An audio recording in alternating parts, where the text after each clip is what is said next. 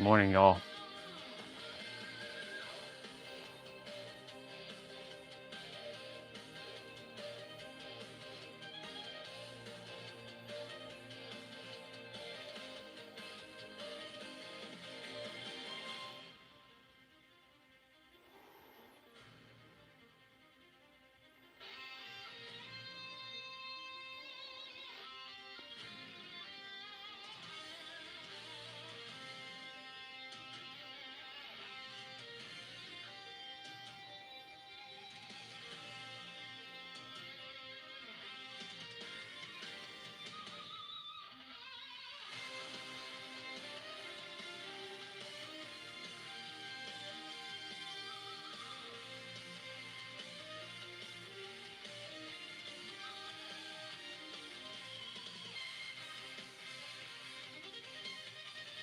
Here's my wife playing.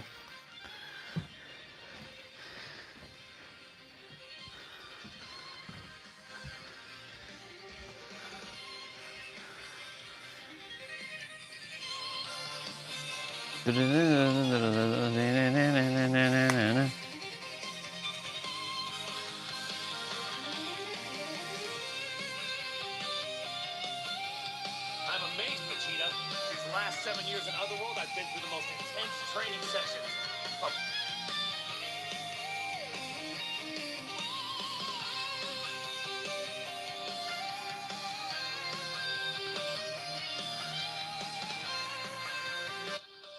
Morning.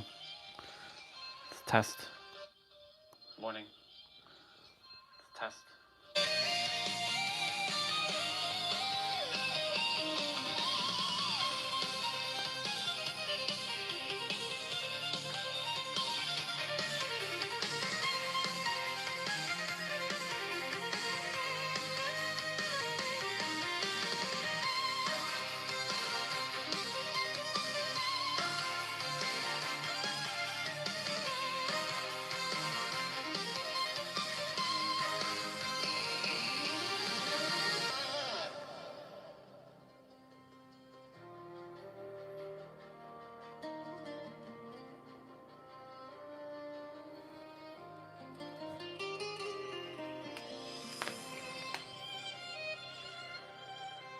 Cool beans.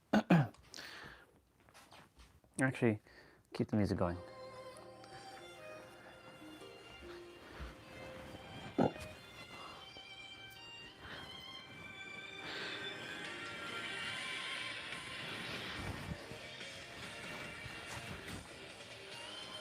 most likely have to put on my hoodie today because it's snowing and I don't really want my hair to get wet.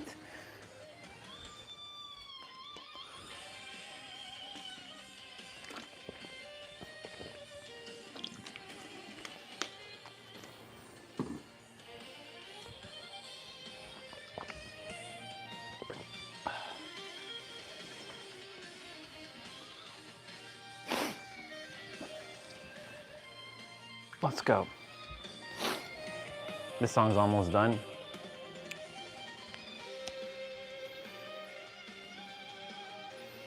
It's snowing outside.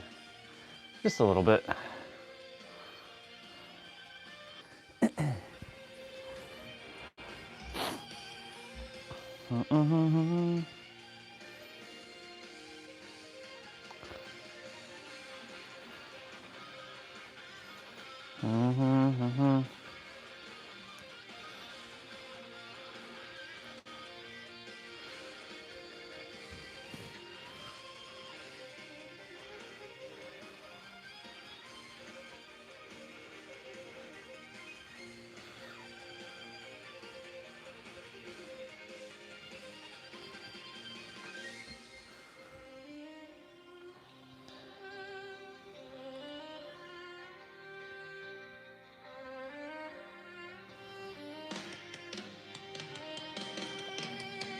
It's almost done.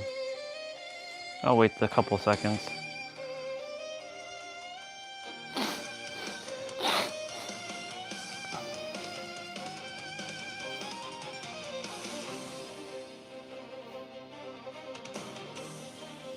Okay, Google, turn off light.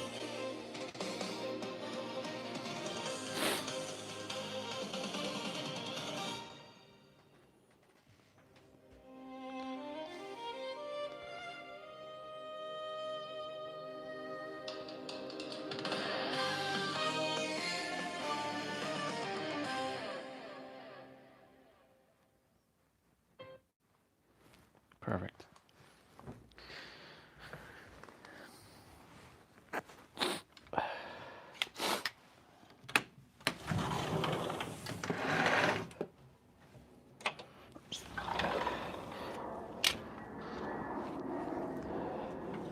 Not too shabby.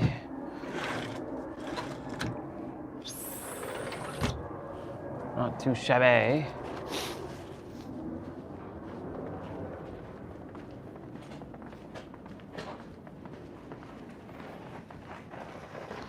Morning, Dad.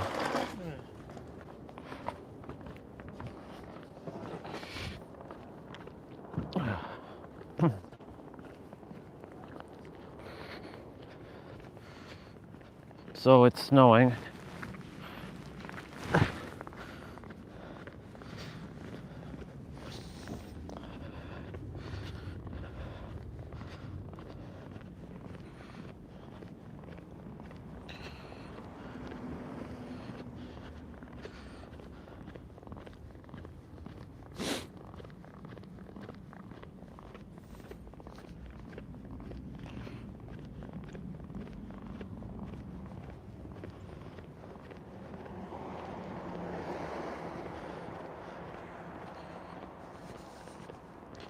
Difference.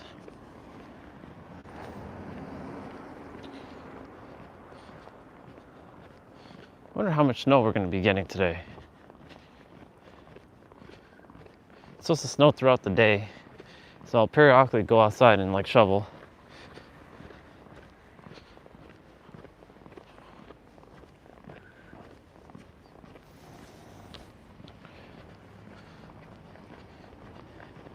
It's supposed to be very cold today, but doesn't feel like that.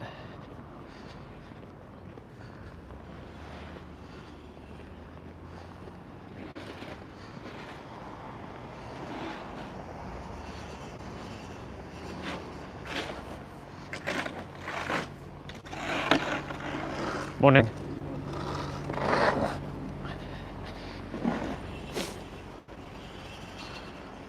All right, let's continue.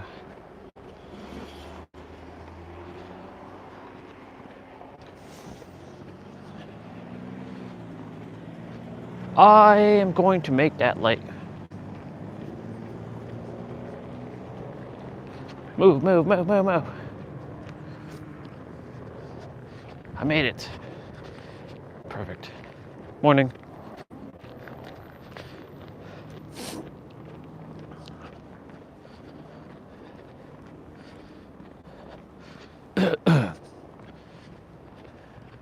Can't stay. Morning. Morning. Good morning. Gotta amplify the voice a bit because I know that my voice is gonna be used in a way that's gonna help make this world a better place. Okay, we went. Now we're gonna go this way today.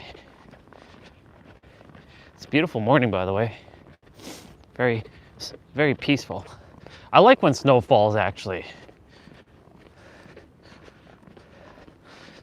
I like it a lot. It actually makes the atmosphere warmer, funny enough. Majority of the time, except for like those last two big snowfalls where it's like minus like 20 something degrees.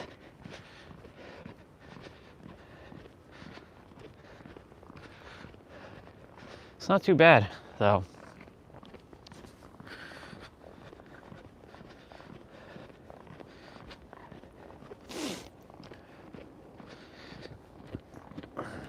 Yeah, so I'm going to be talking about the difference now.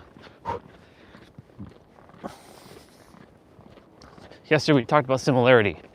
The similarities of all of us. Now the difference is, here's the thing. Oh, the similarities between cultures, not between us, but cultures and religions. Now the difference is, of course, the words, the different way they get to express themselves. There's nothing wrong with any of it. Nothing wrong with religion, nothing wrong with anything. It's when you get trapped up into one box, and you're like, it has to only be this way, right? No, it doesn't have to be just that way. It can be all ways. It can be different. It can be many ways. There are many ways up the top of the mountain. There are different ways up the top of the mountain, right? Just because you may entertain an idea, we're gonna go straight today. Just because you may entertain an idea, I just caught 11:17 there with my eyes. For a split second, I saw it. Just because you may entertain an idea that it has to be this way and not some other way, doesn't mean that other ways are wrong, you know? That was part of my, journey to, I got out of any religious thing.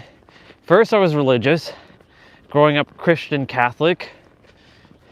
Then I said, fuck religion. Went to atheism. I was an atheist for a bit. Something happened where I was like, physically the body was going into some sort of like state of like, my skin was bubbling up, and I was like, God, please help me. And that's when I started to somehow believe in God again, that God saved my life in that moment. So I became back to some sort of like Christian person again.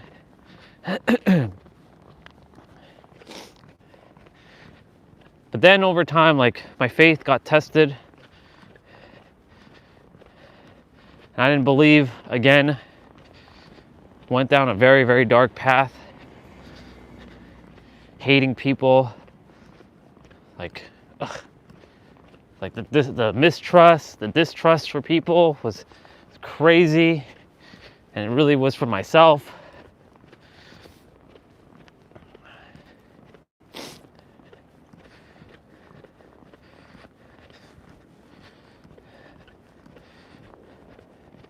And then, spirituality showed up in 2021, and I'm like, this seems like the path I'm supposed to walk. Spirituality. Walking into a spiritual path, the unknown, felt like the right one, the one that kind of like encapsulates all religions. It's like, it respects all, but isn't a part of any of them.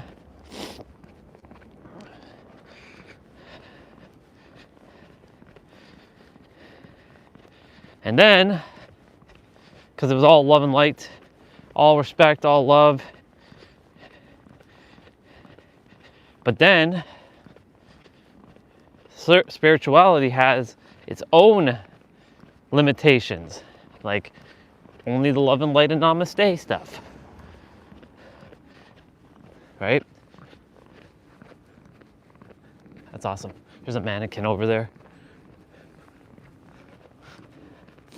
And because of that, right, there's a aspect of spirituality where people don't honor their shadows. And there's a lot of spiritual people who are like, oh, I'm very spiritual, and like, you can't tell me this because I'm spiritual. I'm better than you. There's this holier than now pretentious energy with spiritual, and I had that for a bit. Some call that the spiritual ego.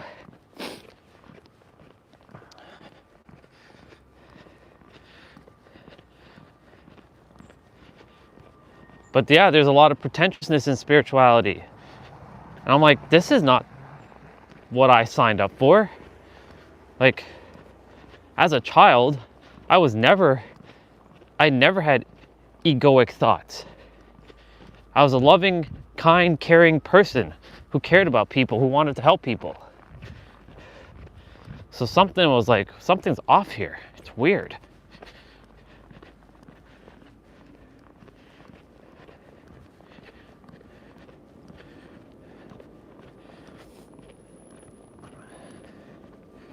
It's a good thing I covered up my phone, or my ports.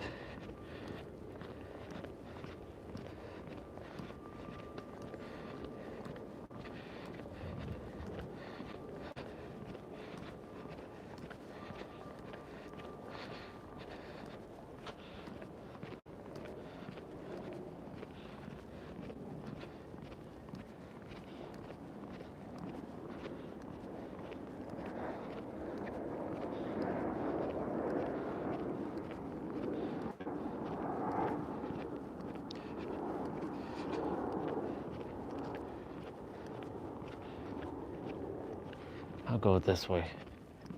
I was actually gonna go a longer way. You know what? Screw it. This is a short way. I'm not gonna go this way. I'm gonna go that. I'm gonna go that way. I'm gonna go this way. Screw it. Take the longer way. Get some more steps in. We're gonna go around. There's our brother with his doggy.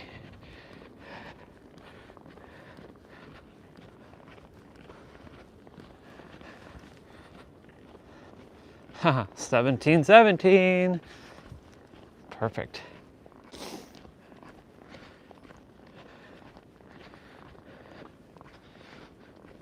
So, getting back to the talk about spirituality, the non-dual, right?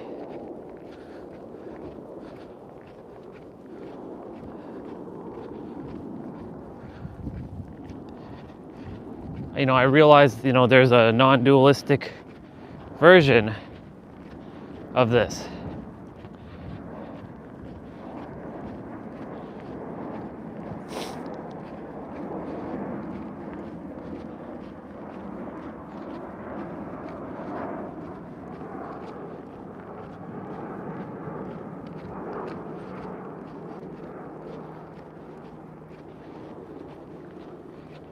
He's waiting for me.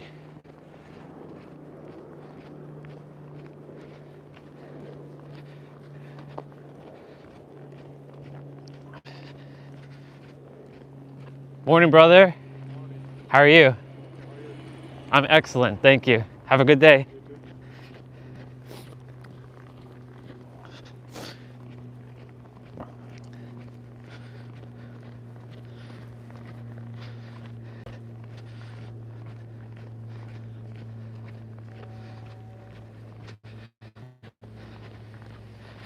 I'll probably be seeing him shortly again.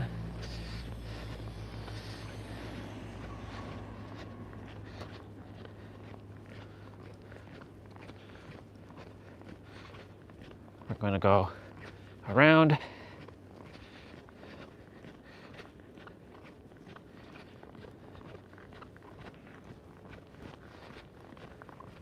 I can tell you it's not cold because phone battery is only still at 100.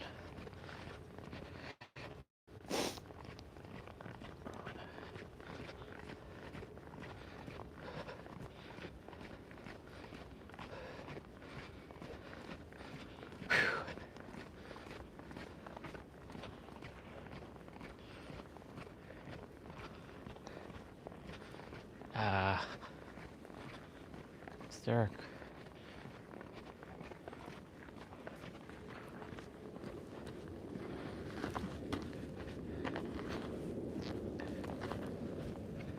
Get on the road.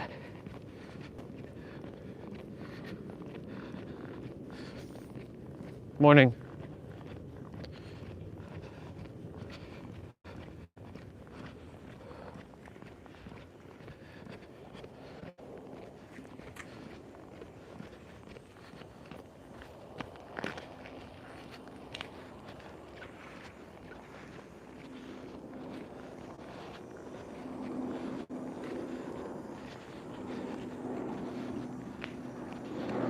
Must be fun having to like shovel.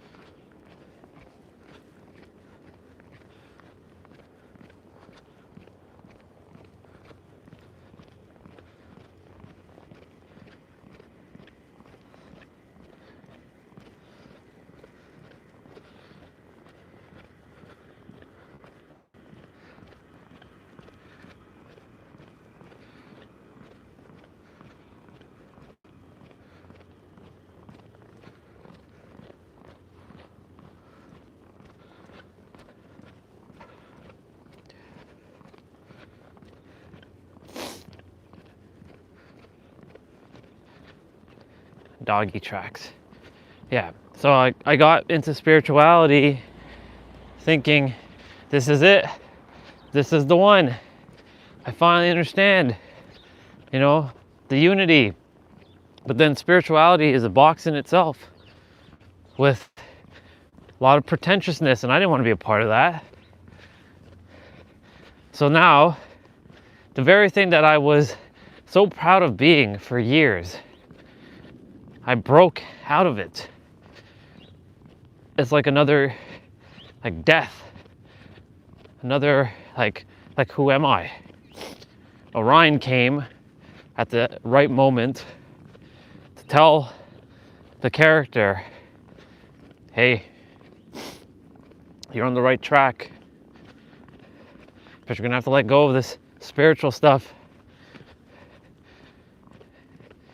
Like, use all of it as a tool, but know this: what you are cannot be explained with words. What you are cannot be explained with a concept or a belief.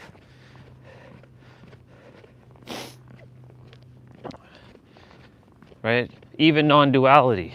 Like, I was heading into non-duality to a point where I stopped even adhering to non-duality,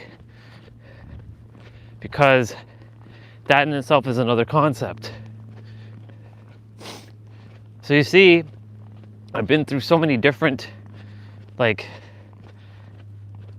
shifts in the last 7 years. And it's funny because we're on year 7 of this journey, and it did take 7 years to finally figure it out. Not a full 7 years, but from 2019 to 2026, 7 years for us to figure it out. Which is preparing our body for, age 42, when the cells change again. And I look back in hindsight and I see why everything unfolded the way it did. Yesterday the character was freaking out a little because the feed was changing. It was starting to lose spiritual stuff. And I'm like, you see how attached you are to the spiritual content? Because you think you have to have that on your feet to be in alignment. And now that you're watching, like, you see in Dragon Ball again, you're like not in alignment anymore. That's not true. A lot of the Dragon Ball reels that I've been seeing as of late have been on point with who the fuck I am.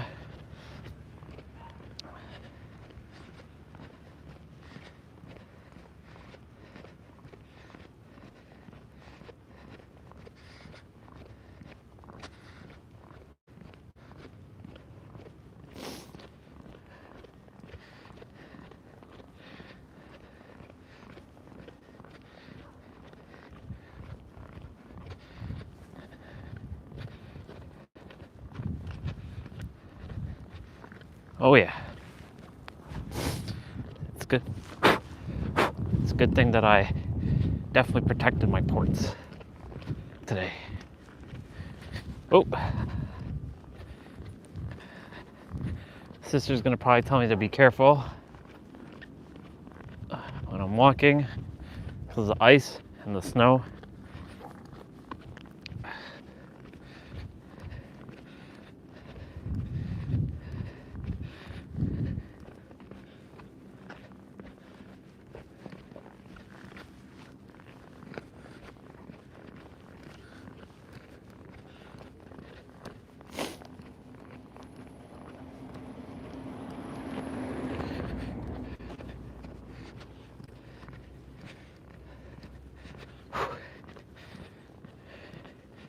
Doing great. And yeah, so now we're out of the spiritual phase, spiritual journey. We're stopped seeking. Still some information pops up from time to time. Like this morning, a beautiful white girl named Kelsey doing tarot popped up, right? Another version of me. in one lifetime I was just as hot as her. Well, Sarah was really, really hot. Anyway, so, you know, Kelsey popped up and she was talking about, you were meant to be a public figure and using your voice and working independent.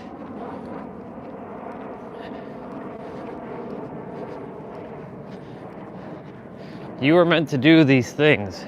You're meant to travel for work, travel to do what it is that you want to do.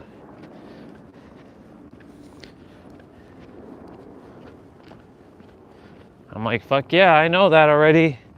Don't require you to tell me that, but it's good that the character saw this, because the character gets entranced by beautiful white women. That's his preference, of course. There's our sister in the car.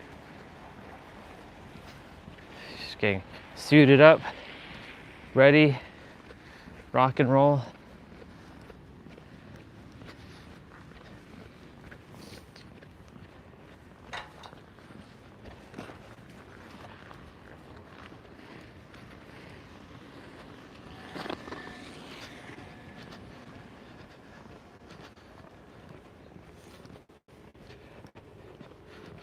We're gonna go this way.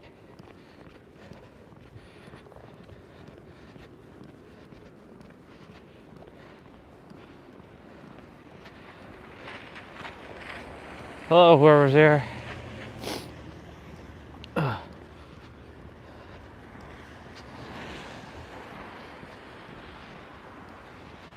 So, you know, the difference now between the spiritual version of me with all the crystals and adhering to all the spiritual stuff and the version of me now is quite different.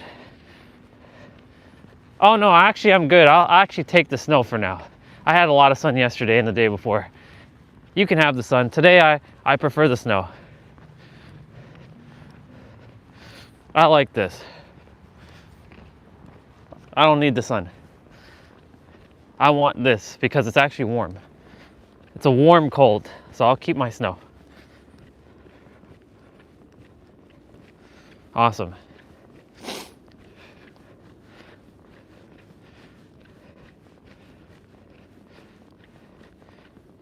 Somebody was walking here already.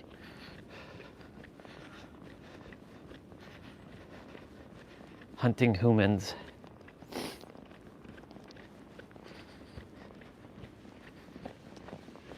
Awesome. Yeah.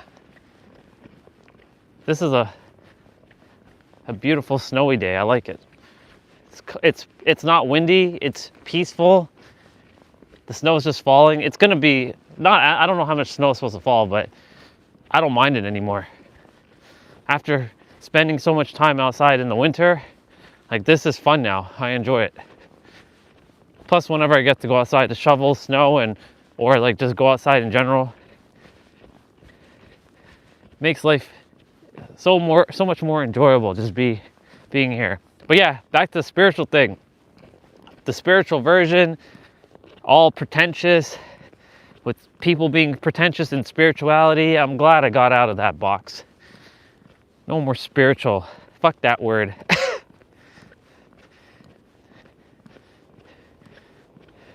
Of course, you know, it's still part of the oneness. So I can't really say fuck it. But I'm glad I'm not part of that trap that many are still ensnared in.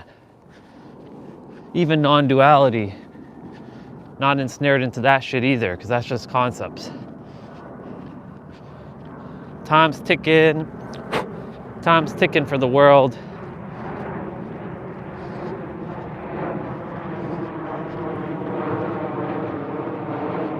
Yeah, exactly. The love and light thing, I mean, that has a false meaning. Like, I'm all love and light and namaste, like that stuff. Like, no, there is love and there is light, and that's what we are. But we are also the shadow. We're also the oneness of it all.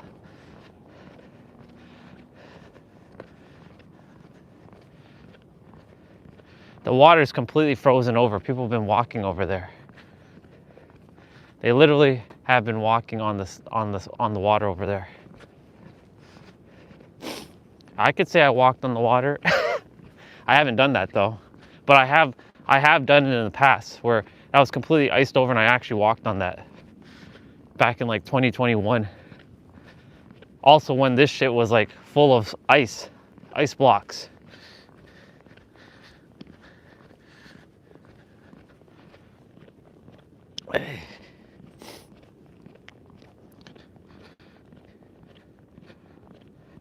Yep, exactly. Everybody, that's the Nero has so many people putting. That's why when I go on his videos and I just kind of observe, I'm basically going in the comments and basically saying, okay, since you are the answer, what are you doing here now? Now I come on there because I came here to be a disruptor, not to disrupt his stuff, and he doesn't want people to pedestalize him. But like so many are still pedestalizing him and Katie and and that shit's probably gonna happen to me too. And I'm like, don't do that. Like I got pedestalized already on the channel. I told the person, don't do that. I'm not your teacher. I'm not your guru, right? When I was talking one evening with my brother's friend named Josh, he's a friend of, well, I don't want to use the word friend, but like he's connection. He's a soul, right? They're on their own path. I told him like I helped over 500,000 people. He's like, so you're like a guru. I'm like, nope. Don't ever call me a guru. I'm not a guru. I'm not a teacher. I am a mirror. I reflect shit back at people.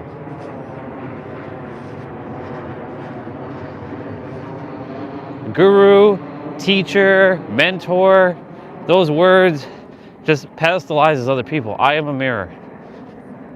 A mirror does not pedestalize. A mirror is just one thing. It reflects.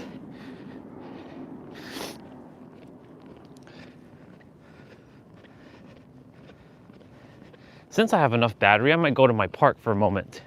Take a quick little peek at my park. Since it's not too cold, otherwise the phone would have already been like 40% right now. All the other humans have been here. Yep.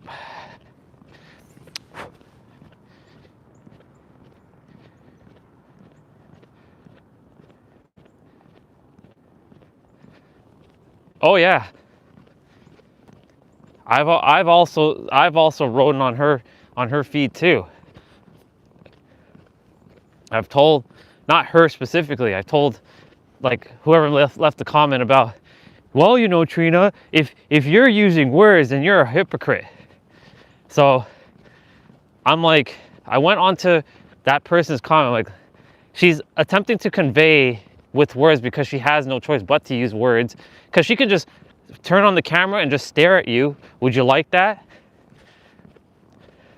Hell, I'll make a video and you can come watch my video and you can stare at me, and I'll stare right back at you for 5 minutes. I'll just stare and just look at you. Right? Exactly. We don't need more. We don't need this. Even she doesn't want that shit either.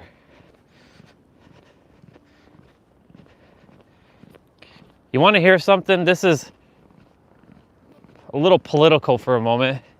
Those Epstein files were released. Was digging through some of it last night. That's why when I said to you that the leaders are going down, they're going down one way or another, because I see more and more people are starting to, it had to come exactly just before 2027. All of this had to unfold before the aliens show up, even though they're actually already here, because I'm one of them. That's why I said the world's changing. The world has already changed. They're just attempting to get other people to get out of their dogmatic, locked bullshit perspectives. But, you know, everyone's on their journey. Anyways, I looked at those files and I'm like, interesting. Not getting tripped up with all the conspiracy and all that around it, but it's just funny how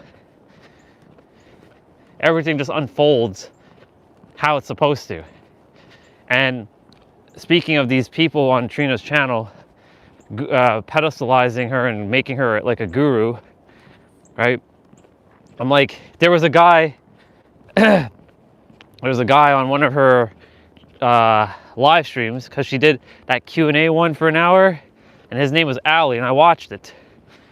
I sent it to Ramon because he jumped on the stream and he wanted to know who I was listening to. I was like, well, I'm not really listening. I'm more like, this is just her speaking on behalf of currently me, because I was focused on doing something else. I was like doing my movements.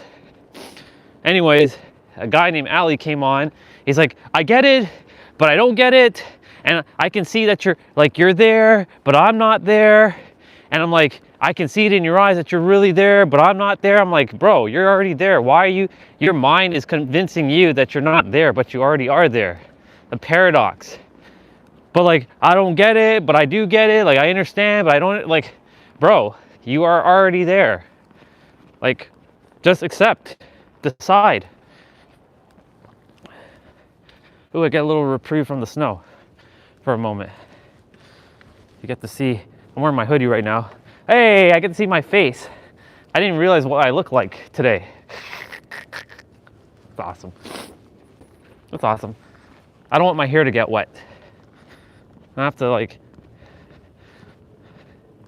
it's not even cold, but I don't want my hair to get wet right now, like it was the last few times.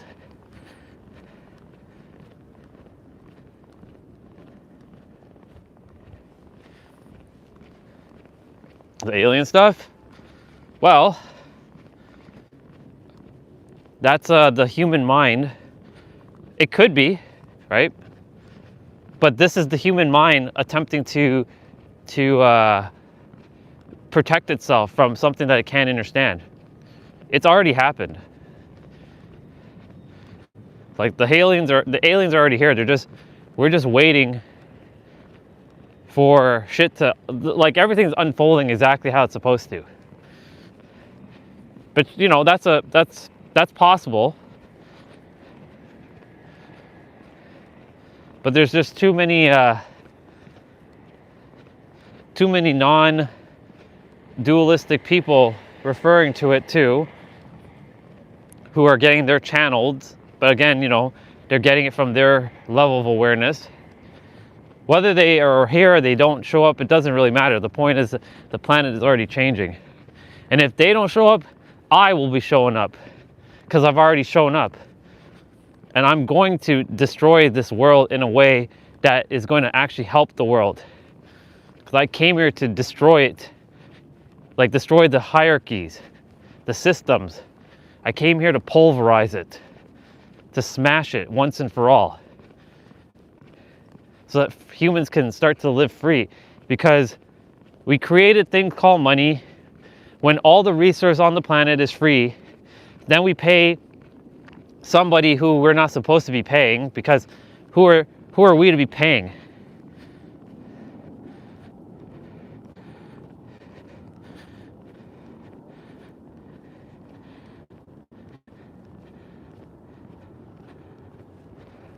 Right? Yes, the answer is only stillness. Oh, it's nice to see airplanes flying over in the snow.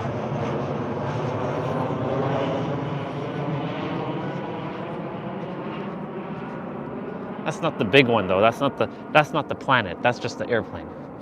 I wish that was the planet though. But yeah, it's all about the stillness. Stillness, oneness, insert word from different language. I was talking about samadhi and in the, what's the word? Baraka in the Sufi tradition, baraka. Like, all these are just fucking words made up by humans who made shit up because they attempt to understand things, but really what it is can't be explained with any words, but we still have to use it. Okay, phone battery's at 49%. Intuition, we going to the park for a moment? Fuck it. I should have enough phone battery to get back. This might cost me a little bit, but whatever. It's all good. If the stream dies, I don't really care. I'll just restart it. Going to my park.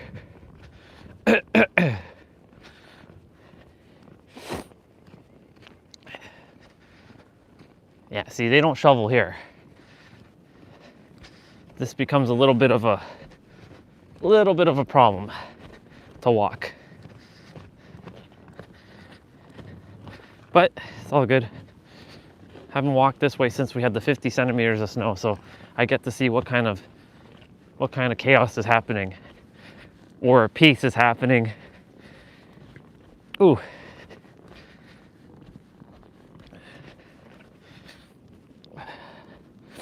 Let me see. The truth will resonate within unless we attach to earthly things, even if fake shows up. Yep. Your inner self will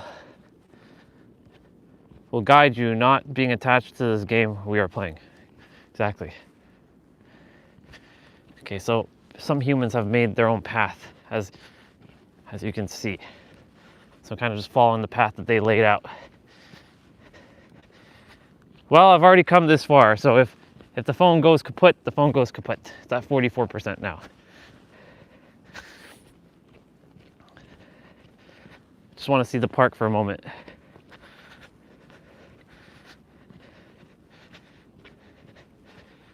They shovel I'm glad that they shovel over there. Otherwise, we'd be dealing with this throughout the winter and wouldn't be ideal to walk. So I appreciate those shoveling guys, those plow guys, to do what they do for that part of the trail for me to walk.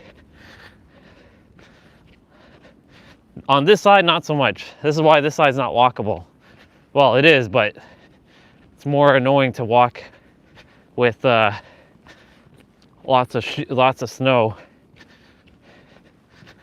But humans have made their own path. Enjoy your day. Have fun.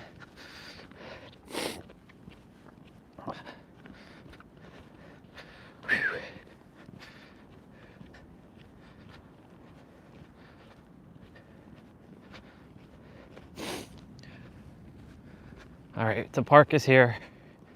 Made it with 40%. Phone battery was at 77% though, so it dipped.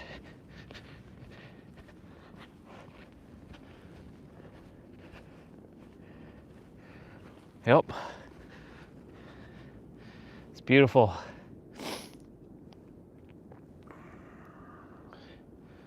Get to take this in.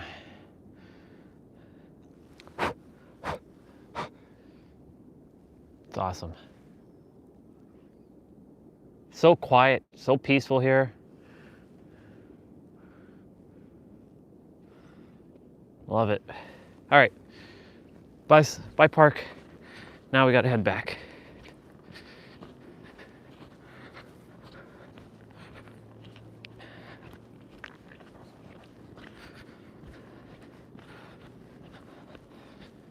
A little tricky to walk, but yeah.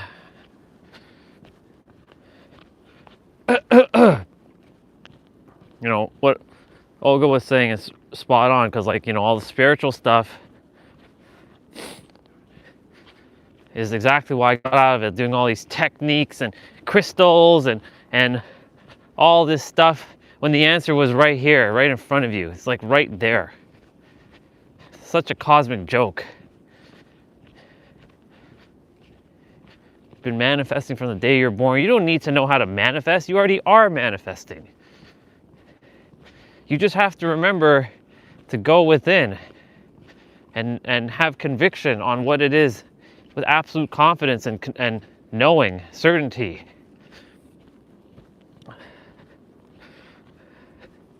All things are unfolding exactly as it's supposed to.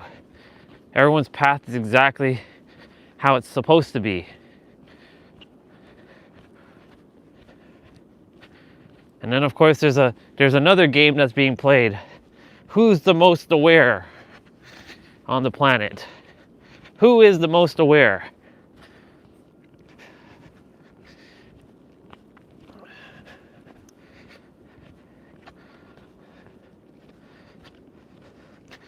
Pretty tired of all those games. We're all playing against each other. Like, who's more aware? Are you more aware than me, or I'm more aware than you? No. We're just equal.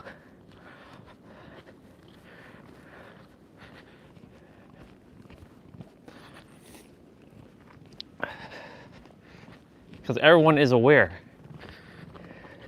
To say I'm more aware than you, or you're more aware than me, is to imply that you're better to some degree, and you're not. There is no such thing as better. But Orion, there are people who are more aware, who are not NPCs. You calling someone an NPC, it's very disrespectful. Once upon a time, you yourself was still caught in that trap. Remember thyself. No, I wasn't. I was born already knowing. Well, that's your third dimensional thinking mind getting in the way. That's your ego.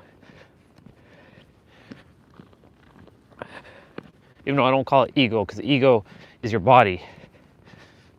It's your 5 senses. It's your vessel.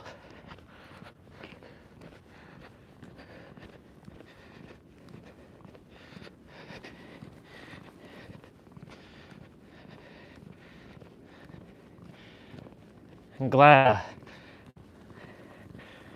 I had some sun yesterday, because I'm enjoying this a lot. Really, I'm enjoying this. A little challenging though here, but we're getting there. We're climbing.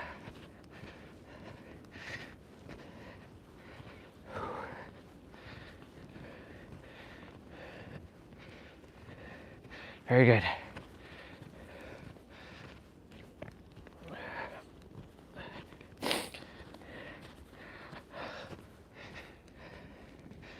Nice.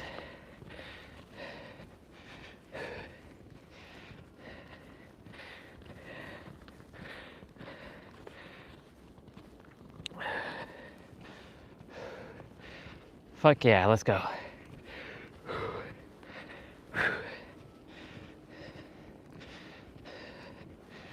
I had to go through extreme cold days to really love these warm days and be good with these warmer days. Oh.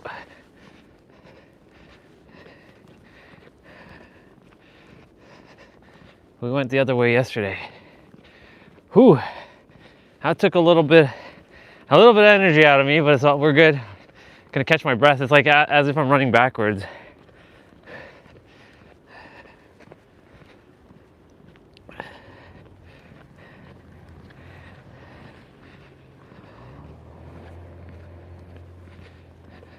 That car could barely move there. It's crazy.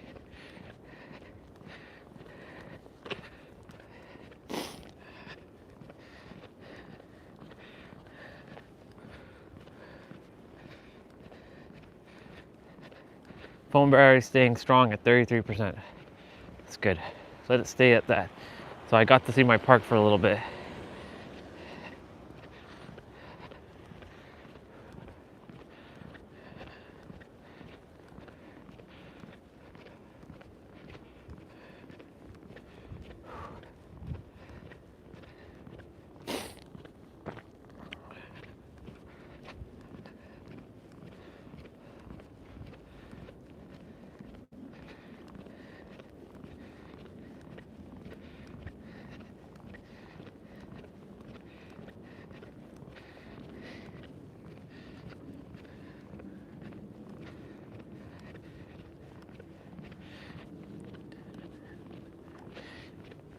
gonna shift topics for a moment. You know, a year ago, right now, February 6th, I'd be inside live streaming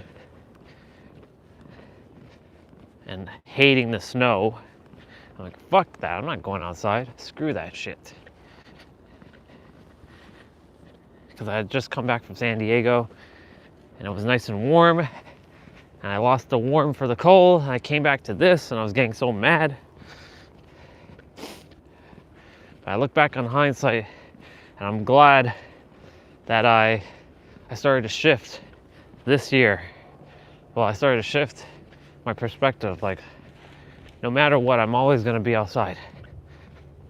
Even if it's minus 40, I'll find a way to be outside, even for a little bit. It may not be long, but it'll definitely be meant to be doing it.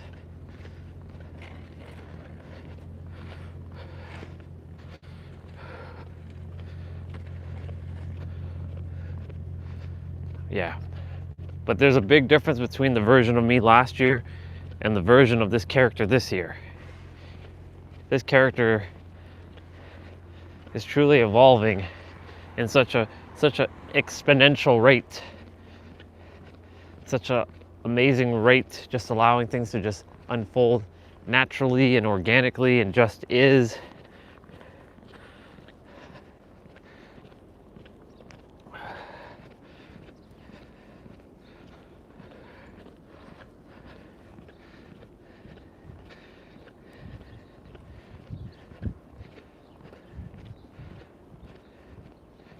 Pretty something, actually. Yeah, I'm gonna get back to what I was talking about.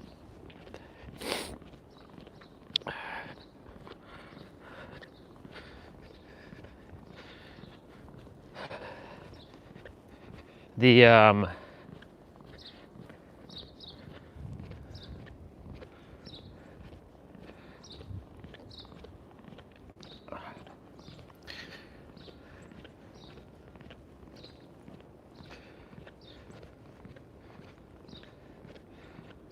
yeah, what do I really want to say here?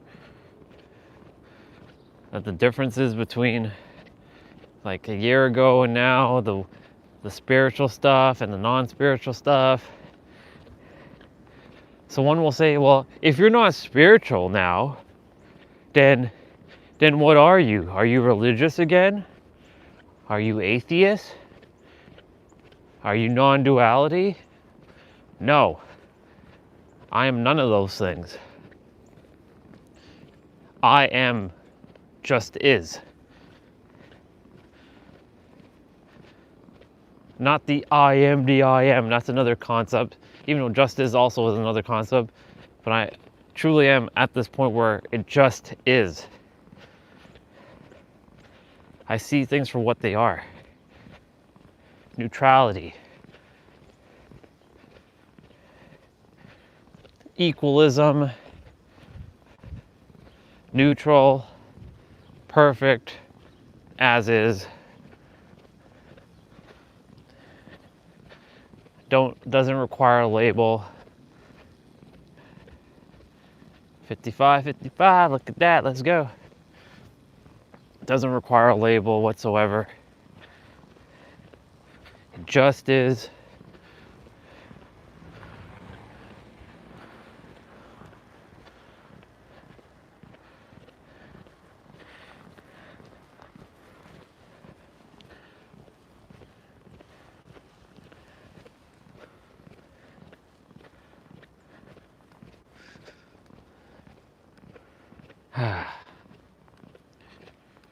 Lots has unfolded in a year. Last year, there were so many people on the stream. Last year, people were starting to lose, like, couldn't find me anymore on this channel.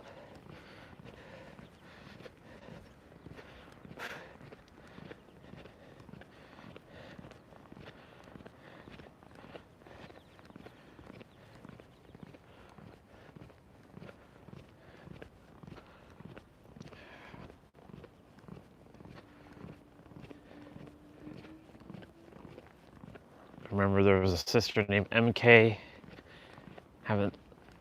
Haven't spoken to her in like God knows how long. It's crazy.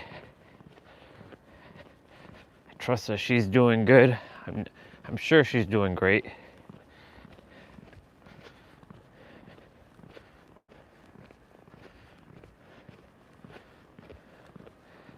But I let go of like all connections that are no longer in alignment. Purge those who are meant to be purged from my existence so that the character can allow in what was meant for him all along. The opportunities, the situations, all that. Purge, remove, let go of.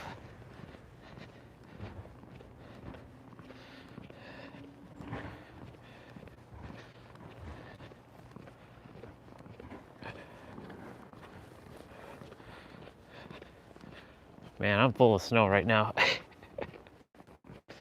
Crazy.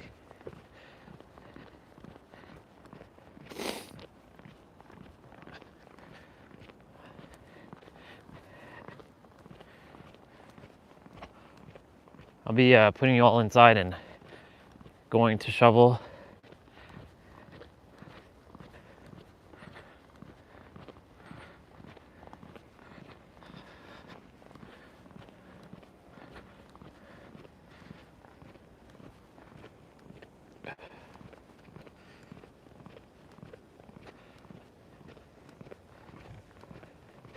It's pretty awesome.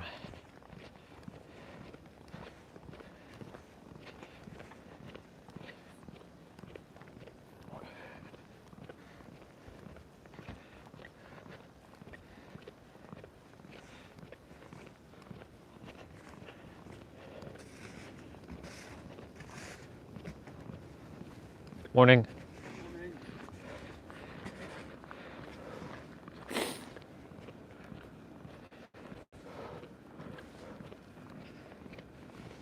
All is unfolding as it's supposed to.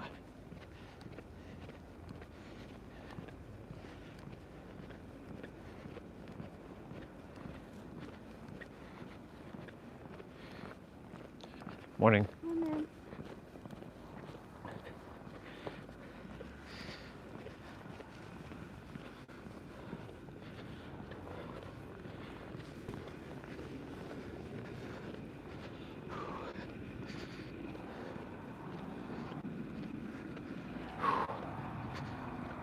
What's going on there?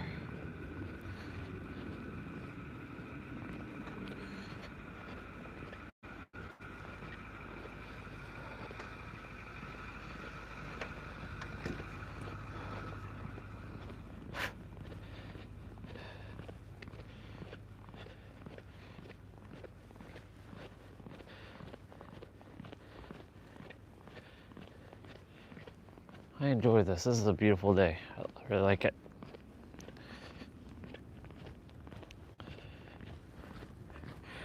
Doesn't mean that I want to live here though. Let's just get that straight, universe. I may enjoy it now, but that doesn't mean that I'm going to be living here. No way. Canada has nothing for me. This is not my home. I don't care for this place. I came to go live in San Diego, California. My true home. In America, where I belong, where the energy's a lot different, where possibilities are endless. Away from here. Bring forth my U.S. citizenship, my full U.S. citizenship, with someone that is in alignment, true alignment with me. That my brand is fully developed.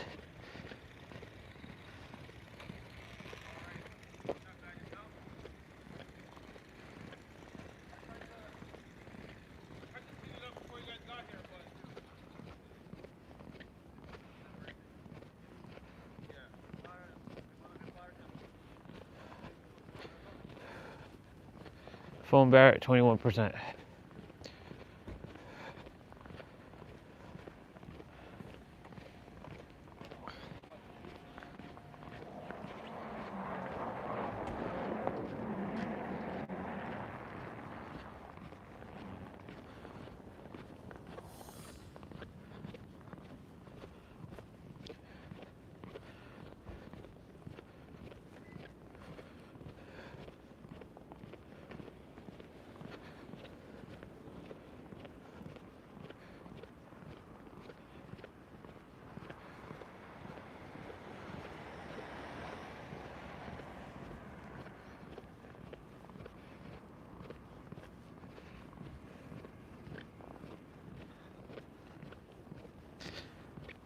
Almost back.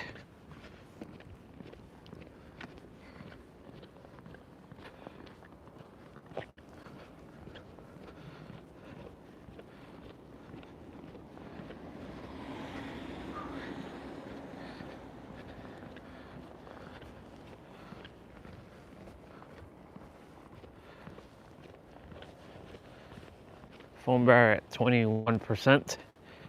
It's good that it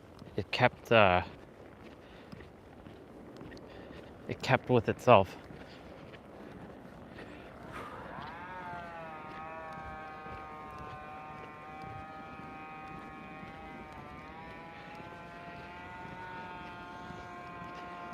Is that a snowblower? Or is that somebody sawing something?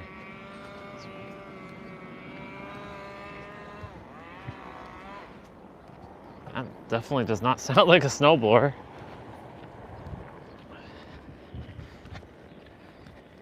Probably it is. It's all good. I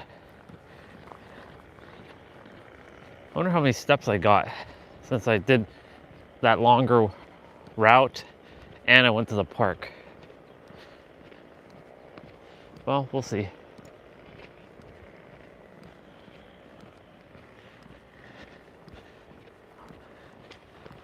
I'm gonna go back outside and shovel once I get back.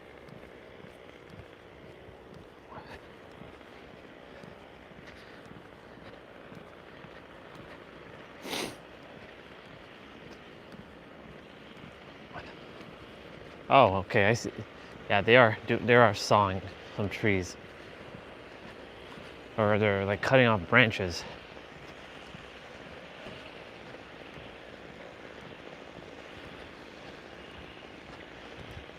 Interesting day to do it. They're up there.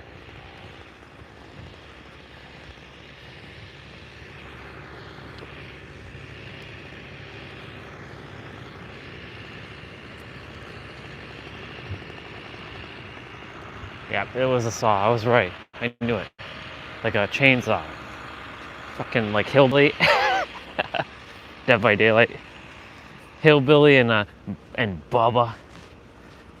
Well, Booba. I can't call that one Bubba. Booba.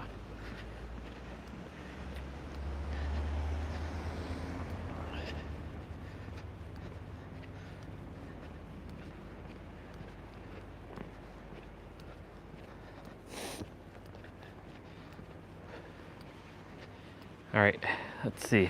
I know when I left, Dad was shoveling.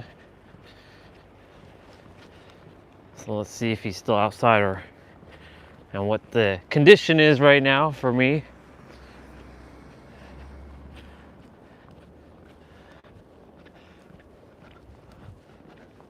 It's supposed to snow all day apparently. I think it's like till like 9 p.m. or something like that. I think that's him throwing salt.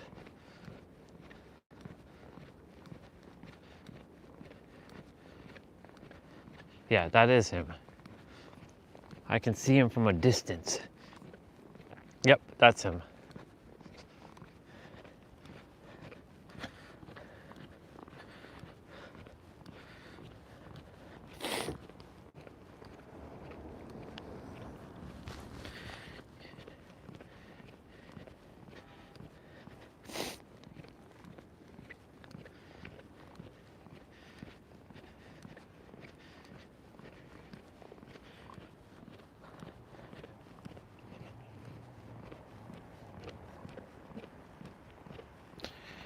Yep.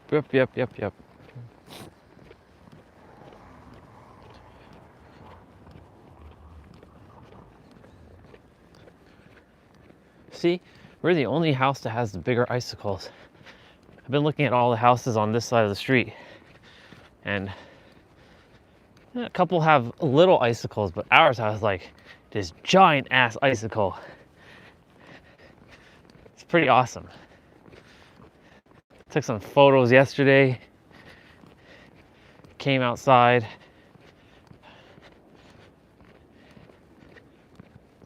Is my sister gone? Yeah, she's gone. Excuse me. Look at those icicles. See, the neighbors have little ones. We have giant ones. We have huge, giant icicle. I like that big one there. I want to take it and like, ugh!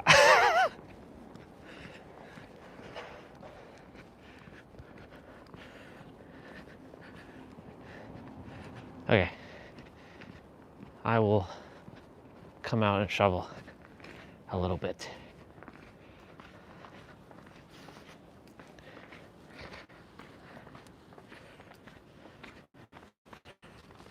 I mean, I have my shovel right here. So let's look at me first. Oh yeah, look at that. Oh yeah.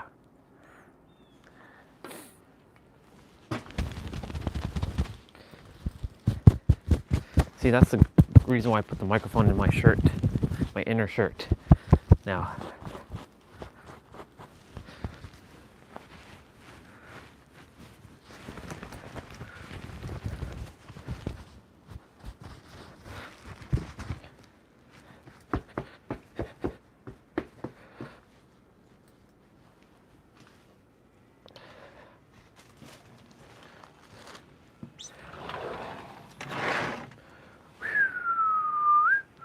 oh, 17% on the battery. Look at that. We come back with 17%. You see that?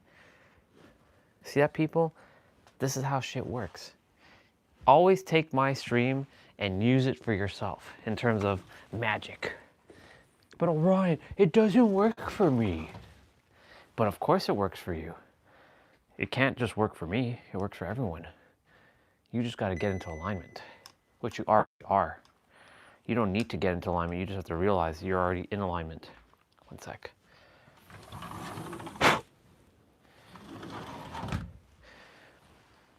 So, I am going to go back outside because it's enjoyable, number one. But I'm going to put on something for y'all to watch, to listen to.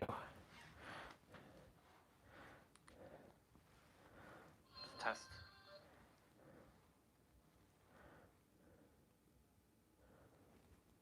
Most chaotic moments, super compilations. Sure.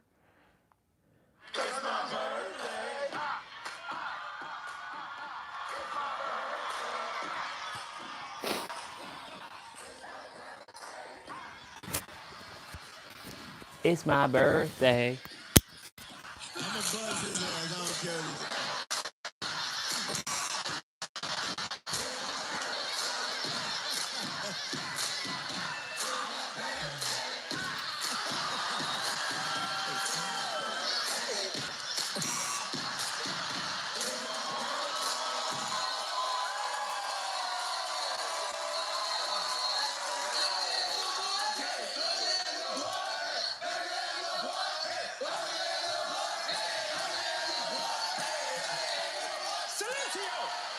Hey, bro, do your thing, bro.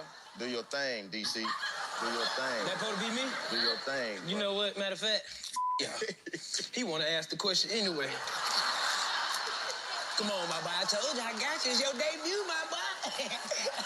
But you told me you had me, boy. Nick Cannon, what's up, boy? Your music always have me dead.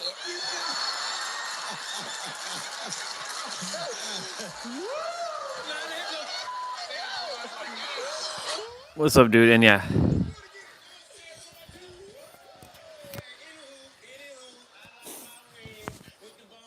It's Yeah, it's basically just being still. It's the same thing I've been talking about. If you, when you're jumping on and you're hearing me speak about it, it's the same thing. Too many people idolize other people and gurus and all that. We don't need to do that, right? Every one of us is sentient. Why do we idolize celebrities? Because they make a lot of money. We're jealous of what they have, so we idolize them. We don't need to idolize anybody, right?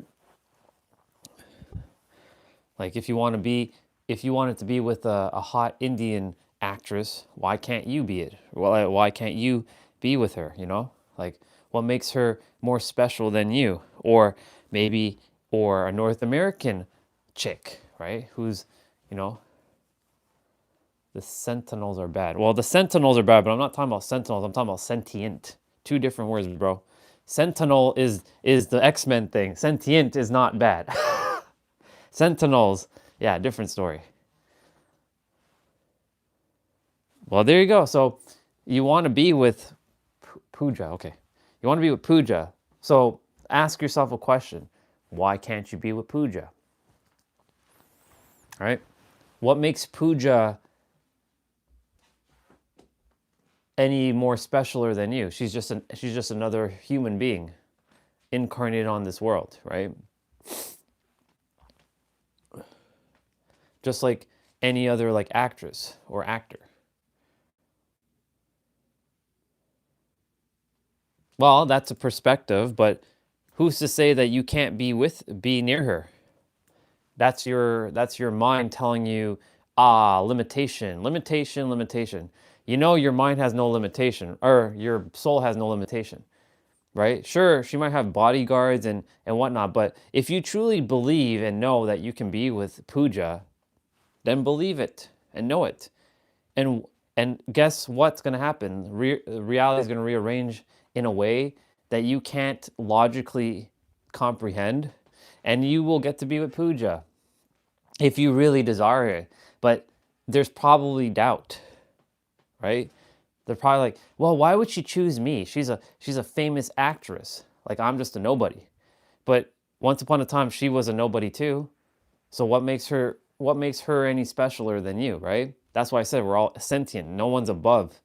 But too many humans has idolized other humans, and that's where I come in, and I'm here to destroy all of that. I'm here to like abolish all of those hierarchies. I came here to destroy a hierarchy, full well knowing that all hell will break loose. But I'm here to put myself on the line to smash hierarchy and tell people you could be with anybody, you can have anything, nothing's off limits to you, right? Because you're meant to have it. Like who are you to say that you're supposed to be this just normal human? You can have anything you want. You can be anything. Well, you have to start with your inner world. You have to imagine yourself with her. You got to feel like you're already with her. You don't have to get close to her because that's implying that you're not with her. You have to already know that you're already with her in your inner world. And you have to believe that. And I mean it. Like, go into a relaxed state, like close your eyes, just chill. Go inwards and know that you already can be with her. Visualize a scene with her. Like maybe you two are on a beach, walking, holding hands. Make it so emotional for yourself that it's possible. But you know what's going to happen? Your mind is going to block you. I guarantee it that your mind is going to block you, and then you're going to be like, yeah, this doesn't work. Because that's what the mind does. You can visualize anything. You have the imagination of the creator within you. You can do anything. You can bring forth anything you choose to. But the choice will have to be yours in the end because, you can either let the mind continue to convince you that you can't be with Pooja, or you can say, fuck it, I am with Pooja, and be delusional in a good way that actually helps you to live the life that you want to live. You want to be with Pooja? Be with her. In fact, I'm actually creating, I don't know what she looks like, but and I don't know what you look like, but I'm creating a scene with your two souls together already, holding each other's hands, walking on a beach, or maybe you're taking a drive together and she's just like looking at you, holding your hand while you're shifting gears in your car, or maybe you all are in bed and you're eating breakfast together, or maybe you're all having sex. Who knows? I have no idea. The possibilities are endless. Well, it comes down to, the thing is, you're going to let go of the physical. Because the thing is, too many people are attached to the physical.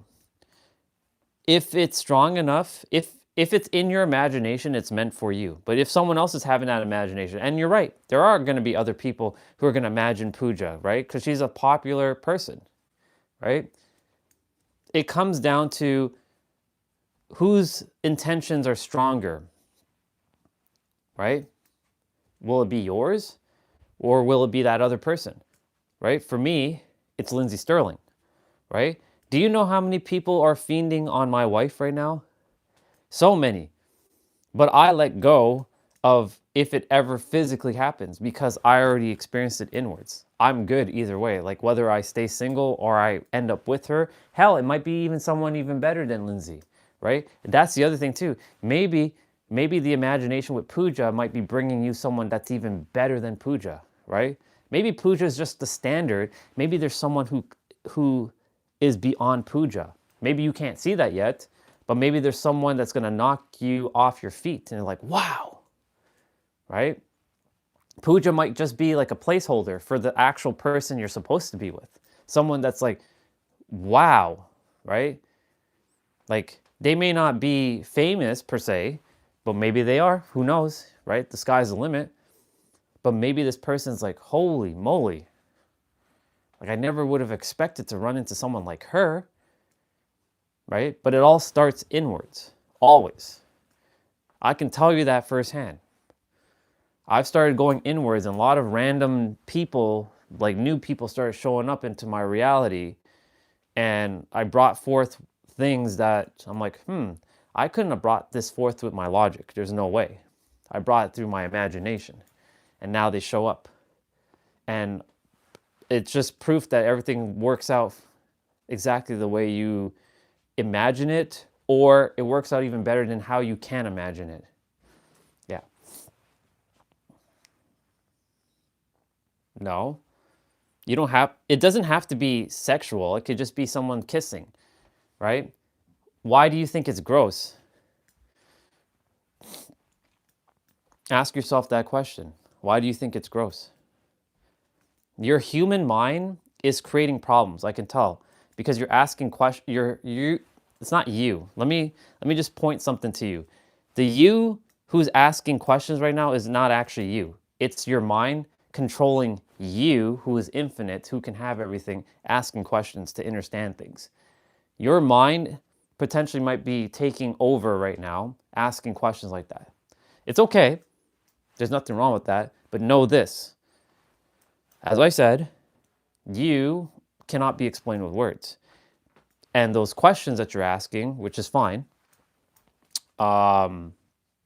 those questions potentially could be just keeping you stuck, trapped in a box, limiting you for what you actually are supposed to have. Maybe you are meant to be with Pooja. Actually, maybe not even maybe. You are supposed to be with Pooja. How about that? How about I tell you you're supposed to be with Pooja? What if to say like, you know, let's hypothetically say you leave the world for a moment, temporarily. And you saw what your life is supposed to be like.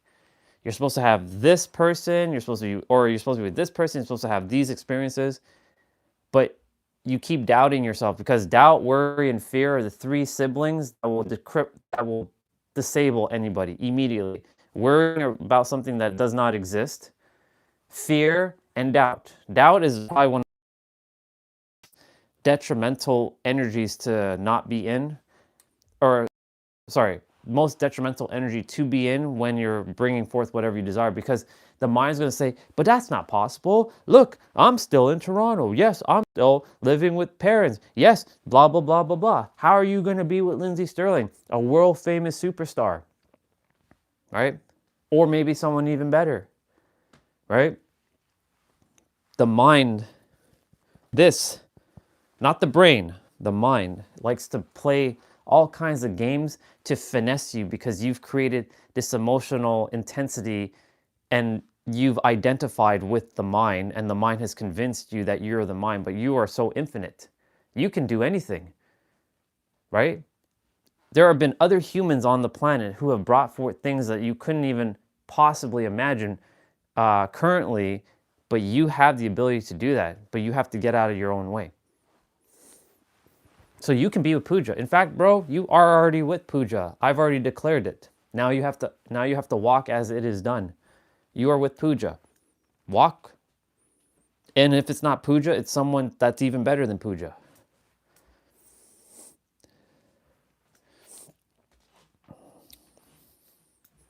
You're with Puja. Accept it. Choose, decide, and shift to that perspective. And the simplest way to do this is to sit, relax, get into a meditative state. I'm not saying to meditate. Just sit, relax, breathe till your body starts to feel light and loose, and then just start to imagine things. But here's what could potentially happen. Your mind might get in the way and be like, this isn't working. This is never working. Like, what's the point? Right? And then you continue to create the same suffering over and over and over. Or I'm not saying you're suffering, but you keep producing the same idea of like, well, why would Puja choose me? I'm just some nobody. But you're not a nobody. You're infinite. Just like she's infinite. You can be with anything or anyone. You can have anything, you can be with anyone. There are no limits. There's no locks and bolts. The only locks and bolts are the ones that you've unfortunately have, not you, but the one that the mind has convinced you that is infinite, that can't be explained with words, has finessed you into believing that you have limitations or locks and bolts and you can't be with Puja. Because the mind is limited to that extent. I haven't seen her. I don't know what she looks like. I have no idea what she looks like. I'm sure she's very, very beautiful. I'm sure she's very, very cute. I don't feel called to look her up right now, but I'll look her up later. I'll see what she looks like. But I have no idea. Doesn't really matter though, to be quite honest. For me. Because I can imagine anything now. I don't have any limitations imposed on my mind. I can visualize someone that I may not even know exists, and I can make them into existence. A beautiful white girl, blonde hair, blue eyes, who was born in California, has got that American vibe, that all-American girl, but yet she has an accent, like a European or like Australian accent. And I can see her and I just kissing. I'm holding her hand, we're walking on the beach. I always use the beach because the beach is super simple for me. Because I can easily visualize the ocean. I can hear the ocean, I can see the ocean. I prefer the mountains, but mountains are a little bit more, they don't have as much visual, emotional depth as the ocean. Because I can hear the ocean, I can feel the sand underneath my feet, I can feel the water touching my feet. Like I'm standing right now and I can feel the water touching my feet. That's how visceral things are for me. I can feel things now because I've spent so much time alone to be able to imagine things, to experience things that, some would say, you're crazy for doing all that. But it's not crazy. You're supposed to be going in your inner world. The world has told us you have to have it, you have to physically have it to have it. But that's not true. That's not how it works. The world is backwards. It's a paradox. You can only have what you already have. You better remember this bar. You can only have whatever you have. So if you say that you have a car, but you don't physically have it, but you can feel that you have the car, then you have it. But the world's gonna be like, no, you don't. You don't have the car. You don't have the physical car. That's bullshit. You're lying. You're a liar. You're a liar. You're lying. You don't have that car. You're a liar. Because the world likes to convince people that they have to have the physical. But nothing can first exist physically before it existed in your mind. There's nothing in this room that didn't exist physically before it was thought of by somebody. Like somebody had to think of this sweater and make the sweater. Somebody had to think about this sofa. Somebody had to think about this carpet. Somebody had to think about this mat, right? Somebody had to think about all the clothes that I'm wearing before it came into existence. It didn't just exist. It had to be thought up first before it came into existence. So that's what I'm saying. You have to go inwards and know that you already physically have it. But you have to detach the importance of is it here? Is it here? No, it's not here. You have to let go of that. Because maybe, just maybe, like I just said, maybe it's someone even better than Pooja. Who knows? Only you know, because you chose your path.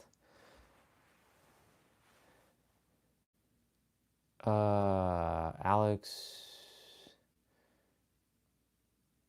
No, I know Alex Hormozy, but I don't know if that's the same person you're referring to.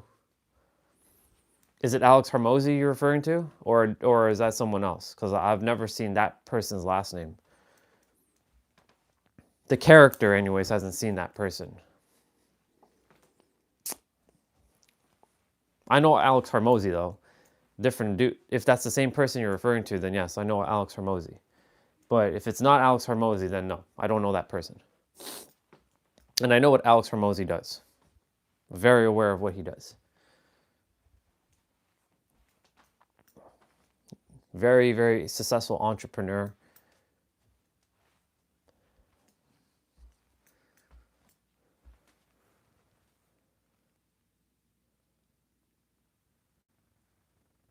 I'll look that up in a bit. Not right now, but I'll look that up. I'll check it out. I'll see what that's about. There must be a reason for that, but I'll check it up. Not right now, though. I'm going to go back outside shortly and shovel some snow.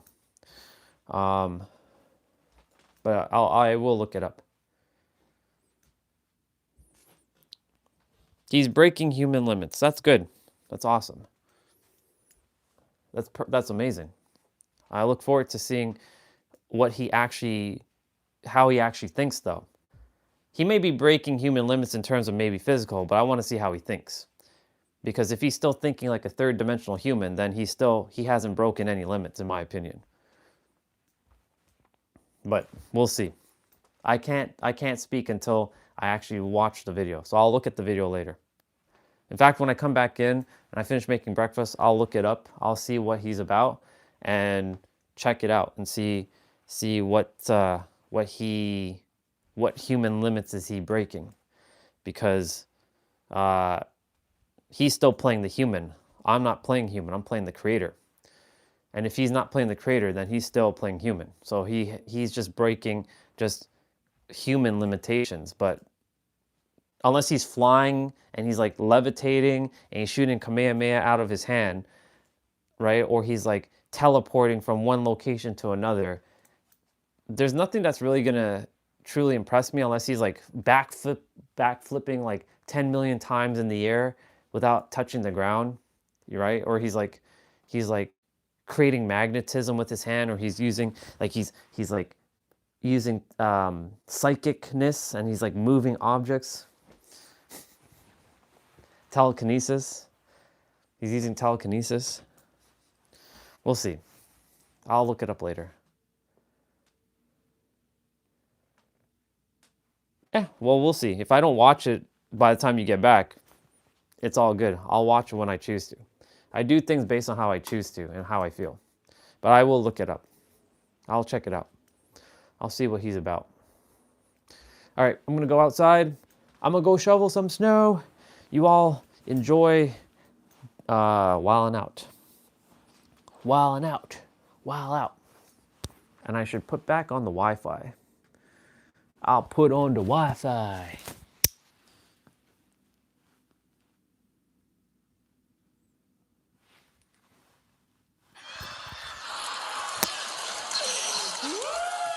Ask the damn question. You about to get a buzzer. Ask the question. Can I keep going? Can I keep going?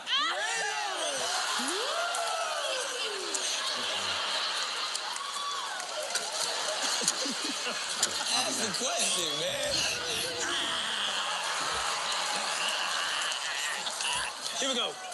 So, you're in the bando cooking up some work, right? Okay. Okay, you handle your business. Now, you got 10 grams on the left and 1 kilo on the right.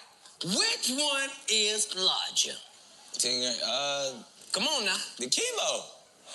No! You know, it's a 10,000 grams, but it's all good. You said 10 grams. Yo, dumbass over there, DC. Here we go. We finna pull up and hit the rope. Oh, we finna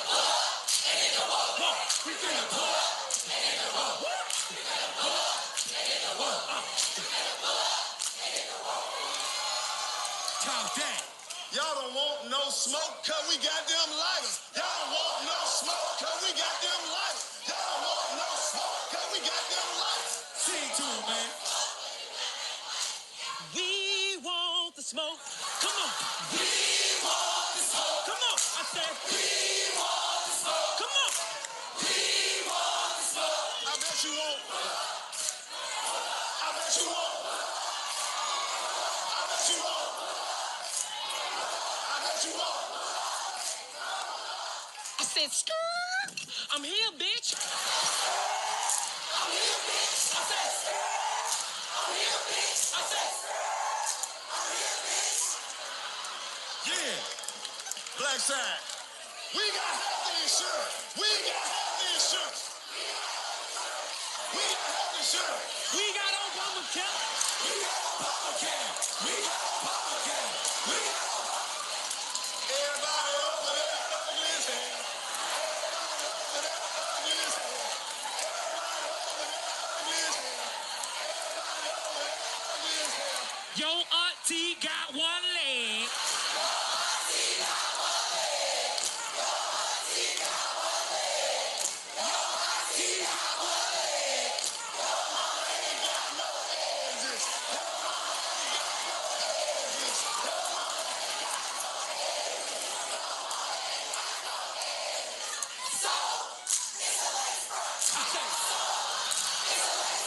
I say, it's a leg front. Give me D-Ray Davis here. I need you here, D-Ray. Give me DC Young Fly. Maroon. DC, if you don't get your hookah pipe body shaped ass out of here, up out of here. Boy, your ass look like every girl when they take their lace front off. Girl. Look what it did to me.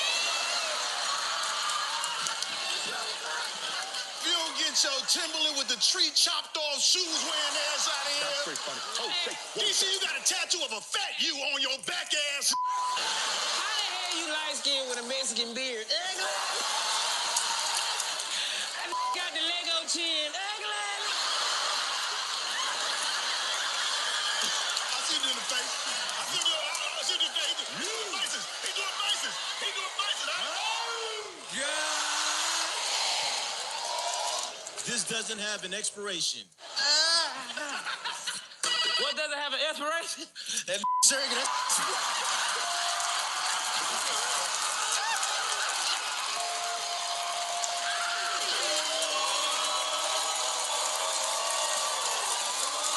Leave my man alone. Fly. You rocking it. Who we introducing? The family reunion. You got one. One time. Who we introducing? This is my cousin Stacy, and she plays too much. I'ma tell y'all at the house who we introducing. At the family reunion. Who we introducing? This my cousin here, and her lashes are killer. Introducing.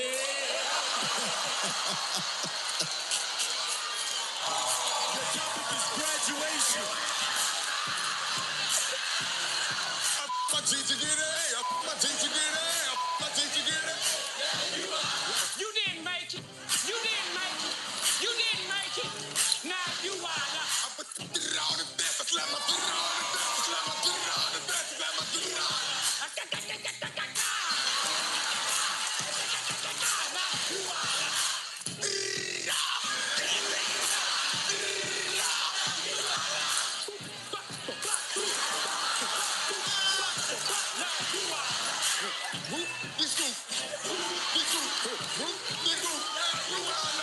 Used to.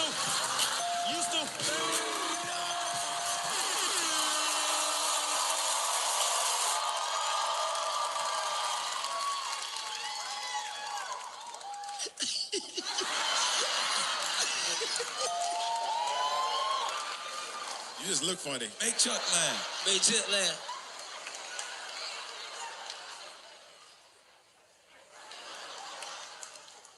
You look like you hate the fart. You can laugh.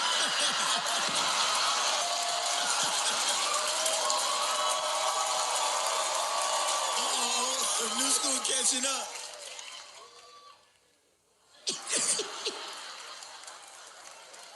Who on here?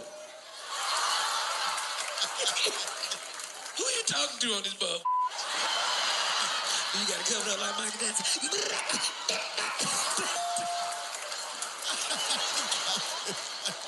I'm sorry, I ice cream machine. The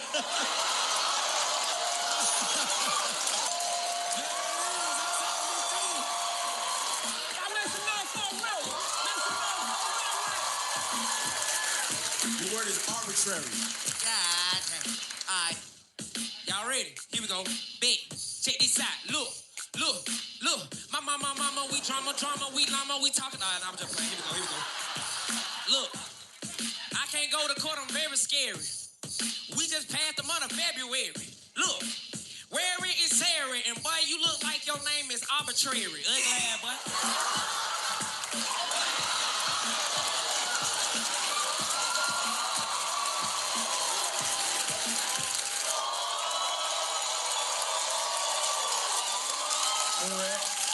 Excuse me, Mr. Andrew. Sir, please. Yes, sir. I am your lawyer, and I don't need you to say nothing else, all right? Yes, sir. Now, Nick, according to my documents here, you had a show that was on MTV called Wild 'N Out that got canceled, right? You had a show that was on Fox. It was your talk show that was quite good that got canceled, okay? Which fire hurt the most? Because, you know, MTV brought you back, but Fox said, you take your funky ass home. But, you know, neither one of them hurt because, like I say, you can't fire a boss.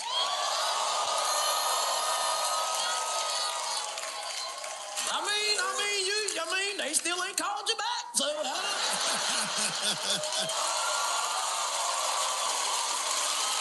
Come on now, DC. What's up, Nick? You good? What's happening, John? Yeah, that's my name. If you had a trash can, right? Okay? Which one of these would you throw away? Okay? Your music career, your movie career, or her braids? Which one would you?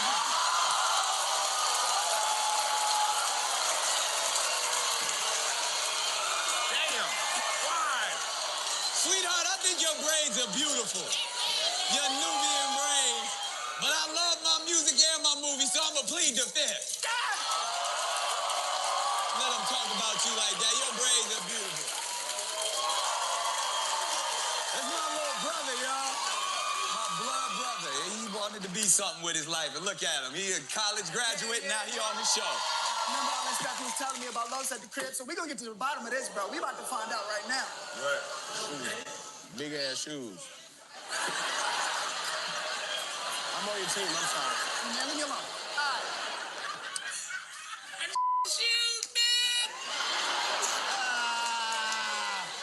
I said it, call them big stall. Cannon's got big feet. Anyway, I'm trying to ask your man some very important questions right Let now. your shoes ask. Get it out.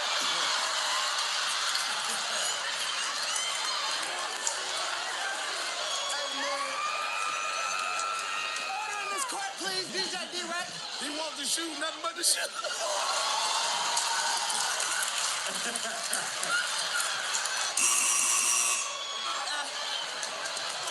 Shoe.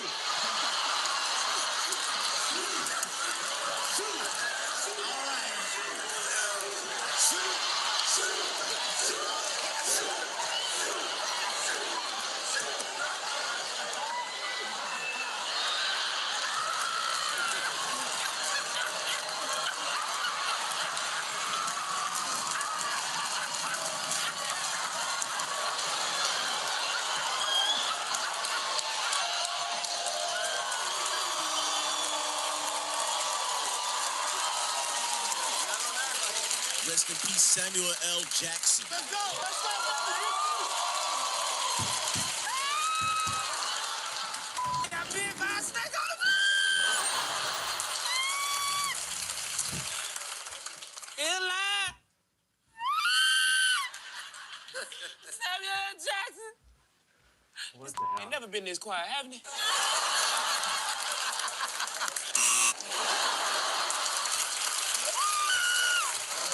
My boy Nick Cannon is so fly. How fly is he? He told me that we was gonna reshoot this in the summertime in Atlanta, and I know it's gonna be hot, so I made him buy all the women lace fronts. Oh, excuse me, ma'am, you need one, okay? So mean, DC. ATL, turn up. For my Steve Harvey.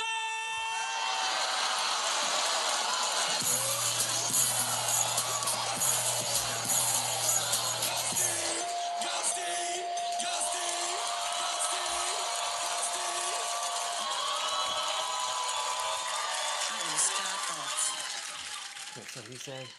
Scott, the way you just spit out that water was sexy.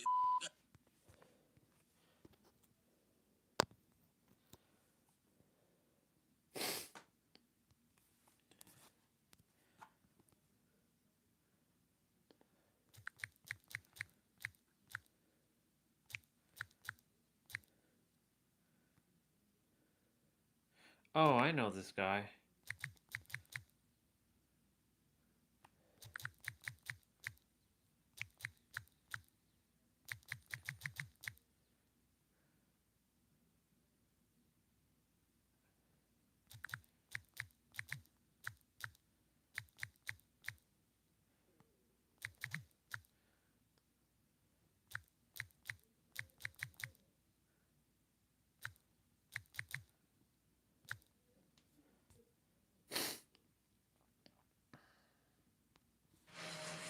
Oh, I know this guy. Okay. Have a good one. See you up there. Go ahead.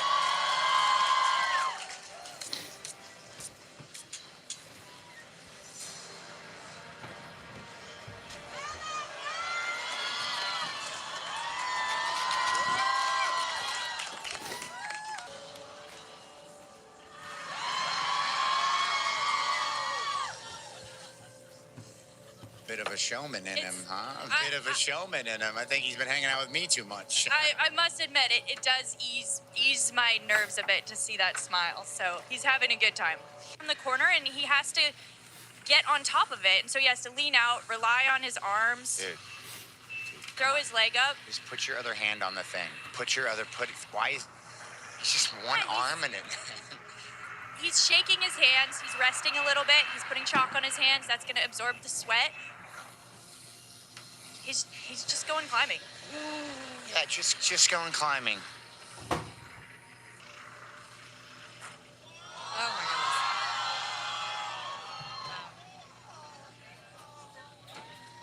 Yeah, it's amazing.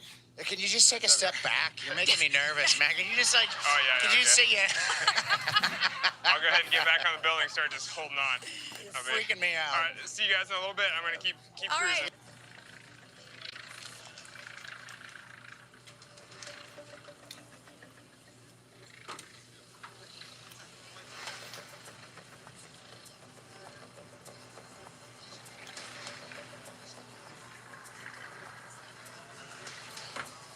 Climb.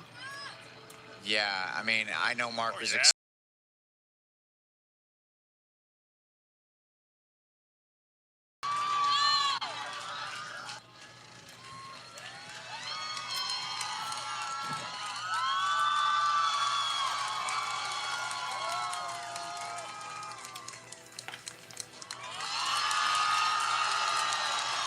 He's done it. Wow. Look at that. Oh, I can hear you guys. Yeah. Hold on a minute. Let's Take go. Let's photos in the city.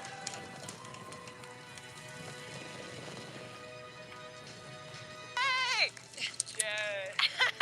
So great. Oh. Oh. Was it really hot? Can't see anything. I know, yeah. It's awesome. Oh, wait. We should say hi to the kids. Oh, Hi, Summer. they're not watching. I know, They're but okay. still. Hi, babies. Yeah, they're not watching. Hi, Mom. Yay.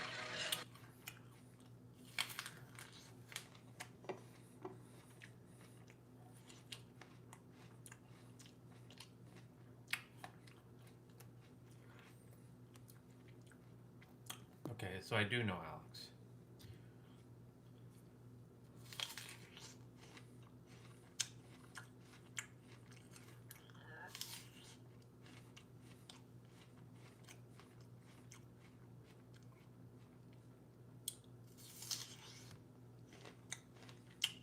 Cool.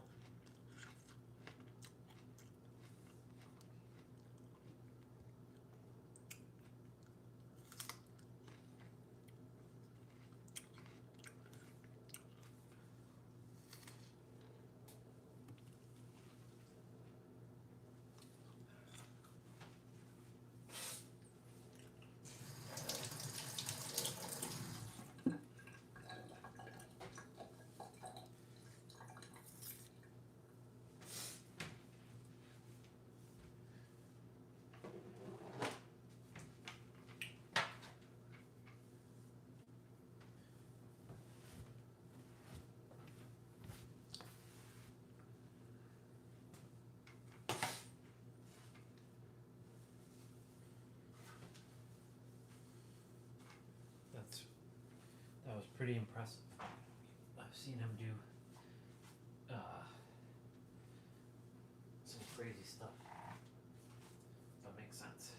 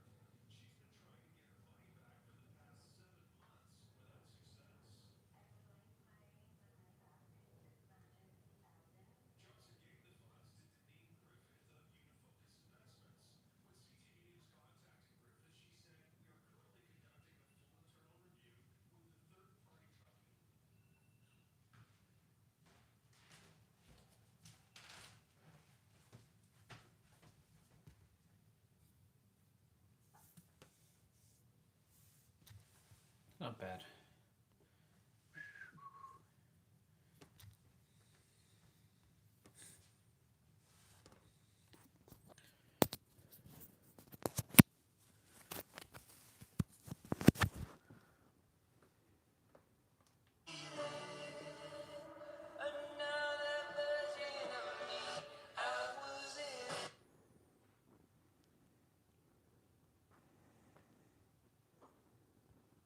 Trust me, you'll be fine.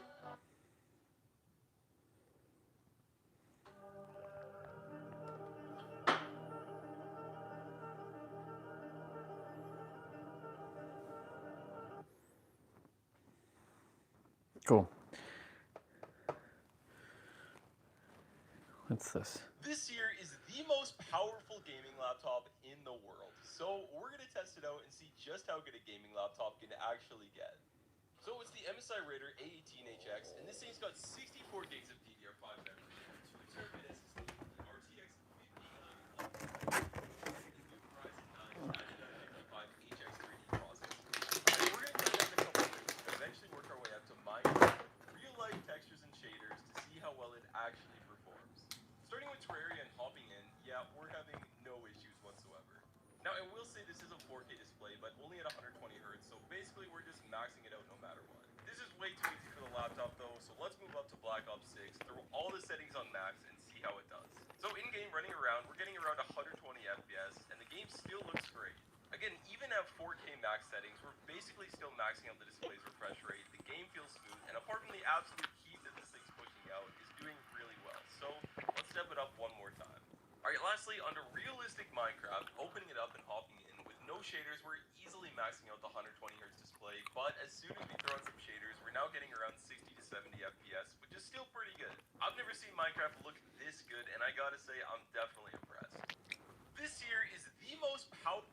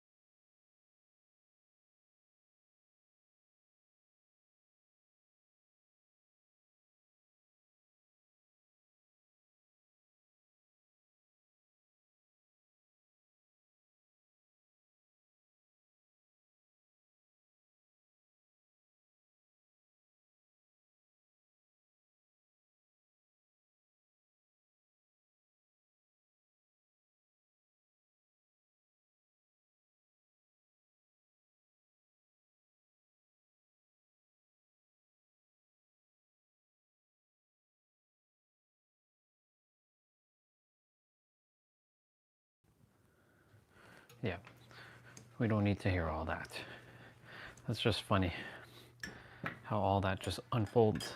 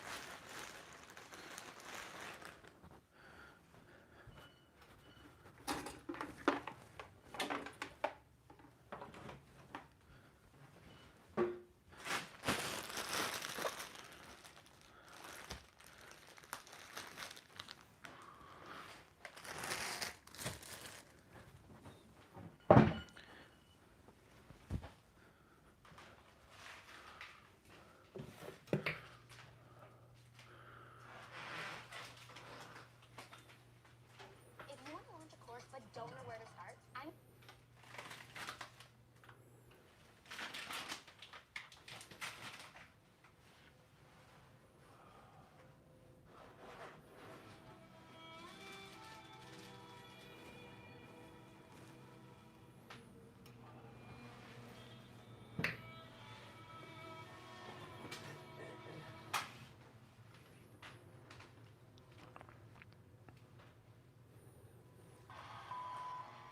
Hey, what's going on, man? It's your boy Chico Bean, man. I'm not available at the moment right now, but if you leave your name and number, I'll be sure to get back to you, school about the promise you, bro.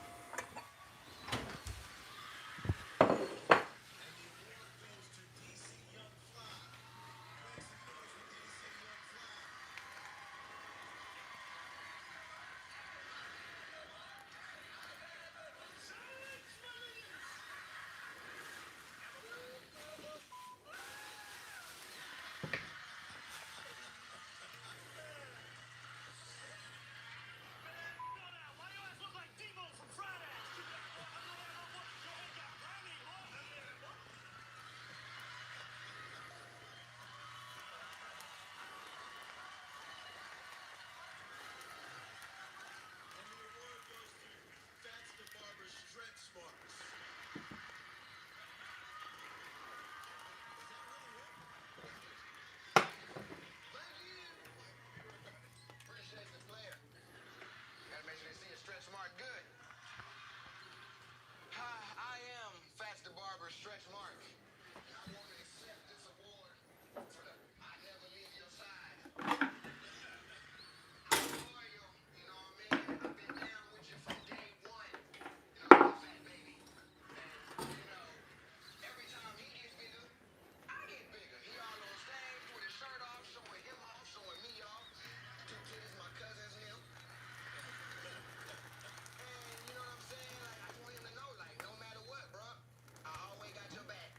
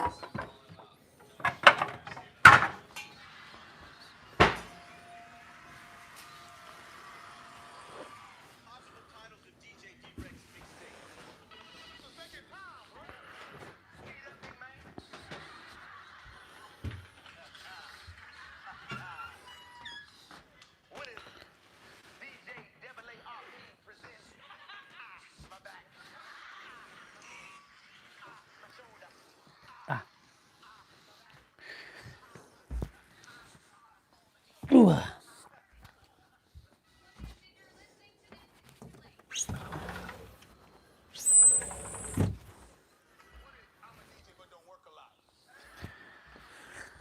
Ooh.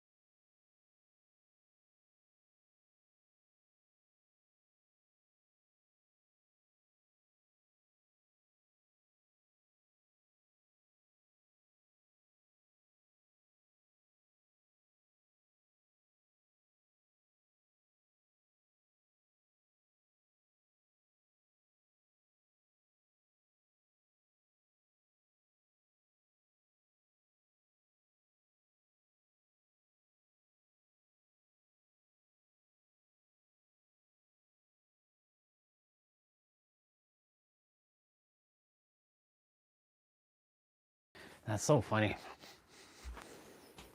That's so funny how humans get tripped up on all this stuff.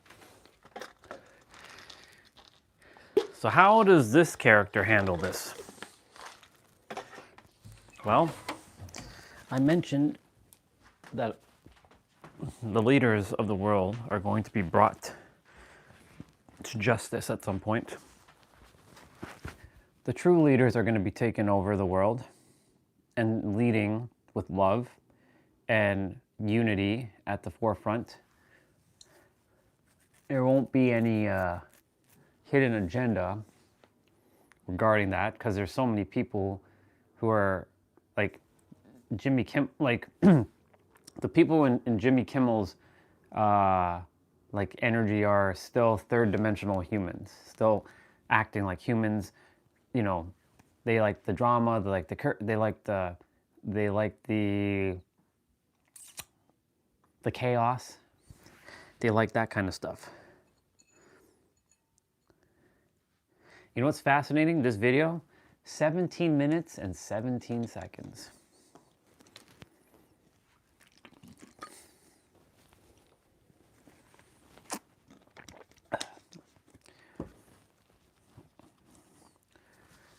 There's something called the Leaders of New Earth. We're already entering New Earth. So a lot of this stuff is just the destruction of the old. That's why I say by 2050, the planet's going to be quite different than the way it is right now.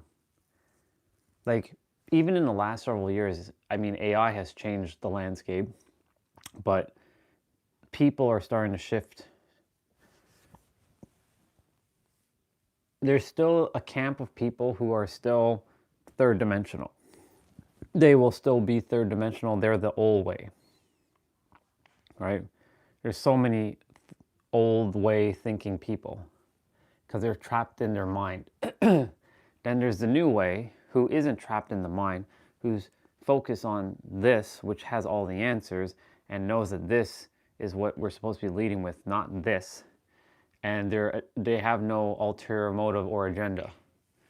Their only agenda is to bring back what was already ours from the get-go, which is peace and unity. Of course, you can't have one without the other. There's always going to be some sort of chaos. Maybe when we get to the love and light and namaste like life, people are going to like, oh, I want the chaos again. That's what humans are. Chaos driven. I'm just going to run through this video. I'm not attached to it by any means. I'm just like observing from a neutral perspective. Just like I'm like watching Earth from like above. I'm just like, so that human's doing that thing. That human over there is doing that thing. Because I've risen my perspective to God perspective, just looking at things as is. So it's fascinating. The award for most mentions in the Epstein files by a member of Trump's cabinet. And you know what's fascinating too? My homeland, America, a lot of people voted for him to make America great again. It was great when it was actually great when Obama was around. Doesn't mean there was any problems. There were definitely lots of problems, but not to this extent. But yeah, shit is about to go. How did I know about the Epstein files getting released? I didn't watch the news. It's just when information wants to reach you, it will reach you.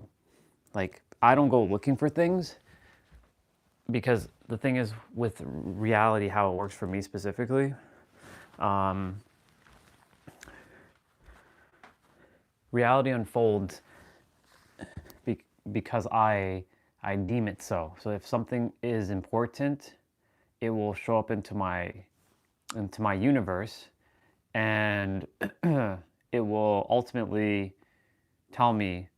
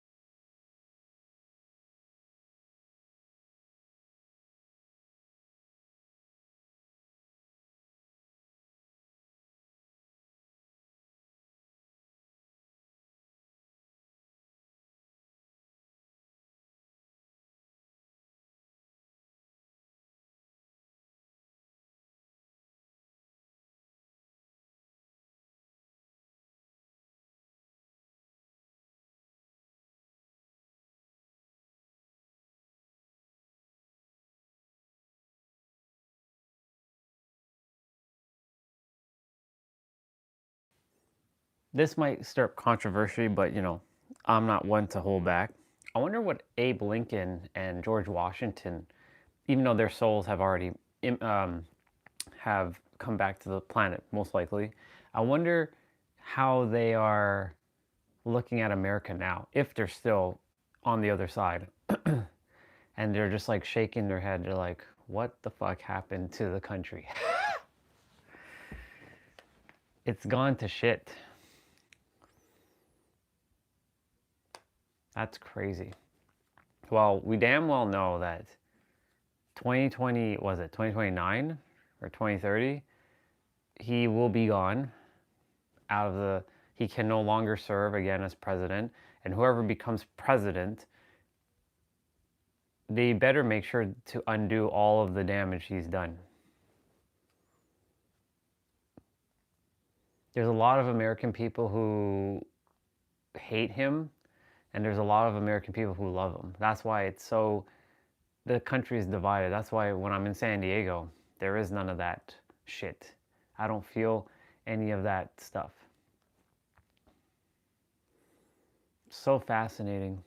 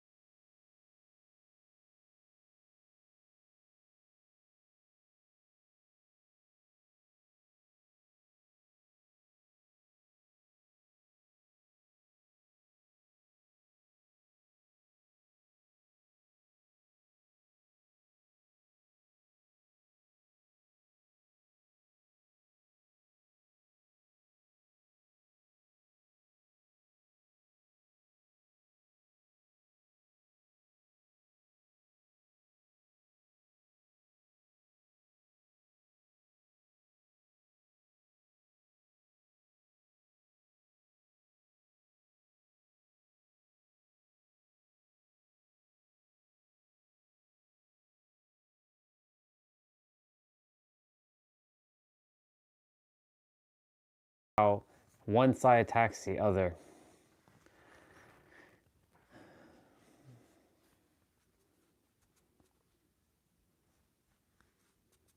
But the funny thing is what Trump is doing and saying he's supposed to, he's actually one of the greatest mirrors of all time, because when you don't listen to anything or you don't even take in anything of his, like there's no power. Like his word means nothing. But the thing is, because people have given him power, because it's all just words, right? Words, and then just words that got binded with action, right? You take away the word, you take away Trump's words, what is he left with? Nothing. He's a decrepit old man. He can't do anything. He's basically on his last legs. It's funny.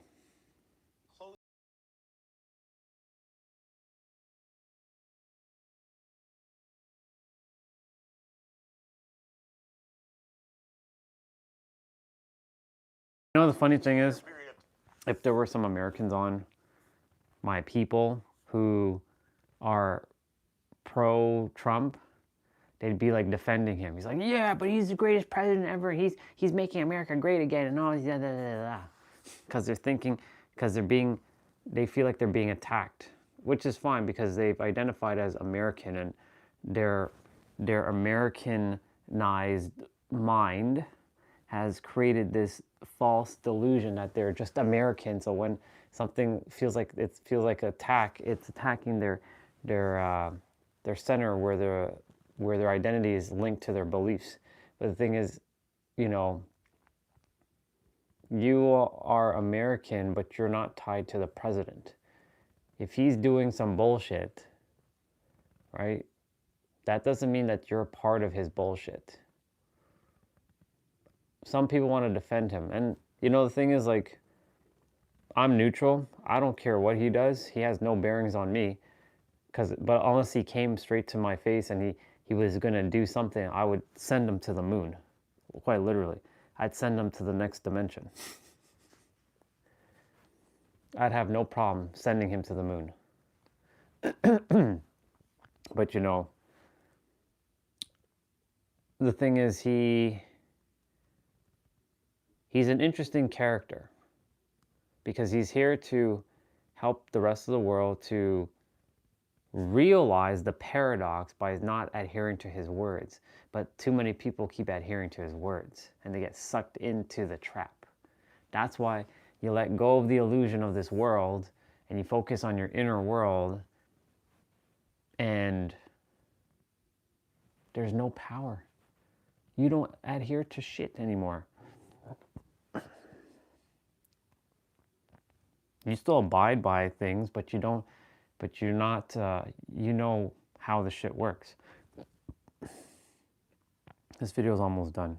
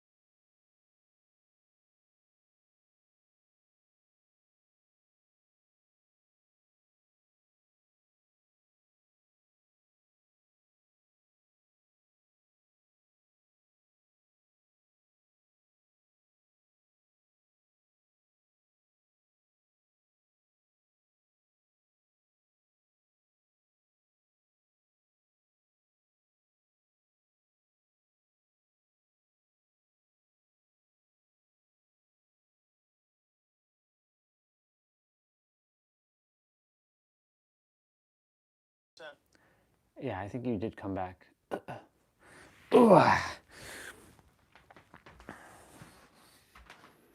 Yeah, and yeah, I do know Alex. I was like, I do know that Alex. I watched Free Soloing. Yeah, I saw it. Yeah, I saw his Free Soloing when he did, what was it, Ventura? No, what's the other mountain in California? Not Big Sur. What's the other one? Fuck. Anyways, I do know that Alex, yes. I'm well aware of him, and I did see the video. Impressive. Yeah, he has something that he actually has the fear center. It's removed out of his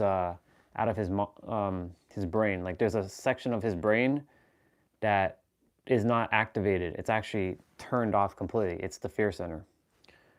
Even though he still mentions fear here and there, but he doesn't have the fear response.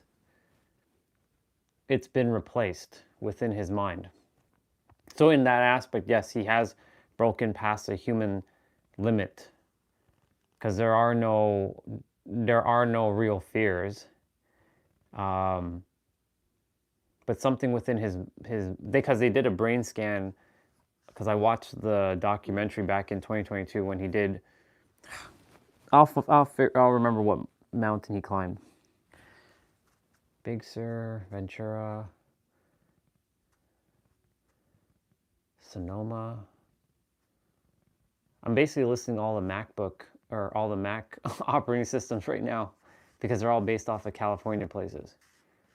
Monterey, nope, not Monterey. I don't think it's Big Sur. I feel like it's Ventura.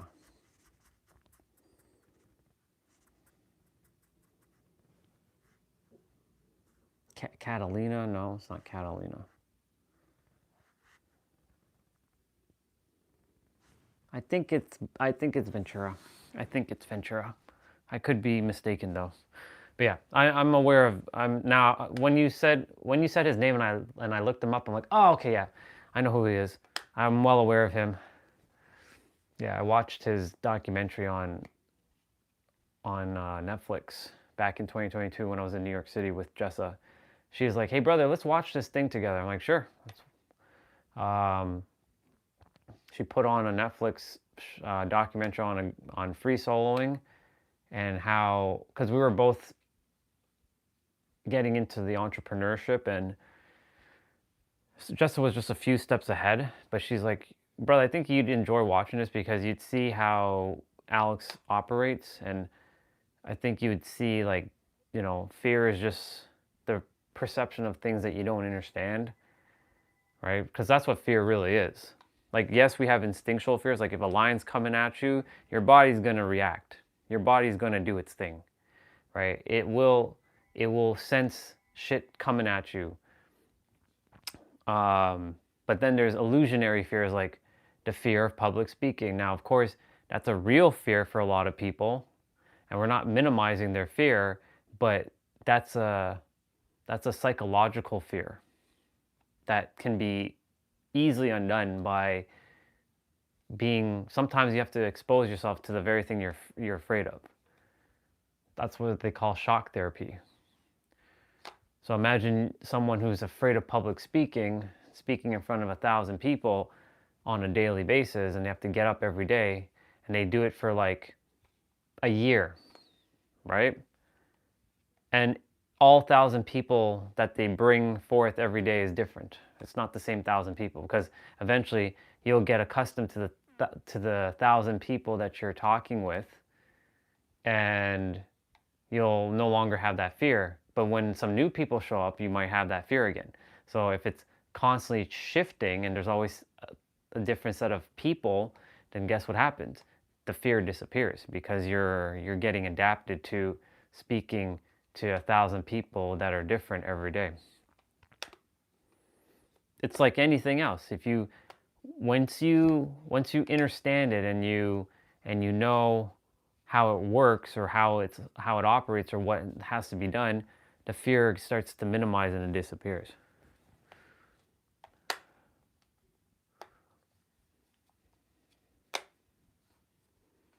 Yeah. Thank you for sharing that, by the way. I appreciate it. Good to see Alex again. It's been 4 years since I've seen his documentary. So it was a great reminder. So thank you for that. It reminds me to, like, yeah, there is really no fucking fears.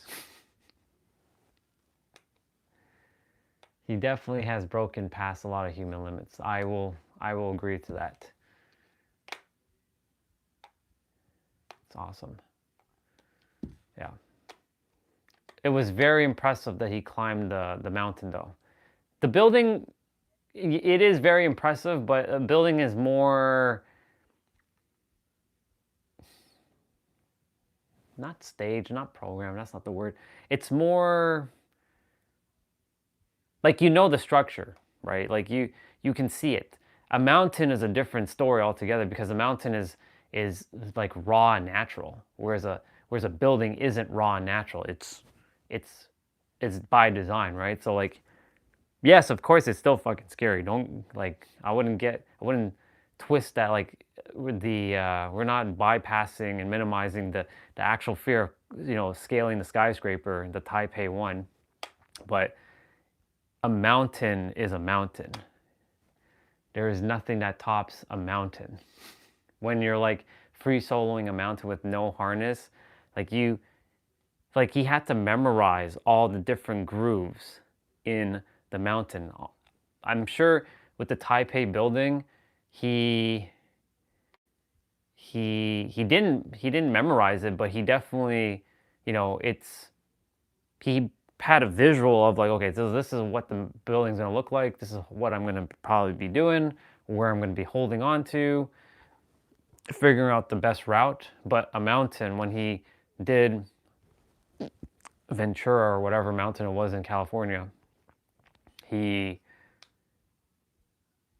was basically, at the time when he did it, like, he practiced that one over and over, but when he was first doing it, he was like, oh shit. It's funny how he doesn't have that center in his brain, though. Or it's deactivated. It's not that it's not there, it's just deactivated, which is awesome for him.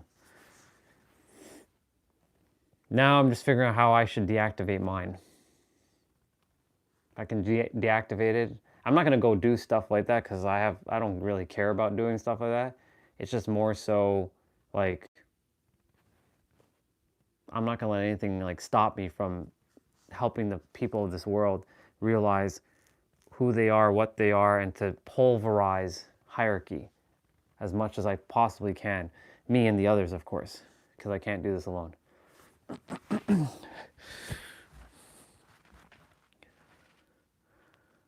No, I wouldn't free solo. Not yet. I would definitely use equipment. I have no fear to climb a mountain, but I would use equipment. I'll leave it to him to do that. That's his specialty. My specialty is speaking. His specialty is climbing, so I'll leave it to him to do that. But I would definitely use equipment to climb. I wouldn't chance it, because, like, I'm not doubting myself, but I don't feel called to do that. I've jumped out of an airplane before, so I mean, I know, but I had someone tethered to me. But I would definitely jump out of an airplane again in a heartbeat. I'd definitely jump out of an airplane over climbing a mountain, like free soloing a mountain. Yeah, I'm not doing that. It's too much brain power having to be used there. I'm good. I just want to, if I can, like, stick like Spider-Man or something onto the mountain, then I'll definitely do it. If, like, for whatever reason, one day I wake up and I start scaling the walls, and, like, I'm able to attach myself to, without, like, my fingers can, like, latch onto the wall, and I stick to the wall, and my feet and my toes, then I'll free solo. But until then, nah, I'm good. I'm good. I don't think I'll be doing that. But I'll jump out of an airplane again, though, in a heartbeat. Give me the opportunity, I'll jump out of an airplane. Maybe in Dubai next time, because they get to see that nice pattern thing that they have. I don't think San Diego has anybody I don't know if there's a place in San Diego to skydive. I don't think so. I'd have to look that up. I'm sure there's a place in California to skydive. I'm sure of it. I'd have to look that up, though. Yeah, I wouldn't free solo though. Not unless I became Spider-Man, where I can like latch onto the wall. And I'm talking about the original Spider-Man. No, I have not looked at her yet. I haven't looked at her, but I will now. Let me have a quick peek what she looks like. Let's have a quick little peek. Let's have a quick little peek. Pooja H.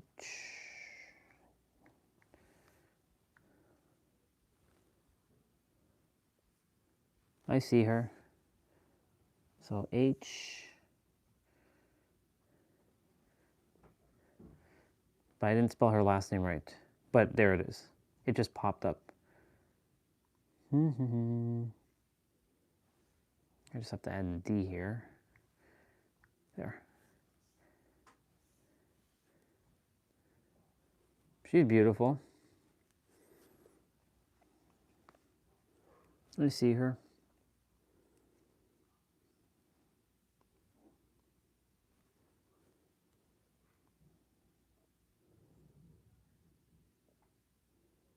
Yeah, she's beautiful.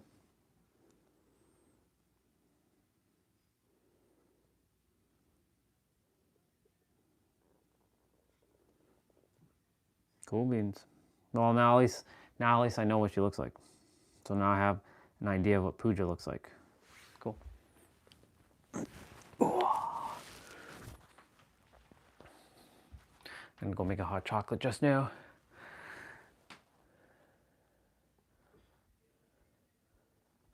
Nah, I don't want to watch that. And no, I haven't watched it. I just don't want to watch it. I've already had too many suggestions. When I have too many suggestions, that's it.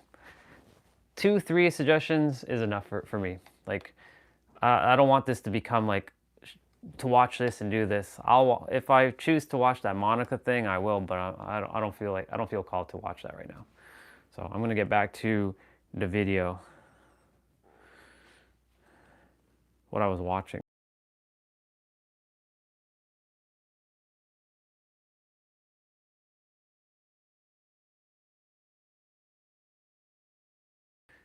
It's so fascinating how the American people are such, well, not everyone, of course, but the ones who voted for Trump, how gullible they bought into his nonsense. Oh, the humans, oh my God. Every human who still hasn't figured out how the mind works. Your time is coming. The world is changing. I give it 10 years and the world will have completely altered. And a lot of things will start to dismantle. A lot more humans will not be adhering to IRS and all that other shit. So funny. Humans created a problem. They created a system which then created their own problems. It's hilarious. And yet we still agree to the system. Because one person thinks that they're not enough, but one person is enough. Because if one person is enough, then they help other people to realize. It's fascinating. I'm talking about the money system. Humans created the money system to replace the bartering system. And now we have a whole slew of problems. So humans wanted to solve a problem that never actually was a problem, to then creating a problem that isn't really a problem, but because the human mind can't think in paradoxes, it gets sucked into the problem of the money system. It's hilarious. But Orion, we need money to survive. Well, in this world, yes, we definitely do, because we created it that way.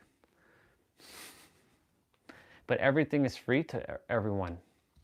Like, all the resources have been here for everyone. There's more than enough for everyone.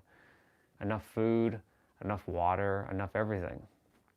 But unfortunately, due to the fact how the world was, you know, some of the continents where they are, and some of the places how they are, like it's not beneficial. Like water is somewhat scarce in like places in Africa, but water is around the entire world. And you know, it's the same saying, like the rich get richer and the poor get poorer. Like we can easily, if all of us work together, and I mean everyone, this world would be such an amazing place. There would be, it'd literally be heaven on earth or utopia. But the problem is everyone has their own preconceived notions of what their ideal world is, and nothing's wrong with that. It's just, unfortunately, there's a lot of disagreements, and this is where the whole, well, this is how this is supposed to be. No, this is how it's supposed to be. And then, of course, pew, pew, pew, pew, pew, pew, pew, pew, pew, pew. Bunch of that. And it all comes down to words. Words people are speaking and their beliefs. Imagine I take away everyone's words. Like one day, I'm on top of the earth and I zap away all languages, all words from earth. How will all of, and you have no recollection of your words, you have no memories of anything, how would you all operate? You'd just be like the animals, helpless. Without your words, you're pretty much just is. But because the words have binded so many people in this world, some have transcended their words, which is amazing, but majority have not. Those who are still attached to their words, they have to use it. It's not like we're never going to not use our words. We're going to use our words. It's just being dependent and reliance on the word instead of just using it as a tool to just navigate.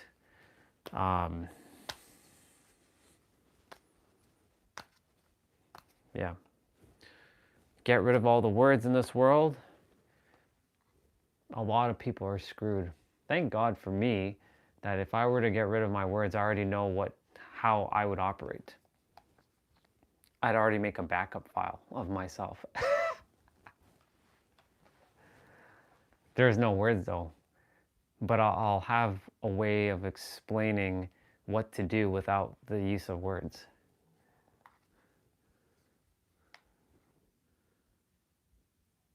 Like it won't say look here, it'll be like some sort of like visual thing for me to like look at.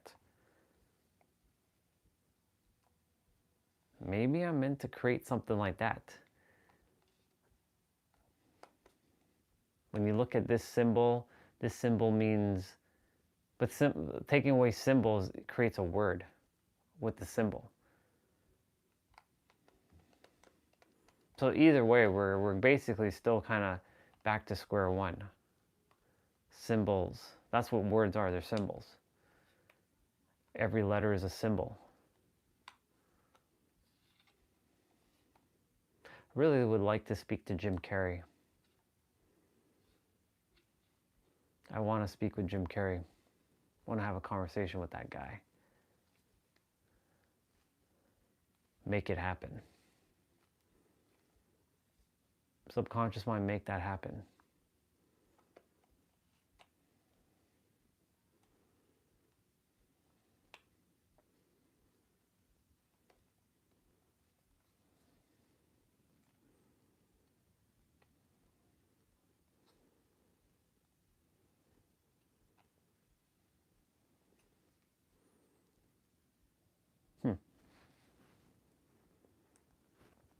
Ideas already flowing through.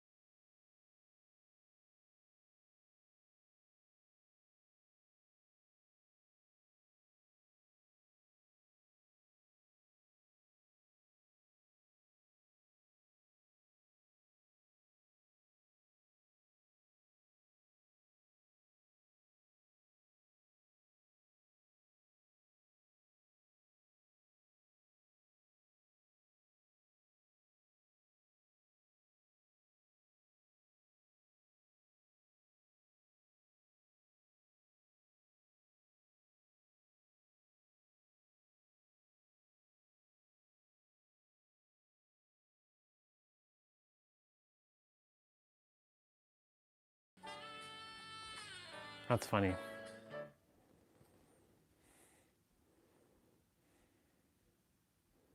I'm such a big fan. What's your name? Noah. My name is Noah. Hi, Noah. I'm Keanu. You're probably my favorite. Keanu actor in the Reeves. whole world. Oh my gosh, You're the Noah, best. thank you.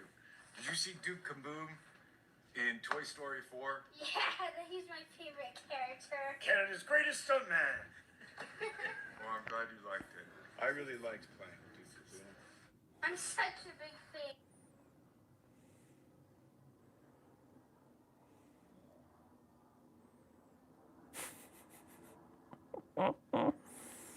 Oh man, it's crazy. And the Olympics is going on too. I just realized that. Oh yeah. Yeah.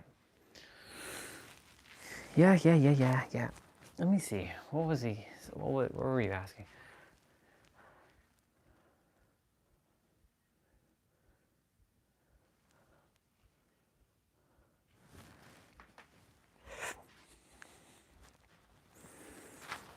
Ugh.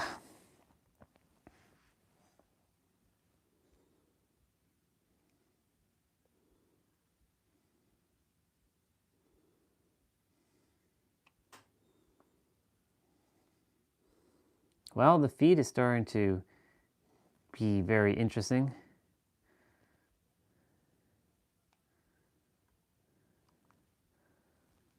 This is news. Cat Williams on the dark side of Hollywood. It's crazy.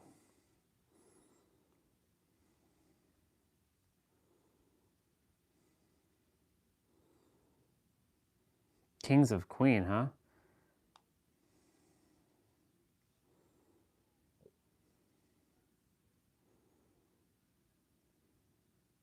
Whoa. Man prepares to finish walking around the world that took 27 years. What the fuck? Well, a man from the UK is taking the phrase the long way home to a whole new level. Setting off on his epic journey from Chile 27 years ago, he's now nearing the finish line. CBS News foreign correspondent That's Ramy crazy. Inocencio has more. Ramy, good morning. Hey, Michael. Yeah, good morning. And this guy, Carl Bushby, really is the ultimate globetrotter, if you will, walking across continents, but walking also across time, sponsored by a lot of outdoor brands. I mean, what have you been doing since the year 1998? Because that is when he started walking. He had two rules. He calls them simple. He couldn't use any mechanical transport, and he would not go home until he got there on foot. Since Carl Bushby started walking non-stop across the planet in 1998, the world has changed. But human kindness, he says, has not, since his first few days on the road in Chile. These indigenous folks just brought me in, sat me down, put plates of food in front of me, and then, tea and thank you very much, and then left. Found nothing but the best in those 27 years, which has just been remarkable. Beautiful. That time, Bushby has walked about 30,000 miles. From the age of 29, he's marked a generation of birthdays on the road and turned 56 this year. Holy Traversing moly. up the Americas, across the U.S. to Russia, then Asia, and now Europe. Why? Our lives are short, and I've always wanted to live it to the fullest. That's crazy. Bushby has lived more than most of us might ever dare. It's One so... of the scariest things happened early on. In 2000, he crossed the dangerous Darien Gap, the only way to pass from South to Central America. Through the middle of a war zone, and there's a whole layer above that of cartels and drug plantations, and then really, really tough jungle. He later traversed the Bering Strait from Alaska to Siberia, becoming the first Brit to do so, and had a run-in with a polar bear. Oh my God, man. Serious world that will kill you in 20 minutes if you mess up. Barred from walking through Russia or Iran, he swam the Caspian Sea, the first person to do so. Nearly 200 miles in a month. And now, to get home, he may have to swim again. The English Channel from France. But swimming sucks, dude. It just sucks. I'm not a swimmer. I don't like it. Challenges aside, Bushby says there were emotional ones too. I bet. Twice, lost both of them, circumstances. It's just hard to do that on the road like this. That's Was there crazy. ever a time with family or close friends where you thought, you know what, I gotta go back? So it was understood that if any of them died, I wouldn't be there at their funeral. Simple as that. Technological adaptations were needed as well. In 2013, he bought his first touchscreen device. In the early days, you are pretty isolated. Now you couldn't hide if you tried. Yeah, back on the road. Carl started his TikTok just this summer and has more than 350,000 followers as he hits his home stretch. How does it feel? Uncomfortable. Realizing that, it's like anyone who's had a lifetime career and it's time to retire. What's the lesson you want to share? Don't be afraid. Get off the couch. Get out of bed. Make it happen. That first step will open a world of possibilities. Wow. And don't be afraid. Wow. And Carl Wow. is almost home. Only about 2,000 more miles to go until he gets here in England at the end of next year, Michael. His second passion, he told me, is STEM, teaching science, technology, engineering, and math to more people. And he said he sees himself doing that for the rest of his already very fulfilling life. I'd say if you see him on the road, say hi, maybe buy him a coffee so that he keeps on going. A coffee? I'm going to buy him an Uber. Remy Inocencio, really inspirational story. Thanks for that. Wow.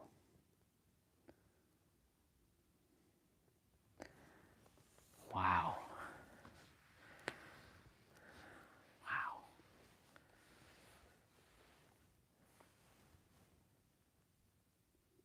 I have to take a moment to just pause and wow. I didn't even know that.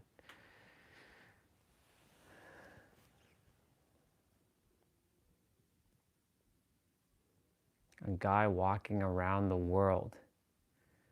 That is crazy. 27-year journey. That's definitely a save.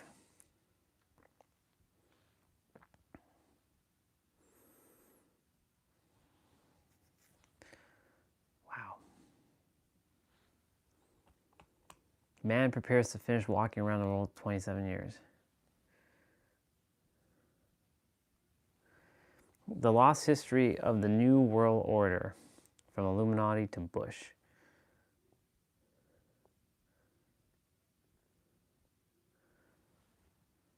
"15 times comedians warned us about celebrities."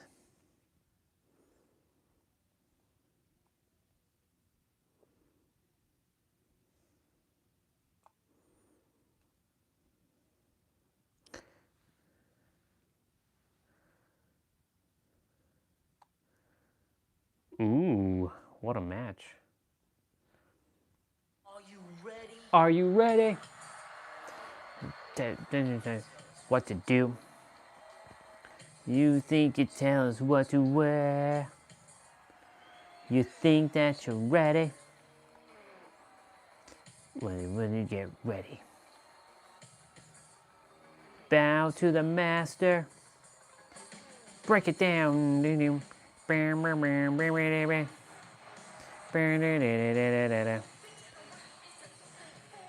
Let's swap top. Let's do. Yeah. Such a right little man. Break it down.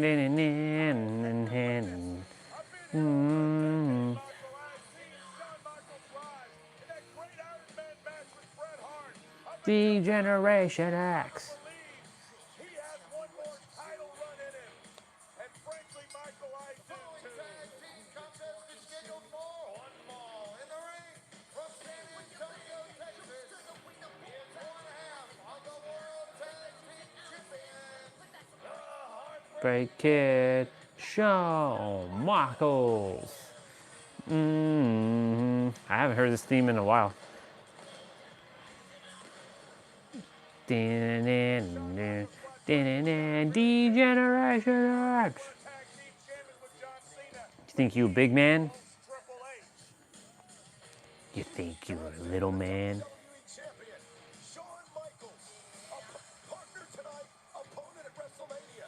At WrestleMania, Shawn Michaels will headline the event for a 5th time.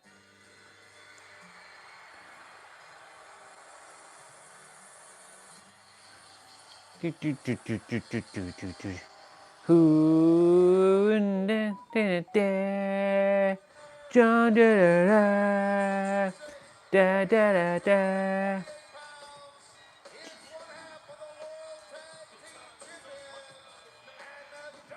WWE champion John Cena.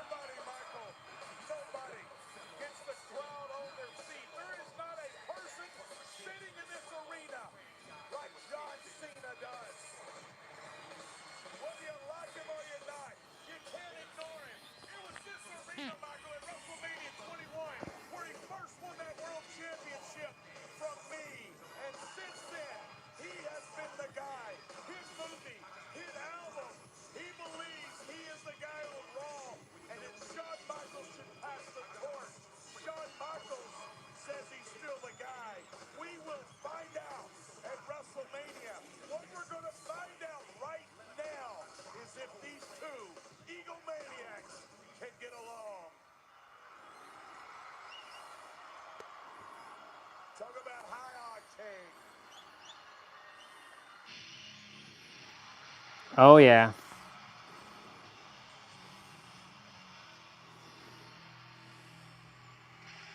Yeah.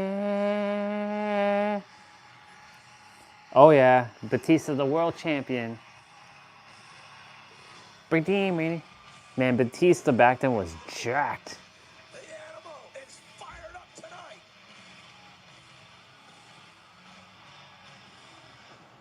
Remember, Michael, it was this building as well at WrestleMania 21 that Batista first became a world champion as well.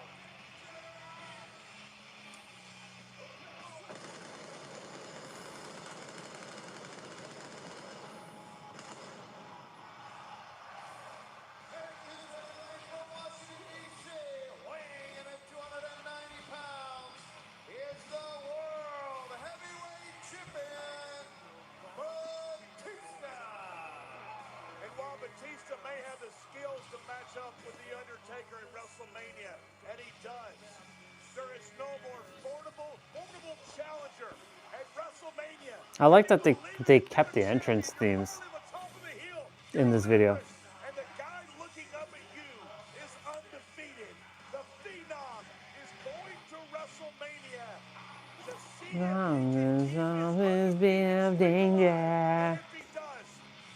I've told around 1,000 years of anger. Lay off the and now we get to see the Undertaker. Batista surveying his competition. He better worry about the fact whether he can get along with The Undertaker. You can feel the tension, Michael. You can cut it with a knife.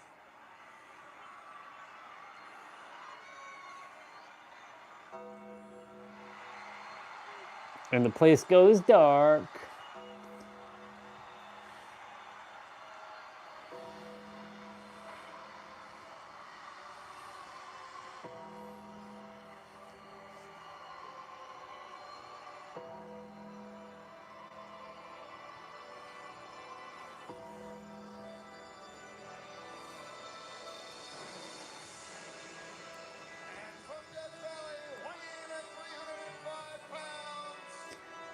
The Undertaker.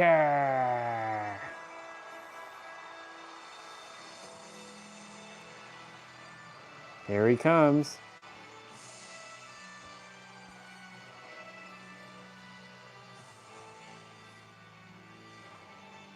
This right here.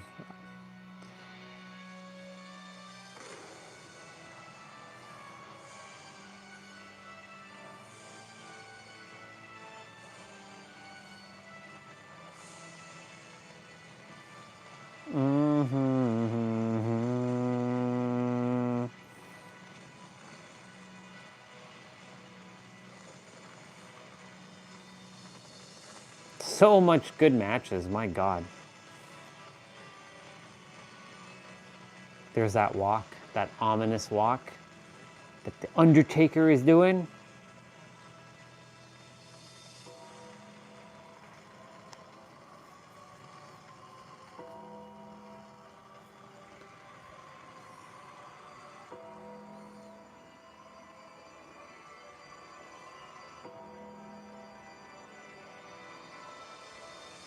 Mm,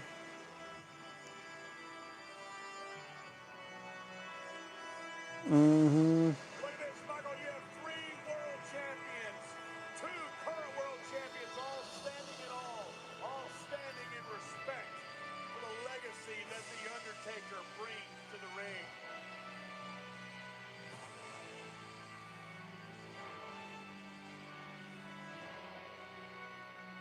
You wait all your life, Michael. Everything you have, everything in your soul, everything in your heart. You want to headline WrestleMania. Everything I have to this day, all the money I've made, I would give it up. This Undertaker was just badass.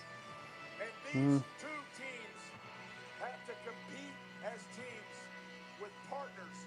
This was my favorite Undertaker, I feel.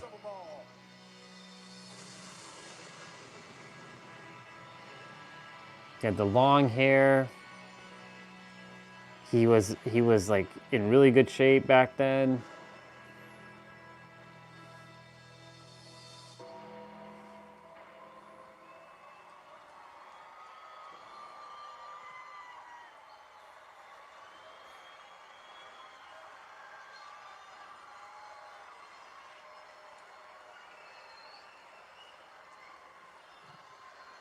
Ding, ding, ding. Michael, the question on everybody's mind sitting in this arena looking worldwide on pay-per-view are these opponents at WrestleMania that are teammates, respectively, are they going to double-cross each other?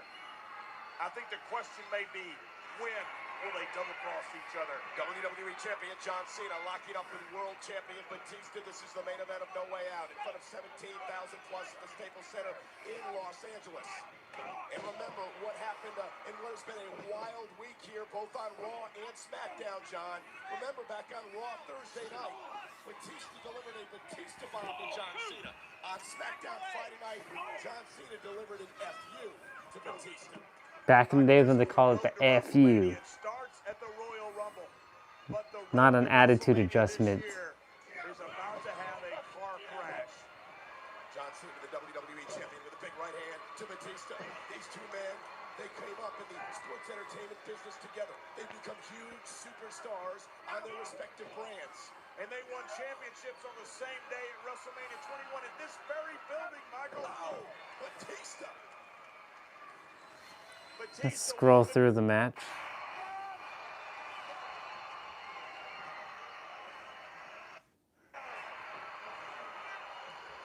That'll break it up.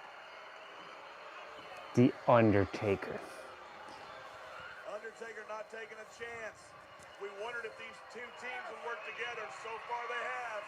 They work together quite well. Shawn Michaels, he's known as a high flyer.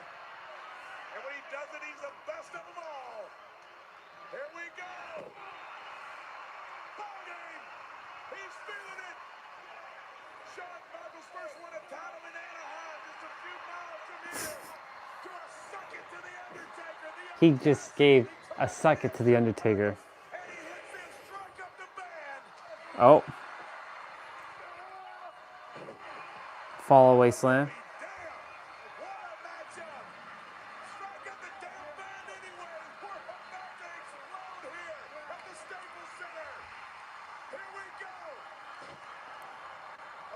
Undertaker, which is not what you want. And he's working them both over. The dead man is feeling it. Snake eyes. You better get away, Shawn. Hello, welcome to Mr. Boot. The duck. Here he comes. When the Undertaker was actually pretty fast.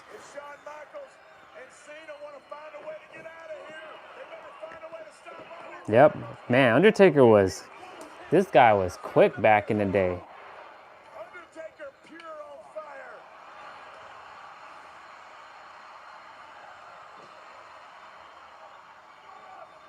Spinning buster.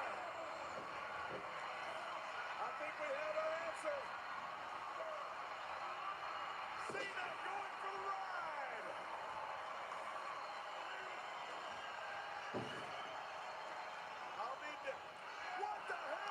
Oh, Batista did that. Wow. Batista said payback's a bitch. It damn sure is. But why here? Why now? Why would he do that? Batista's sitting there watching his own partner. That's crazy. He just double-crossed the Undertaker. And this happened back in 2007. Almost 20 years ago. This is 19 years ago. Damn it, man. Damn it, man. Batista said payback's a bitch. Well, I guess the hell it is. Undertaker's defenseless. He's defenseless. Cena after you. Time is now. You can't see me. My time is now.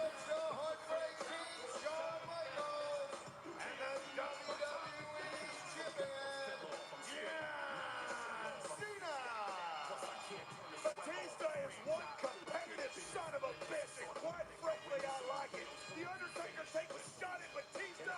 Batista says to hell with you. WrestleMania match, 14-0. Bring it. That championship belt is all that it is, Michael. You live your life to have that. You live Your ass is about to get cooked, I think. WrestleMania where the lights are all bright and the dance is for real. And look at this. Look at this.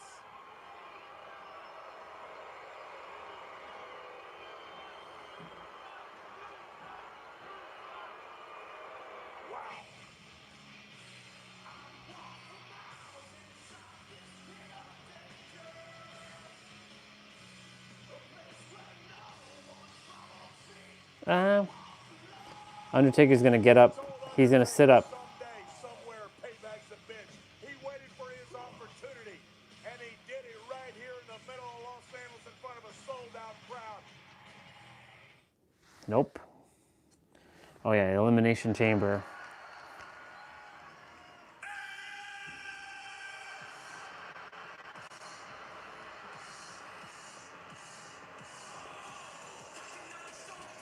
This is the day.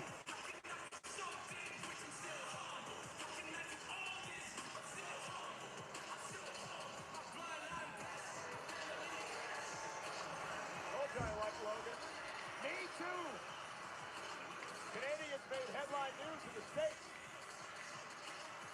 Introducing first, from Dorado Kicks, Puerto Rico, by way of Cleveland, Ohio, weighing in at 220 pounds, Logan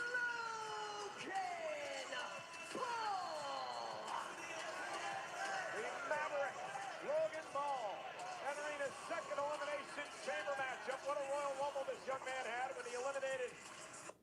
Bible test is in the elimination chamber match. The first one, of course, dating back in 2002. The return of the Heartbreak Kid, Shawn Michaels, to win the championship that night in a legendary moment in elimination chamber history. Triple H has the record with 4 wins inside the elimination chamber. The record for most eliminations held by Chris Jericho, the man who invented this matchup.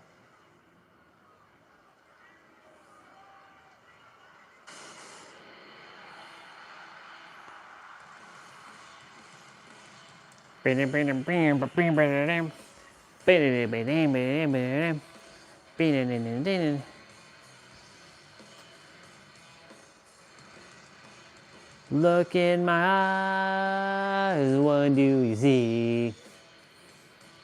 I call the personality. I know your anger. I know your dream. Wanna be the personality. It just feels good to have him back in WWE. I know he's been already back for about 2 years, but it's just so good to have him back. And Punk.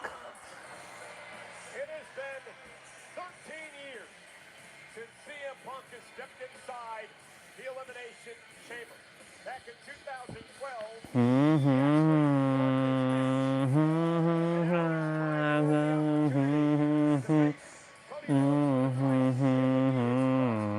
Title match in 12 years. You know, I talked to Punk about this weight on the kickoff show yesterday.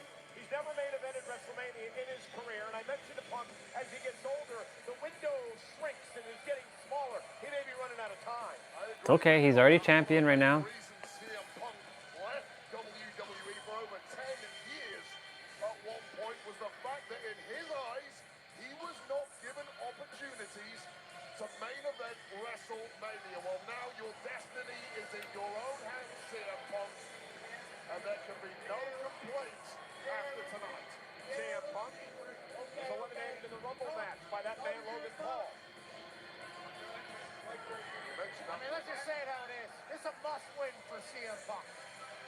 Oh, you mentioned that window closing. I would argue that CM Punk, at least for the eyeball test, is in the best condition physically of his entire career, and the athletic performances in the latter half of 2024 back that up. I agree 100%.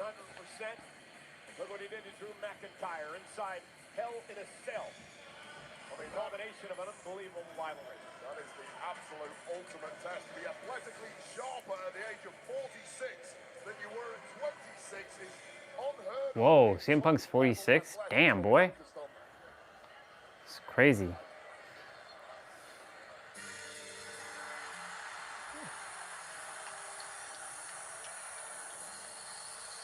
This was in Toronto, yep.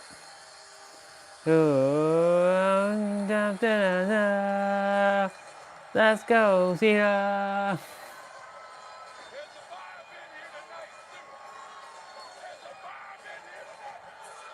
The time is now. It's a franchise gonna shine now. You can't see me, my time is now.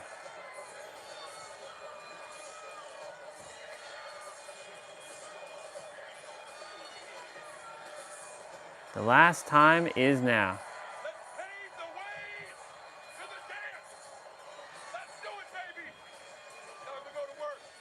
Time to go to work.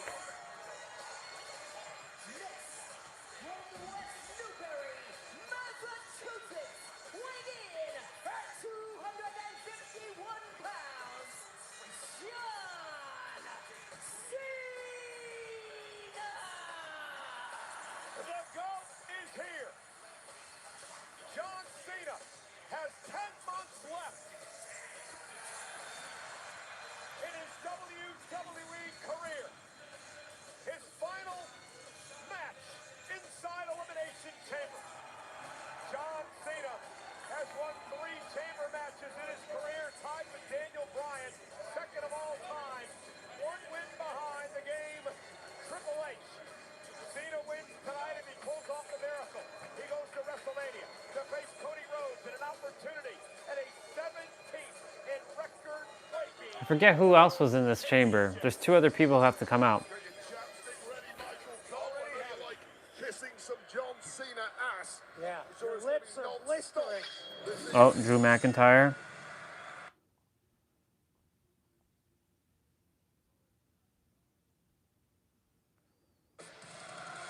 Oh, Seth Rollins was in this one too. What? That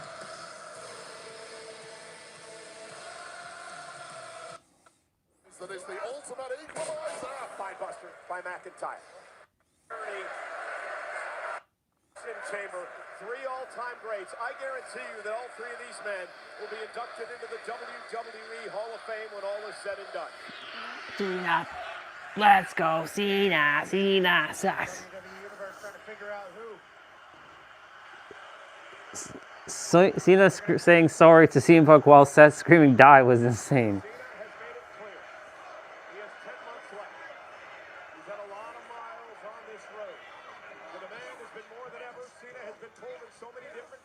Over the past couple of years, he understands that tonight is an uphill battle.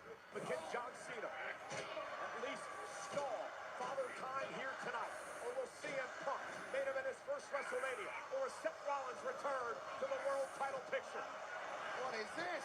It is a double team. Phantom homage to Canada. Well, heart attack right there, executed to perfection. Now we can get down.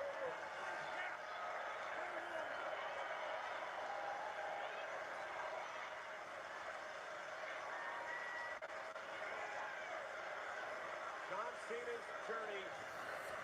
I remember this moment. I remember this moment. He told the world that Money in the Bank that 2025 would be his retirement tour. He returns to the city tonight with an opportunity to get back to WrestleMania and perhaps win a 17th and record-setting world title. John Cena hasn't won at WrestleMania in 8 years. Hell yeah. Absolute show of respect before the punches fly. And here we go.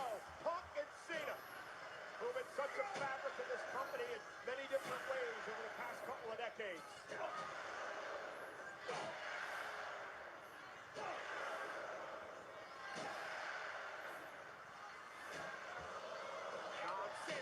Here we go. Trying to turn back the hands of time.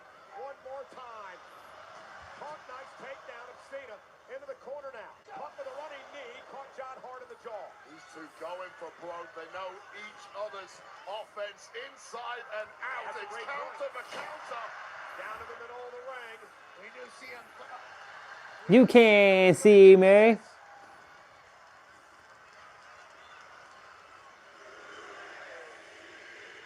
Punk went for the kick. John Cena able to turn it around. Looking perhaps for a half crab. Punk able to turn onto his back. Kick Cena back toward the corner. John now in position for the GTS. Punk went for the go to sleep. Cena covered. Cena covered. Center of the ring. STF covered. Has Punk been a tap? There's no other way out than a reversal for CM Punk. No road breaks. Nothing can help you. How badly do you want this WrestleMania main event, Punk? Does John Cena have a little bit of magic left? Is Punk gonna tap? It's locked in tight. I've been in this before. Sheer agony. But Punk willing his way out of that thing. And now into the Anaconda Vice. Punk looking for the Vice. Looking to tap Cena out now. CM Punk with the Anaconda Vice locked in. What is Cena gonna do? Now rolls through, shoulders down. Great move by John. Forces the break. So much at stake. Neither man willing to give any quarter. That was vintage Punk there. With that swinging adjustment. And now a pedigree, and somehow the dreams of Punk. Rollins needs to keep the foot on the gas. Well, CM Punk has taken about 5 best shots already in this matchup. The moniker best in the world carries some real weight on fumes, driven on. Your God, you are inches, millimeters.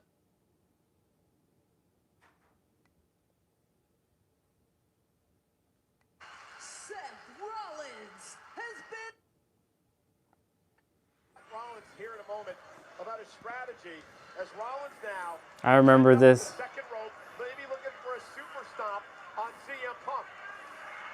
John Cena quickly back into the ring. Seth Rollins down on his shoulder. John Cena now. Cena looking for an AA. Seth trying to fight out of this. CM Punk now with Rollins up. Gonna go to sleep. Into a AA.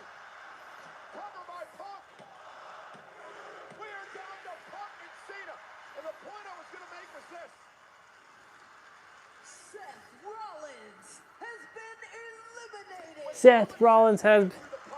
He had a golden opportunity with John out for a number of minutes to drag him to the ringway and make the cover and put Cena away. He didn't do that. He turned his attention to Punk, and this obsession with Punk just cost Seth Rollins his match. It's bitterness and animosity. 15 years of hatred inside Seth Rollins has cost him. On 3 separate occasions in this matchup, Seth Rollins' egos got in his way of victory. And now, Cena and CM Punk. Both viewing tonight that has turned back the clock, Pat, as a necessary win. Some 15 years to one of the great rivalries in WWE history.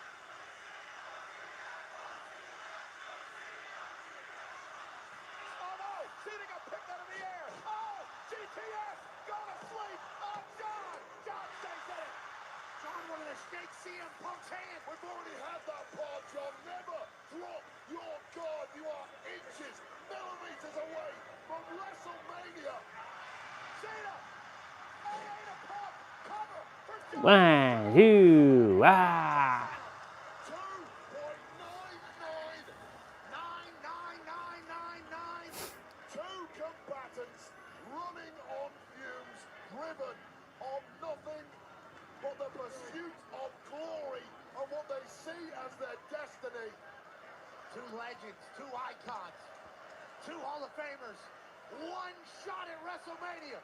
Cena now trying to track Punk.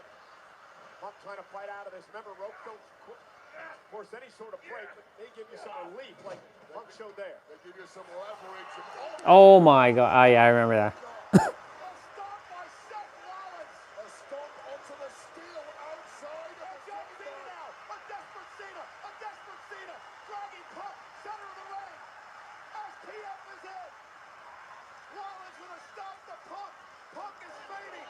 CM Punk is fading. Punk trying to survive. Rollins looking on. No! Punk's faded here. Punk may be out. There's no fighting it. The official's right there. Seth Rollins just screwed CM Punk. John Cena going to WrestleMania. Here is your winner, John Cena. John Cena has tied Triple H with his fourth win inside Elimination Chamber. And now, ladies and gentlemen, the face of that generation will face the face of this generation at WrestleMania. Well, the smiles do not tell the full story on how this one went down. Let's go back and watch some of That's the crazy. we witnessed a little earlier. Got messy immediately, and then the big hit of Logan Paul started chewing up the opposition.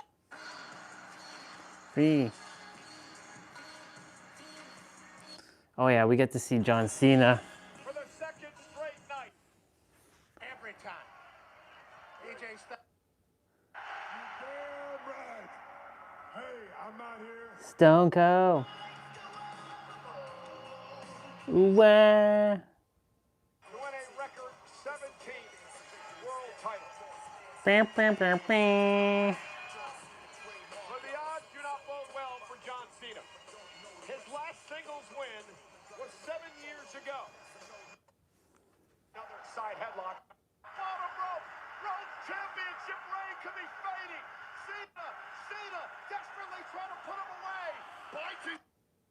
Goes back to Cena. Cody Rhodes looking for a crossroads on John Cena. Crossroads on Cena. Here's the cover. And Travis Scott just pulled the official out of the ring.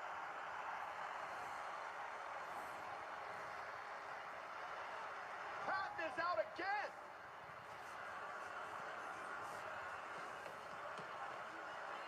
Well, referee Chad Patton couldn't make any sort of call because apparently he was knocked out when he hit the floor. Cody's inviting Travis Scott into the ring. Cody owes Travis Scott a major receipt. Travis Scott is actually going to walk in the ring on Cody Rhodes. Knock his teeth out, Cody. You got to be kidding me.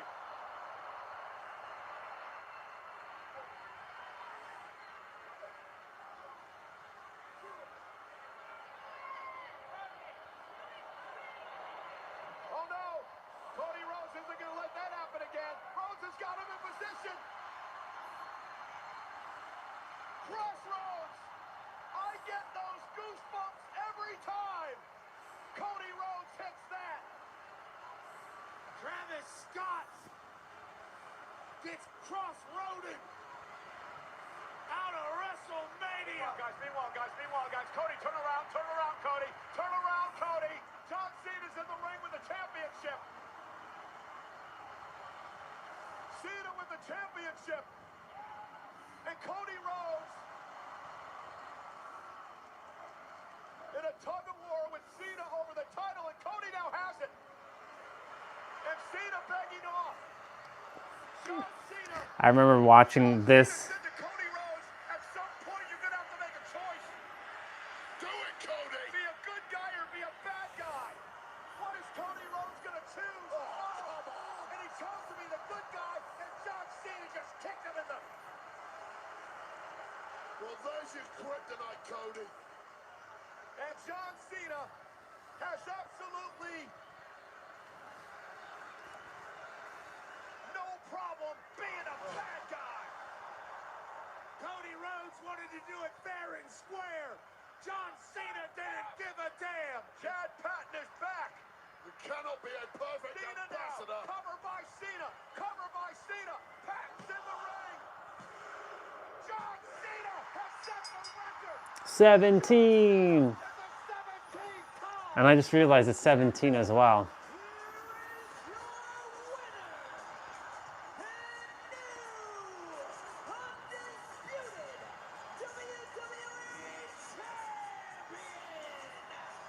Yeah.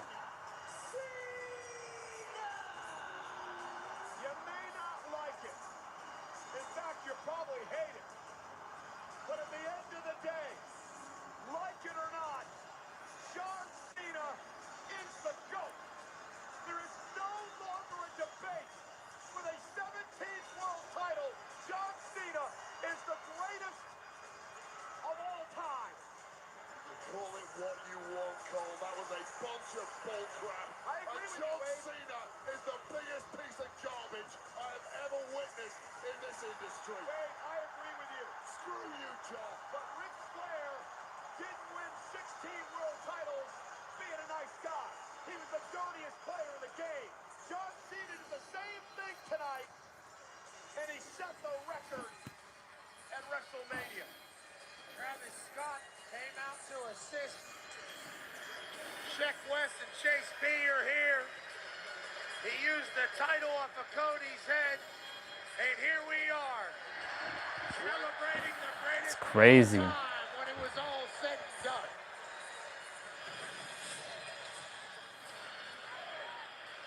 They go even further. Well, they're breaking. What the hell is this? AFK Dredge? The Purge? What the fuck is this?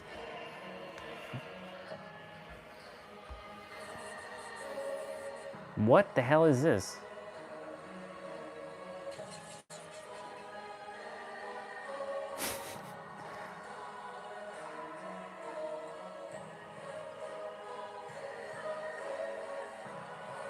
What?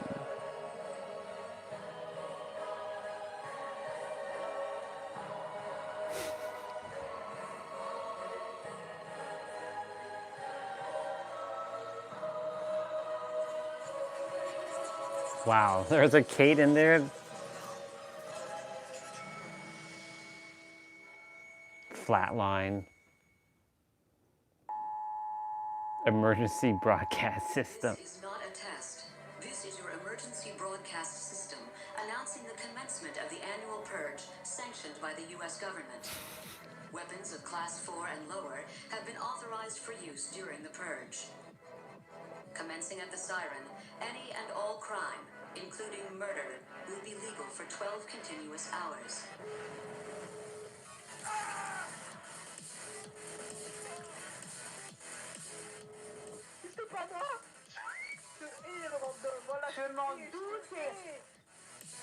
How dare you use my cane and get slapped like that? Fucking, if he's got no it and he kills us at the end of this, we fucking... Yep. Noed Rancor.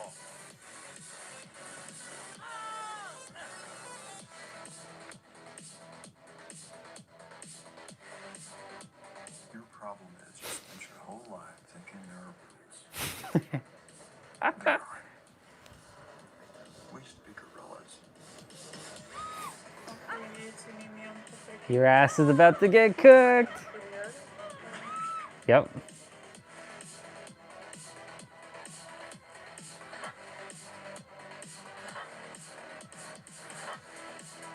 You think that's gonna stop him?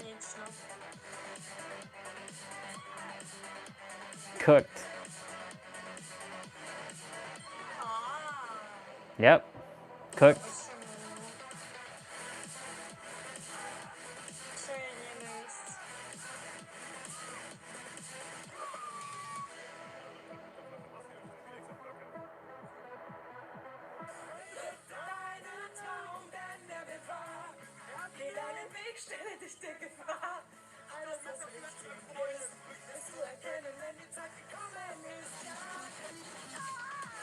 А что происходит? Почему он всех не метит? All bunch of just words that I don't know what the fuck they're saying.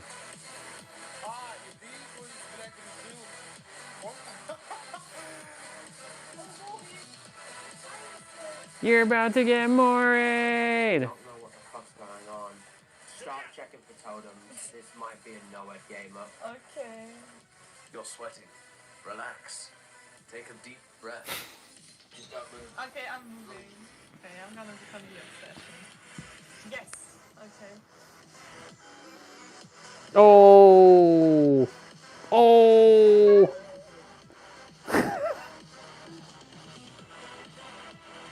When you all do that taunting shit at the end, that's when you all get cooked. Oh, sucker.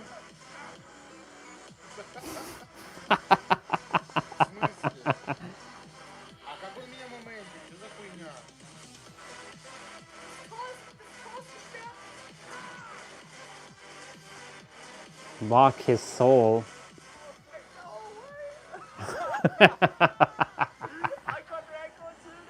Yep, you got ranked, Ord. I don't think he can, dude. Maybe if his dick is big enough.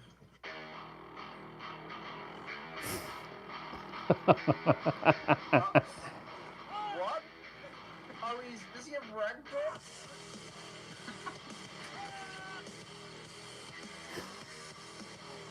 Your ass is... You're going nowhere, boy. Yeah, boy.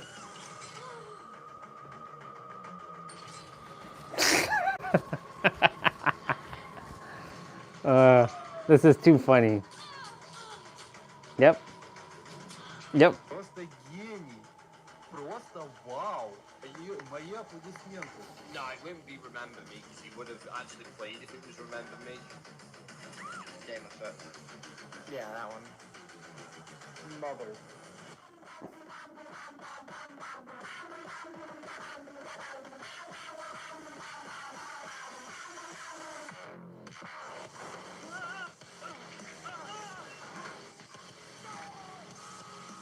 Wow, they're making this look very cool. No! No, another Kate. How did you know?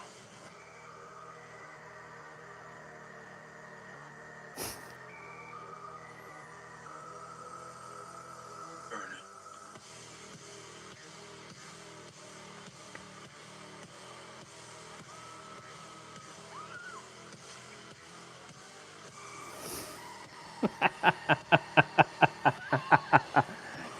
Oh my god.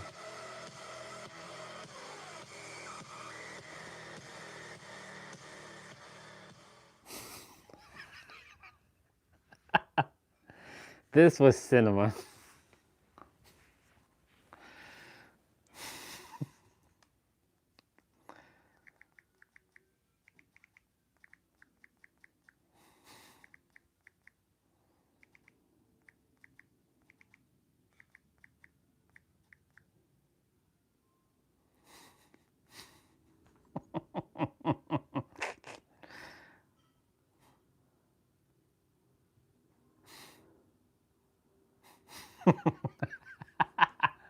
That's too funny. Man.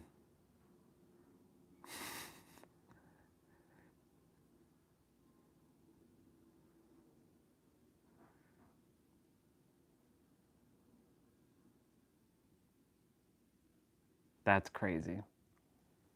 That's crazy. That is crazy. Oh my God. And this one is still going. Wow. It's crazy how this one's still kicking. I have a bunch of dishes to wash, I'm sure of it. Oh yeah.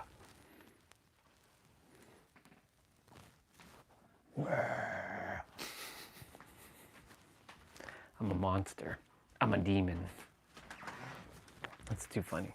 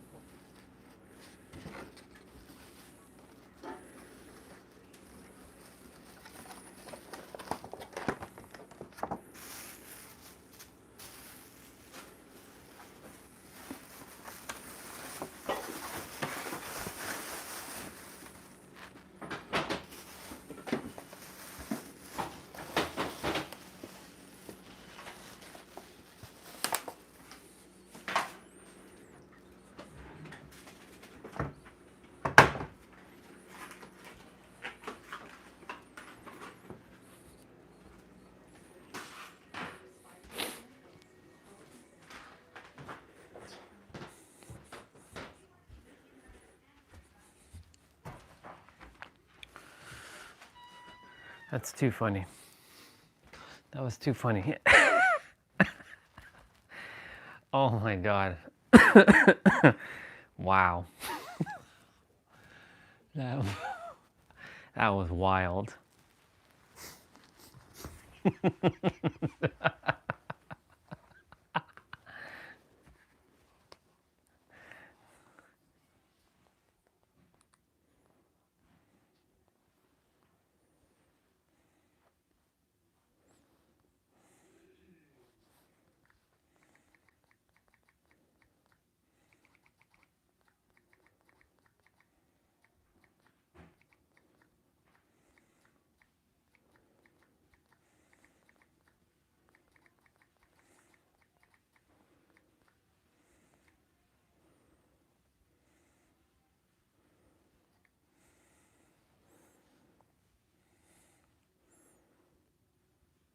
That's crazy. Ooh.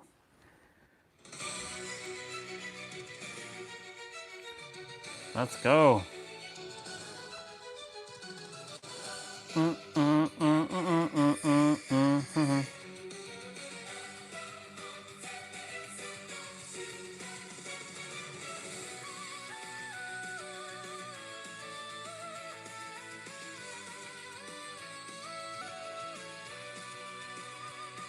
She did Gravity Beetle too?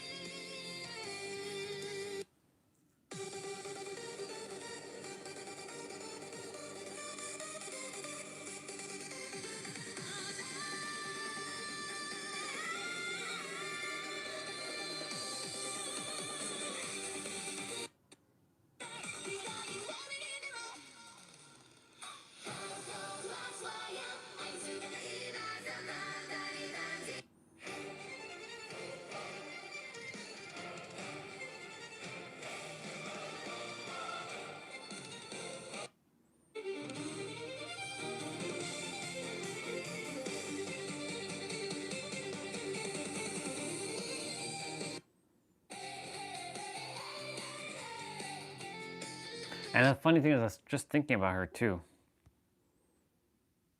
Check this out. This is an all-in-one platform when it comes to vibe coding, AI help, app building, and more. It's called Replit, and it's seriously changing the online space. Anything that you have in your mind that you want to build, you can type it into Replit, and it will help you to build it. You don't need any coding experience at all. All you have to do after is test and give it more prompts to refine it. It has over 300 AI models, so you don't need to go anywhere else. It also allows you to build apps that connects to other popular apps like Notion, Google Drive, Dropbox, and more. Some ideas that I thought of as a creator is an app that deletes dead space from your videos or finds the best clips from your long-form content. You can literally create apps for your day-to-day tasks so you can work smarter and not harder. So go check out Replit ASAP. Check this. I love Replit.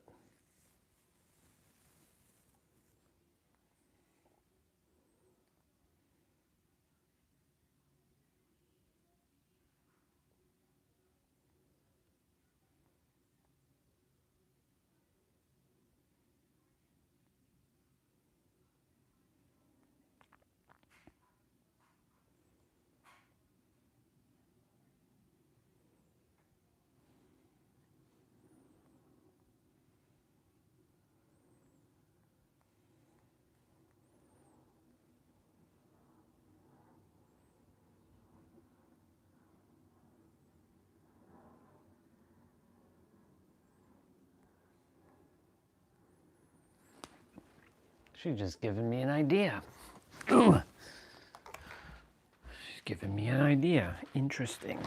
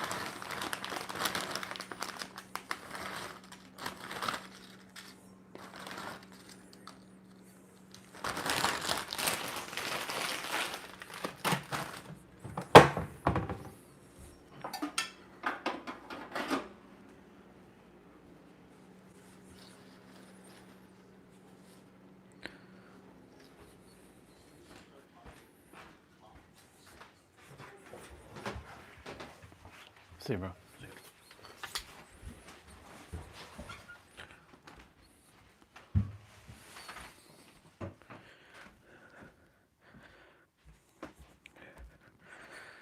Let's go. Shoot. I have to get water.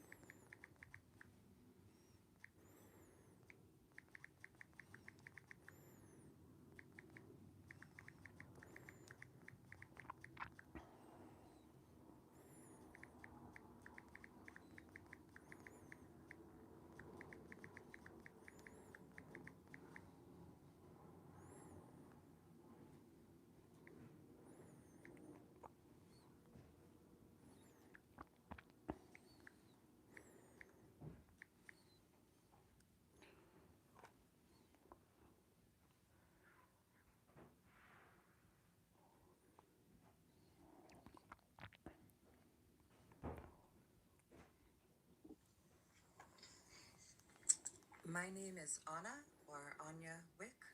Changed from Anna Petrova when I was briefly married. Changed from Owen Theodore Epstein when I transitioned back to female. Changed from my birth name, Anya Beth Epstein, when I transitioned from female to male. I'll come back to that later. I want to talk about Justin, Diddy, and Blink Twice as conversation.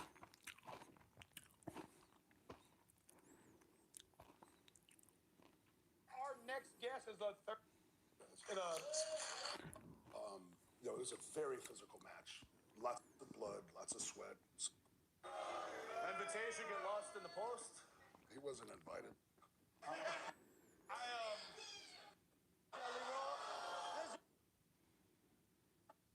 flew here to see you act like a prick. Wrong time, wrong place. Why don't you back the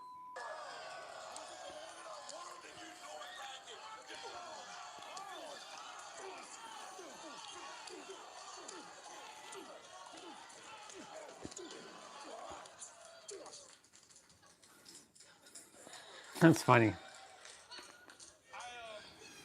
don't know what to do. I just lost. I guess we're gonna go to commercial break.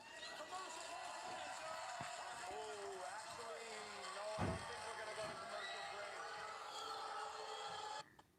I'm here. Why don't you lead, huh? That's crazy. Guillermo, do you know how many subscribers we have on YouTube now?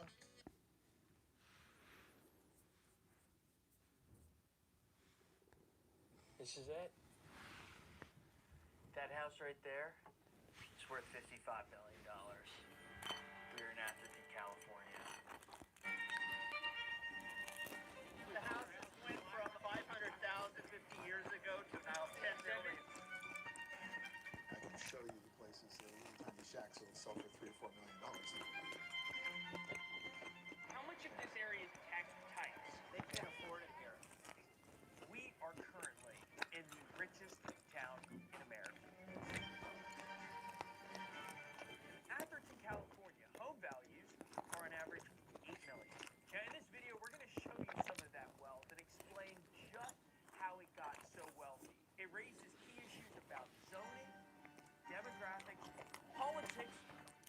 controversies involving Stephen Curry. He paid what I think the price is like $8.5 million an acre, and to your point, it's because he didn't want to be around regular people. So let's go check out Atherton, California, the richest town and zip code in America. Before we show you Atherton's jaw-dropping wealth and explain why things are about to change there, we first need to tell you where it is. Atherton is located about 30 miles south of San Francisco in Silicon Valley. It's one town over from Menlo Park, where Meta is based, and 2 towns over from Palo Alto, the home of Stanford and Sand Hill Road, which we will get to shortly. Within 40 miles of Atherton are 5 of the 8 most valuable companies on planet Earth: Meta, Google, Apple, Broadcom, and Nvidia. Hey, Nvidia became the first All in California. company. So we found that it's extremely hard to get interviews in rich towns, but we did pass an event in Atherton. It feels, I gotta say, it feels very Atherton, and I only have been to Atherton today. How much of this area is tech types that live in this town like that? They can't afford it here. I've read some headlines that suggest otherwise.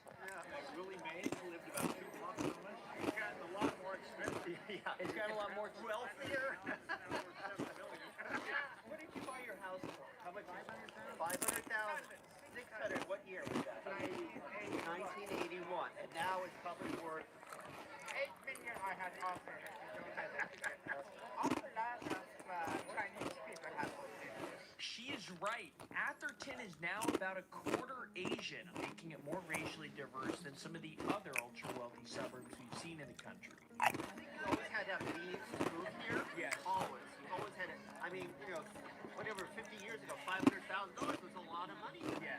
And I remember going to a function at the house, and I'm standing there at this house and looking out the backyard. I could not see the end of the backyard. It was like going, there was a pool, tennis court, That's crazy. court, basketball court. And this guy next to me said, "What are you looking at?" I said, "This backyard never ends." And he goes, "This is my house. I bought the house behind me and tore it down." Eric Schmidt did the same thing here. He did 3 lots. We're driving to the home of Eric Schmidt, who is the CEO of Google and a multi-billionaire. And he's one of the more notable. Holy shit, look at how tall those trees are in front of his home. I mean, it seems like a nice town and tasteful homes, nice lots. I don't know about the tasteful homes part. I think the old ones were tasteful. The new white boxes, I don't know. The other ones had character and charm, and they were different from one another. I grew up here, so well, there were 15 children and there were 15 bedrooms. So at some point somebody had to share, but not much. Can I ask what your parents did? My dad was in private business, but my mom had family history. Not right. Okay, I was gonna say that was $20. Yeah. His drink was like 16. My kids went to Sacred Heart Prep, which is they were surrounded by people from venture capital. They got exposed to this. We are now inside the gate at one of Atherton's 3 private schools. This is the Sacred Heart School. It's $57,000 for 6th through 12th grade. We convinced them to let us in. Larry Ellison, the founder of Oracle, one of the 5 richest people That's crazy. on the planet, sent his kids here. For just a half-day of preschool, it costs $34K. There you go, the lucky auction winner parking spot probably costs $50K. There's more of the campus, so that's where some of the students go to classes. We got the outdoor lockers, very California. Thank you. Have a good one. Appreciate your help. All right, off we go to the Menlo School. Doesn't look. It just says 7,800 people, but just 2 insane schools. And this school, by the way, costs $61K for high school to go here. $61,000 per year. Yeah, that's a high school. And there's a middle school, which costs over $50K. There's not Pretty a public preppy. school that Atherton, it shares a public school with the neighboring town. But the 2 private schools are, I mean, just obscenely expensive, among the most expensive in the country. Before we show you Atherton's craziest mansions and investigate its heated zoning battle that will change the town, you first need some Atherton history. I mean, was it always this rich? Business executives in Atherton that evolved into tech executives. John Markoff, one of the nation's top tech reporters who's writing a book on the history of Silicon Valley right now, turned out to be the perfect guy to ask about Atherton's well. My uncle was once mayor of Atherton in the 1950s. I delivered newspapers to the future homes of both Larry Page and Steve Jobs. Which Atherton, huh? Those two people, more than any two people on the Seems like a place. changed the way news is delivered. Yeah. I can remember when this was an aerospace community, San Francisco was a financial center. You would work in San Francisco and you would live in the peninsula. Yeah. But there was a class of people who, some took the train and some people commuted. Lots of CEOs who lived in those communities. It was CEO land. In the 90s and 2000s, the wealth shifted from San Francisco to the valley. That caused Atherton home values to soar all the way up to $8 million on average today. Now Atherton residents aren't commuting from San Francisco. They're commuting from Sand Hill Road. By the way, if you're enjoying this video, please make sure to like and subscribe. We went to the Bay Area, and just like we do with every area, we tried to capture it without bias or fear. The most important and interesting places in the area, without all the resources of big news. So if you support us, please subscribe. It'll help us out. Back to Atherton.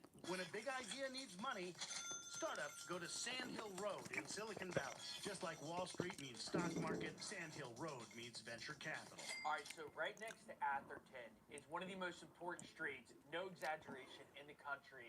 It's called Sand Hill Road. Microsoft, Amazon, Facebook, Twitter, Instagram, OpenAI, all of them got their first checks on this street. It's called the Wall Street of the West. The office space here more expensive than any other street in the country, including Park Avenue, New York. Wow. Tesla Ventures, Sand Hill. Sam Altman got a $50 million check for OpenAI. At the time, it was a nonprofit, by the way, but Vinrod Khosla, venture capital legend, gave him that check. And ladies and gentlemen, that is the biggest fund.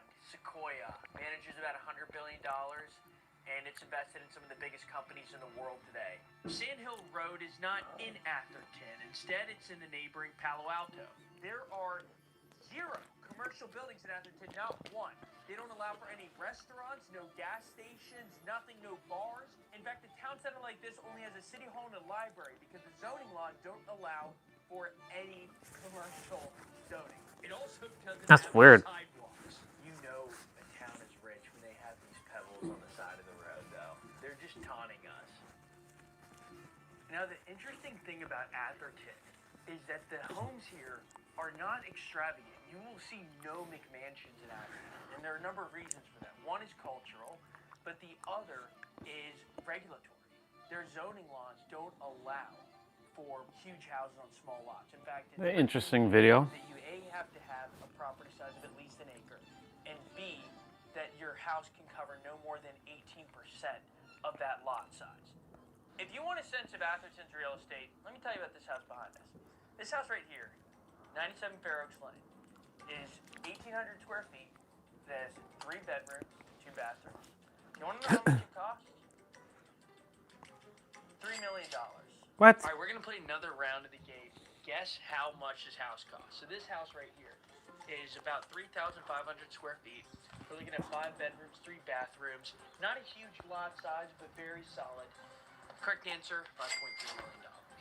Okay, the gate is now closed to this home, but we're going to take it up another level. By the way, we saw a Porsche drive up. Guess how much this house costs right here? So it is a 5-bedroom, 6-bath, 8,580 square foot home. And the price of this house 12. is $12.9 million. Hey. In 1998, a year after Amazon was founded, home prices here on average cost $1 million. Today, over $8 million. This is it. That house right there is worth $55 million. So this is the most expensive home for sale in Atherton right now. It's going for $55 million.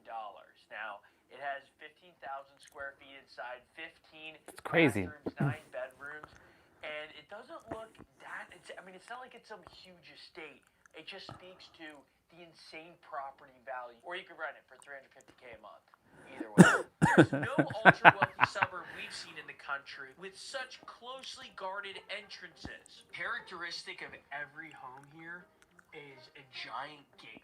And in this case, you also have to have a security code there. Look at this, another one. We're not cherry picking. All right, this is a perfect corner. Security code with the gate, security code with the gate, security code with the gate.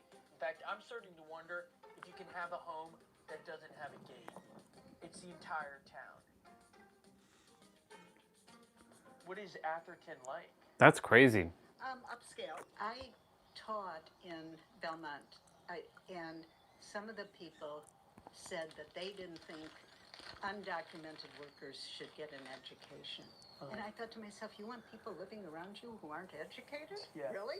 That's Yeah. your choice? Yeah. You would deny education to people living around you? Yeah. Because you educate people and then they turn out to be the Sergey Bergs. Yeah. And they start Google. Okay, so there's the 5 big tech companies. How many of them are immigrants started? And the 2 guys who dropped out of Stanford. Larry Page and Brent. Yeah. To start Google. Yeah, and they were my friend's student. He's still mad at them. Wow.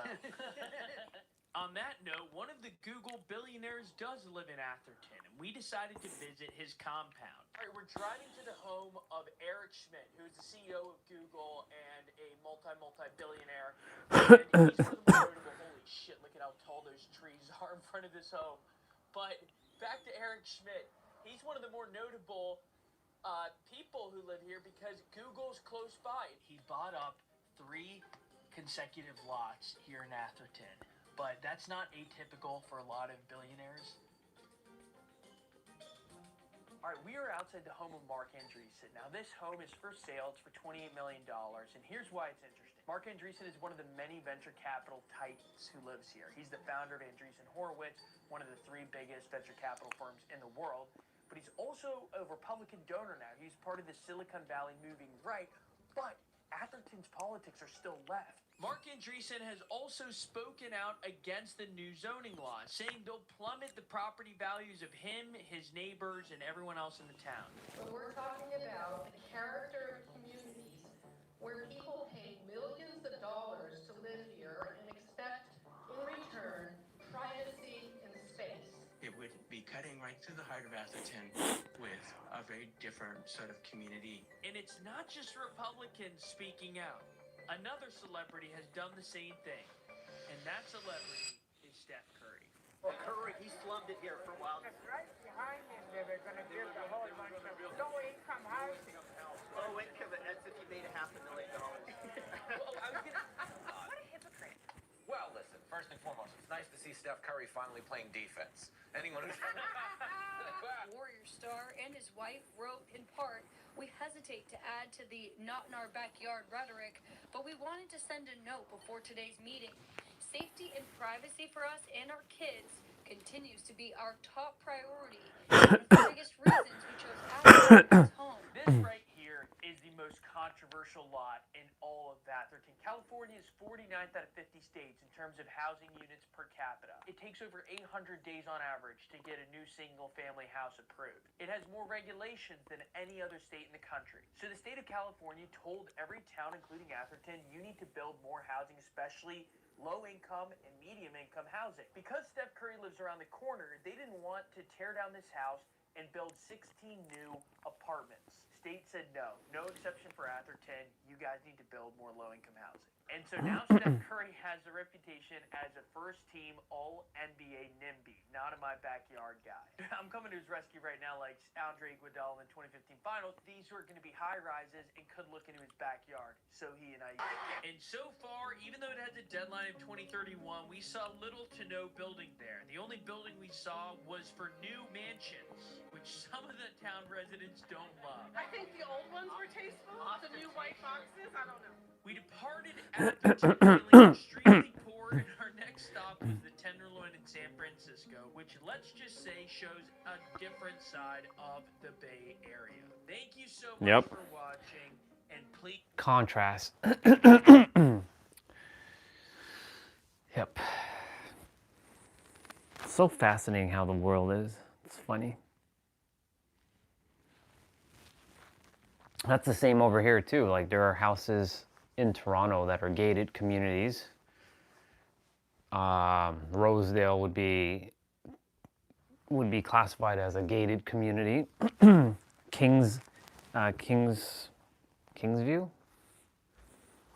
Wait. Kingsway. Kingsway is considered, I don't know how far Kingsway is. Alexa, How far is Kingsway from here? Kingsway is 506.9 kilometers away by car. No, that's not it.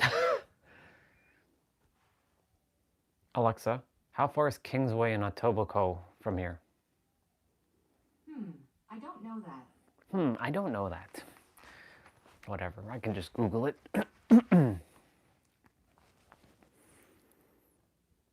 Interesting video popped up on my feed on that. Wrestlers who are reportedly nice versus rude. Liv Morgan is considered one of the nicest wrestlers in WWE. This isn't just my opinion. Many fans have shared their positive experiences with her. She's patient and friendly, often stopping at events to take photos and chat with fans. Liv is also very open about mental health, encouraging her followers to treat themselves with kindness. Honestly, Liv's genuine kindness makes her a fan favorite both in and out of the ring. Becky Lynch is often described as direct and not the easiest person to get along with. Many fans who've met her report a disappointing experience. When approached, she often appears indifferent and uninterested. Some fans even said she ignored their requests for photos or autographs. Teammates have also mentioned that she can Makes be hard sense. to work with under pressure. She's highly talented, but not exactly the most approachable person. Alexa Bliss is widely known for being kind and genuine. People backstage describe her as humble and patient. Many fans, including those I've talked to, say she's warm and compassionate, always making time to engage. She's especially loved by kids, often kneeling down to take pictures with her younger fans. Honestly, she's one of the nicest people I've ever seen. Wrestlers who are... Don't you just love AI voices? Everything's just AI, AI, AI.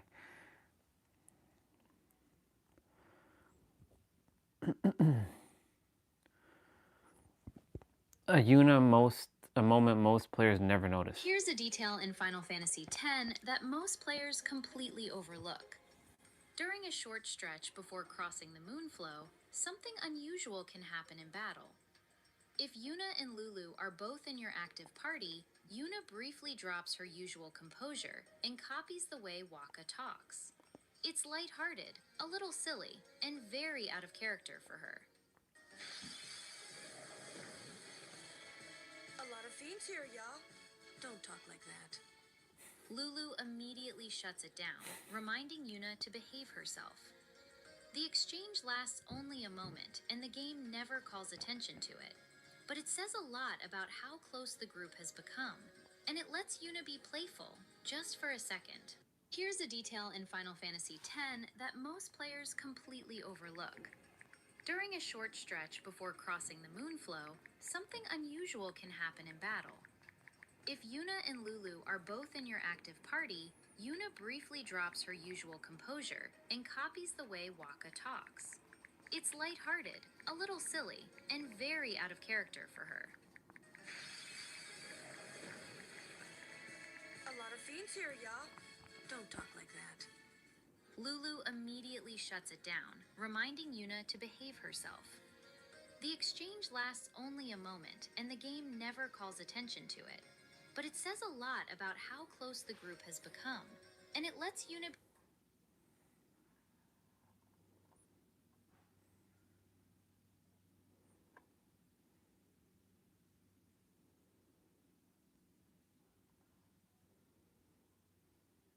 I'm not a millionaire, I'm a billionaire.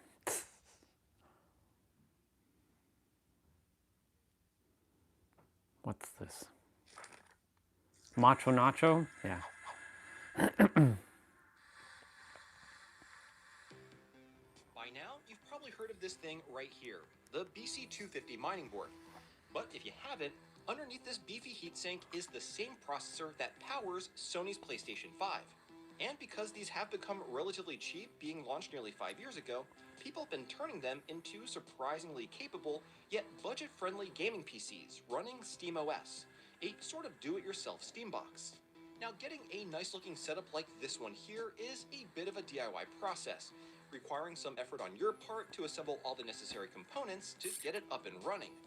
But what if I told you someone made this into a kit with everything you need that easily turns these boards into a very sleek desktop gaming rig that's super easy to put together, only requiring a screwdriver? Hey. Well, we're going to take a look at just that.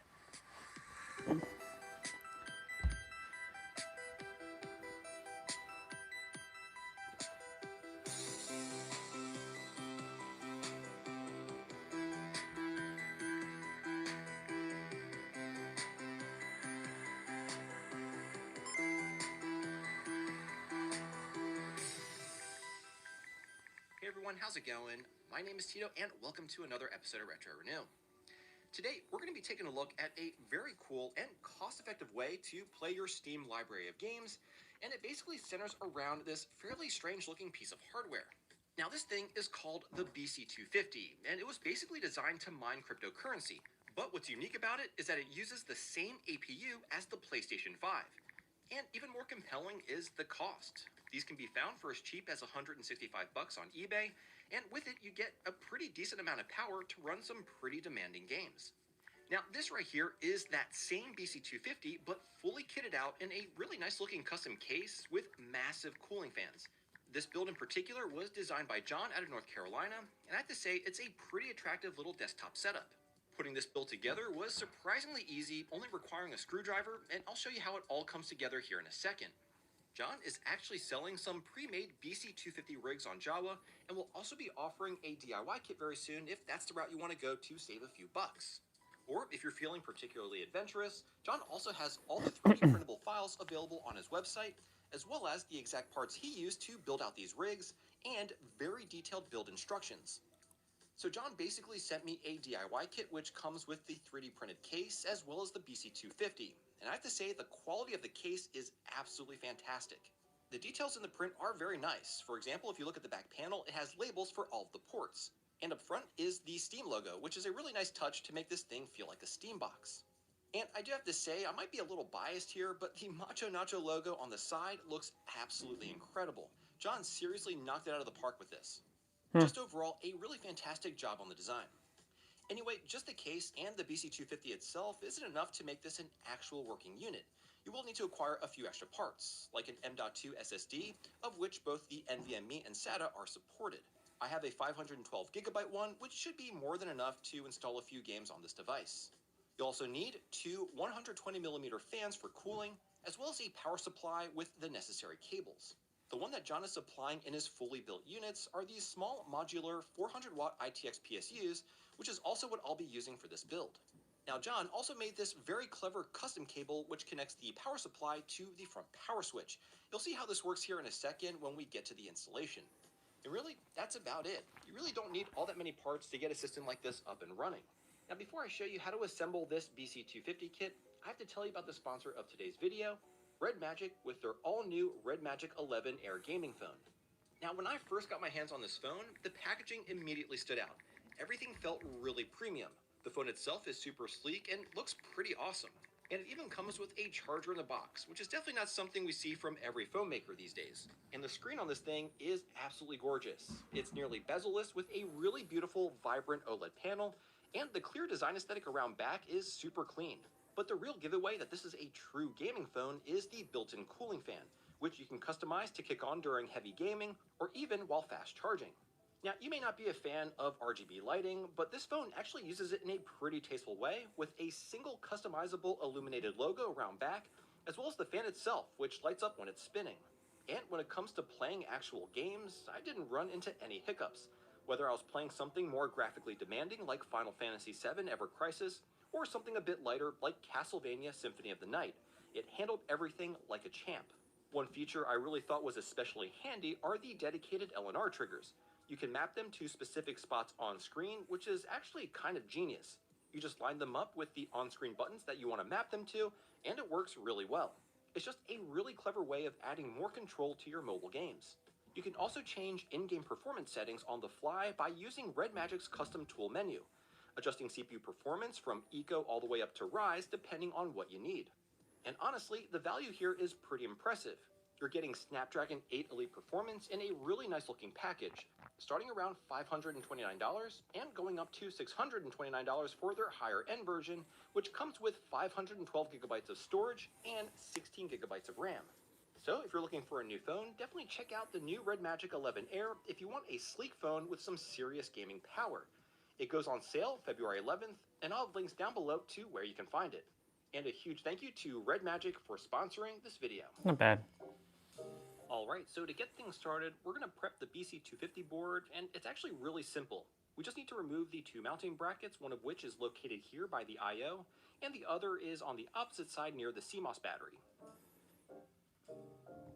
Once once those are out, you're going to want to make sure that these two jumpers are positioned like you see here on these two headers.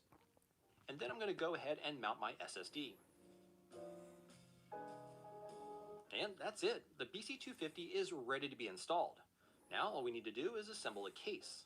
To start, I'm going to grab the bottom and backside panel, which the BC250 will be mounted to, and then snap them together. And just a bit of warning here, the interlocking tabs are really tight to snap together, so it does take a considerable amount of force. But once they're together, they should freely pivot like so. Next, we can attach the rear panel, and just ignore these feet here, which I accidentally installed first, but I'll get to them in a second. The rear panel is just attached with 3 screws, so we'll go ahead and fasten them.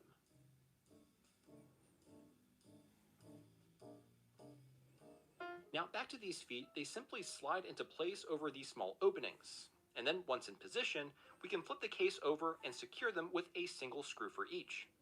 The cool thing about these feet is that they actually slide and double as a locking mechanism for the side panel, which is pretty clever. I'll show you exactly how this works once the build is finished. Now we're going to prep the power supply, and again, it's very simple. Just grab the PCIe 6+2 cable and connect it here to the power supply. And then grab the custom power switch cable, which plugs to the 14-pin connector here. And as you can see, this is a custom 3D printed plug that bridges the 2 pins needed to turn the power supply on and off. This piece will be included in the DIY kit and really makes it a pretty clean install. Now we can place the power supply inside of the case and secure it to the rear panel with 3 screws.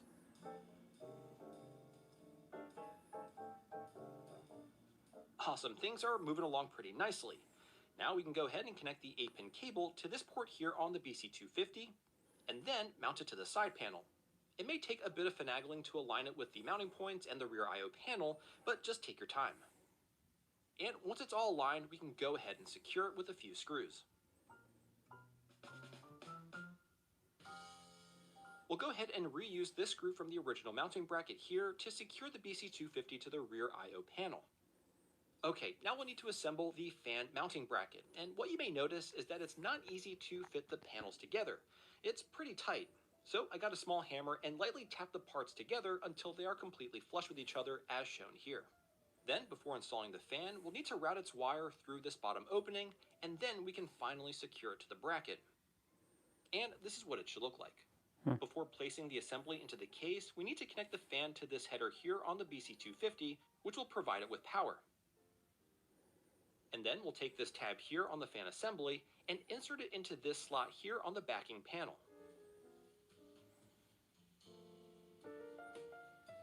And once it's fully seated in there, we can move our attention to the front panel. We'll start by installing another fan mounting bracket here, which I also use the hammer to get it nice and flush. I then grab the included power switch and press it into this opening. Then I connected the power switch cable, which is coming from the power supply, to the switch. Now, before we install the front panel to the case, ensure that this slot is aligned with the ledge on the fan assembly. They basically slot together.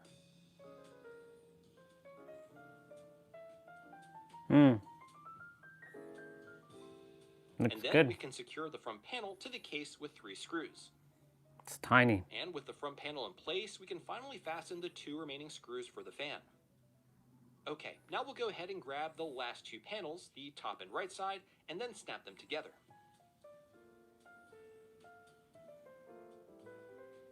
I like the music. It's very, very peaceful.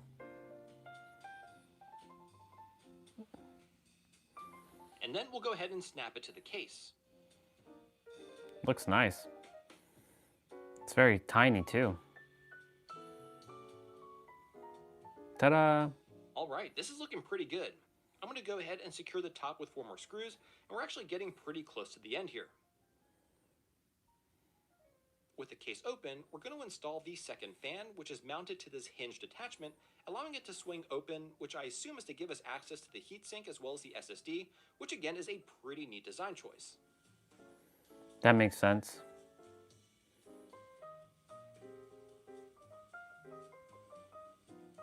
Now, just daisy chain this fan to the other one, then tuck the extra wiring into this nice little cubby area to keep everything neat and out of the way. Then close the case and lock it shut with the 2 sliding feet. Ah. And there there you have it. Our BC250 gaming rig is fully assembled and ready to go. So overall, a really simple build process. Now, I didn't It's go not over bad. how to update the BIOS on the BC250, or how to install BAANDIT, which is the Linux operating system we'll be running SteamOS on, but definitely refer to John's website, which gives very clear, easy to follow instructions. I personally had no issues following them at all. Now, as someone who mostly games on consoles, I actually don't have a gaming PC. I usually play my Steam library on the Steam Deck, but something like this gives me the ability to play my PC games on the big screen, and it actually fits in pretty nicely in my living room setup. Plus, having the ability to pair wireless controllers really gives us perhaps a taste of what the Steam box will be like. And for those of you that prefer it, you can of course use a keyboard and mouse. Anyway, now that we have the BC250 rig up and running, let's take a look at its features and what this thing can do performance-wise. So when it comes to the features, there's honestly not a whole lot to go over. The case gives you pretty easy access to the internals with this hinge door that swings open, which you'll see comes in handy in a bit, but aside from that, it's basically like a very small desktop PC. You got your I/O around back, a convenient power button up front, two massive fans, one of which pivots out of the way for additional access, and that's pretty much it. What really matters here is the performance. Once you've got Steam up and running, it's just a matter of installing your games. I use the Ethernet port around back to download everything as quickly as possible, but you can also use a Wi-Fi dongle if you want to go wireless. I'd actually also really recommend getting one of those since it also has Bluetooth integrated, which makes pairing wireless controllers to the BC250 really easy. Another thing worth installing is the GPU governor. This lets the GPU dynamically scale between 1000 and 2000 MHz depending on the load on the system, instead of being at the constant 1500 MHz, which was stock. So you basically get more performance when you need it, and lower power draw and less heat when you don't. John has a guide for setting that up on his website, and it's honestly pretty simple to do, and I strongly recommend doing it. And as for actual gameplay, I've been playing a bunch of different titles, and for the most part, they run really well. Resident Evil 2, for example, holds a steady 60 frames per second at 1080p on fairly high settings, and it honestly looks really great. Resident Evil Remake also ran flawlessly, though that's obviously a much less demanding game.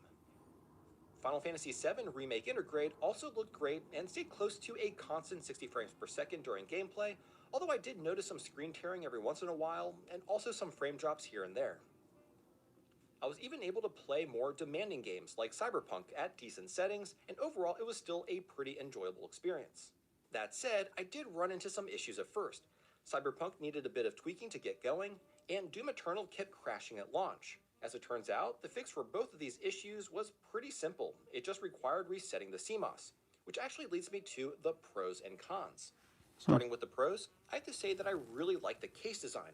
It's straightforward to build, and it also gives you access to the components without feeling like you have to completely tear the thing apart every time you want to change something. Exactly. For example, like I alluded to previously, getting to the CMOS battery jumper to reset it was as simple as undoing a couple screws, and the whole case opens up, giving me easy access right away.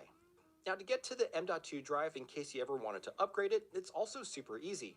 The fan mount allows you to swing it out of the way to get access to the SSD really easily.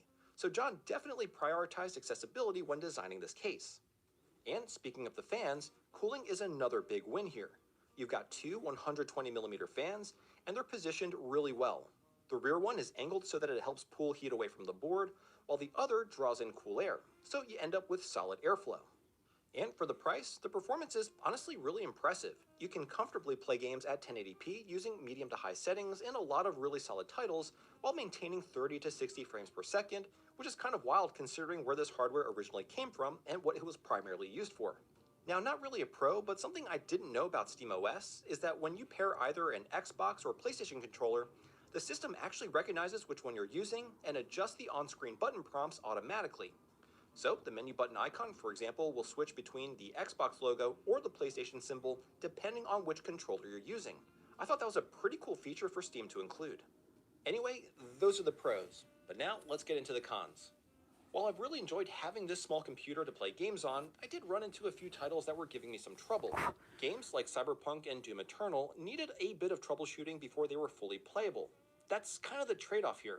Because this is a DIY setup running SteamOS on hardware it wasn't originally designed for, you should expect to be a little more hands-on compared to something like probably the official Steam box, where everything will be fully optimized out of the gate. So yeah, the setup does take a bit of tinkering here and there, but that's also part of the nature of projects like this. That said, when you look at the value, it's honestly pretty hard to beat. These BC250 boards can be found online for around $160, which is kind of wild considering the level of performance you can squeeze out of them. Upgradability, though, is pretty limited. You can swap out the SSD, but things like the RAM and all the other core hardware components are fixed. Let's see. Jawa.gg.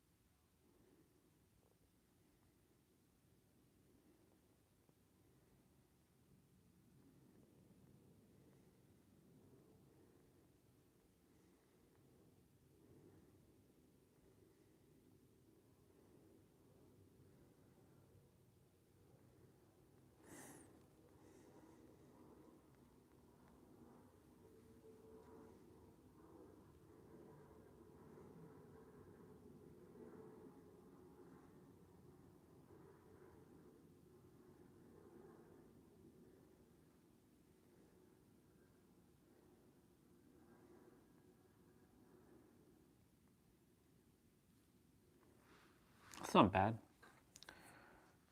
Like everything is like,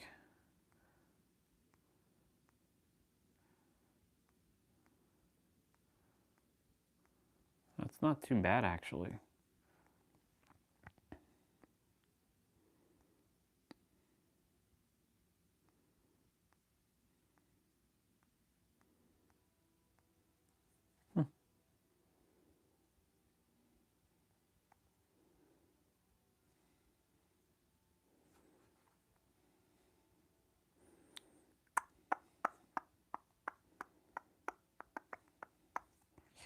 Do do do do do do do.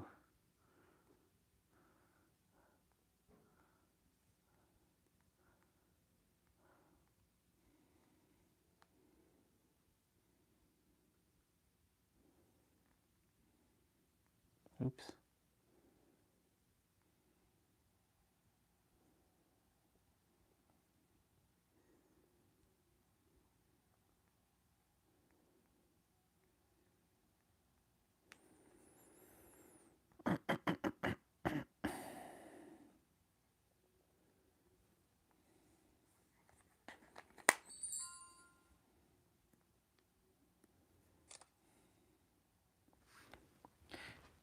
You're the only one who has put what you desire on a pedestal, and that's the only reason it's there.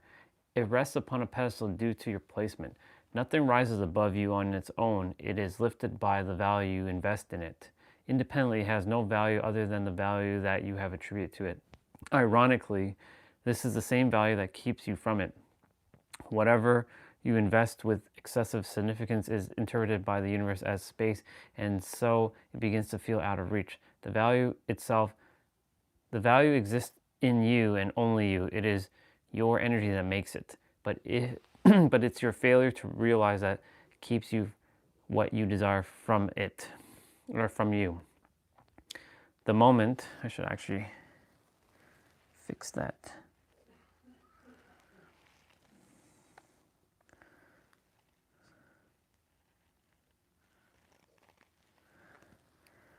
The moment you withdraw the meaning you've given it, what you desire returns to equal ground. The secret frequency is not of needing.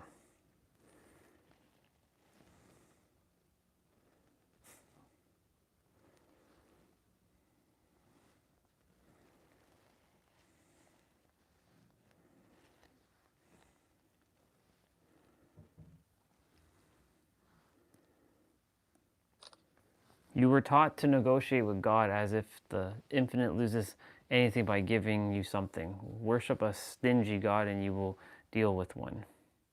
Yep, that's also another bar.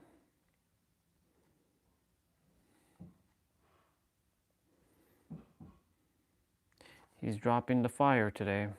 So before working with Nero, my business was at about $50 million, and Yeah, I don't give about you.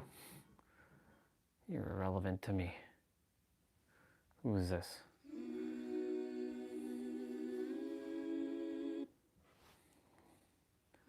Who the hell is this?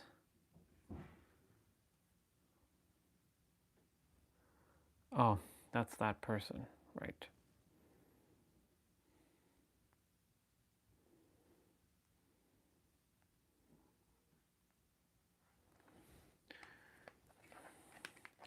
Well, hello, look at this.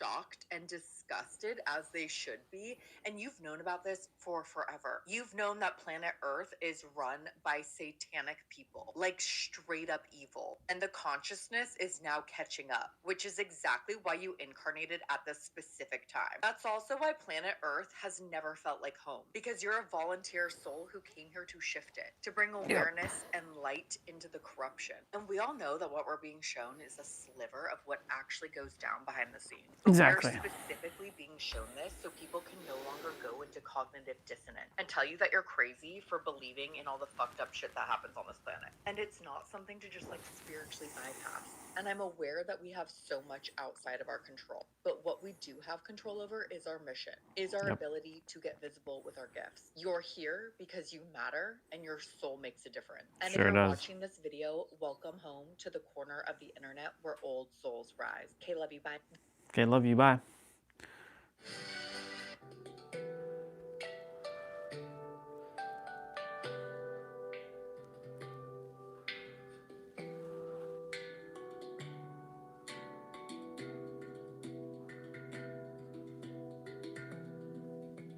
Hand pans.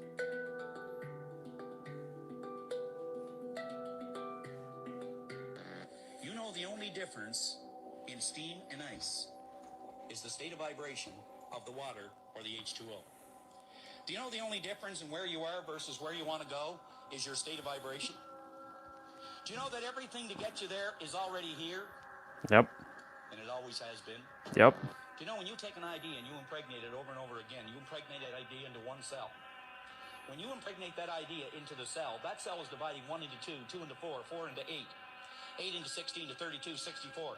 And the process goes on at the rate of 50,000 cells per second. It's true. And the more and more you act on it, even though you don't feel good about it, but you work with the idea, you start to develop this change in vibration. But what is really happening is you're impregnating the cells with the characteristic or the idea.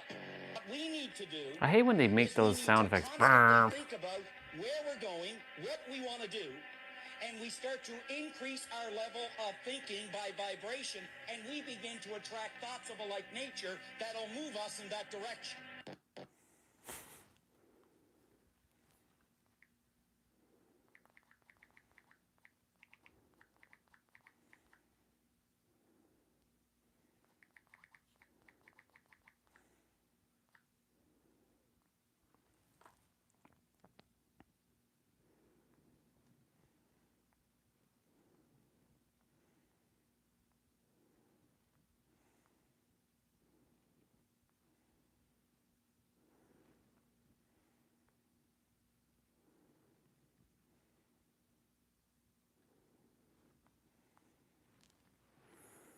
Funny how I was talking about the cells earlier.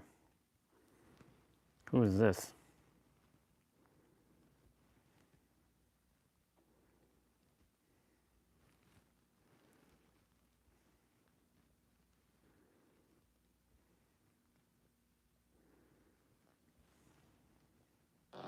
You know the only difference. Souls are starting to find me little by little.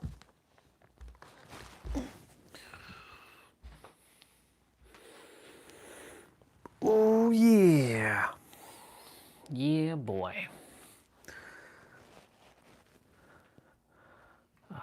Let's do that. Perfect.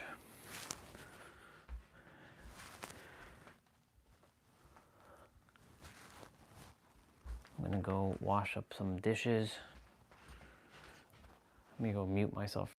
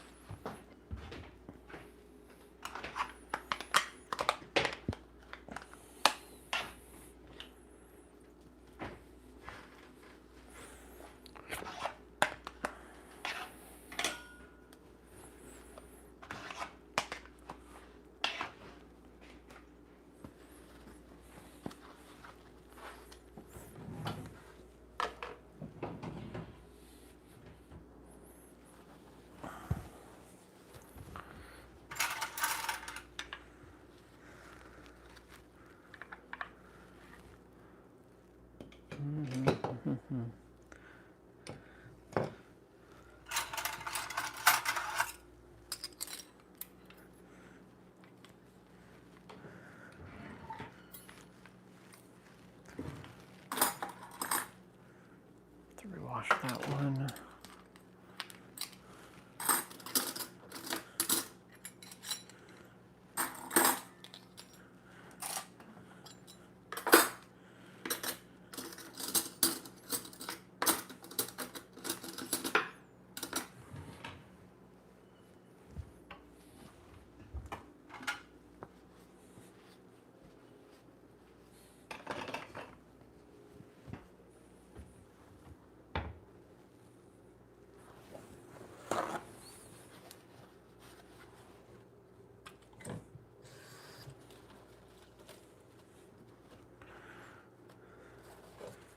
Just cleaning up, y'all.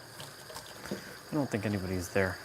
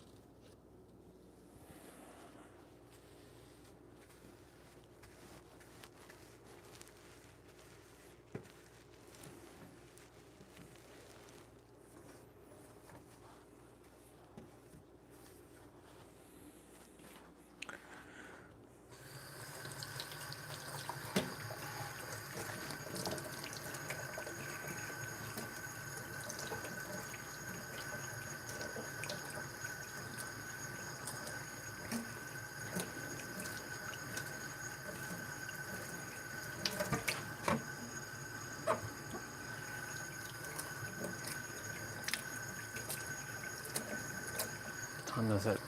12:33.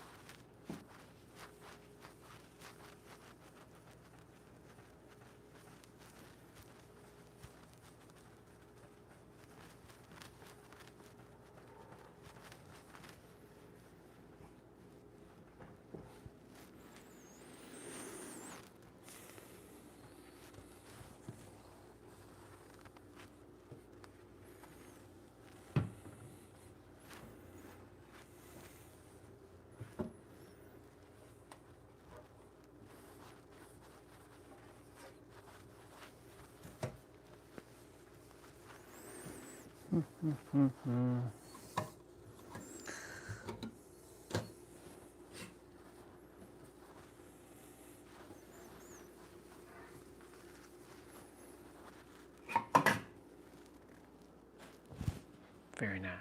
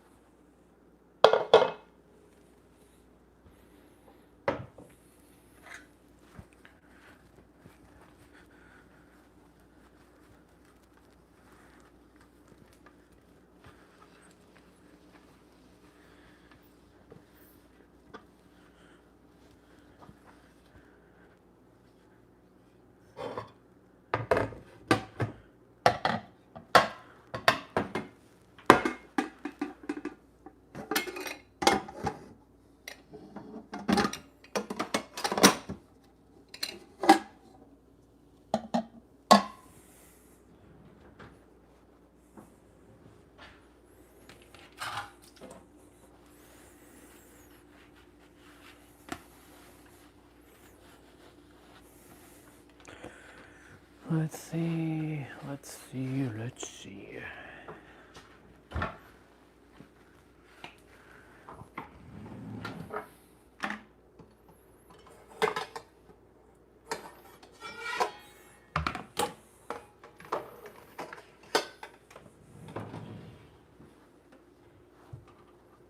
Time's ticking, world. Time is ticking. Time is ticking.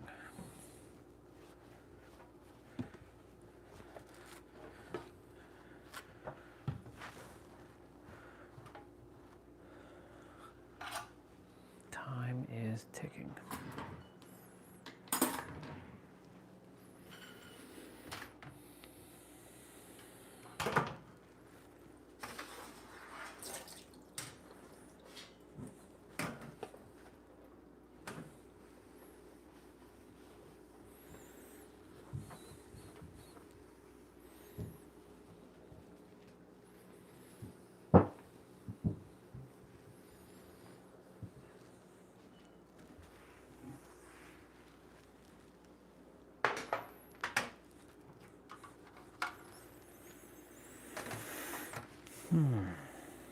Perfect.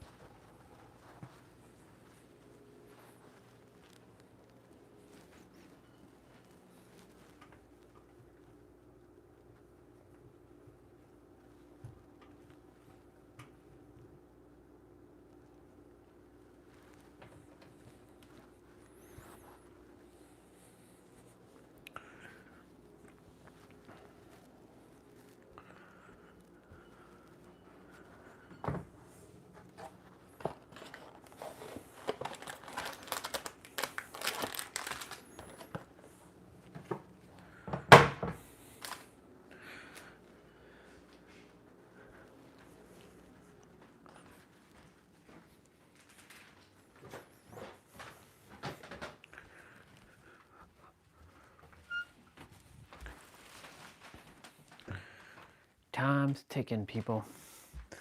Time is ticking.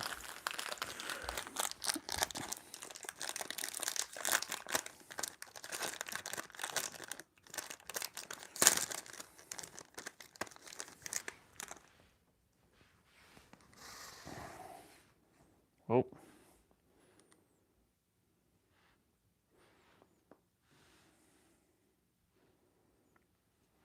Oh my goodness.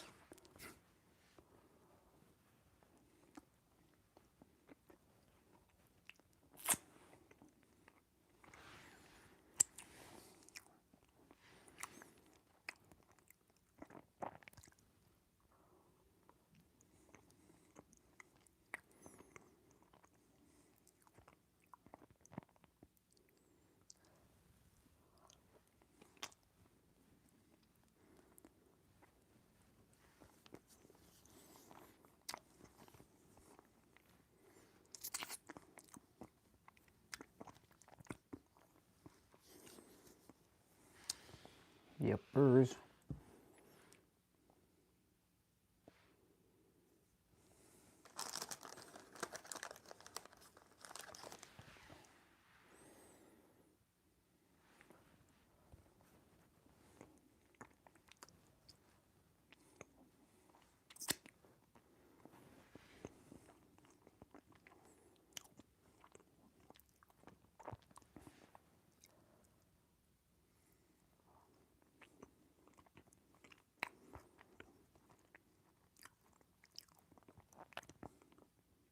Oh my.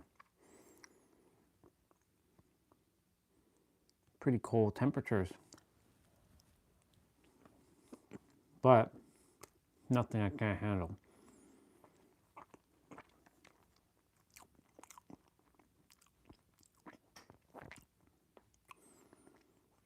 It's nothing I can't handle.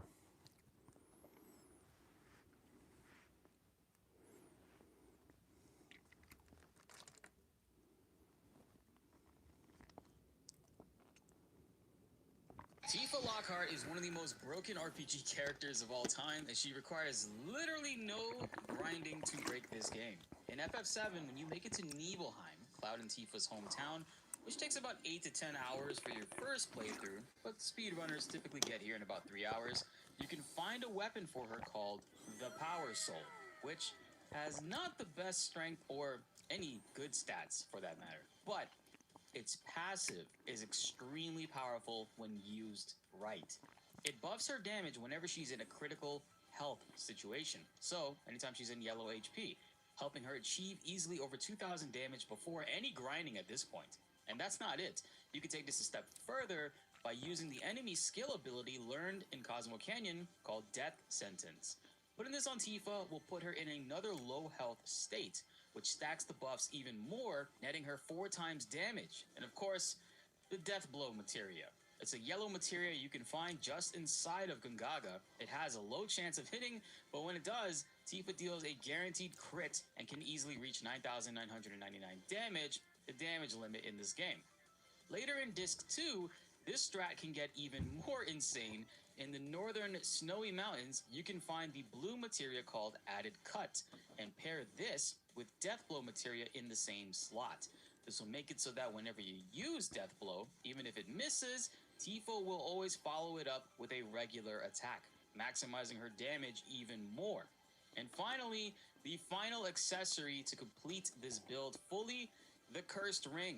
When you get to Mideel, you can find this in the building on the top right after you complete the mini side quest for this door. Equipping this always puts Tifa in a death sentence, so you no longer need to use enemy skill, and it streamlines this whole entire setup, making her into a deadly machine in Final Fantasy VII. There are plenty more characters that are broken in this game, but Tifa is the one that you can break the game with the earliest and the fastest with zero grinding whatsoever, and is a major reason why speedrunners use her constantly in every party combination. The full video for this goes in major detail on how to achieve all of this and where exactly to find these. Click the link on the bottom left of the screen or pinned in the comments to check it out.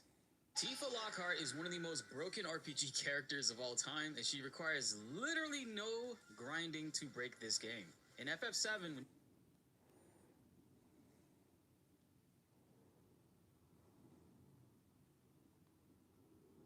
Shit. Ots,やばい。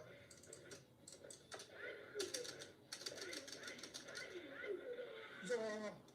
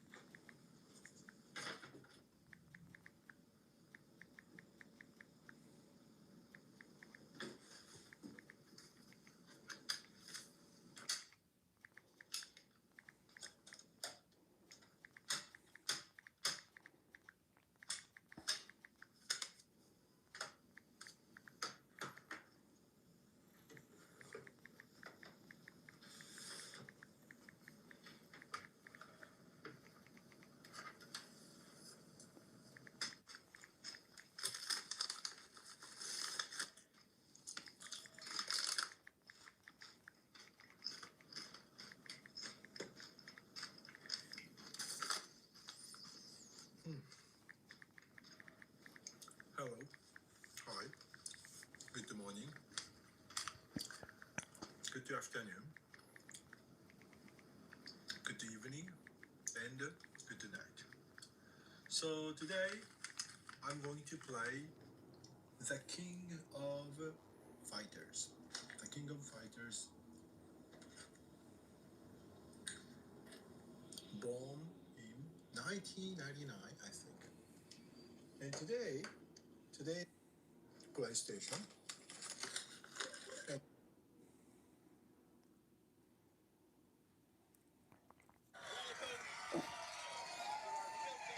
We're happy to have you here, and thank you for joining us on our home on the American Broadcasting Company, ABC. Disgusting enough, he made it worse. You mentioned Renee Good and Alex Preddy not being angels. Do you think any of that justified what happened to them, though? No, I don't. It should have not happened. It was a very sad, to me, it was a very sad incident, 2 incidents. The Clintons are being hauled in. I don't want to be seeing that anymore. Already, that's enough. That's enough. Wait. Brittany Murphy. Wait, she's. I smile a lot.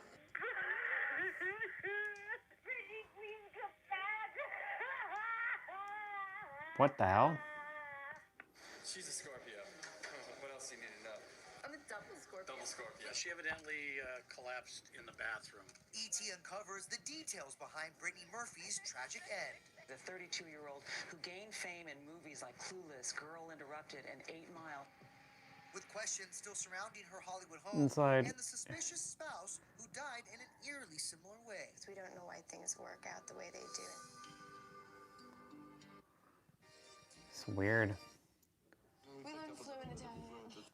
Years. Her King of the Hill family included Brittany, but so it's Brittany's sudden death still hits hard. Her co-stars remember how she lived. I didn't even know she left. What the fuck? Huh.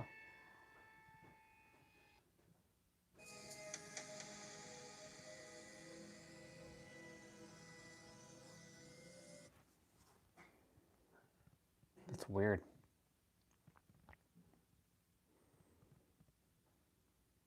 Today, we are going to fix the biggest problem with the PS5. I know that looks are subjective, but to say the styling of the PS5 is controversial would be generous, to say the least. And really, you could say the same thing about the PS5 Pro and the Slim as well. So today, we are going to completely re-engineer this system to make it. It was good to go. So I used some business cards to set the gap. Then the tape held the panel in place temporarily while I screwed it permanently in place through the front intake. This locks everything together and creates a nice tight seal. And then we have our motherboard. What the hell is he doing? Is well within spec, even after the system has been running for a long time. You can really see that new cooling system putting in work too. It's just dumping heat out of the front of the case, and the entire... Hey. What if I put this down and I go get him? Can I go get him? Think about it. Just think about it. Think about it. We got time. I can? Yeah? I'm trusting you. I'm trusting you. But you know what? You gotta get that win, though. Trust me. Oh my God! I was just trolling. I didn't think I was actually gonna get it. Bro, she vaulted and sped up. Look. Look. Vault.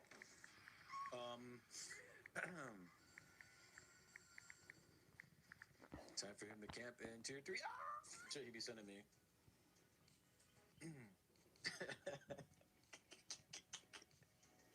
Oh man, if you don't get the fuck out my inbox, bro, with this bullshit.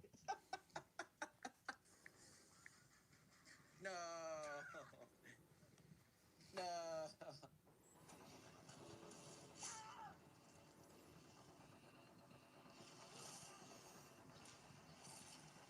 Integrity, 78%.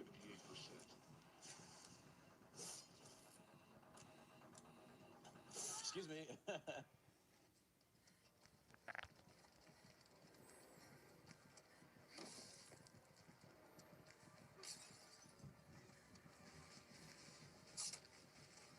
Oh, he swung on that one early. Whoa. What the fuck? How? You can't be fucking real. Let's put it to like half. Y'all saw that, right? Am I still coping or what? All right, hold on. Where was it? Watch this. Just watch. It could have been lag, but it looks like speed hacks. It looks like speed hacks. I've played so many cheaters in this game, bro. Nah, she's cheating, bro. That's not lag. Nah, we don't need a poll, bro. That's not lag. I got cooked this game. I got shit on Good Survivors, but nah, she's cheating. No, he baited me. No, he baited me. You fucking bitch. Steve, please. Oh, he DC'd. That was the fastest DC I've ever seen in my fucking life.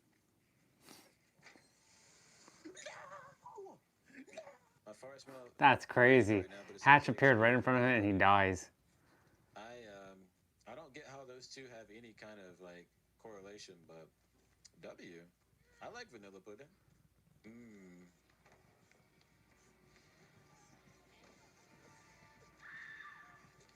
Move, move, move. Oh my God. Let's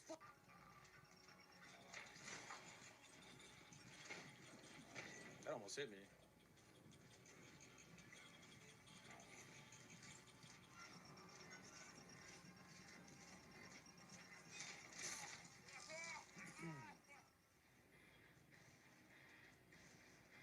Interesting.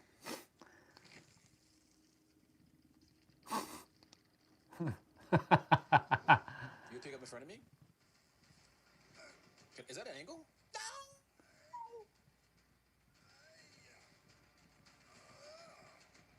He walked back into it! He walked back into it! He walked back into it!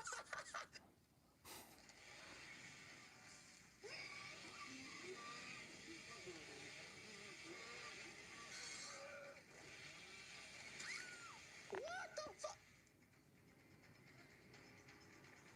Damn, Bubba. Alright, that was a spin fake. Let's do the back fake this time. Let's see if it works. It worked. Okay. Now we do the hand fake. Alright, that worked too. Now we actually drop it. Die! Did you know that if I'm on top of you like this, like precisely on top of you like this, I take priority over you when they're picking? I hope you're right. I hope you're right. I am. Just like. Okay. Just pay attention. Did you fix? No! Didn't work. Ooh, the knight. I was not expecting him to teleport to me like a nurse, but here he is. Oh, he's cheating! He's cheating! What is he doing? Bro is fucking that rock up. Oh, wait a minute, what you doing up there? Oh my God! Whoa. It could be nowhere to hide. Oh my God. Look. Yep.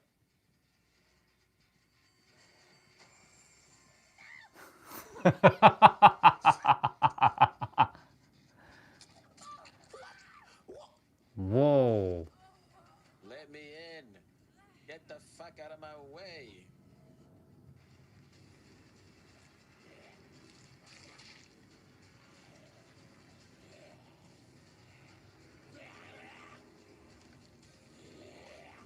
I'm using the zombie. I'm using the zombie to my advantage.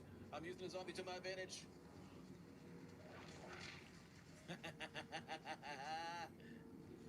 Get him, Frank. Get him, Frank. Get him, Frank. Get him, Frank. Talk about Frank. That's crazy.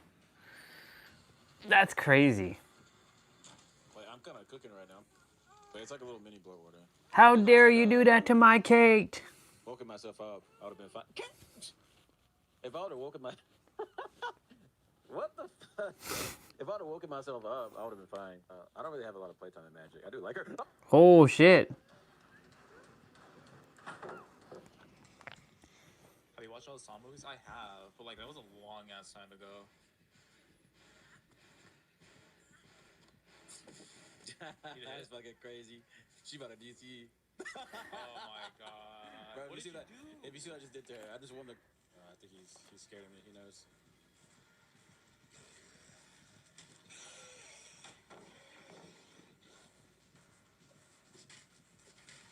That's crazy.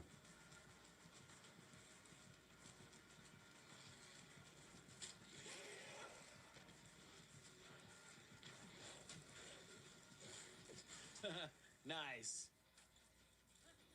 Well, reset. I can reset you if you want to. The fuck, my... Oh.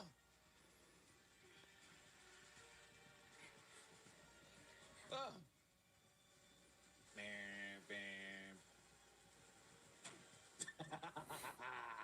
Urindo tech, Reno. Urindo tech. Urindo tech. I'm dead. Oh. Not yet. My window has been blocked. My day's been ruined. Look.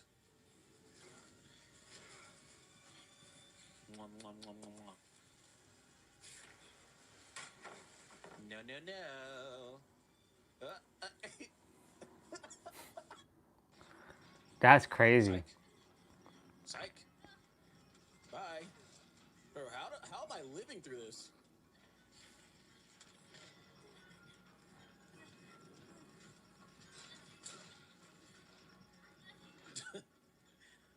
I am too strong for the lag. The lag can't stop me. Look, I'm speeding up. Look at him speeding up. Okay, I lied. The lag is too strong for me. He got me, though. He got me. That's regressing. What the fuck?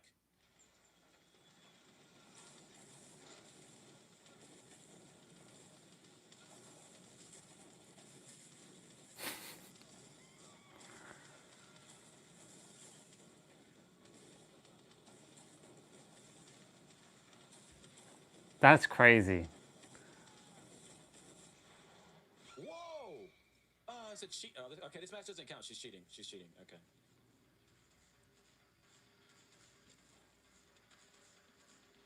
That's And you still get hit. You're that fucking shit. Yeah, they haven't brought it back, so I don't know if they will. Sprint bursts away. Do I go around and pretend I'm leaving? Come back? Get the save? Run away? Love that Meg. We love Bams. Hi, Bams. Bye, Bams. Jen.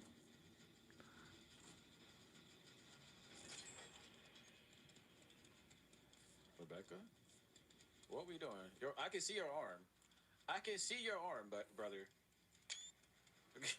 You're not hiding from. You're not fooling nobody. I always lag when Freddy's near me. It's really annoying. He's gonna go back to the window, isn't he?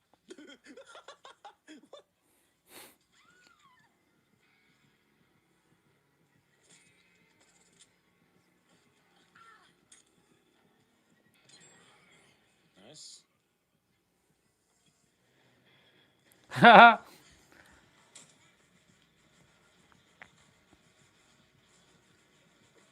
Oh my god. Wait, I just saw him drop down. Wait! Did I not just see him drop down? What the fuck? Look at that. Oh! Hold him, please. This person's just crouching down here in the corner, bro. Look at him. So that's something to keep in mind. She is not weak in any sense.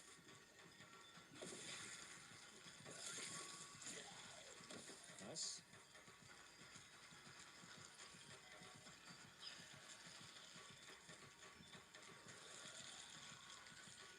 Nice. I picked up the mushroom. No, that's a free flashlight save if I didn't pick up the fucking mushroom.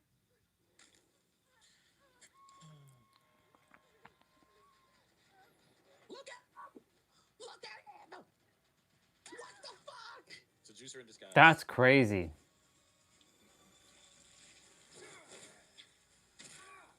So it's like deja vu. What the fuck? Well, now you just lose. You dropped it too early.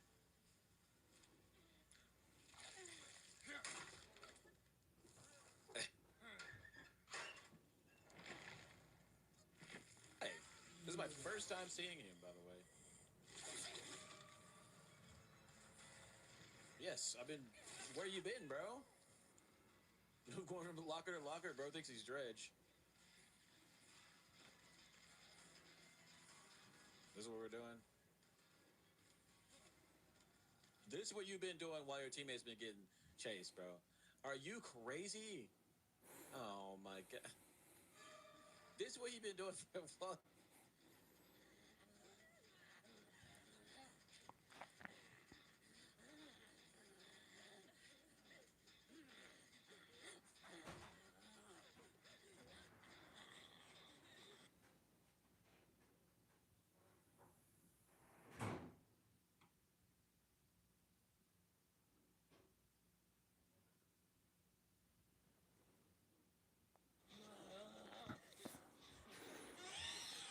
You see how that works? That's crazy. See, when you play against Victor, where is she? When you play against Victor, you want to play very, very small loops, like very small objects. It's it's cute in a terrible, ugly, horrible kind of way.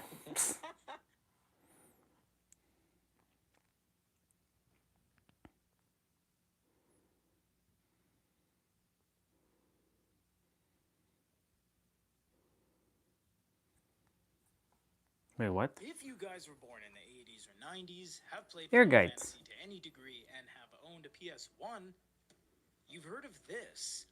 This was a weird Final Fantasy fighting game called Guys. Okay, to be fair, had really nothing to do at its core with Final Fantasy. In fact, the one-player mode was a very weird oddity that didn't really play like any sort of Final Fantasy game. Limited edition case, because you'll never find Guys in that type of case. It'll always look like the regular game case. So we have Guys here without any sort of art whatsoever. Just the... Wow, this thing is freaking mint. This thing is untouched. I don't see a single scratch on this thing. That's crazy, man. This thing was very expensive to get, by the way. This is near $100 just to buy into this thing for this video. In here is a limited edition figure of a character that wasn't technically even in Final Fantasy VII as a base requirement for playing the game. He's an optional character. Not this mint. It was, everything is completely flat. The art is flat. The jewel... 400 consoles on one TV. What the hell? I have so many. Holy shit. After a while, I noticed that I have a big stock of gaming consoles Jesus. that I couldn't play. The TV port. Oh my god, what the hell? Everything here. Okay. Once I turn on. Yo, whoa, whoa, whoa, whoa. It will come directly. All the consoles the same. Everything. Xbox Series. Even PlayStation 5. You can see here Nintendo What the Switch, fuck? the OLED model, the latest. Nintendo Wii U, Nintendo 64. I use a converter here. He's got a Dex drive too for that one? Crazy. I have PlayStation here, PlayStation 1, PlayStation 2. So PlayStation 1, it's RCA number 2, and it is number 1. And he remembers all this? Damn. Another one, RCA number 3. This is crazy. Which is Neo Geo. Neo Geo. Super Nintendo. He actually has a fucking screen, like a document. Gaming console of all time. Number 1. Always. Forever. Sega Genesis. Oh, get out of here. If I want to reach 444, I need to use the whole room. So I have different areas for minis. Each one includes 8 games. 8 for computer. That is...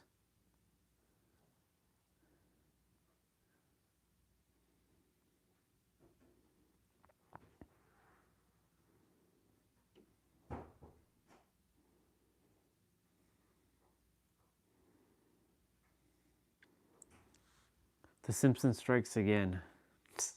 What's this? I have reoccurring flashbacks to a nightmarish past. That's funny, because I have reoccurring flash forwards to a nightmarish future.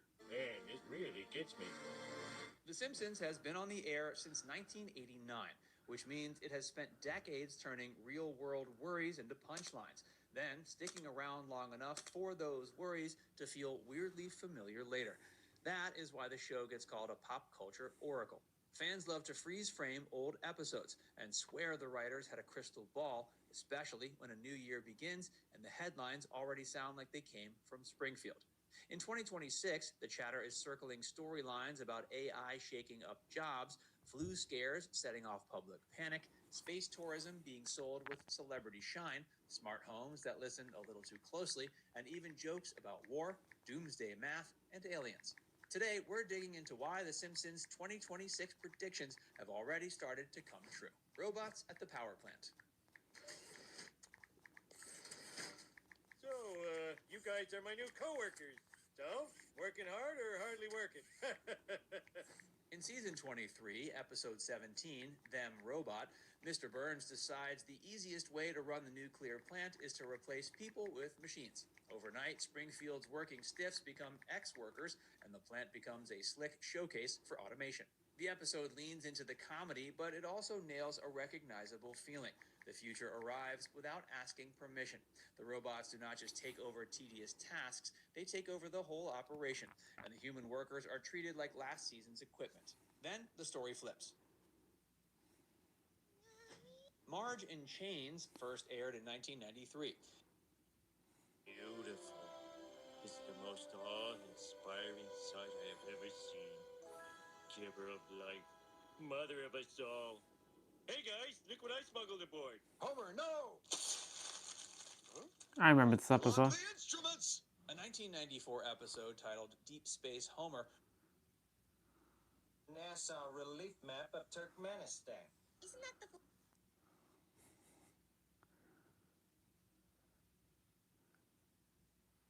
She has an engagement? What? Welcome back to the show. I really love you. Has Yeah, I know, yeah. First of all, we have some very happy news that I wanted to discuss here, but you want to clarify something before we get into it. I do. There's been some confusion. There's some confusion. It's going around that my guy Van Hunt, I've been dating him now for almost 6 years. Yes, There's I know some him. He's great. confusion. He is great, right? Yeah. There's no.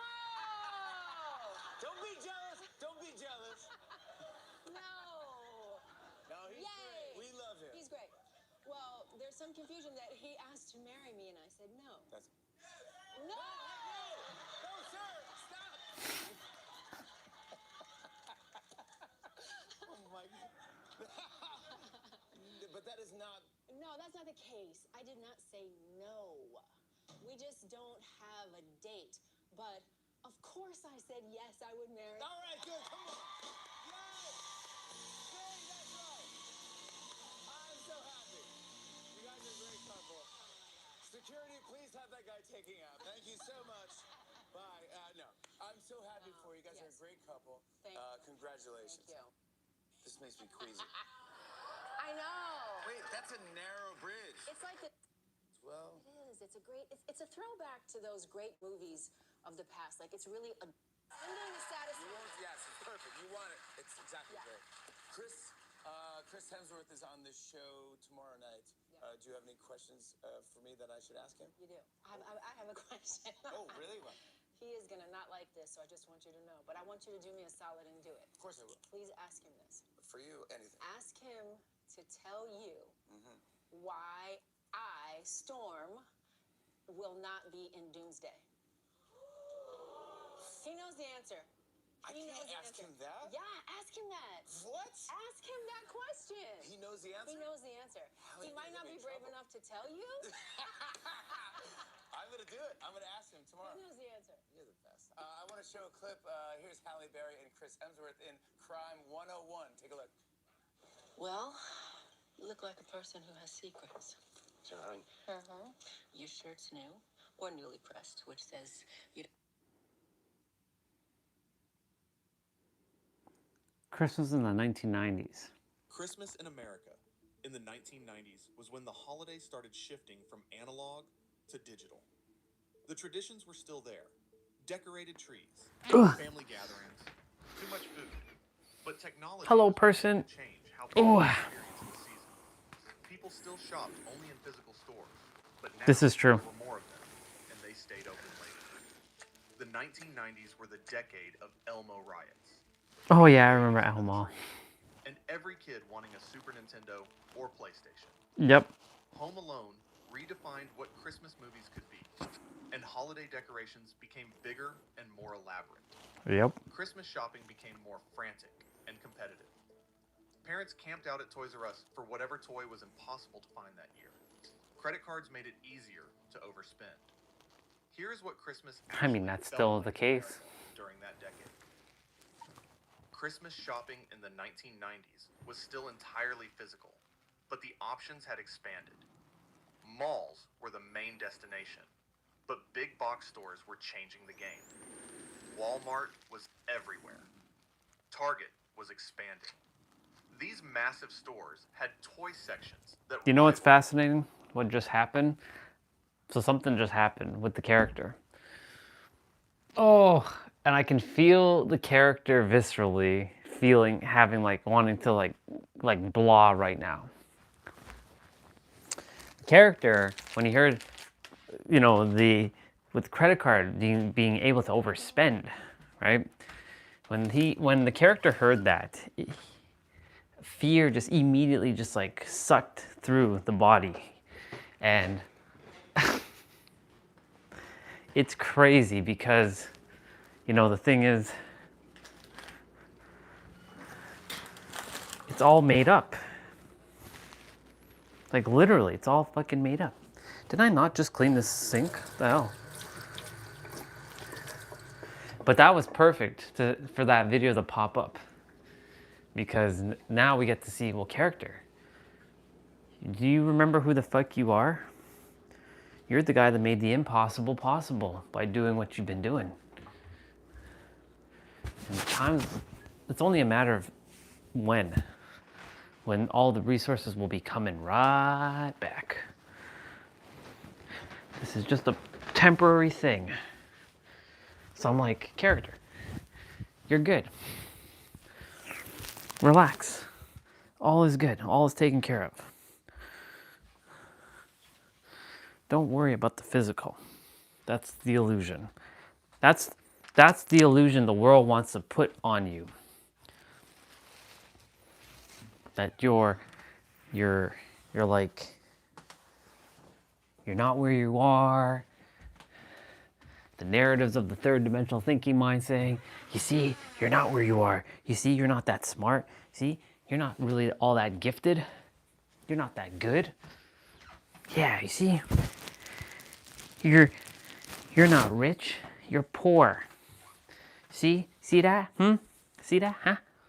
Do you see that? That's what the mind is throwing into the body. It's dumping a bunch of unnecessary bullshit into the body right now. And I get to look at this, and I'm just like, and I'm stopping the mind right away. I'm like, I see you. I see what you're doing. It's hilarious.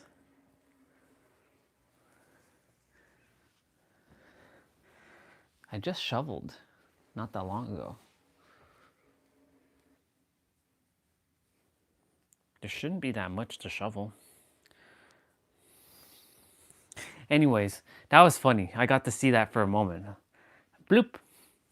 I felt that immediate, like, ooh, a sensation just like came through, and I was like, well, that was interesting. Do you see how the mind can just take something and just like turn it into some sort of chaos? So right now the feeling is still going through the body, but, or I should say, however,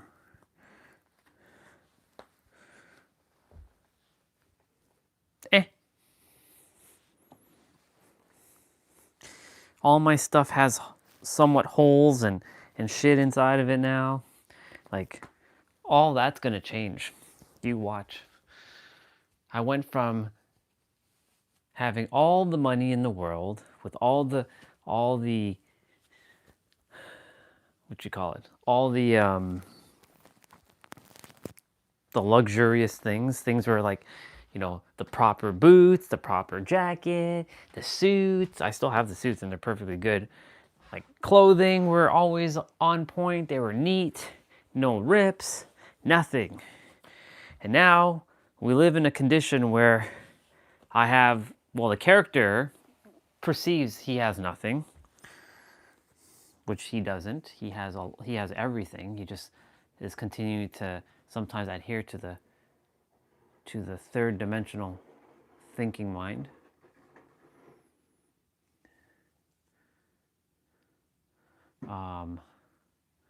And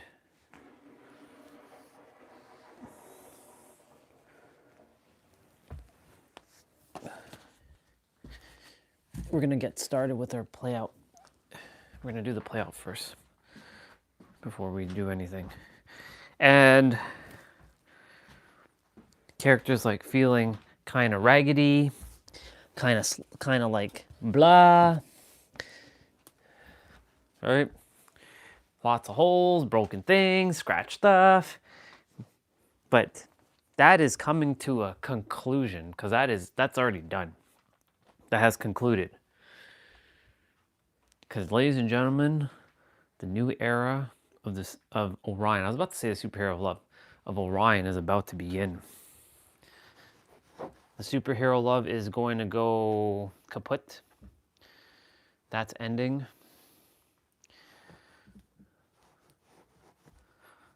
All things are going to be settled and finalized. It was 1:17 as I said that, just so you all know. It was literally 1:17 when I said the conclusion and the new of Orion is beginning, because I just see it's 1:18. That's pretty fucking badass.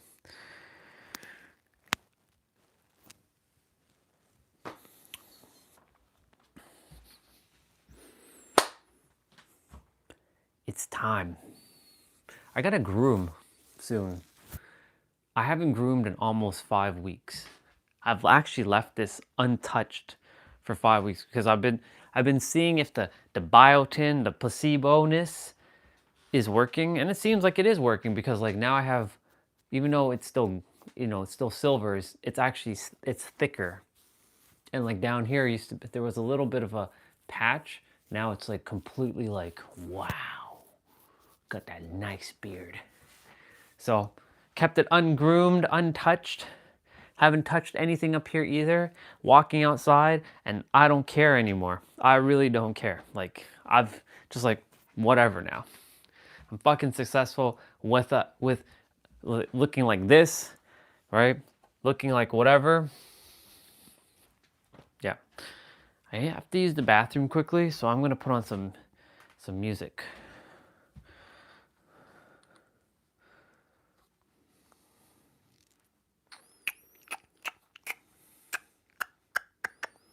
What do we listen to? Piano music?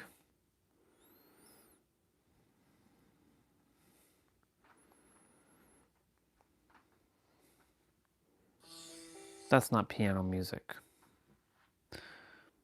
That's not piano music.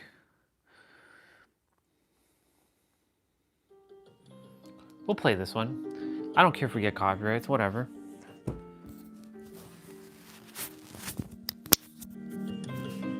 I'll be back.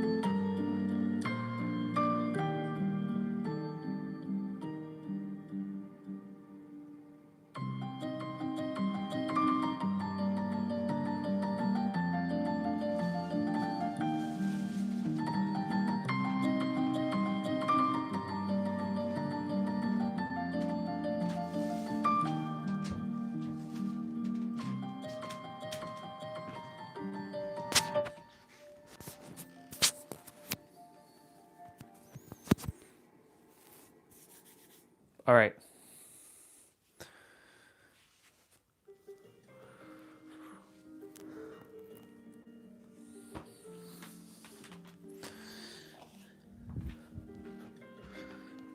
Character was having a little bit of a,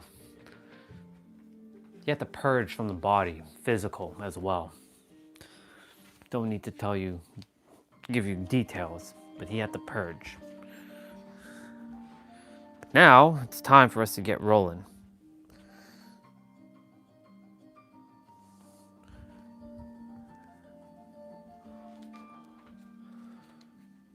I'm glad my dad, he went back outside to, you know, hang out, listen to music, not go to sleep. Otherwise I'd have to mute myself a bit, quiet myself.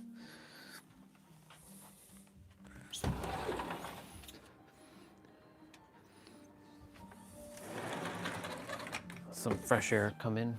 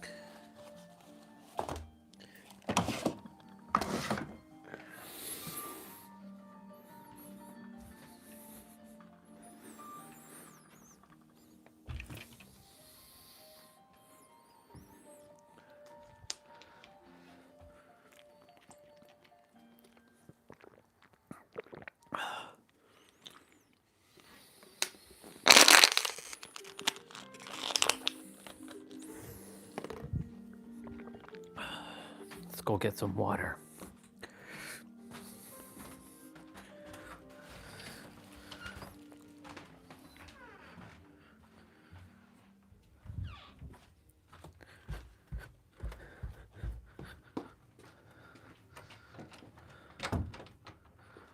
I saw my brother come home at like, or I heard my brother come home at like 4:30 or some shit like that this morning. I'm like, where the hell was he? Where did he go? Like I saw him yesterday when he was leaving. I'm like, where the hell did he go? Hey, that's smart. They did that. That's cool. They put it to the side of the. Ah. They made it cooler. They made it interesting. They're using all my stuff that I've left for them here, but they've organized it. They've organized it well enough. It's just cool.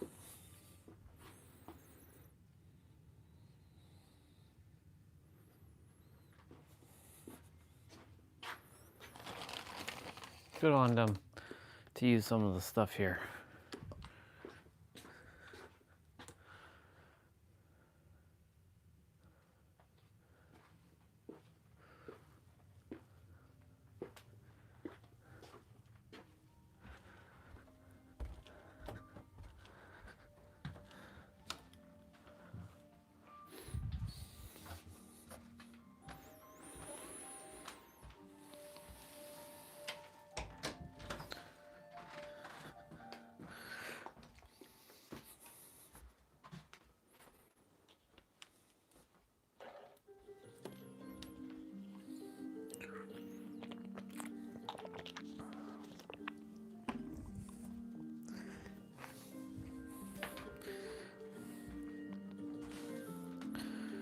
Let's get the main quest done. Main and side quests. Let's go.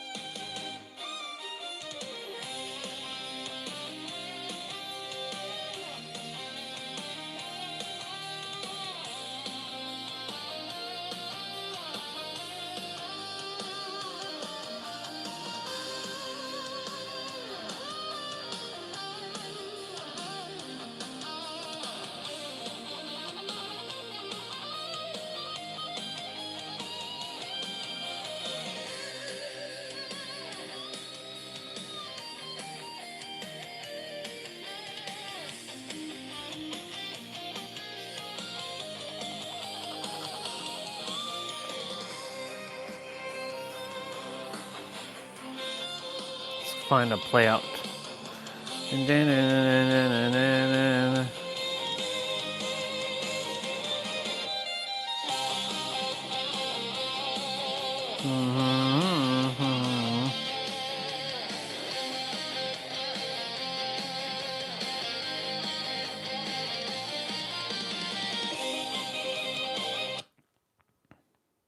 This most dangerous game, as they referred to it, was a matter of human hunting.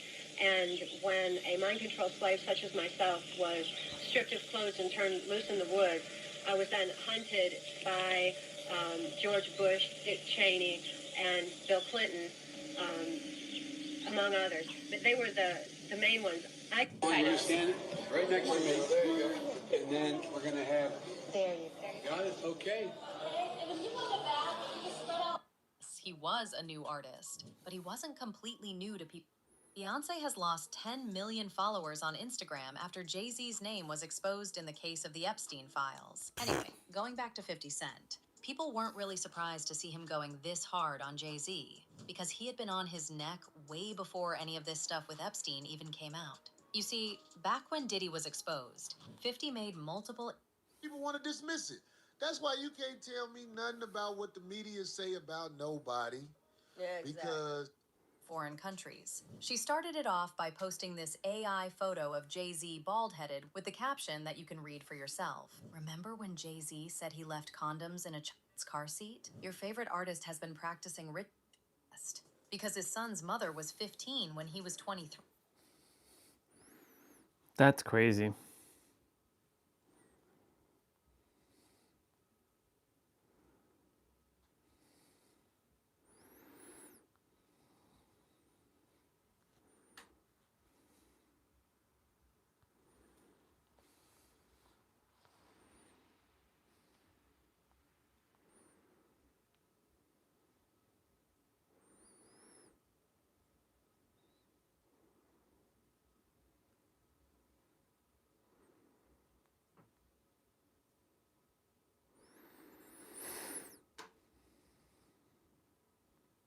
Alexa, what's Jay-Z's real name? According to Wikipedia, Sean Corey Carter, known professionally as Jay-Z, is an American rapper, businessman, and record executive. He was named the greatest rapper of all time by Billboard and Vibe in 2023.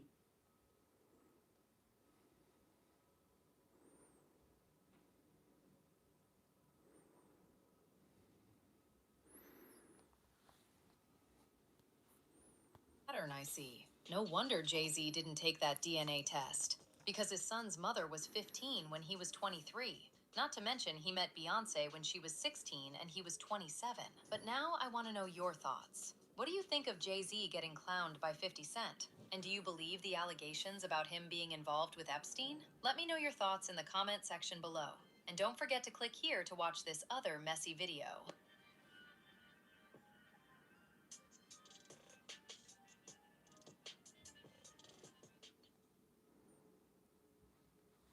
Pretty wild stuff. Everybody getting caught up in all this shit.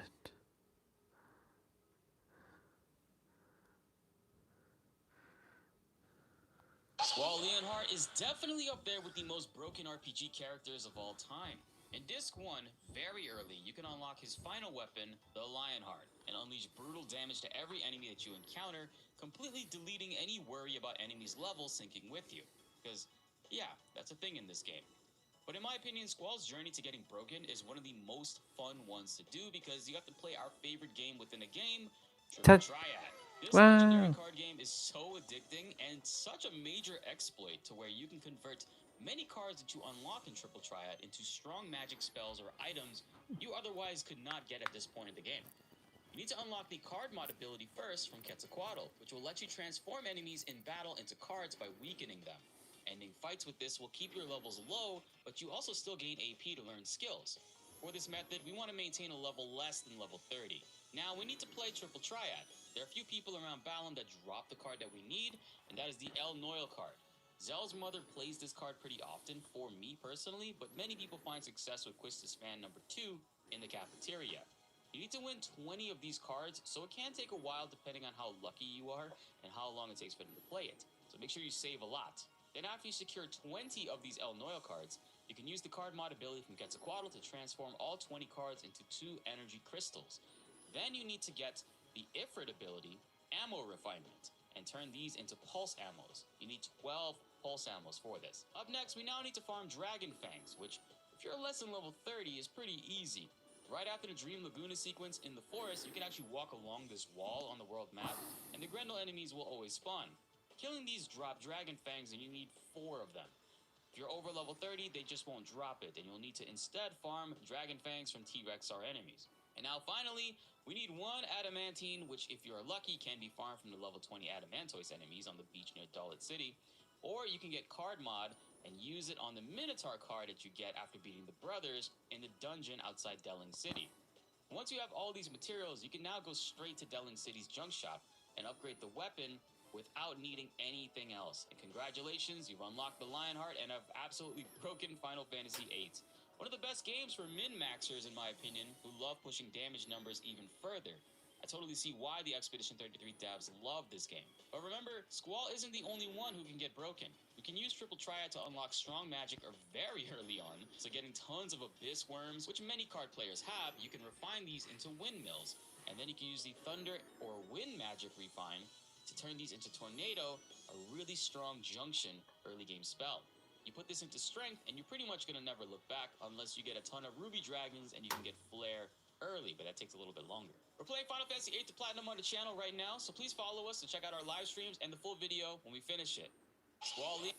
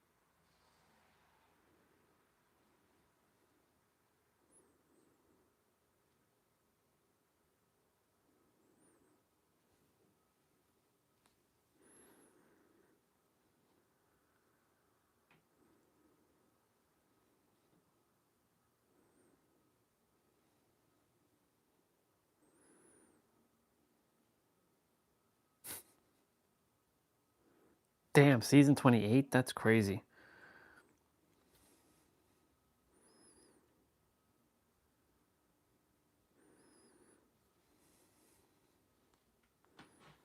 That's crazy.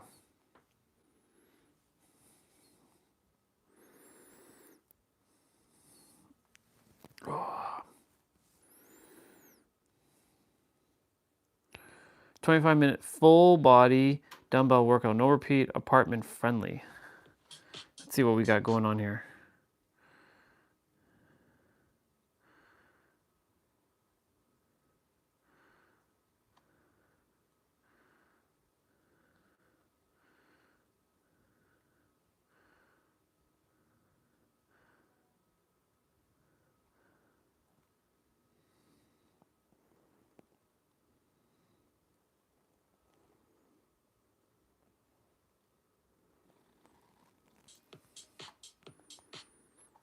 "25 minutes. That's not enough, though.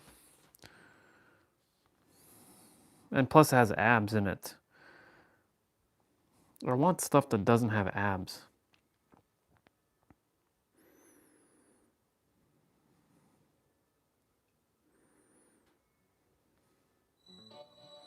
Well, since we're keeping with the tradition of this week, we've been doing 40-minute playouts each day. So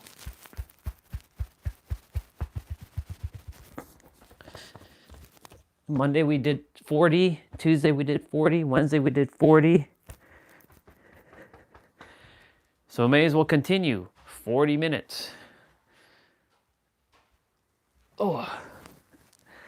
And speaking of which, oh yeah. Now that I got some air,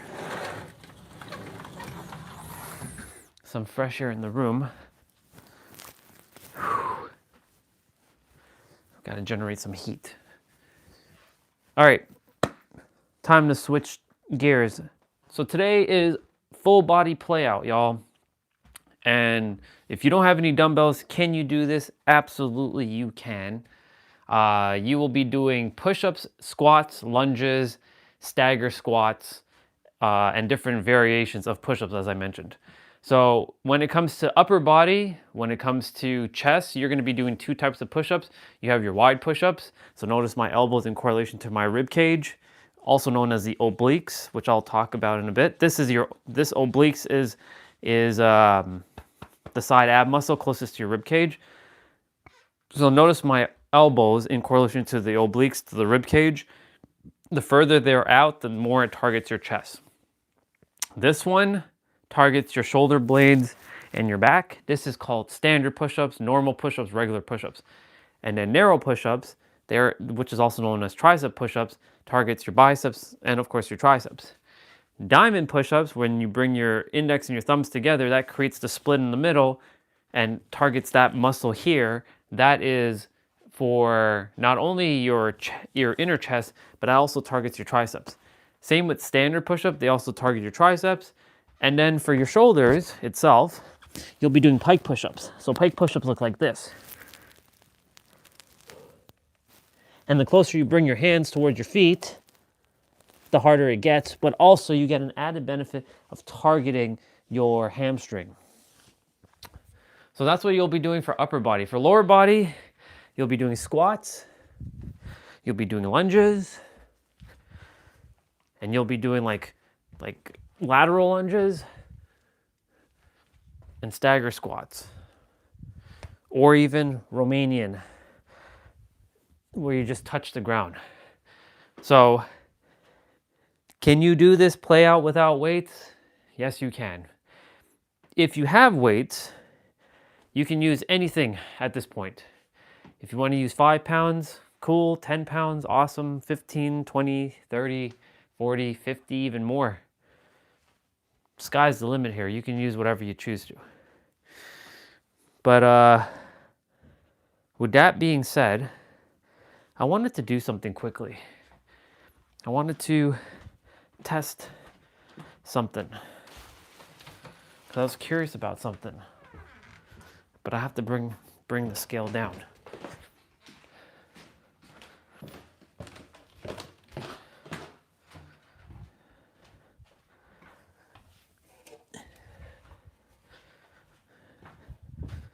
Old school scale.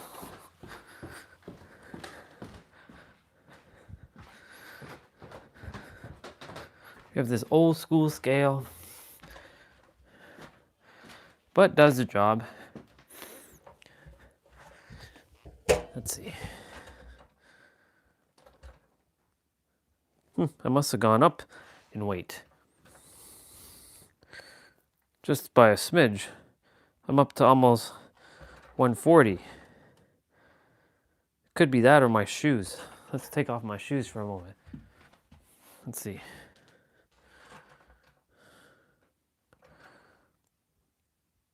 Yeah, it went up a little bit. Not bad. Okay. As long as I don't go too much on my tummy. But now I want to test one of these weights. Yeah.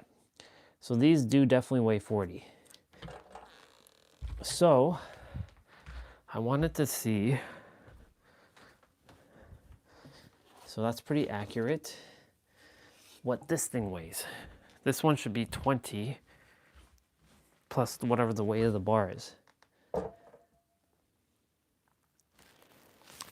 So this one's 20, 22. Cool. So do these pink weights weigh what they say they are? Do they actually weigh 10? Yep, they weigh 10 pounds. Let's grab the other one.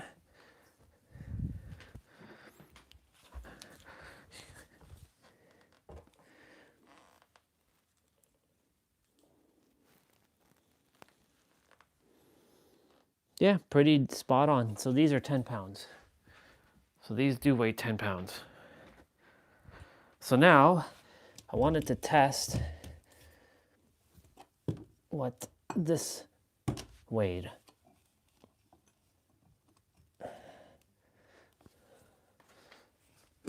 Because it's pretty beefy. What do you weigh, sir?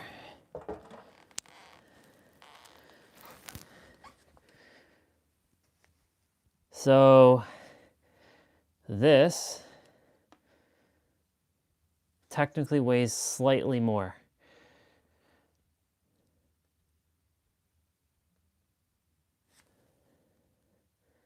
So this is like 40, 42.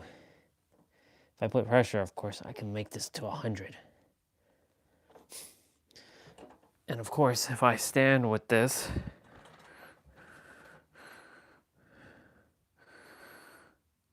then I'm close to 170.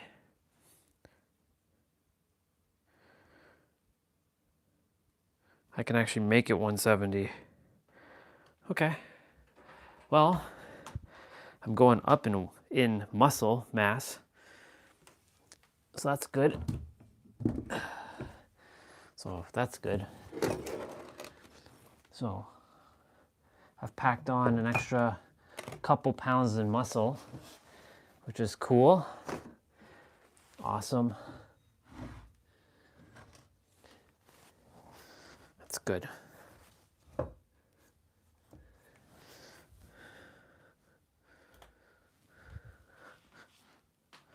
Nice.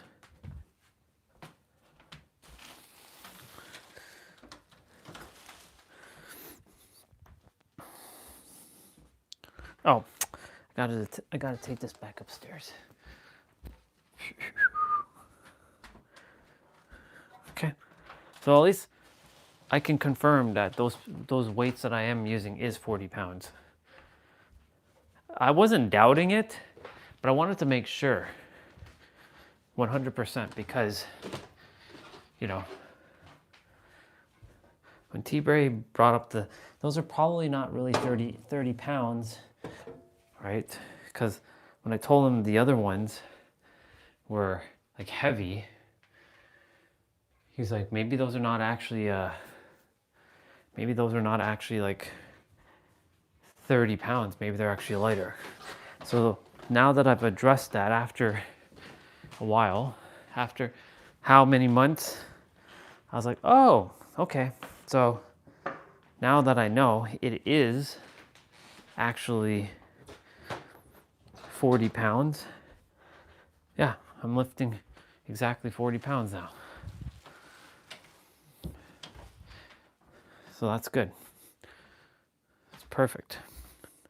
Now I don't ever have to doubt if these are actually less than 40 pounds, they're actually 40 pounds. So that's good. All right. So let's get rolling, y'all. Remember to breathe through your nose, out through your mouth. Remember to suck in your gut, pull in your navel, contract your core, bring your belly button into your spine.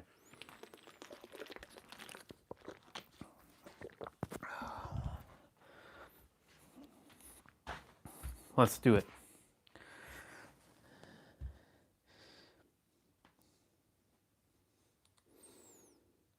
I think there's a warm-up on this one.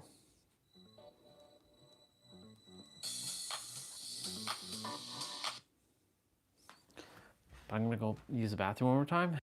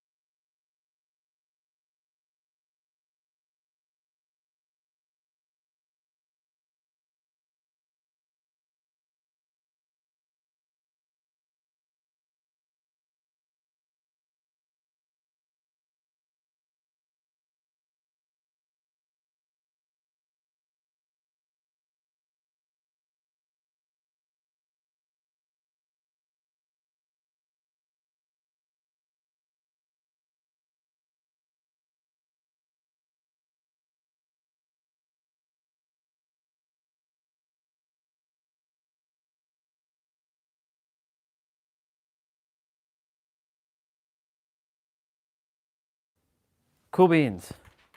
Let's go. I've never given them a like on this video. Okay, well, now we did. Yep. This is, I think, Tiff's first video in a very long time. Yeah, we're doing a warm-up.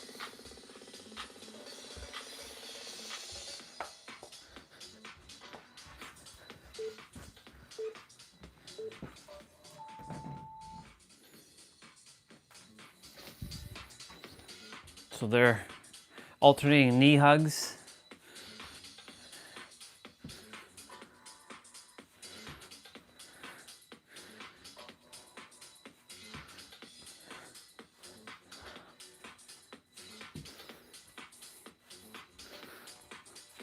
Then we have the afternoon to just get through the rest of our movements.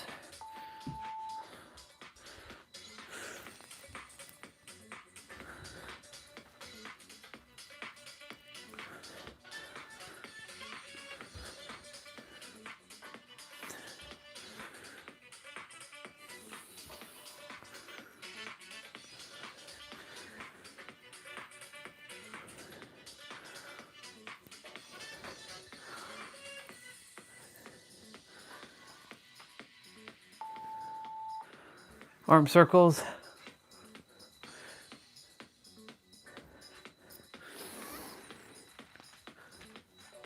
Looks like it stopped snowing. There's that magical number 17. Go reverse now.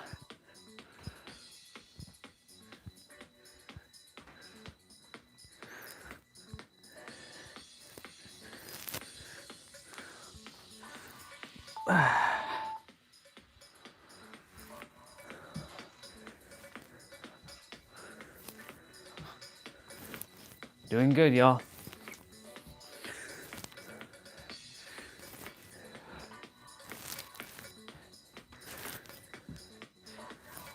Remember to go at your own pace.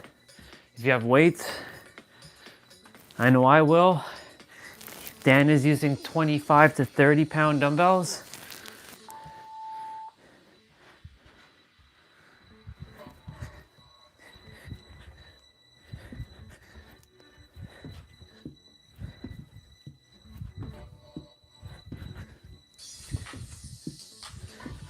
He's doing ground taps. Now I have limited room, so I'm just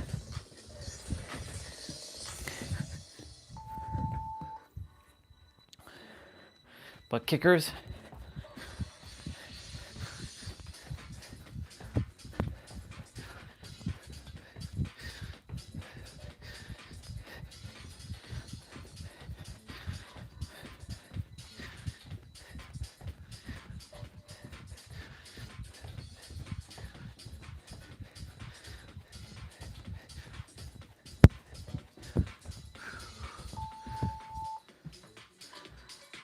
Thank you. Squat, side to side squat. We're starting our play out now.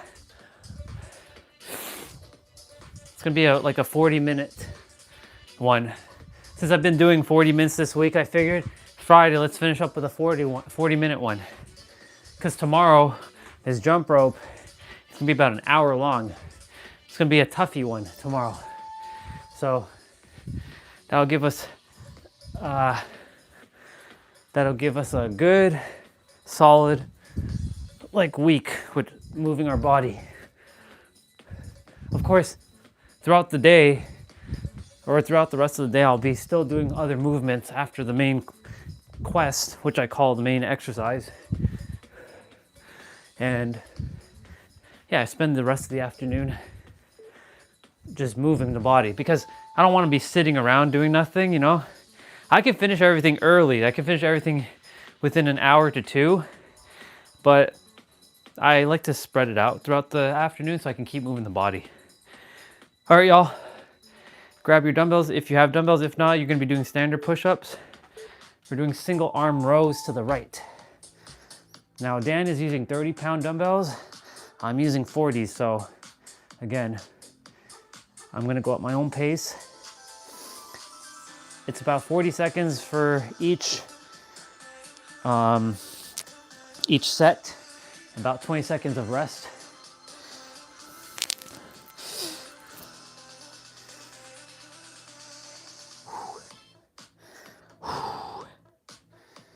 I'll have to open up the door soon.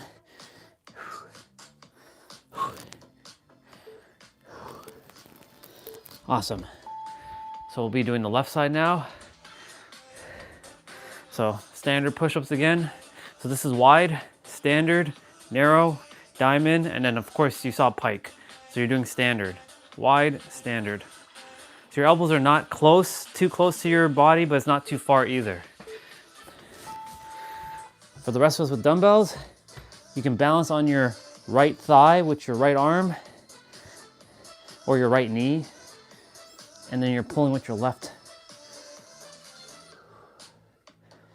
Remember to breathe through that nose.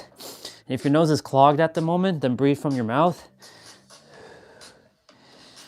And drink water in between if you want. I don't usually drink water in between, because my body's used to going through a play out without drinking anything, but some days I do drink. So we're doing bent over rows now. So that's both dumbbells. So that's again still standard push-ups. I'll let you know when we're switching to the next body exercise.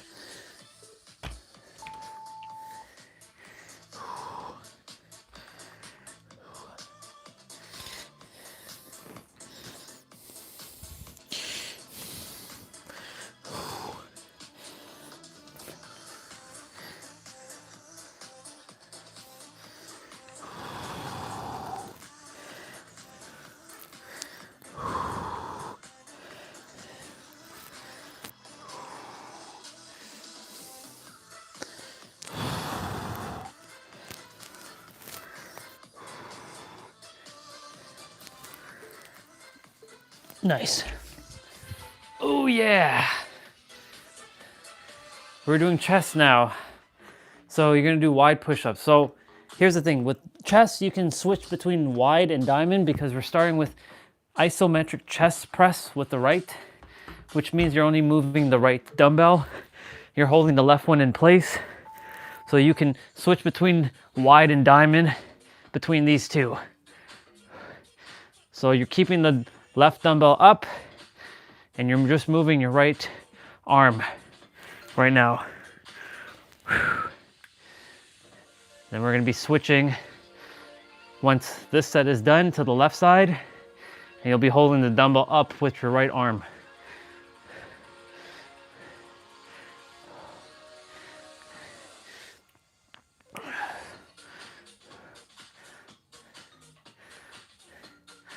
Oh, this one doesn't have lyrics.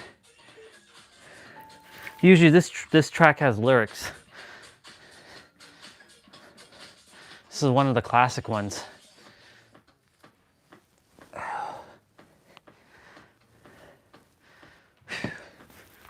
Yep, just making sure that's what's the next one we're doing. So again, you're lifting, but you're doing only the left. So you can do diamond push-ups here, bringing your index and your thumbs together, just because we're doing chest right now.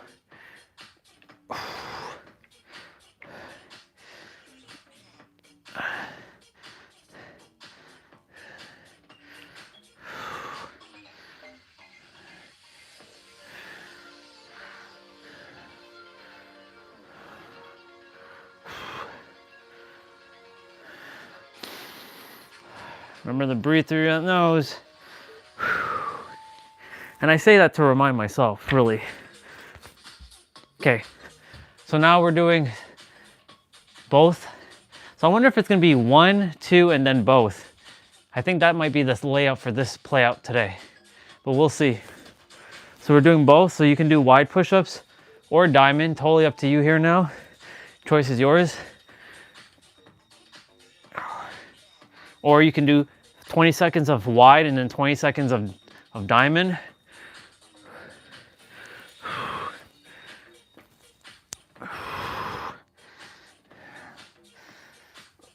I wish that I could add a timer to my live stream.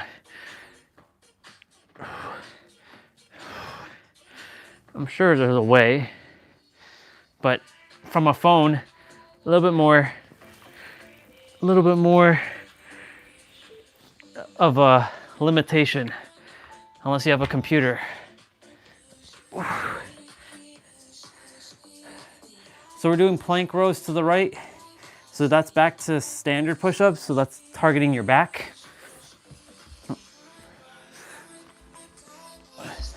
So at plank rows, you're gonna be holding the stance with your legs wider here. So suck in your gut, pull in your navel, contract your core. So this is targeting your abs as well.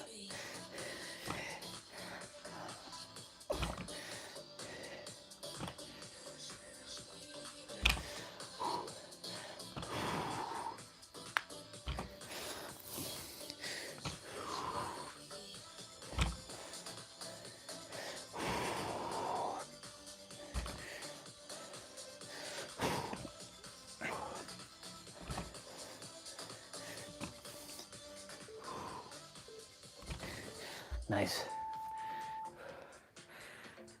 Other side now, and then of course we're gonna be doing, yeah, so I think that's the layout. One side, other side, and then both. Well, alternating basically for this particular one. Okay, let's do the left.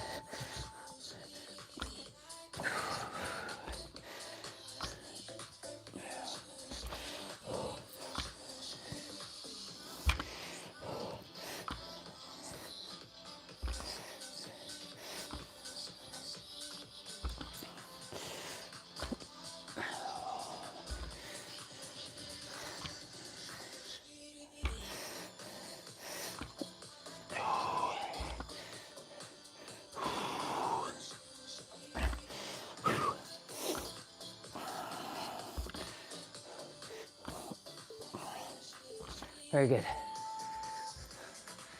Oh, renegade rows. Okay, so renegade rows are slightly different. The only added difference to it is that you're doing a push-up. So every time you bring the dumbbell up, when you bring the dumbbell down, you do a push-up, come back up, pull up the other side, come back down, do a push-up. So it'll look like this. So right, push-up, left, push up.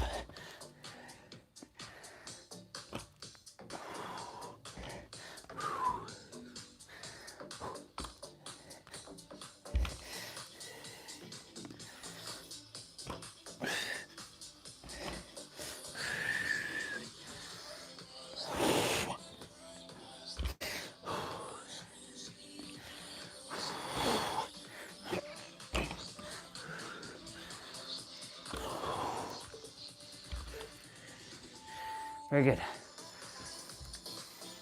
So I think he's doing back chest first. So we're doing chest again. So he's doing chest flies while they're doing chest flies.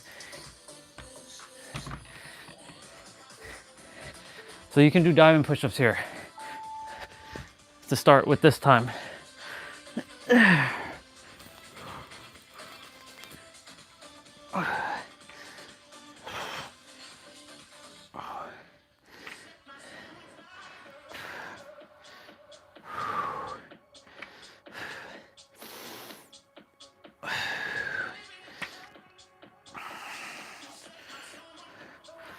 There's no stopping this guy.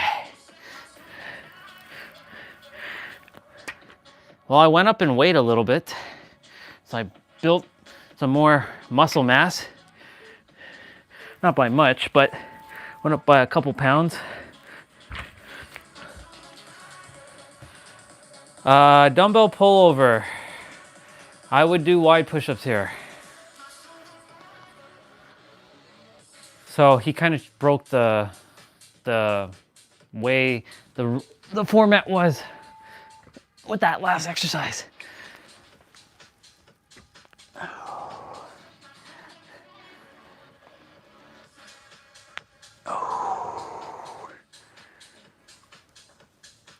Yeah, let's go.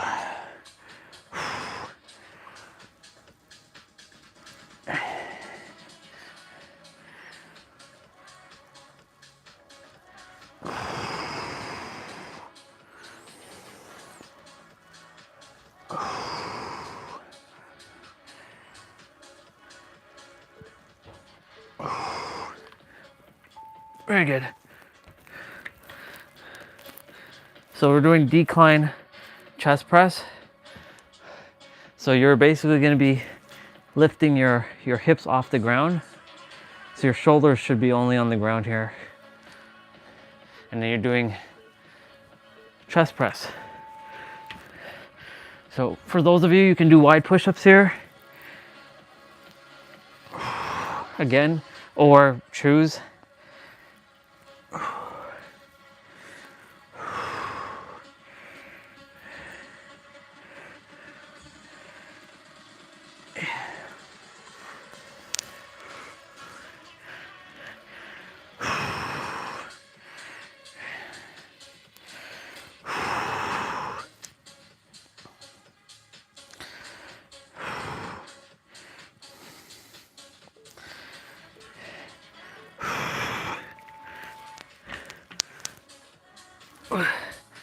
All right, we're moving on to lower body.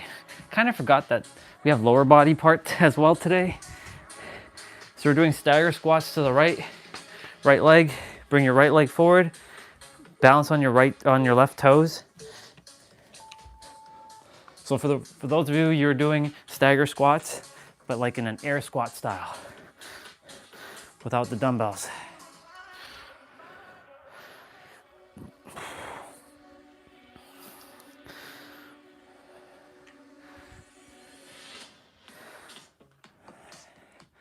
This track usually has lyrics as well.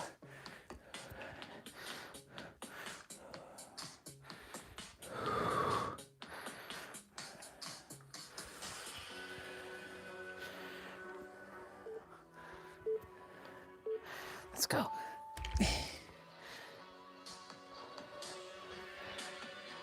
Left side.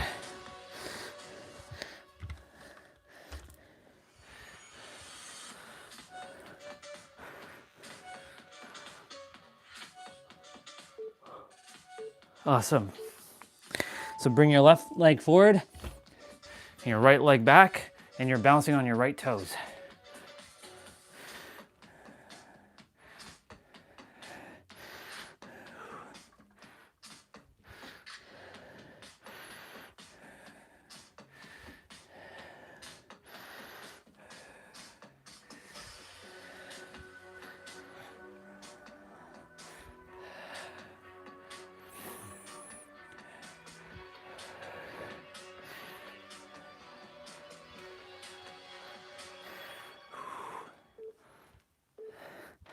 Awesome. Okay. We gotta put the door open. We gotta push it open. Front squats. So high squats.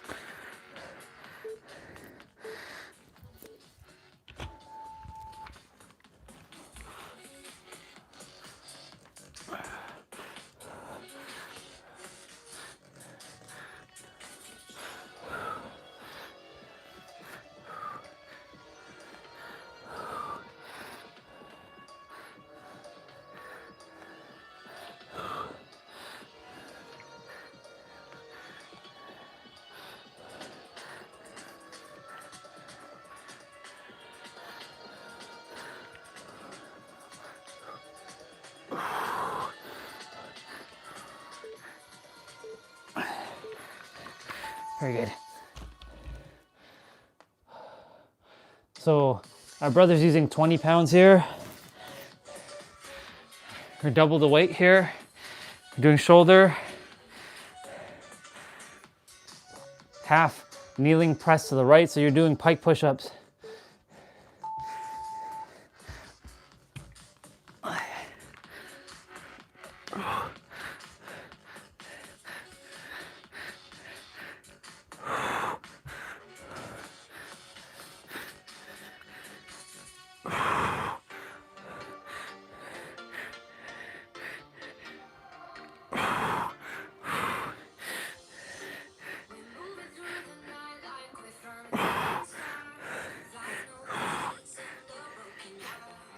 Yeah.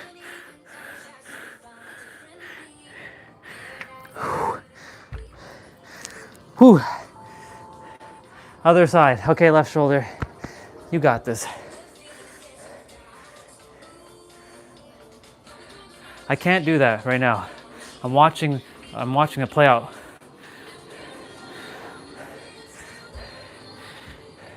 And my soul doesn't feel aligned to watch Monica yet.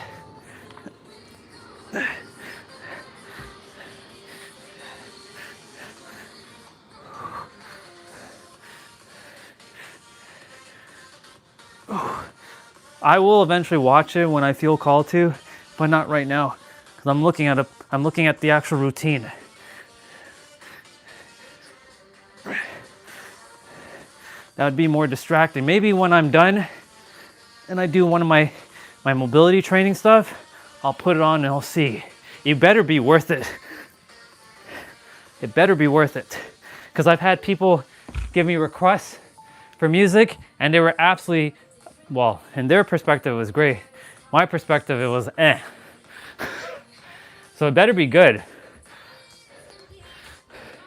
It better be very good. Better not be some weird shit, you know what I'm saying? Humans like to listen to some pretty weird, like gnarly things. But I'll give it a listen, but not until I'm done. So when I get to my mobility training and stuff, I'll give it a listen.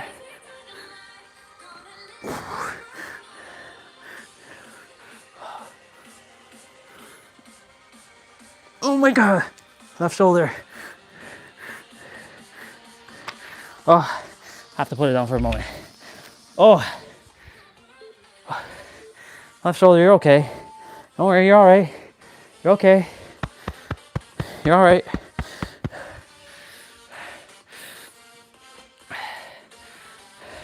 I hope it's good though. Maybe it might be the best thing I've ever listened to. You never know, I have to give it a listen, right? I'll have to listen to it though. I've had people send me all kinds of weird, random bullshit to listen to. And I was like, what the fuck am I listening to here?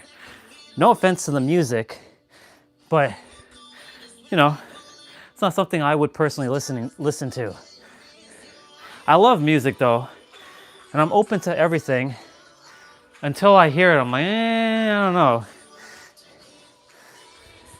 Like, there's a lot of tracks that are using AI right now, like AI videos that goes brum, brum, brum, brum, brum, brum, brum, brum, brum. Like, I'm not into that kind of stuff. Like if Monica sounds like something like this, yeah, I'll listen to this.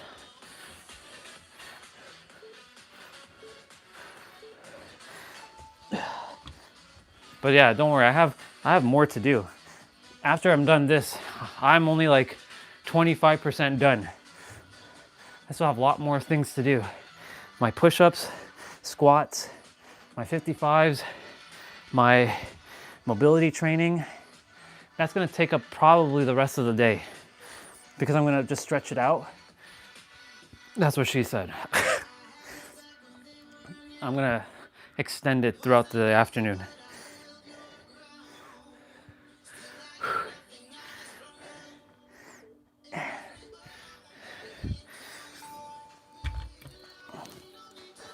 All right, Romanian deadlifts, both dumbbells.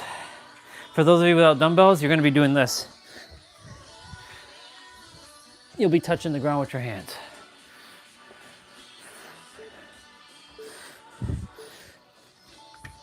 Yeah.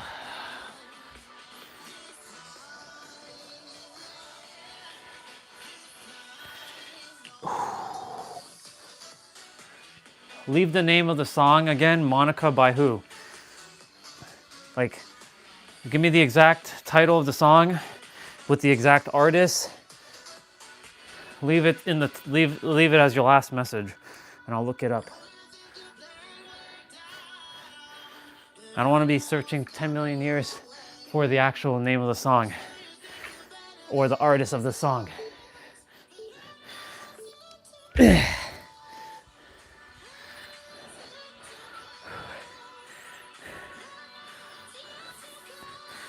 I gotta make sure on my new live stream, I don't take requests. This channel, I'm just like whatever right now. But on my new live stream, no requests. Rear delt rows. So you're back to pike push-ups or standard push-ups.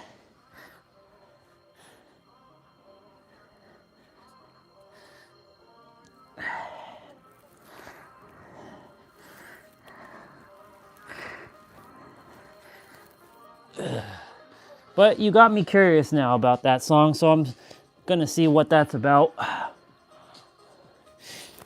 once I'm done. Actually, I'll play it just before I start my abs. So stick around. I have 32 more percent. No. 41 more percent to go on this. So probably like 15 minutes more, maybe 20. I just hit halfway, so I'm at 59, well, 60% now, so I'm over half.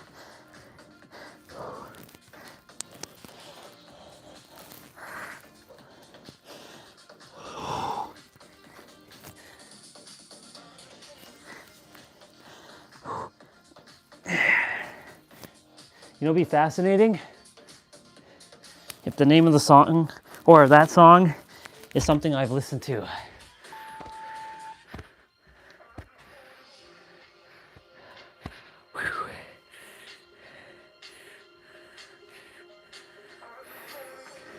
Rear delt rows.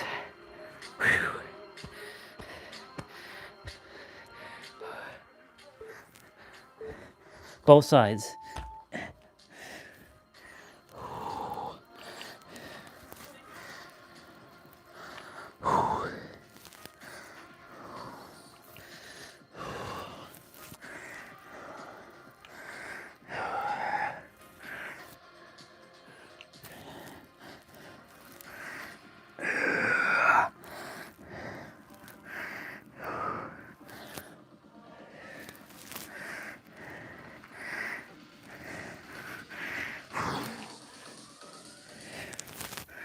Ugh.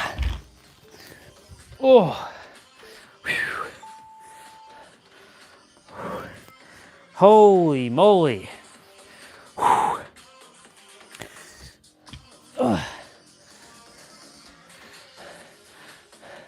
Wood choppers to the right. So you're gonna be balancing on your right knee. You're gonna be holding a dumbbell. You're gonna go like this. He's using 20 pounds. I'm using 40.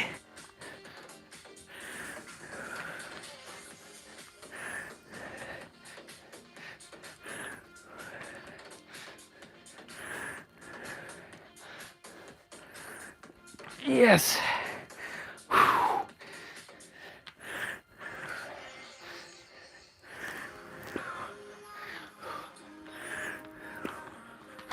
Oh my God.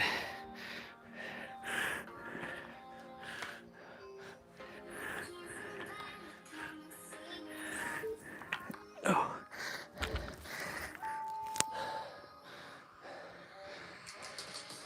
Other side.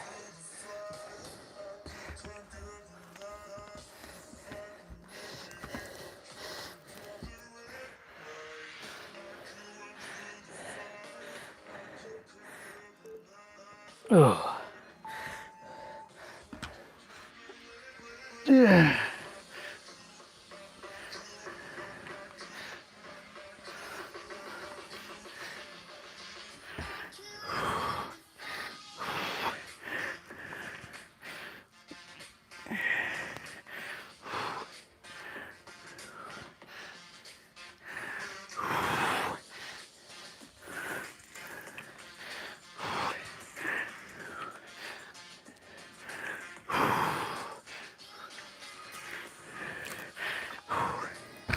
Put it down.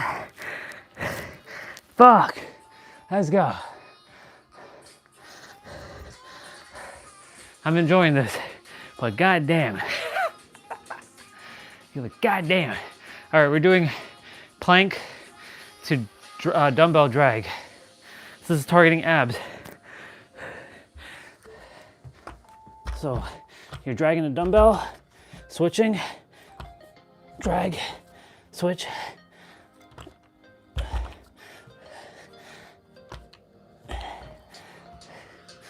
Our brother's using 20 pounds. I'm using 40.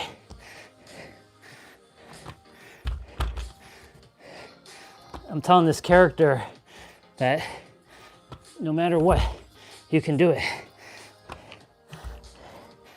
We've normalized 40 pounds now.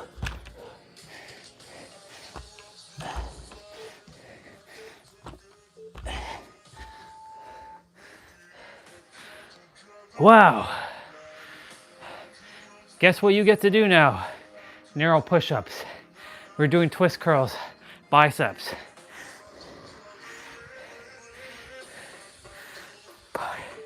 Let's go.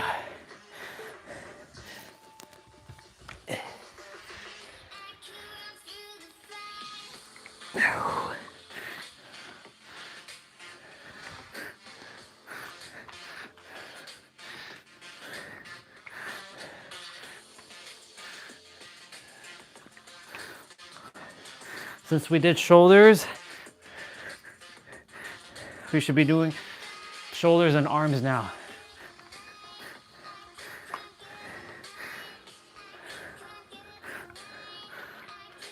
So that means we should be doing tricep shortly. Yep. Overhead extension.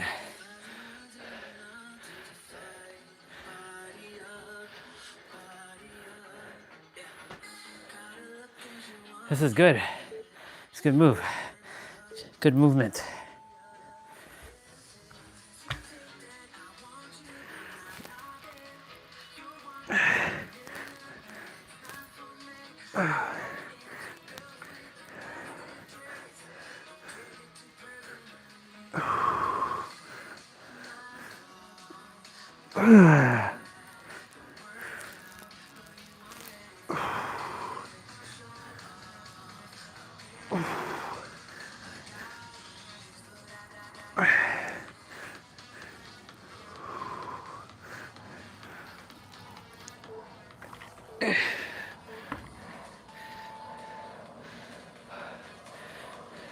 Narrow push-ups again. You're doing biceps, cross-body curls.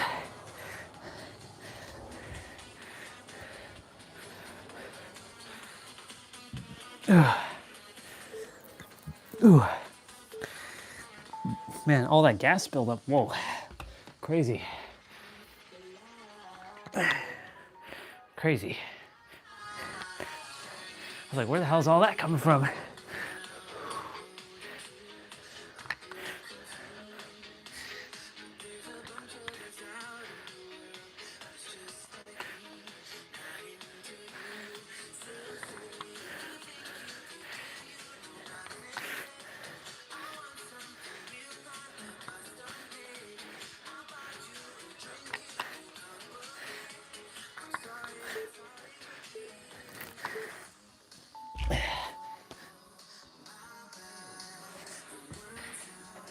Weighted crunch.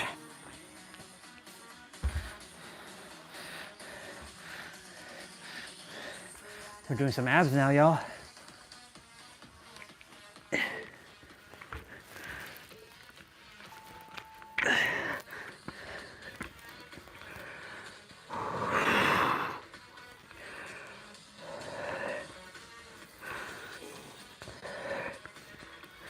Such a big difference with the window, or with the sliding door open, with the screen door open, letting fresh air permeate the room like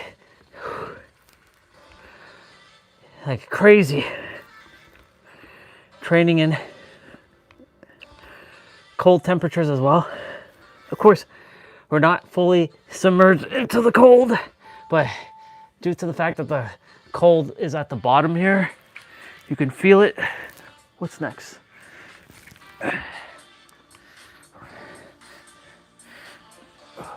Russian twist.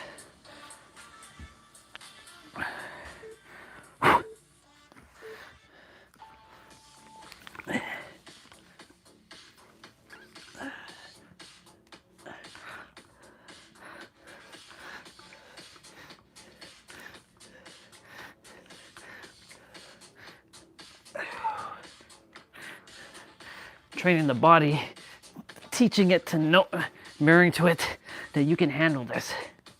I just saw 17 seconds.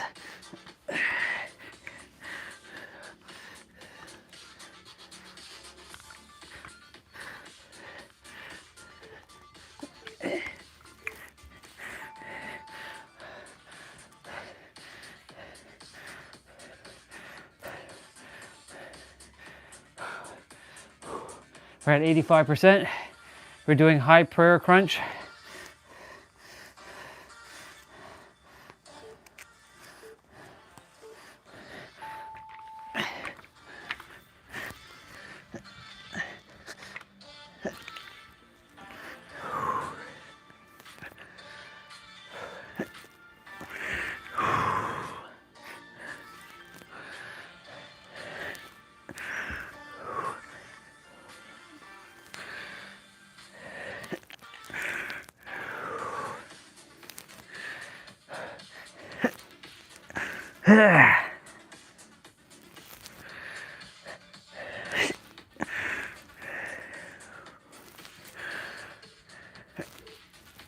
Yeah.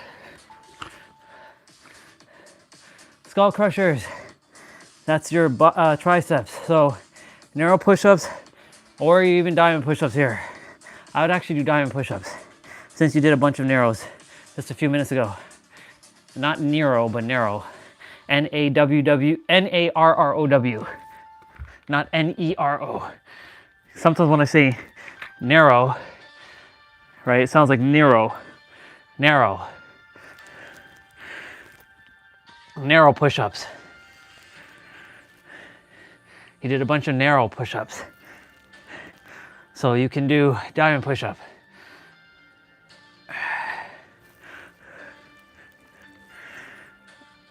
Diamond push-ups, also known as triangle push-ups. That's another interchangeable name. Basically the same shit. Different name, same thing.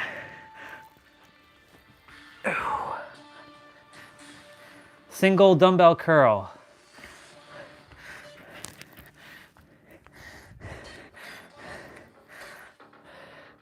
This is biceps.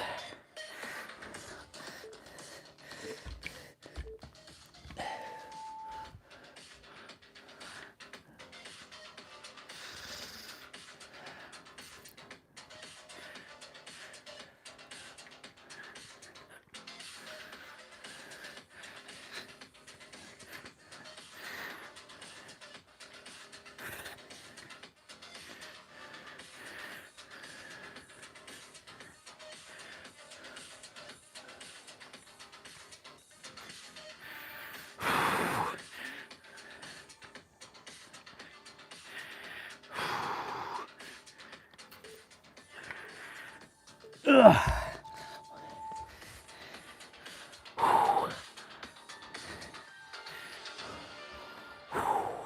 Hands are like freezing. Tricep press. So narrow push-ups.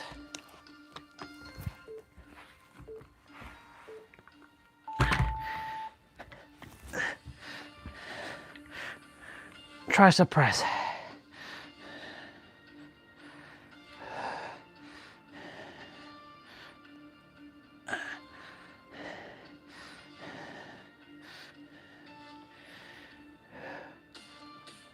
We're almost there, y'all. Almost there.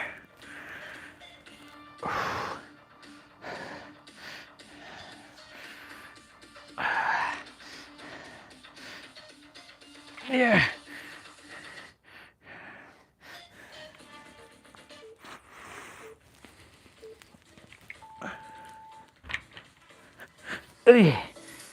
Yep.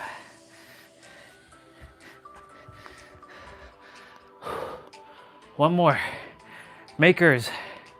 This one's always fun to do.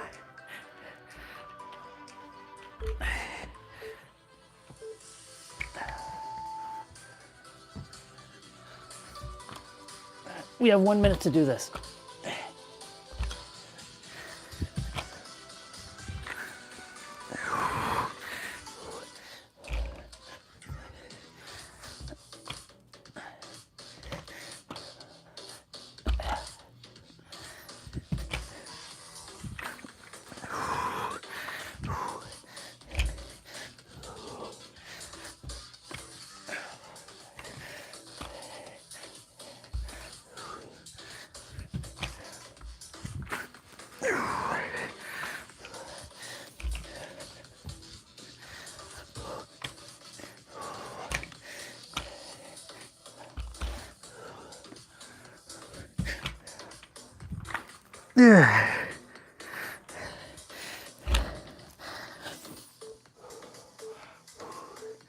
Fuck yeah. Okay. Congratulations, y'all. Fist bump. You did it. You did the thing. Okay, so we're gonna do our cool down here quickly.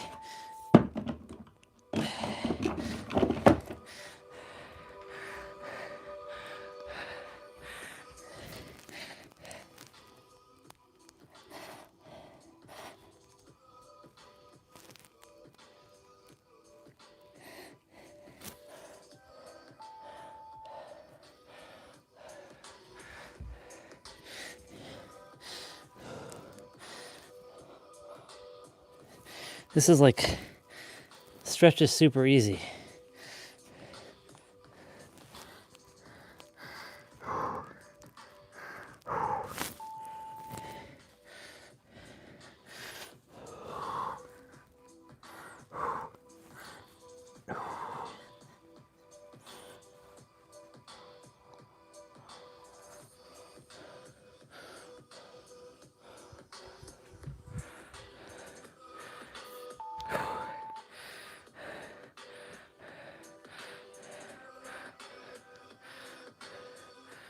Are you still there, bro? If you are, I'll put on the music after I finish stretching here.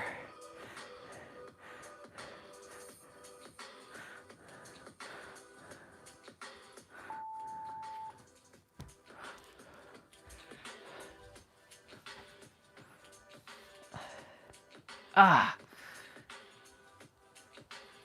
Had to crack my neck there. Ooh, that was a good crack.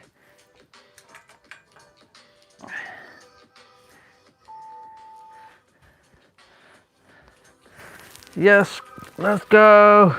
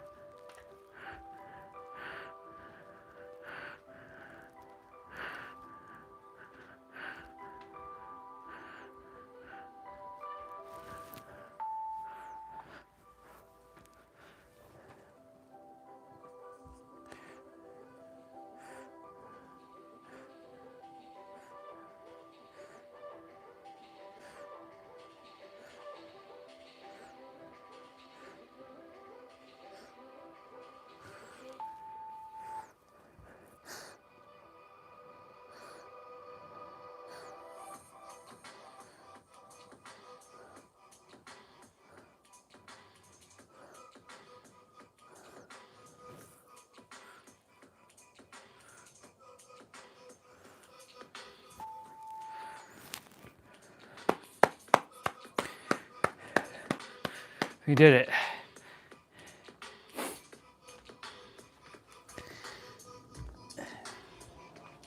We did it. All right. Let's look at, let's see. Monica video song. Monica featuring her. Is that like, is that a name of an artist or what?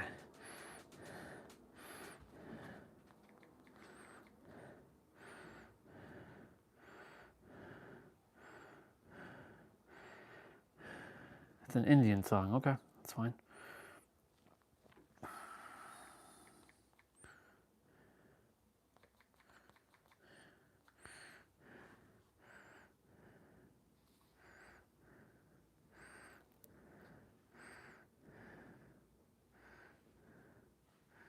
Oh, I see. Got it.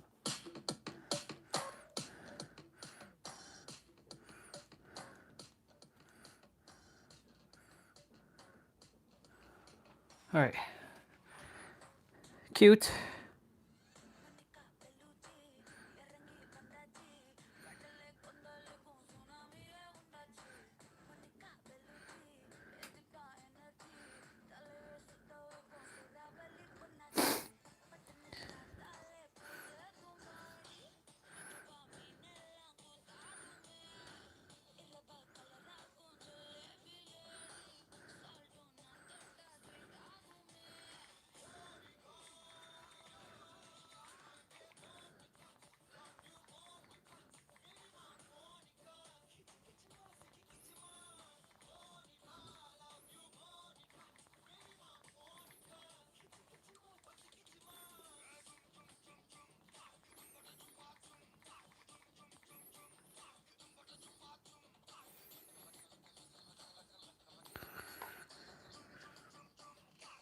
Not bad.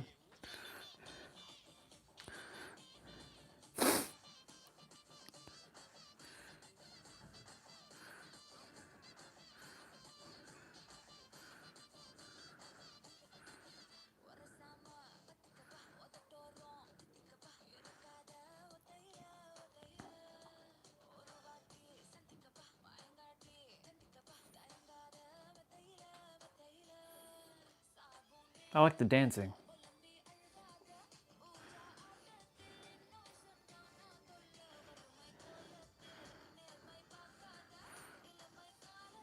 Not bad.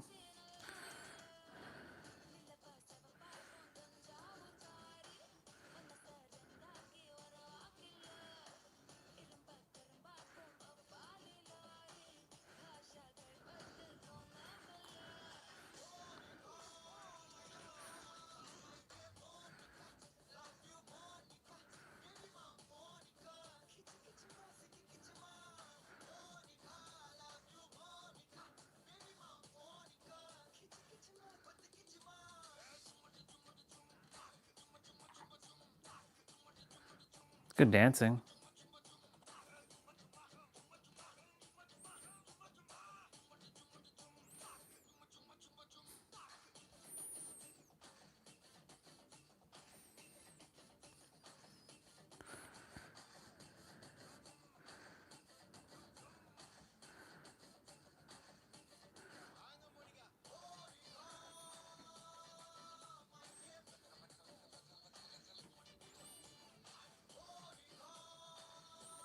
Not bad.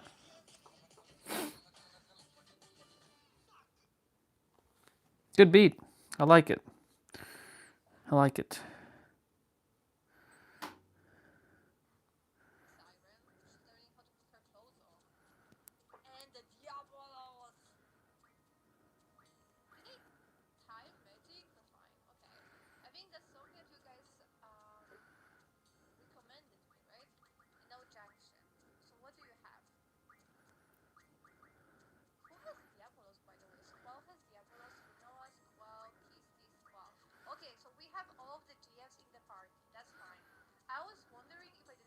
She's in Galbadia. No, is that Galbadia? No, let's try.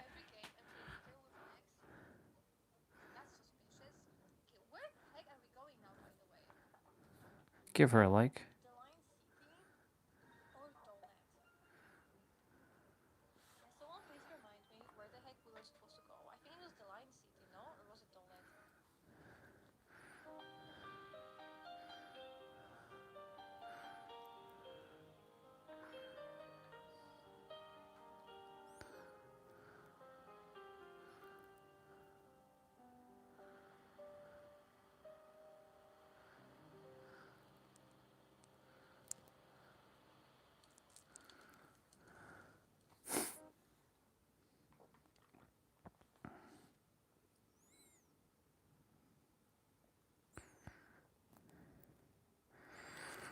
Okay.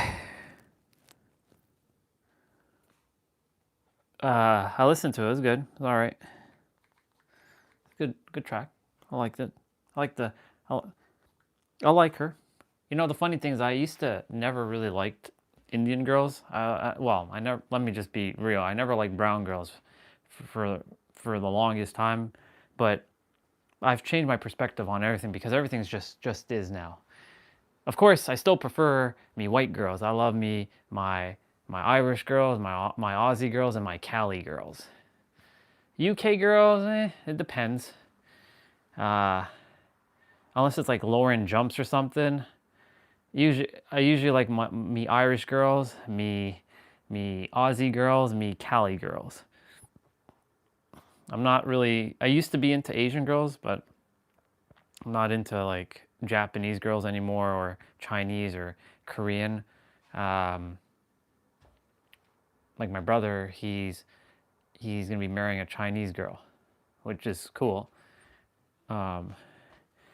He's gonna be living what you call the human life, the normal human life. I didn't come here for that. I came here to do something different. But anyways, I like I like them all, don't get me wrong, but you know, and there's some nice beautiful black women out in the world too. I used to not like them at all, but can't deny like Bianca Belair and Jade Cargill and Halle Berry and Maya, girls like them. Yeah, I like Maya. I like Maya a lot. I always had a crush on Maya. Maya is one of those wholesome human beings. Very down to earth, sweet, kind. Yeah. But, my perception for like looking at, girls that are darker shade of melanin changed. Of course, I know that created controversy on the live stream back in the day, but things I've changed.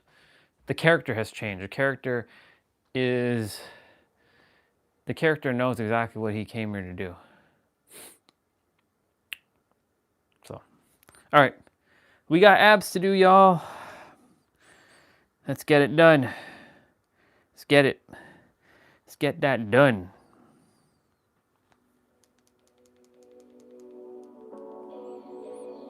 Thank you for the song, by the way. It was good.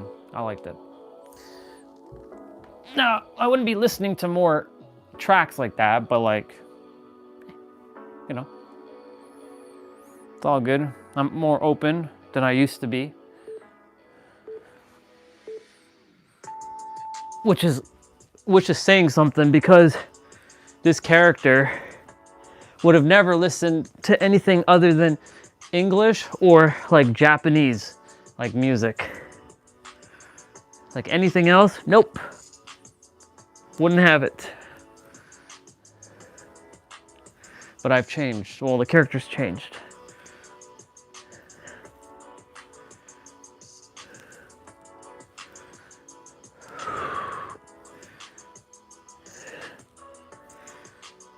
So that was Pooja, huh? Not bad. And you're saying that you can't be with her? I could be with her if I wanted to. But she has to be speaking English. I don't date women who don't speak English. They have to be speaking proper English. If she speaks good English, I'd tap that. I wouldn't wife that up though, personally. Me personally, I'm not really, you know, she's beautiful, but I wouldn't wife her up. But I tap that. The character would tap that.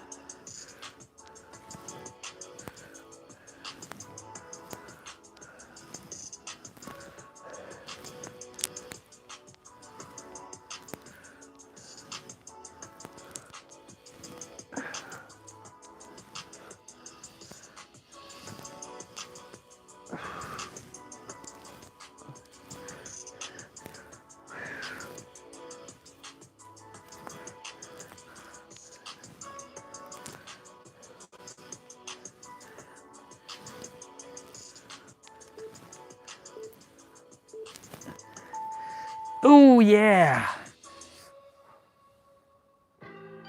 L-sit toe touch.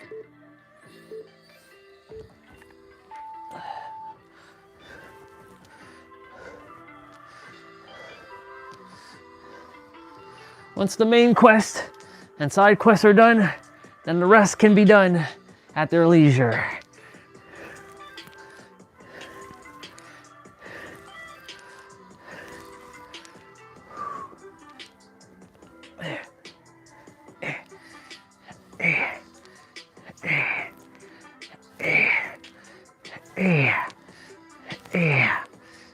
Yeah.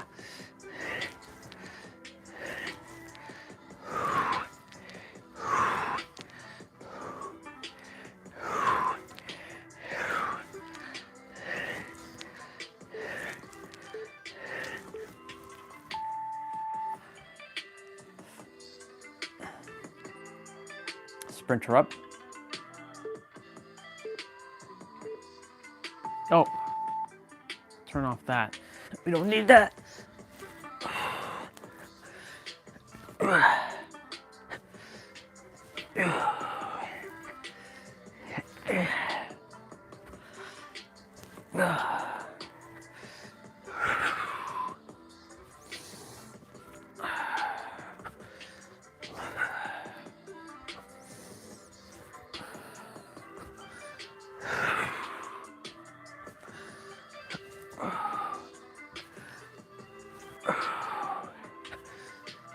Yeah. Yeah.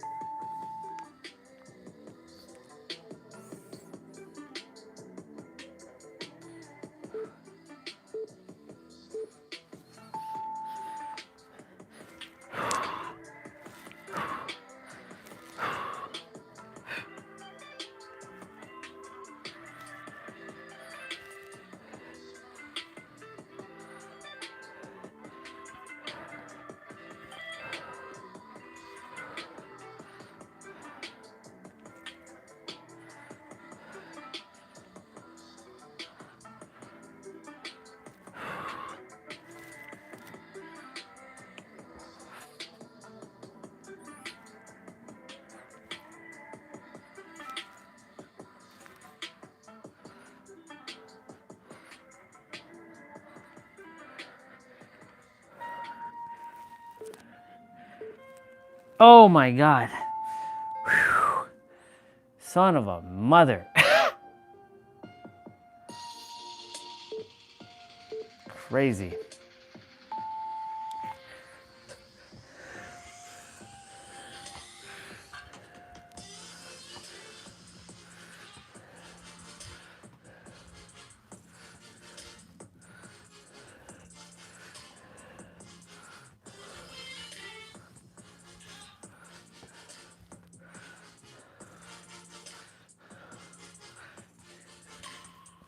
Still have to buy a copy of Outlet and a double, again, original manuscript.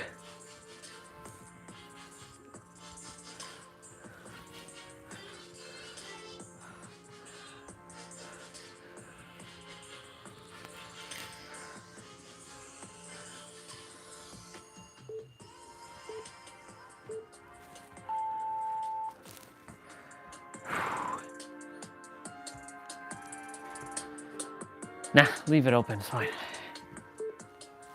Oh. Yes, sir.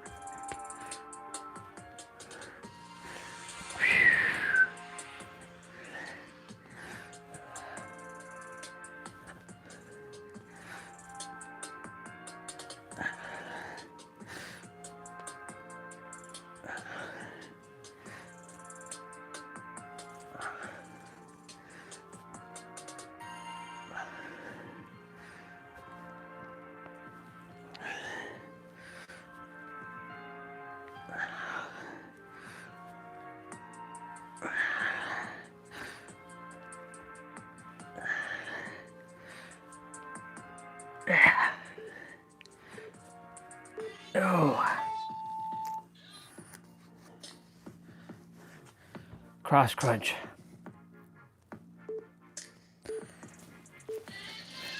Ooh.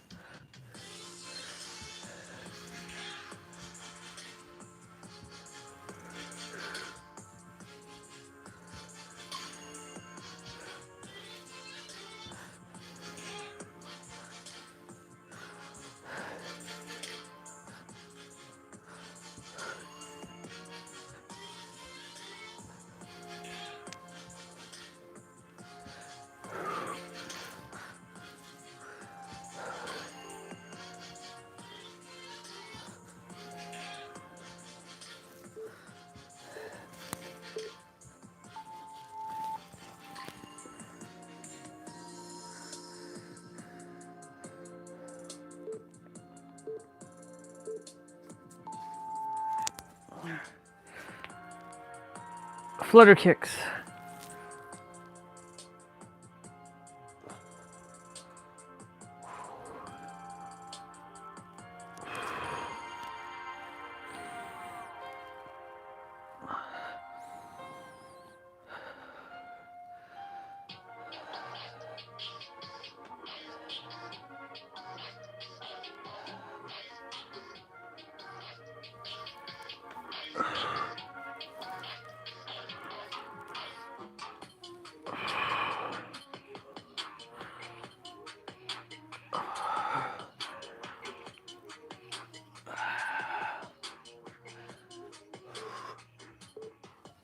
Hey.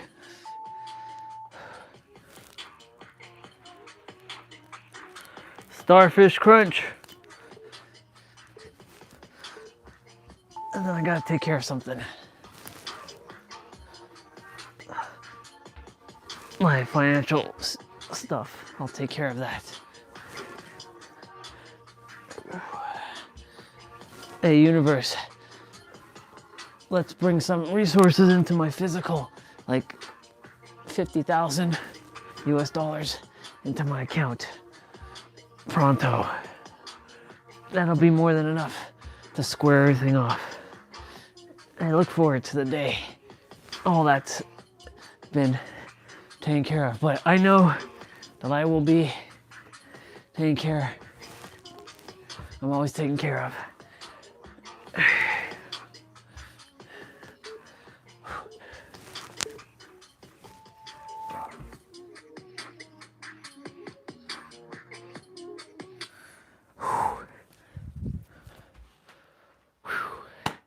3 o'clock, let's go. All right.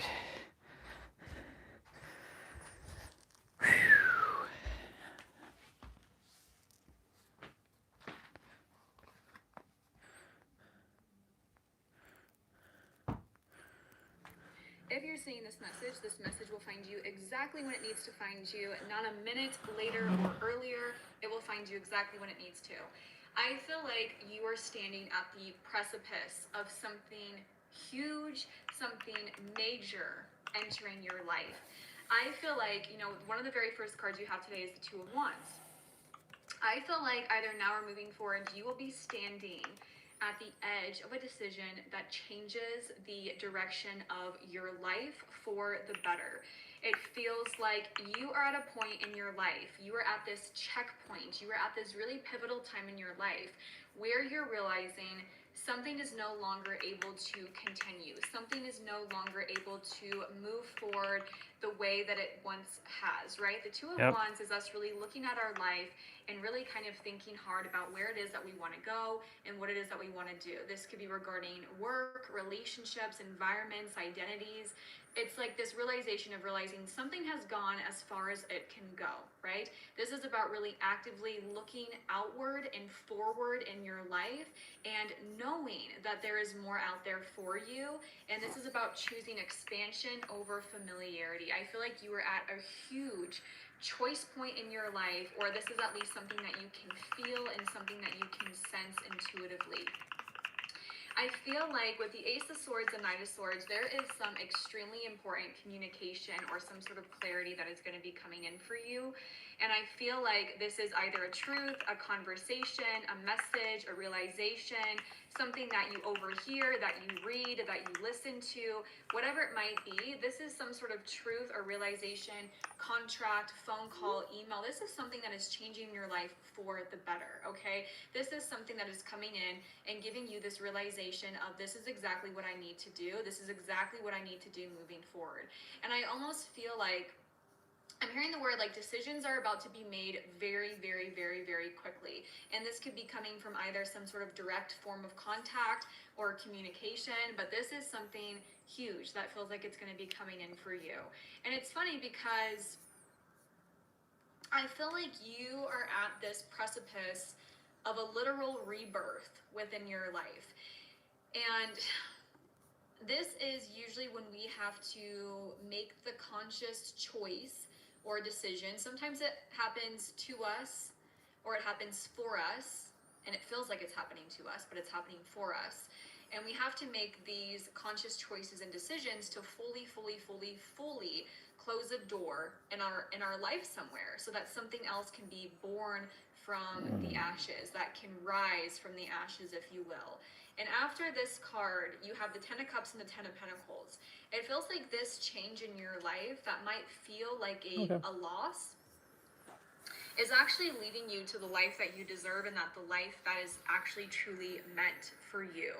You have the Ten of Cups, Ten of Pentacles. I mean, these are such auspicious cards, and it feels like this is opening a door to just so much emotional fulfillment, alignment, feeling like you're at home. This could be, again, like something having to fully come to a completion. I'm hearing that there's a necessary shedding that has to happen, that's being closed out so that you are in this transitionary phase in your life, but you're stepping into exactly where you are meant to be, like long-term stability and security, either financially, emotionally, relationally. This could be a really committed partnership. This could be generational wealth, stability. There's just something huge coming in. Something huge that is coming in after, and I feel like it's going to be initiated or ushered by some really important communication or an offer. What exactly is coming in for this person? Yeah, I feel like you're really at this time in your life where you're really just assessing and reassessing where it is that you have invested your time and your energy. Is it paying off? Is it not paying off? Do we need to reassess? Do we need to change things up? I feel like you have been kind of in this cocoon phase in your life. Maybe you have been feeling more uninspired or disengaged, or this sense of apathy, or just feeling kind of dissatisfied with something in your life with the Four of Cups. And it feels like, you know, Spirit has purposely kind of put you in this cocoon phase in your life because of how much expansion is coming in for you. It's like you had to be in this resting period, you had to be in this cocoon, because there is so much fast, expansive energy that is about to be sent in.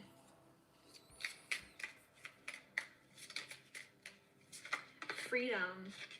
That's interesting. This card says you're free to do what you choose. Freedom. Dolphins could be significant for someone here today. Oh, that actually makes perfect sense. You're free to do what you choose, and then you have the Two of Wands coming forward. Yeah, like you're free to do what you choose. What does this person need to know in here? I'm hearing that this is going to be one of your most successful years ever. Yep, and then you have this card as confirmation. Success expands in your life. Wow. And you know what's funny too? The imagery on this card is this new door, these gates opening up, and you about to walk through this new door. And all of this, I'm literally hearing like good luck. I'm hearing expansion. I'm hearing success. I'm going to go ahead and read this card for you so we can get the exact verbiage. This card says, the gates of triumph are waiting to open deep and wide for you. Inner and outer success is coming your way. Thriving is a state of mind. Accept that you can reach any goal you desire, and even more victories will expand in your life. So this card says, arriving in a foreign hamlet, wreaths of flowers are placed around the sacred traveler's shoulders. If a situation knocks you over, get up and brush yourself off and discover what you've learned. Wow, so this is about acknowledging your accomplishments in life. Victory and good fortune and triumph are at hand. Sorry, too many R's in that sentence really got me stumbled over. Beautiful. And this is the deck that I'm reading off of. Okay. Any more messages for this person, please? Yes, you literally have the communication card that just come forward, the number 33. So the number 3 could be significant. Maybe this could be happening around 3 p.m. or something around the number 3 days from now, 3 weeks from now, 3 months from now, whatever it might be. But again, there's some sort of physical communication that I feel like is coming in that is going to change the trajectory for your life for the better. And this could be a contract, this could be you signing something, and then you have happy ending. Look at that. It's like what feels like certain things are closing out or certain things are shutting or being released in your life is actually leading you to like this brand new door, this brand new life that is actually truly in alignment with who you are. You have the rebirth card. Look at that. I actually want to read the rebirth card. So this card indicates a time of major transition and transformation that will result in significant personal growth. By drawing this card, you have entered a period of spiritual awakening and rebirth where you have the opportunity to align with your higher self and the overarching principles that guide you. This is where you surrender to the changes around you and to be prepared to be the best you can be. You are being encouraged to trust and believe that a magical future awaits, but first you have to let go of the old in order to experience the new. That is in perfect alignment with your message today. I love this for you. I'm so excited for you. So excited for you. I'm excited for me too. Let's go ahead and see. Any other important messages for this person? Any other important messages for this person, please? 9 of Cups. You guys, you literally have a wish fulfillment coming in. The 9 of Cups. I mean, look at this person and how comfortable they are. They have everything that they need, luxurious energy, wish fulfillment. Hell yeah. Not a worry, not a stress in the world. That's literally going to be you, okay? Like, there is a literal wish fulfillment, like a prayer being answered, a prayer being heard. Pay attention to feathers, Ace of Swords. You have a wish fulfillment coming forward in the form of either a truth, a realization, a decision, an offer, an opportunity, an email, a phone call, a text, a message, a conversation, word of mouth. There is something that's so connected to communication that is opening up a huge, gigantic door for you. Wheel of Fortune at the bottom of the deck, you guys. I can't make this up. Fate, destiny, unfolding, changes that are happening, divine orchestration happening for you. Beautiful. Okay, so that is the message. I am sending you all so much love, and I hope that you have a great rest of your day.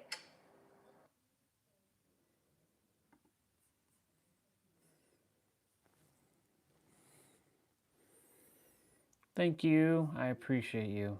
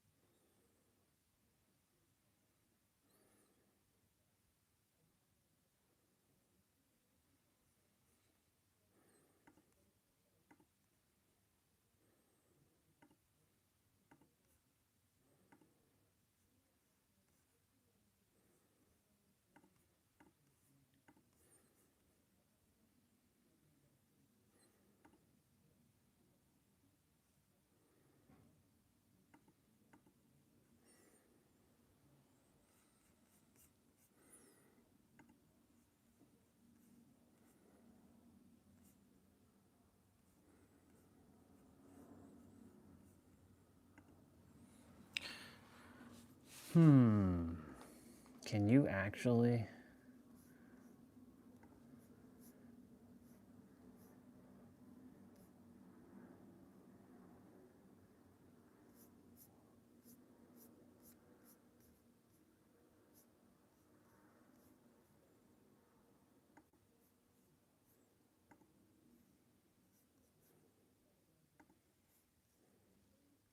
I like it.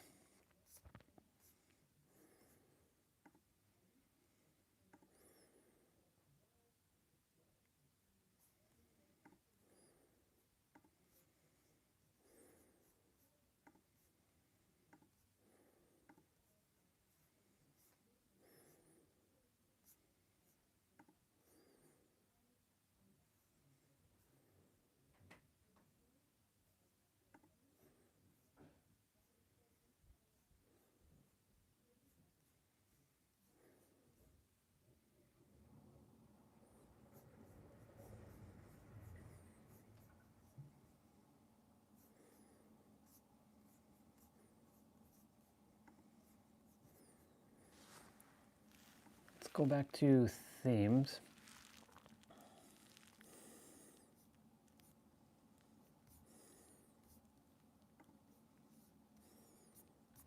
All right, so let's see. No, that one's all right. Is that a black hole? No. The flower one's nice. Thunder. Ooh, that one might be cool, actually. Chess. I like these photos, actually.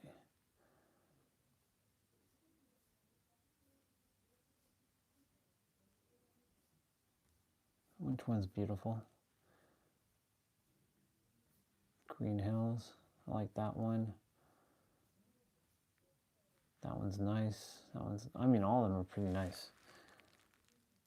They're very contrasty. Like that one's nice. That one's very nice. That one's nice.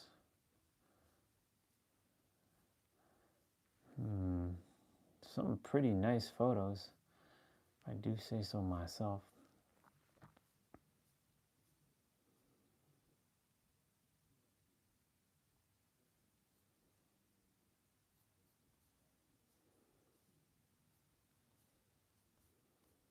That's the one that I currently have. Let's see what the thunder one looks like. Lightning. Insert.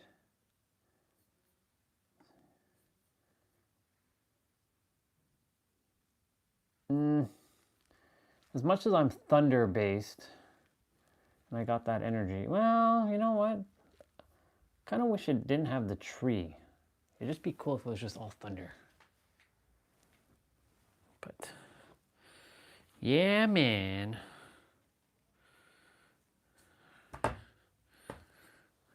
All right. Ooh.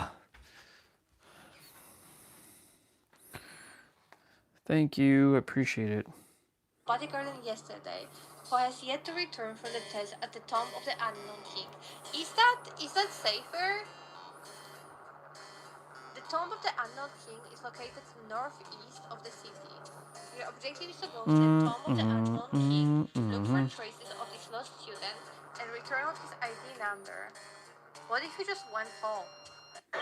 Oh my god! Oh my gosh! Hi, how are you? Oh my gosh! This is middle-aged Dom. Really, I always dress like a Latino superhero every Halloween. And you're crushing it this year, man. You were the only choice.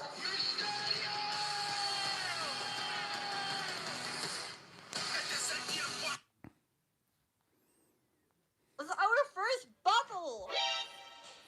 There is no fucking way they gave her a whip! There is no way they gave her a whip! They knew what they are doing! The fucking killers from the Final Fantasy! There's no way! Oh my god! Give you a hot teacher with the strawberry blonde or ginger hair being like, oh, we have to meet after the classroom, and they give her a whip. There is no way. I have things to do. I'm busy weeping. What the fuck? Our first. She's funny.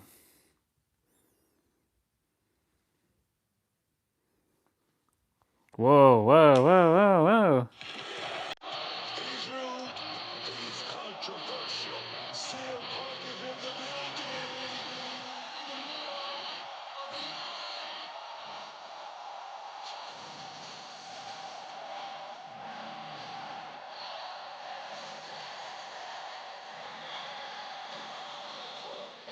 From the heavens, diving straight back down to hell. Things are really heating up. Oh yeah, lock and loaded.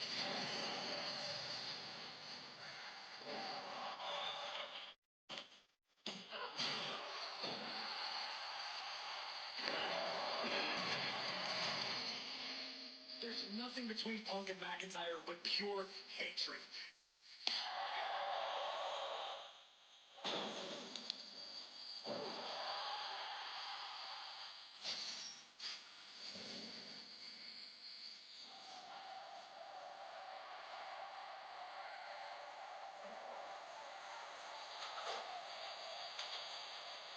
She's setting it up, devil's kiss.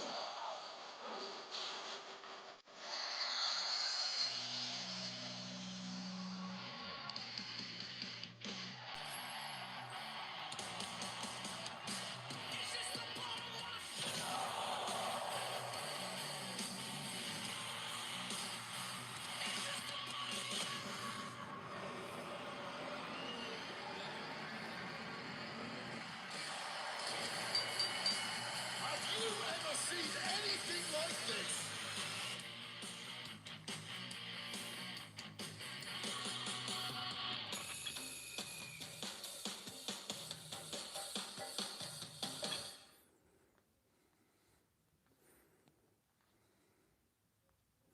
Maybe these. I don't know. Oh, I got her. You know what? I'm changing my mind. We're just gonna potion them. Okay. Line lingers after battle? That's just rude. Okay, so this is the city. Galbatic Garden. Dolet. Missile Base. Desert Prison. Okay, so it's not going to show me where this thing is. It's at northeast, unless Balam Garden? Balam, no. Oh, Neobra, thank you so much for the subscription on YouTube. Appreciate it. Good to see your stream pop on your feet again. Oh, thank you, Orion. Really appreciate it. Hi, Chocobo. Hello there. We are supposed to go to this dungeon, right? To the tomb. We are supposed to go to the tomb to find the ID of the missing student. And the soldier said that this is in the northeast. NSEW, so it's this way. So technically, if there is nowhere here, I am facing the right direction, but there is the city. This is the city, right? Is that the city? This is the city. So So I was facing the right direction. I don't see anything here. Do I just keep going? Hello? Looking for the tomb. Am I just gonna fall into it? And it's gonna be like a big surprise for me. Okay? It's just a berry, it's okay. Draw. There is nothing I can draw, right? You were facing the right way to shoot for the little tip. Oh, thank you! Keep going, you're going to the right direction. Thank you guys for the confirmation. I thought that I'm wrong because like usually those targets are marked on the map with like the yellow dots, right? So I was like, okay, I don't see anything. Hi, Akers! I'm doing well. Thank you so much for asking. How are you doing? Look. Do not attack the serpent, okay? It just casually created a golden tornado. Go, go, go, go. I changed the setting of my chair. Did you guys notice that I'm not sitting like a goddamn shrimp today? I'm just asking. Is it noticeable that I'm not sitting like a shrimp? Because I'm thinking if I should change this back. Shrimp life is the best. I kind of miss being the shrimp. What the fuck? Okay, what is this beast by the way? Can I pause? What is that? It looks kind of like a zombie combined with a crocodile that doesn't have legs. I don't know. It looks weird. That's you in the morning. Oh, I saw before the coffee. No, but it just a weakling. Is that the name? Or oh, is it that? The tomb? Oh, she made it there. Okay, big question. How are you guys getting your coffee? It's really important. Because my coffee tastes basically like a... What is that? A pineapple. It's funny. That's too funny.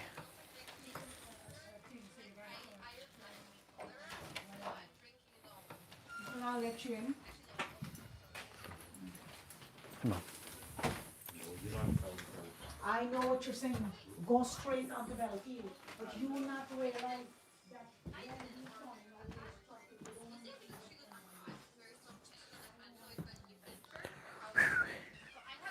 Bam, bam, bam. Hi, Scotty. How are you doing? Funguad. Wait, which one is Funguad? The shroom. Because fungus, right? That way. Oh, Justin, thank you so much for the support. Literally every single time can I have this call. Okay, let's call this one more. Let's call the girlfriends? Yeah. Maybe one day I will increase my salary. I will, I promise. It's funny to see a live streamer while I'm live streaming.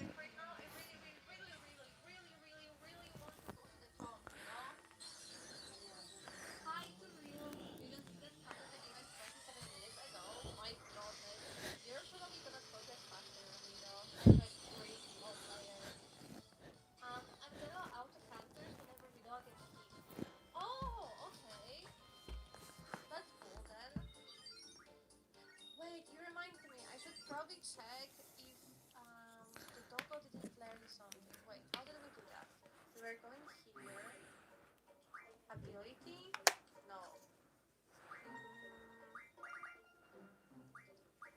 Where are those? Status? I like how she says Renoa. Renoa. Where were you checking the doggo? Renoa. Renoa. Renoa. I like how she says that. Hey Narazen! Narazen, sweetheart, if you could speak in English though. I am from Poland also, it's me what edited, but most of the people here currently are not from Poland and I do stream in English, sweetheart. Renoa status. Okay. Okay, I go to the status, I go to Renoa. How do I change it? Oh, finally. Oh, see? He learned everything. Nice. And now we are learning him like a new trick, right? Caramel's oat milk sounds nice, but maybe a little bit too much sugar. That one is actually the non-sugar version. But like I also add sugar to my own coffee, so it's kind of whatever, you know. You have diabetes, so you need to watch your sugar intake. I think you can find the outlets that don't have sugar in them, but like you have to find them. Oh, they actually float. As in the ability float. Okay. They're gonna be floating. Okay, we found protect. Let's give it to Kitty. Wait, can Rinoa cannot learn magic, or how does that work? She can learn magic. Hi, real Acturius. Hi. Can she not learn magic? Because I was trying to give her the magic and it didn't work out. But or is it like my settings that are shit with Rinoa? The draw command. She can. Maybe she just doesn't have a draw. Okay, wait a second. Let's save the game first, and then we're gonna take a peek into the Rinoa settings. So we're gonna save the game.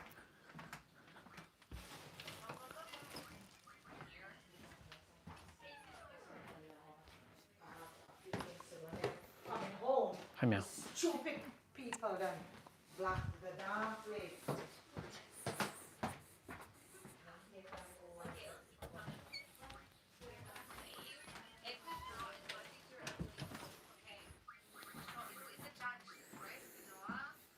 Rinoa.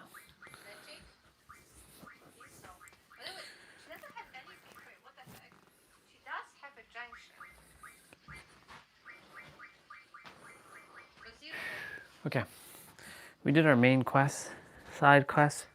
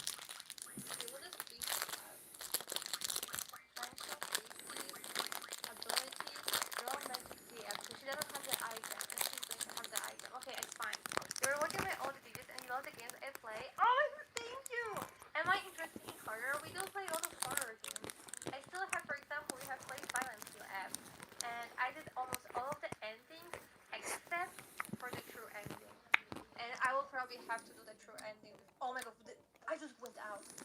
Before we go to the Final Fantasy 9, go back to the ability. Okay. Ability. Here. Do I just give it to Rinoa then? No? Okay, wait. I'm waiting. Injunction. My god, this is confusing. Rinoa. Ability. Yes. Oh, here. Oh, there's nothing here, though. Yeah, but there's nothing here. Oh my god. Sorry. Like, she can only use any ability. Kara, thank you so much for... What the fuck? Wait a second. Kara, thank you so much for the 20 bucks on YouTube. What the actual fuck? Oh my god. Kara said you're awesome. You have to grow from enemies and use the refined from GF abilities. Thank you. Oh my god. What the heck? Thank you so much. Big appreciation. Wait, listen, Kara. Oh my, don't mind the sounds. Nothing happened. Thank you so much. On the right arm and the left one, a little bugs on the head. Thank you so much, Kara, for the donation. That's actually crazy. What the freak? Thank you. And Edox, thank you so much for the follow. So do I have to refine also? Shit. Okay, so we have to check, but can I refine for Rinoa? Because she doesn't have like any enhances, right? I don't remember now where the enhances were, but like she doesn't have any. Like here? No. You can refine magic. See, she doesn't have anything here. So if I'm gonna give her the blizzards, I can enhance her a little bit. You can if you want to. Okay, thank you. So it was ability. Magic Refine. Let's give her some blizzards. Cause like poor girl doesn't have shit. Okay, like this. And now we go back. Wait, where was it? Here? No. I'm gonna find it. Okay? I found it.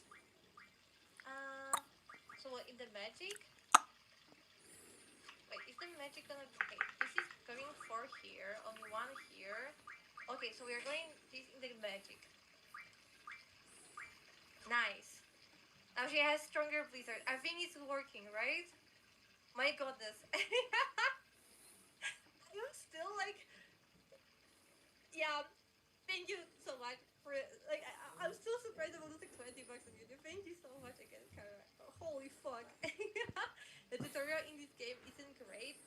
Honestly, if I didn't have you guys in the chat, I would still be in the starting zone. I wouldn't, yeah, we would still be stuck there. I would have no idea what's happening.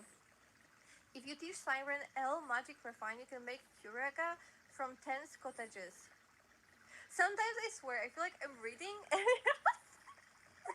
You mentioned in your messages, in your MGS video, that you don't want YouTube to be your main. You hope it's now. Yeah, I generally, considering how Twitch is acting lately, I'm not gonna be neglecting YouTube at all. That's for sure. Like, I still, have this dream about being a streamer, and I don't know if this is me being a boomer, but in my head, it's kind of like, it's programmed that Twitch is the streamer platform, right?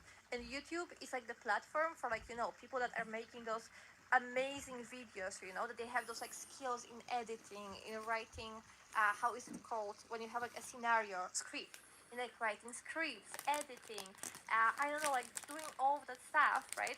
And then putting those like, amazing videos. And like, I am just playing the game live. That's all I'm doing. And like, I'm editing my shirts, but that's like, the peak of my abilities. Kagin, thank you so much for the follow. But like, streaming on YouTube is so fucking fun also. It is The pretty more skills fun. you have stacked, the bigger accuracy. So Hello, whoever's here. We're watching another streamer while she's playing Final Fantasy VIII.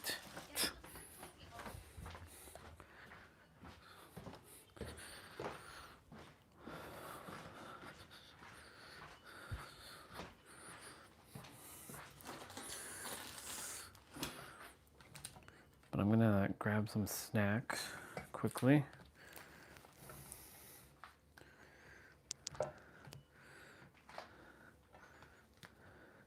You know what? It's been a while since I've had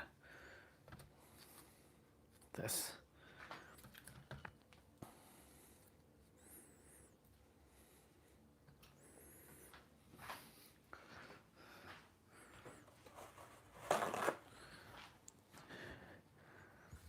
We got our mobility training 55s to do. Whoa, what the hell happened there?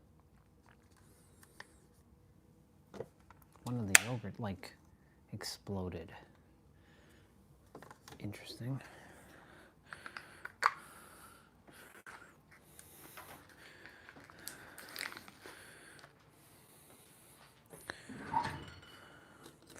We'll have to tackle that.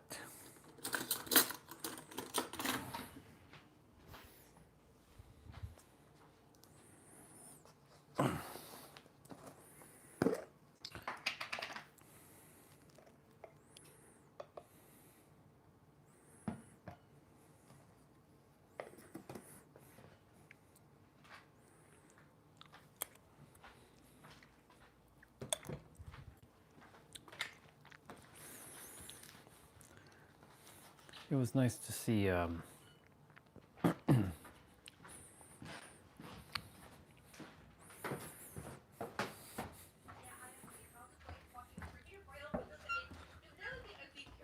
to play fucking freaking Final Fantasy VIII for dummies, I would watch it instantly. I would like have it on the repeat every single goddamn day. You didn't mention that it's worth learning the refined abilities first, but you ignored it. It's not that I ignored it. It just I'm trying my best, but you guys know way more about this game than I do, and I'm trying to like soak the knowledge from everyone, because like you all are trying to help, and I'm so sorry if I'm making someone feel ignored with like their advices. It's just I sometimes don't understand them. Sometimes it's like you guys are speaking a completely different language, you know? And I'm trying, really trying, but okay, should I draw a map for myself? Because this is gonna be a mess, right? You Oh, promise it will get easier? she's in the Minotaur map. She's in the Minotaur phase. Okay. Thank you so much for like also So we're watching YouTube stream while we're streaming our own YouTube. Wait, in game or in real life? She's I actually. have one like in real life also. I have a. Wait, you're right. I have a map. Which button was it? I have. Oh, I found it. But it doesn't tell me where I am. She has to go through different turns.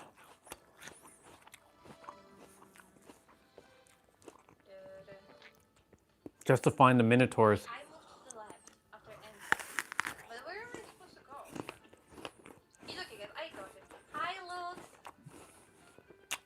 Okay, I went left. Now I'm going this way. The others are helping her in the chat. Okay. What the fuck? That is like this animal that is like eating the ants. But like, She made $20 on the stream as well just now, which was pretty awesome. I know that feeling when somebody sends you money. Happy for her. She wants to be a streamer.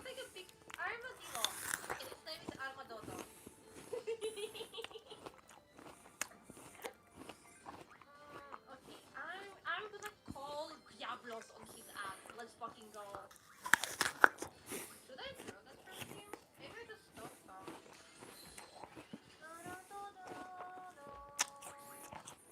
Watch me get sucked into her stream and then not do anything. I already finished my main quest and side quest, so. Like we're not doing too much damage to him, right? Okay, magic, maybe some thunder. What is Dumpy doing by the way in this game? Oh, she summoned Diablos. Alan Archer. Oh wait, are you like Archer IRL? Yo! His animation is so sick. I still can like She never seen Diablos? This is the first time? Okay. just like you know with more flashy version or something. Oh, and he did a backflip and throw into the pot. Okay. Yeah. Also, am I wrong or is it only 140 damage? Ow. Okay, maybe I will call the siren then. I'm just gonna call everything. Wait, I like how her stream showed up on my feed. wait, the in-game audio sounds weird? I'm assuming the game recommendation is still mute. Oh. Right? Yeah, I'm sorry. I do not have the console right now, but sometimes I'm going to Serbia to Virgin's gaming house and they have the PlayStation there. And then I can take like, oh my god, I was 1000 damage! And then I can take the recommendations for the PlayStation. Like for example, we had last time I was there, we have played Bloodborne. Okay, go again. Holy fuck. And Magic Panther, the Panther is hurting it, right? That was a nice animation. Okay, why she doesn't have glasses? Why she has no glasses? Hi Heidi, am I ready for? Because she's in battle. I've ordered the glasses and I have ordered the contact lenses. So what I was thinking, I don't know, because like I either will just wear my normal clothes. She has a lot of people watching her stream right now, 27 people. Anyway, I don't know, you guys are like hating on the way I dress, I guess. So I'm either gonna wear my usual clothes or something else that I was thinking, but I don't know if it's a good idea. It's like doing like golf girlfriend kisses. This way or another.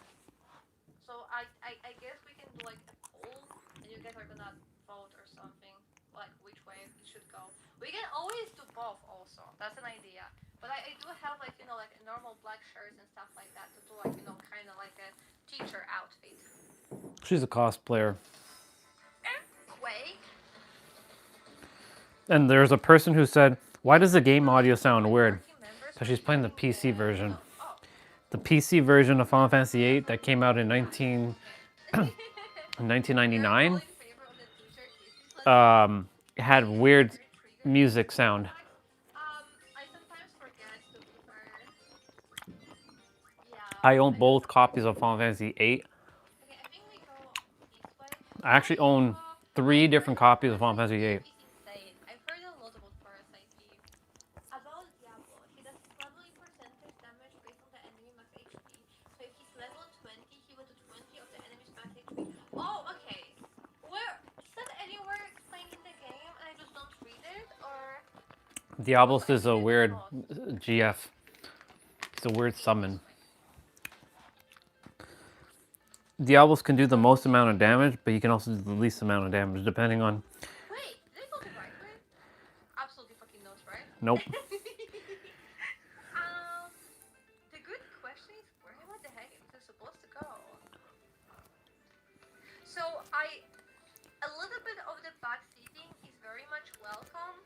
Telling me, go here, here, there, pick up this, do that, go there, is too much. But like a little bit like, you know, of hint or like pushing in the right direction or explaining the mechanics are very much welcome.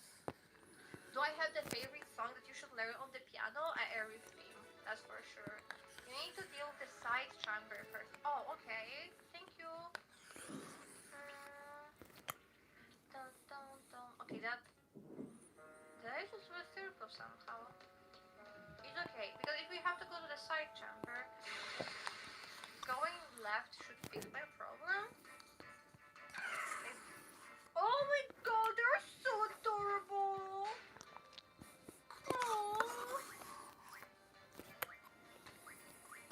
Oh, do you see them? They're so cute! Oh, the marshmallow! Her stream is getting pretty popular. Hi, Eero. It's so cute, right? My goodness. They try to kill me, but they are so adorable. Like, do you see them little legs? Okay. As much as I would like to watch her stuff, I do have to focus because watching her video is gonna make me not want to do my stuff because I'll get entranced. I get entranced into Final Fantasy VIII stuff.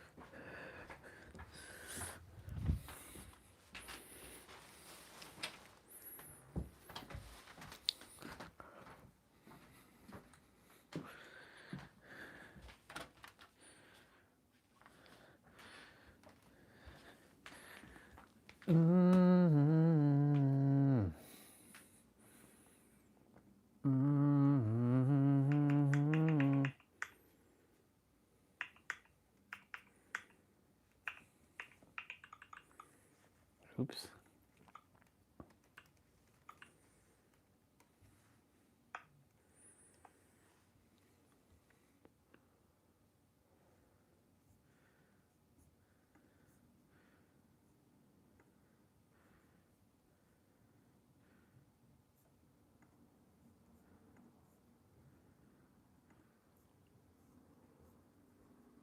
Do do do do.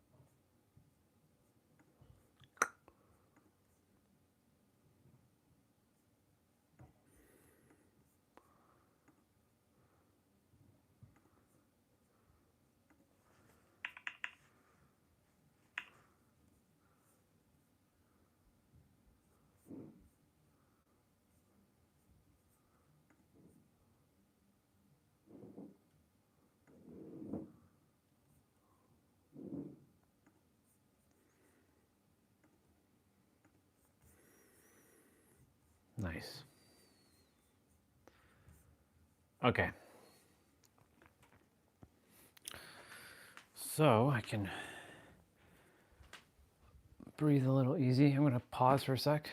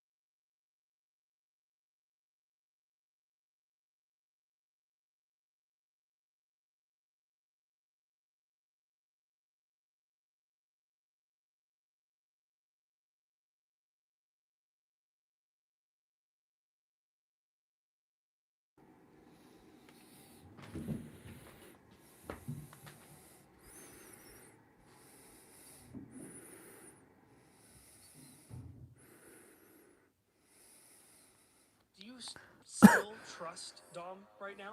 How's that having him back in your corner? What do you mean do I still trust Dominic? When did I not trust Dominic? I'm just asking. It's Not been a with while. me. You know, I'm very outgoing. I'm a people person.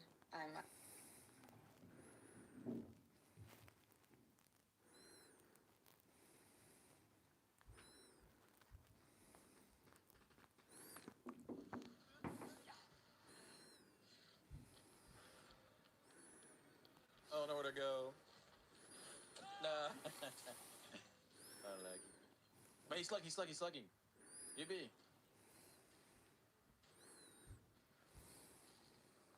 Yes, please. W, thank you. Please check him out. I've always been like a long form, like video and just streamer guy, so I've made some shorts here and there over the years, but it wasn't like a lot, you know, so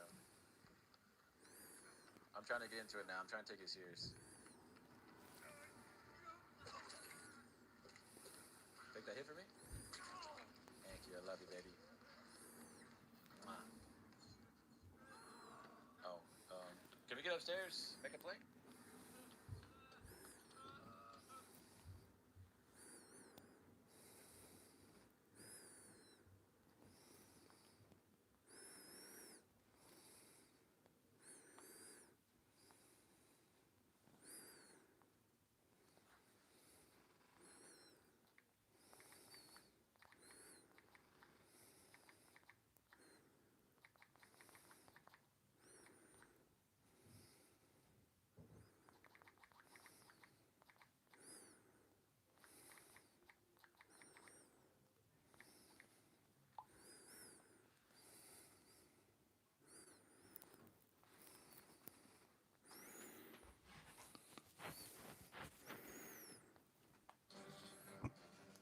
Time to get rolling.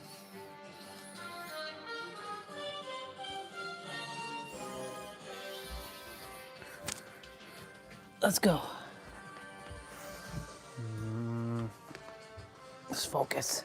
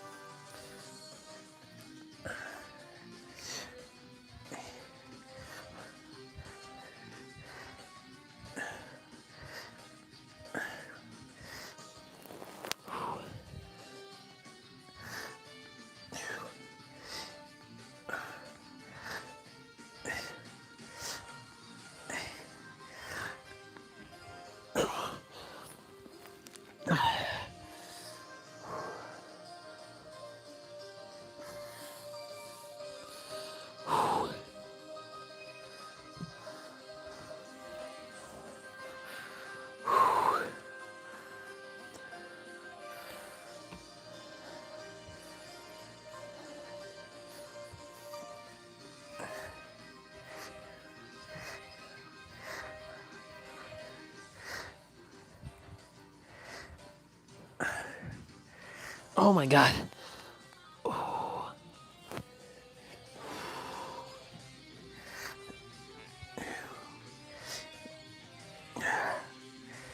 Oh yeah.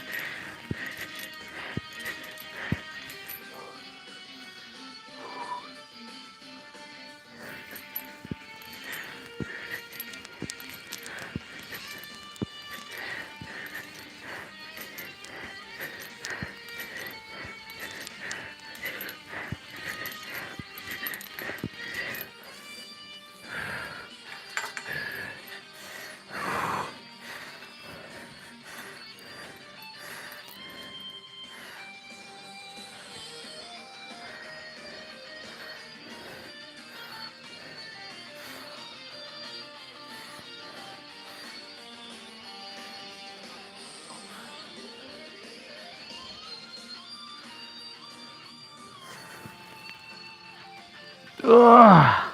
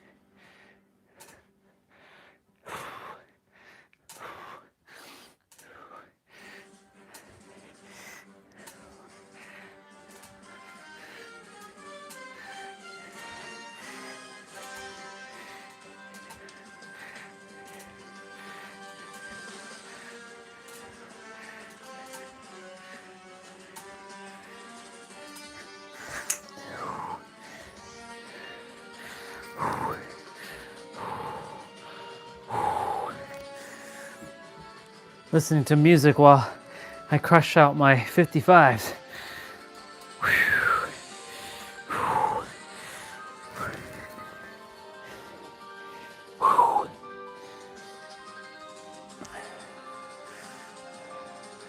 Wow.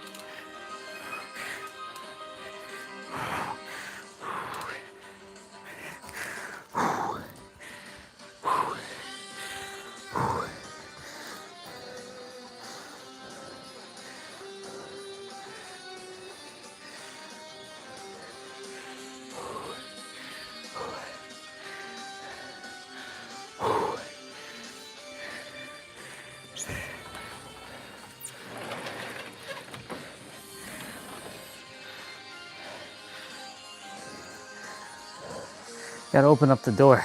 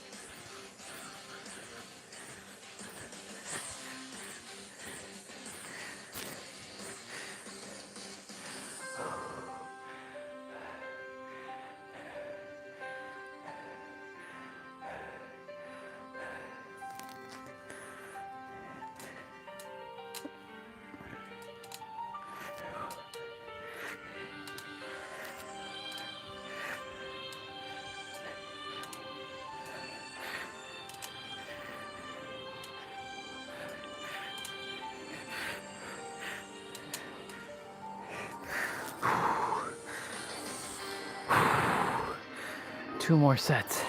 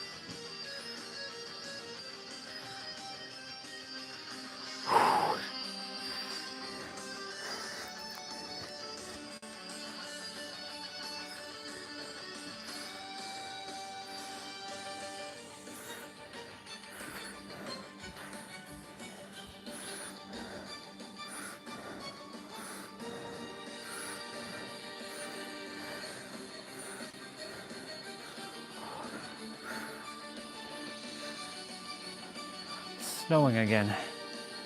It's fine. It doesn't even bother me anymore. It used to bother this character that it would snow, but I actually enjoy it. Man, lots has changed.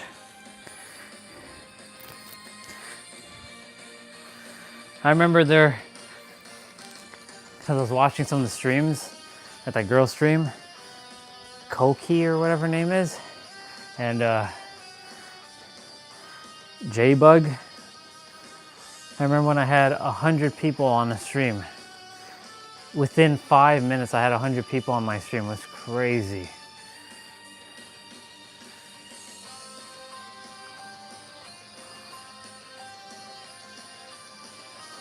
I'm glad it quieted down, because if it didn't quiet down for me to get to where I am right now, I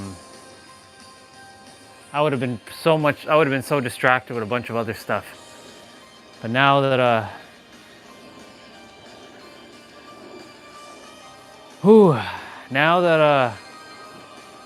I'm pretty much good to go. It's only a matter of when now, y'all. Once the 17th of February hits, everything changes. New energy.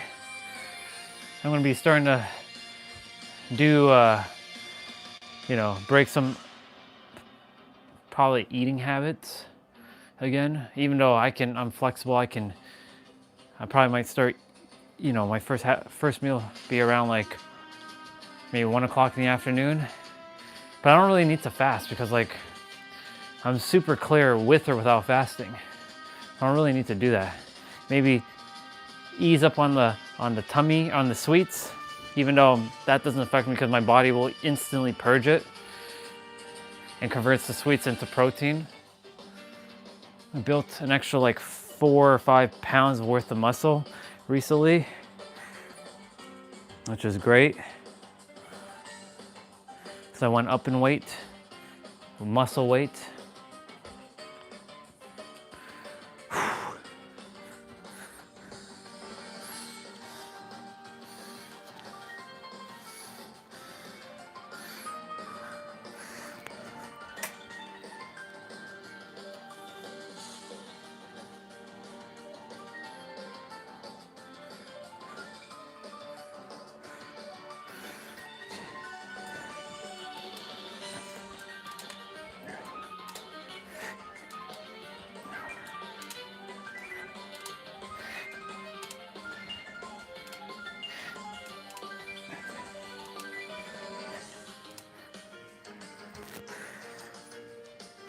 One more set.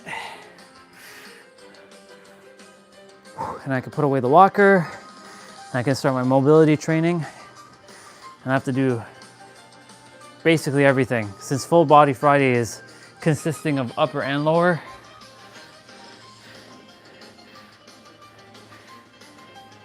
I have such a perfect routine, like such perfect layout of everything.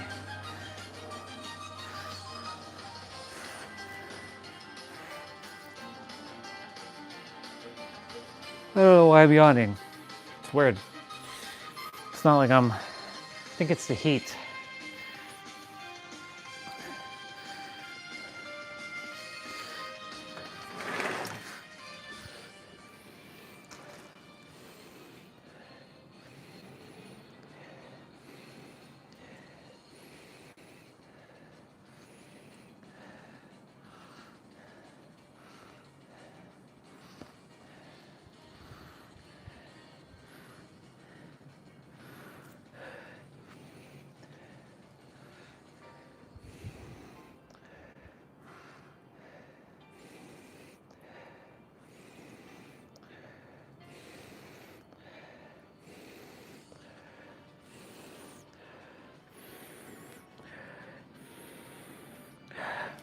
Much better.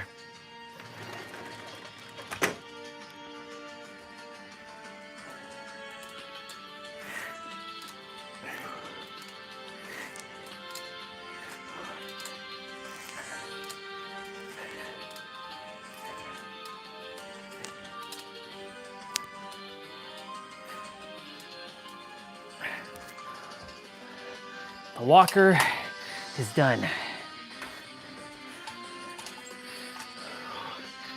All right. Onwards to mobility training.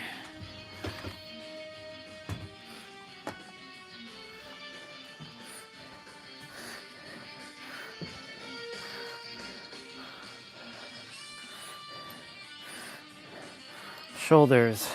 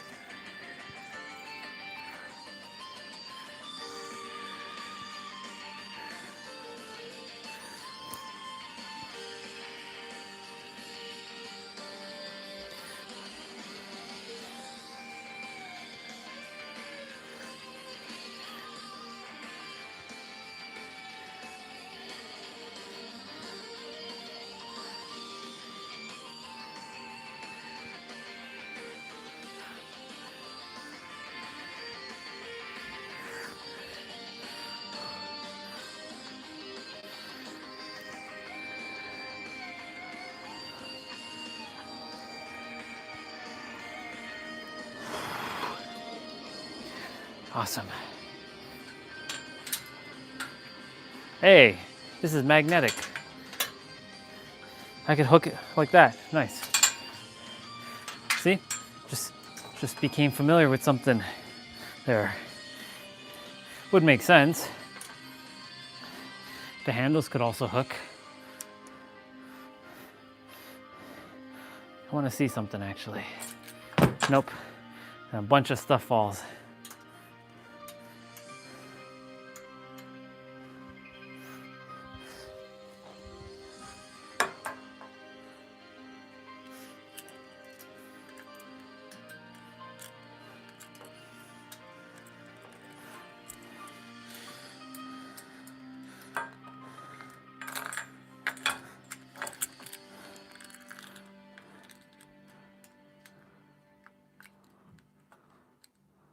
Well, these things are magnetized.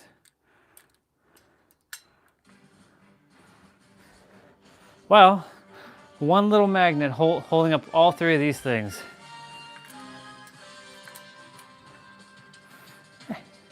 Not bad, but I don't need to do that because they can hook on their own.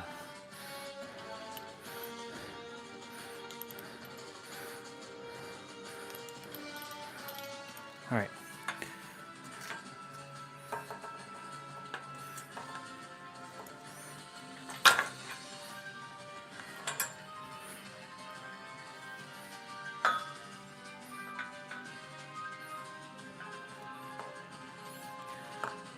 wonder if Jeffrey Epstein is just laughing his ass off up in heaven, seeing all the shenanigans unfolding.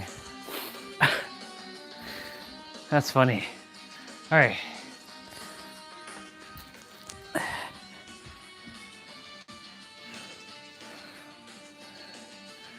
We're gonna do some of the stretches.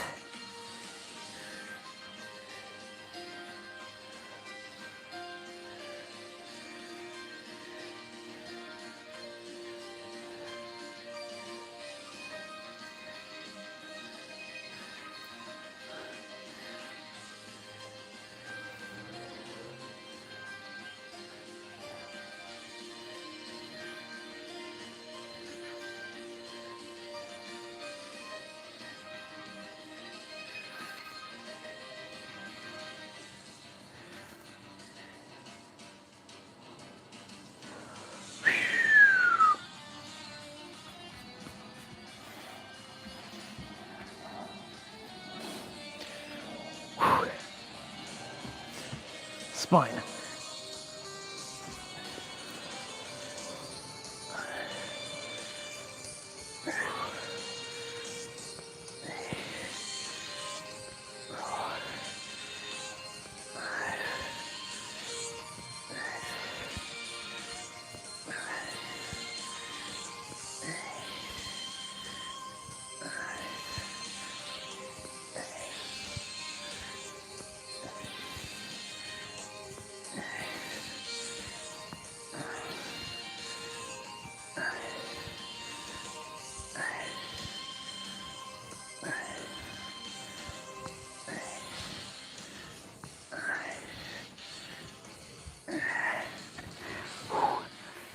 Oh.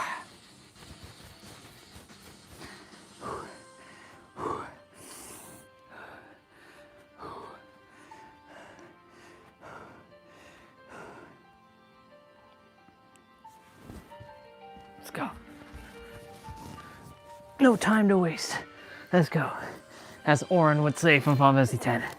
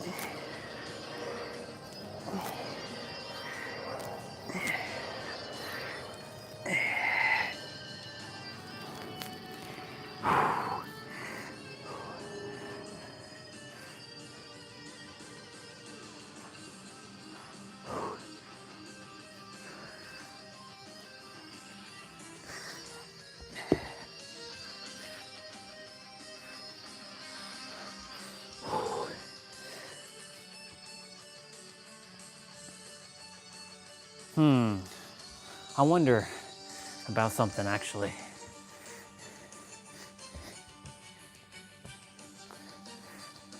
Oh, we don't want to do that.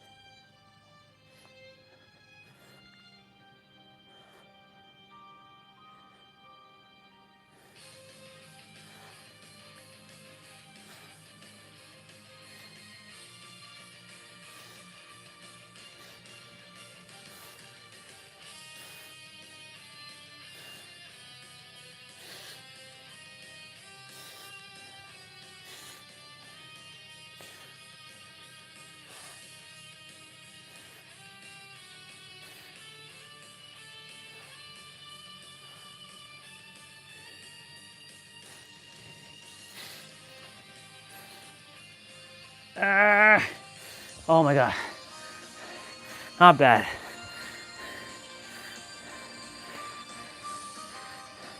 Got to exactly 60 seconds.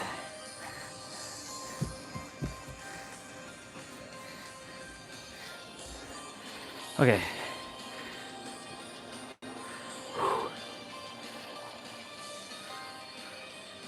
Is that 432? It is 432.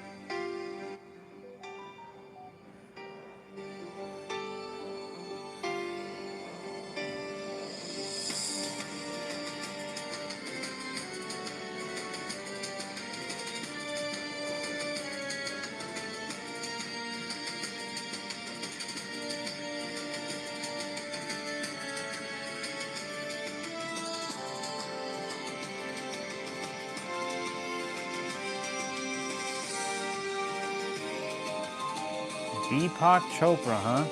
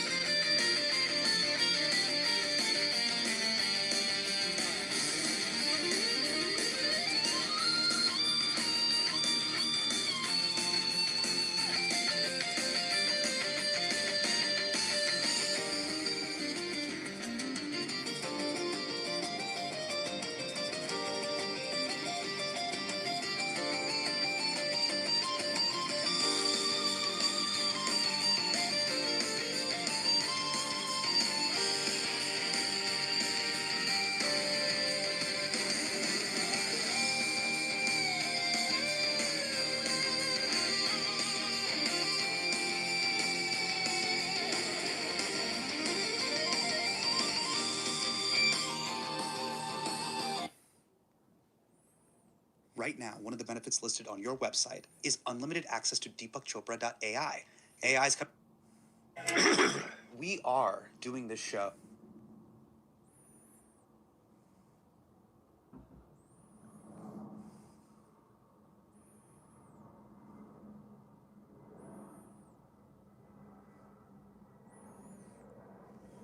In 2025, in the new digital reality, Google, the demand for what you do is oftentimes you. Yep, your asses are cooked. Your asses are cooked. Okay, there is going to be someone that is taking initiative towards you in the month of February. I'm hearing this is someone choosing you. This is someone making it very clear that they either want to be with you or to work with you or to create with you or to be in your life in some capacity, especially with the Hierophant. I will say in the month of February, there could be a deepening of a relationship or a connection or a commitment specifically. What exactly is this? What is coming in for them?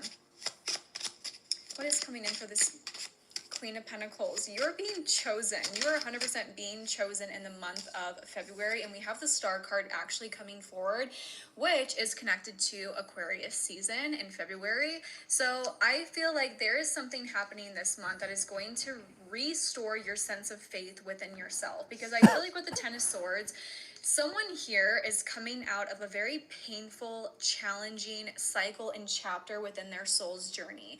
This could have happened recently. This could be happening right now, but there is something that you have completely closed down and completely released in your life, whether this was a relationship, an environment, a living situation, a job, a career, a habit, a pattern, whatever it might be.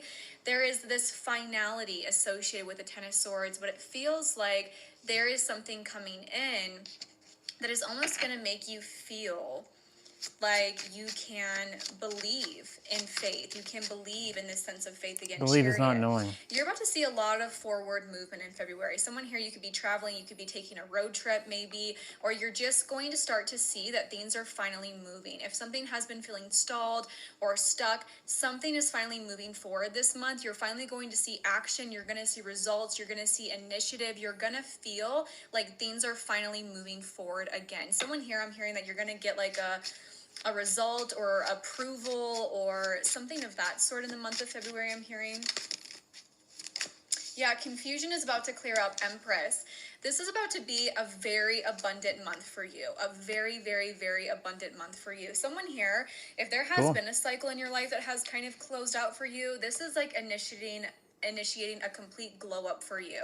Maybe this month you're doing something to improve your physical health or your physical appearance in some capacity, doing something to treat yourself, or you're just feeling so chosen where you can sit back in this month and you are just receiving all of this goodness from the universe. I will receive that.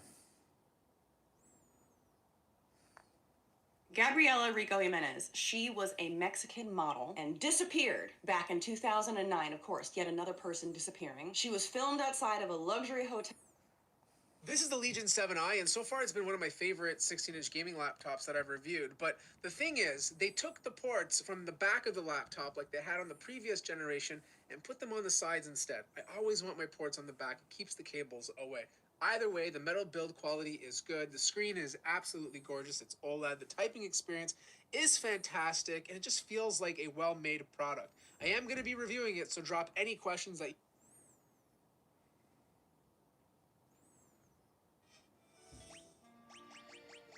Just because I think I kind of got it now.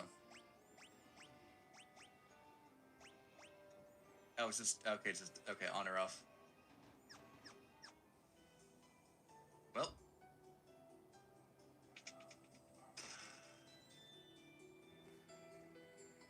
an up and down here.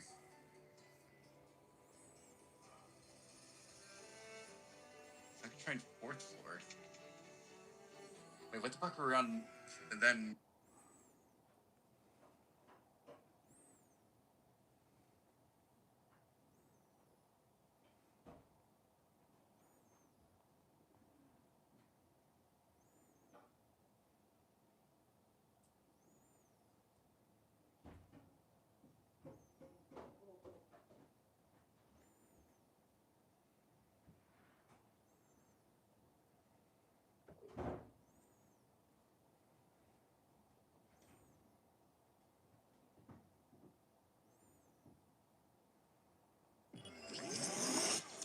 So this is an iPhone 17 Pro Max. It has about a 5,000 milliamp hour battery, but this is the Honor Power 2.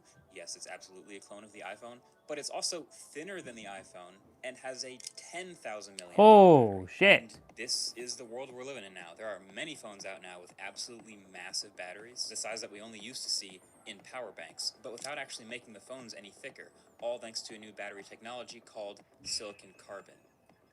So if you're a subscriber, then you've already heard me talk a lot, especially in the past year, about silicon carbon batteries and how great they are and how they're even perfect for certain form factors of phones, like enabling the ultra-thin ones, like Galaxy S25 Edge and iPhone Air, because they could be super, super thin, but still with silicon carbon have normal battery capacities. But yet, those phones didn't have silicon carbon. In fact, a lot of phones, competitive flagship phones, have come out lately that have skipped the silicon carbon battery. It seems like whole companies like Samsung and Apple and Google are just waiting on the sidelines and not touching this new battery tech in any of their phones. And I finally think I know why. So let's talk about these new smartphone batteries. So like I said, on the surface, it would seem like silicon carbon is a no-brainer.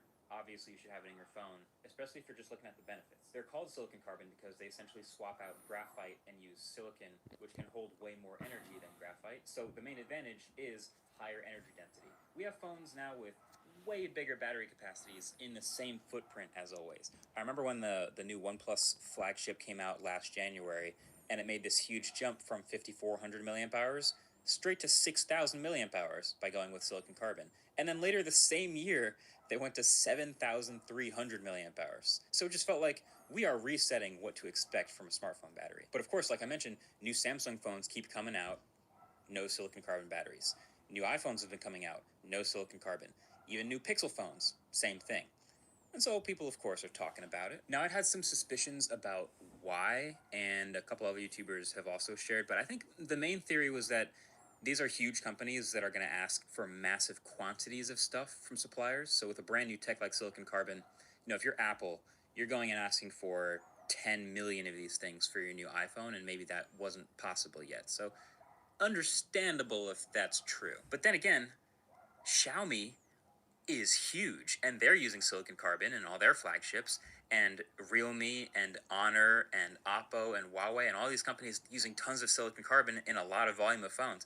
Meanwhile, Google's over here with the Pixel, not shipping that many phones and not using silicon carbon. So maybe that's not the whole story. So then I recalled, I've gotten a few emails in the past year from people in the industry, and I won't say which companies they work for, but all smartphone companies, and individually they'd each reached out to me to mention that there are some concerns with silicon carbon batteries, and all of their stories matched up about a totally different concern about swelling and longevity. Now, I had only seen that in these emails, so I went digging, and I reached out to a couple other sources and people that I know at these companies, and now that I've heard back from them, I'm actually much more confident that this is the main reason that we're not seeing this tech everywhere in a ton of phones. See, one thing about batteries is that as they charge and discharge, they expand and contract a little bit with the heat, just like almost any other material. It's why sidewalks have cracks. It's why bridges have expansion joints. Basically, every material has to expand and contract a little bit with heat, right?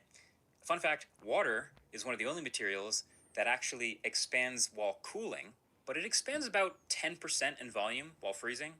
And if that happens too fast, it cracks. So during charging in a silicon carbon smartphone battery, the silicon heats up and absorbs lithium ions. And when that happens, the silicon can expand to 3 times its original volume. So that's kind of insane. Like imagine a sponge that triples in size when wet and then shrinks back down. And then over and over again, every time it charges and discharges, eventually things are probably going to crack. You know that meme going around where it's like, oh, if you want to clean the ice off your car windshield really fast, just pour boiling water on it. But obviously you shouldn't do that because that could literally shatter your windshield because of rapid temperature change. Thermodynamics. So in the battery, the silicon is actually really finely ground instead of a solid block to avoid the mechanical stresses.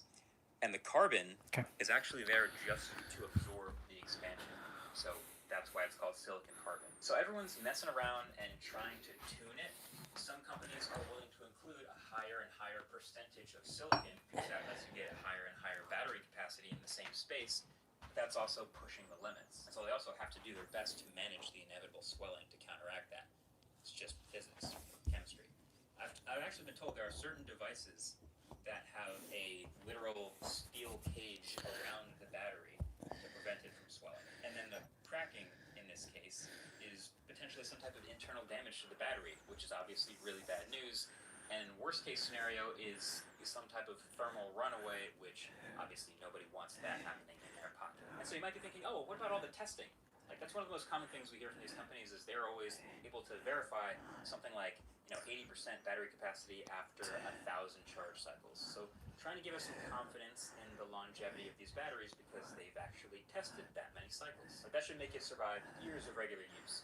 But batteries obviously go through a lot more in regular use than just charge cycles. Like, they deal with a lot of outside heat and cold. Yep. They get dropped sometimes. There's pressure changes. There's humidity changes, etc., etc. It's a long list. So testing is really important, of course. But it's really hard to account for all the variables that a battery might experience over a long period of time. In one of my conversations, my source mentions that with all the thorough testing going on, getting issues down to a rate of under 1 in 250,000 feels pretty good. Like, if you have an error rate of something that's under 1 in 250,000, that's a very rare issue and you should be good to go. But at Samsung or Apple's scale, with its tens of millions of phones, that could still not be good enough. That could still be a dozen exploding Note 7s like it was in 2016. So since there isn't quite enough real-world data yet, especially over longer periods of time, some companies are choosing to just sit it out for now and continue developing regular lithium-ion batteries. And remember those companies I mentioned at the beginning that are all not using silicon carbon? The Samsungs, the Apples, the Googles. They're all huge companies, but there's also something else they all have in common, which is they all operate, or at least have a big presence, in America. And I bring this up because we talked about this before. The US especially is a very software-focused market. There's all this ecosystem lock-in and inherently less hardware competition. People just want the blue bubbles at this point. So if people aren't going to buy the new iPhones because of a silicon carbon battery, or they're not switching off of the iPhone because of some other phone's silicon carbon battery, then there is no reason for Apple to take that risk yet. But in other markets where people can just use WhatsApp and be happy about it, then there's way more hardware competition and people are willing to switch. So if one phone has a 40% bigger battery because of some new emerging technology and the other one feels like they're being left behind, people will move to that. So yeah, this will be fascinating to watch it play out. Today, still 2026, carbon batteries are still technology. They're still a little bit riskier, and lithium-ion batteries are still a safe bet, but there's this divide there. So we'll have to keep an eye on how these silicon carbon phones actually age. The first ones about 3 years ago, but there's been a lot more out in the real world in the past year. So we'll check in, get subscribed. Maybe in a year or two we'll have a lot more real-world data. We'll check in with stuff. Thanks for watching.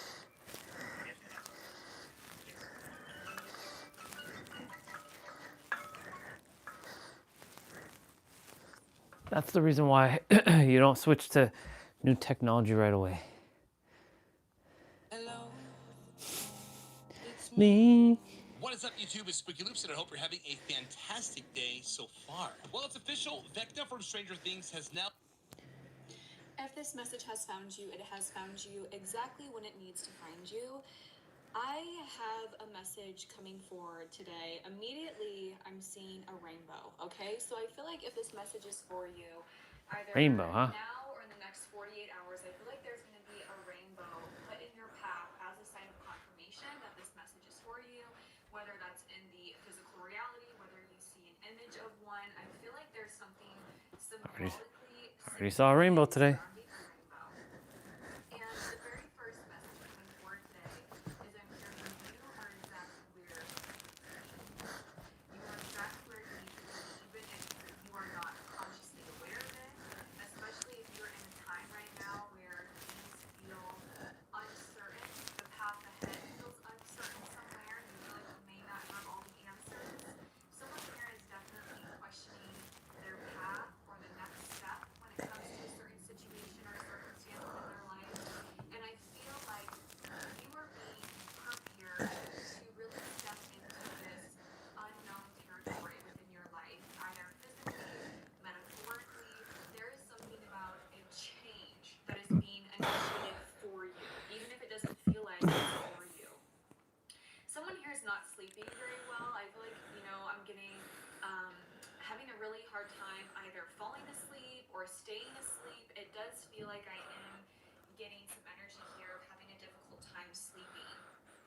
I feel like this year for you is going to be one of the most abundant years for you because I feel like you're going to be stepping I claim that. out of something that felt very confining or very, very, like they're showing me that you're breaking a cycle of either fear-based decisions or choices or I like that. dynamics that felt familiar but maybe were, you know, limiting or toxic in a sense. It feels like Hips is left. you're really stepping into this energy of self-sufficiency, and I'm hearing the word self-respect. I feel like there is a lot of material abundance that is coming forward for you because you are breaking free from this cycle, this pattern somewhere within your life. And it feels like because of this, you're closing out a major karmic cycle in your life. And this could be happening now, this could be happening moving forward, but they're making it very clear that you're going to be stepping away.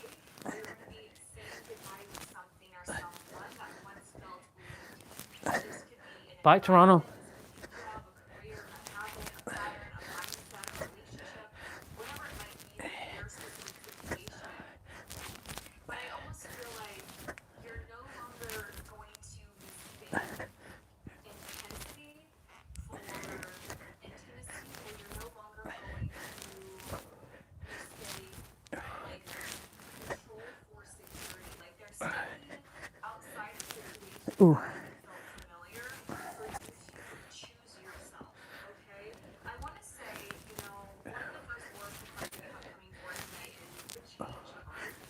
So obviously it feels like you're stepping into a time of change. Okay, the number 5 could be significant for someone here today. But this card represents change that is happening for us, whether that is change in our environment, our routine. Someone here, you're going to be very into wellness moving forward. You're going to be very into your home, nutrients, the food that you're eating. Maybe you're going to be cooking more at home. Maybe you are going to be, you know, working out or moving your body or Well, we're already doing that. holistic healing or energy healing. There's something I already here do that. where you're about to really prioritize yourself and put yourself first, okay? With the 3 of Swords, this is telling me that you're closing out a very painful cycle and chapter in your soul's journey. The 3 of Swords is about heartache, it's about grief, it's about sadness, it's about disappointment. I feel like you're really going to be acknowledging the pain that something has caused in your life for you to release it and let go of it, for you to really process this and metabolize this and kind of dissect it for you to move forward. You have the Wheel of Fortune, the Ace of Pentacles as the last 2 cards of your spread today. And I feel like whenever the Wheel of Fortune comes forward, I feel like this is It's funny how her stuff popped up on my feed. this is about changes that are in our destiny. This is about changes that are unfolding. This is about, you know, the divine kind of orchestrating these changes in our life for us. And I actually feel like they are preparing you for something huge. Oh, yeah. Huge in the material realms. This could be a commitment. This could be health related. This could be a new job offer, opportunity, some sort of financial growth, financial compensation. Definitely financial I feel like this year is compensation. going to be a very successful year for you in the material realms. But also Very, very, very, turning very Super successful. Saiyan and beating up And I everybody feel on like the it's planet. because you're going to be confronting something that has been limiting you in order for this shift to really happen. What does this person need to know in here? That I'm turning Super Saiyan? Yeah. I'm also hearing Turning Super Saiyan? trust in this time. I'm turning Super Saiyan. Someone here, you're definitely going to be like really stepping more into like spirituality, like crystals, Nope. oracle cards. Nope. Something about like energy healing being super specific for Well, someone here. energy healing, yes. But I've already done all that.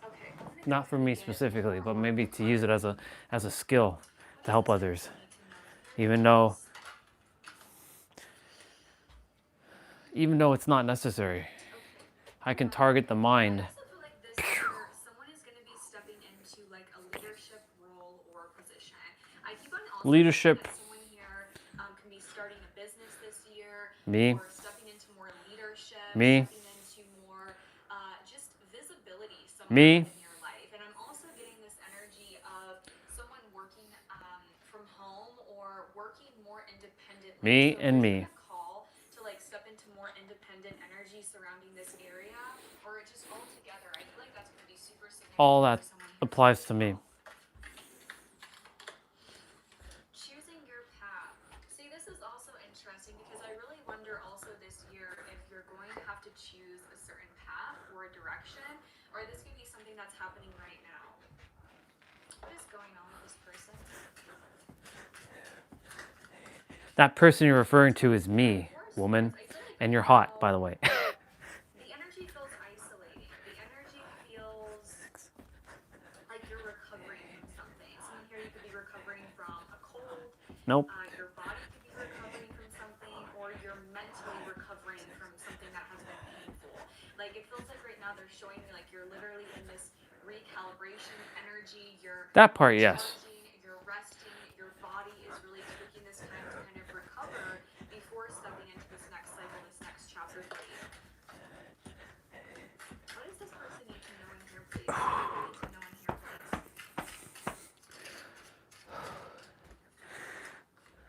Yeah. I feel like there has been a situation that has been really tugging at you, and you have been really unsure about what to do here. Like, it's giving this energy of like mind versus heart. Do I stay? Do I go? It's giving this energy of I don't need to decide. I mean, I don't need to focus on that because that's already settled. That's a go. there's something here about confronting this. What is the guidance for this person today? What is the guidance here? What is the guidance for this person here? She's been pretty accurate. And she's cute. Yeah, someone is definitely having a hard time sleeping. I'm not having a hard time sleeping. Just more so not staying asleep once I wake up to use the bathroom. You feel like there is a cycle and a pattern that is That's the character, though. Or is this an on and off again relationship? Is this something that you are getting sucked back into? Or is this a habit? Is this a pattern? Whatever it might be, they're showing you that something is like literally oscillating in your life right now. And it keeps coming up in different fonts, in different versions, because there's something here for you to learn here from this.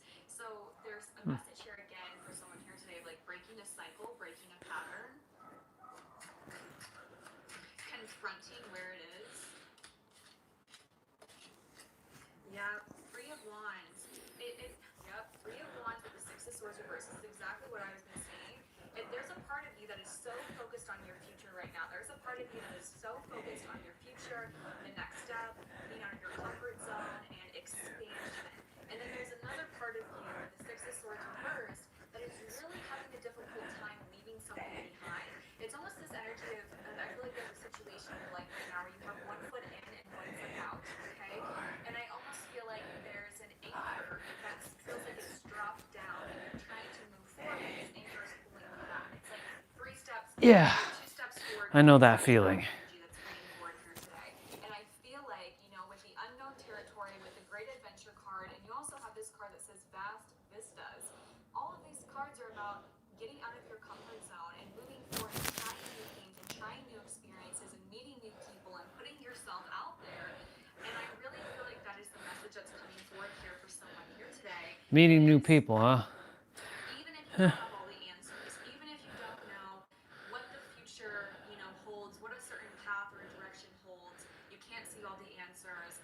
It's about trusting and trusting in unseen forces, but also trusting in yourself that you will ultimately get yourself on this path. Always do. I didn't come this far to only come this far, I feel like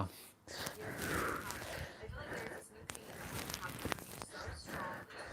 Your love life, your personal life, your professional life, or this sort of words, what is blocking you from stepping into this energy is not really detaching yourself from something mentally. Break all the confines. Someone here, this could also be that someone here is feeling very conflicted about which path and which direction to take right now somewhere within their life. You might feel like there's a situation that's out of your control, it's out of your hands, Not so much. financially, or there is literally someone here today that feels very, very, very divided about a choice somewhere or a path.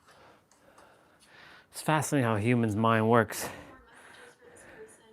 Any last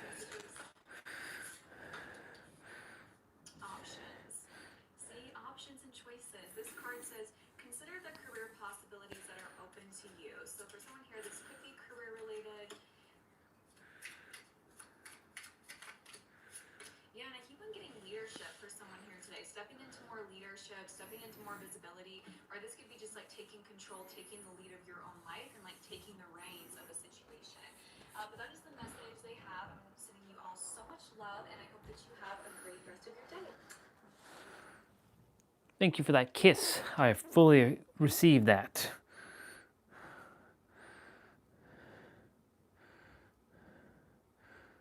Top 8 answers on the board, ladies. We asked 100 men. You're visiting your buddy in jail. What are you taking to him? Money. Money. Mooney. Okay.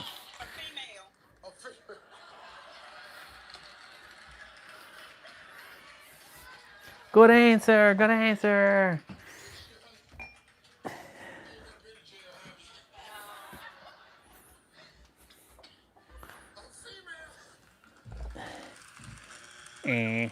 I actually should not be watching this yet, or anything Family Feud or laughing related, only because we're probably gonna get smashed in terms of we're gonna be like laughing our ass off. So let's not do that.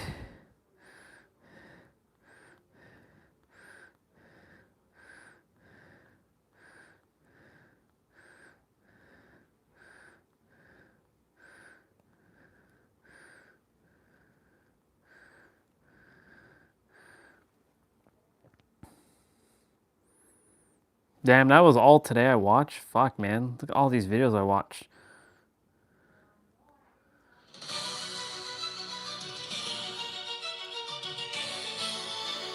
All right. I like how she makes her AI Mega Man stuff.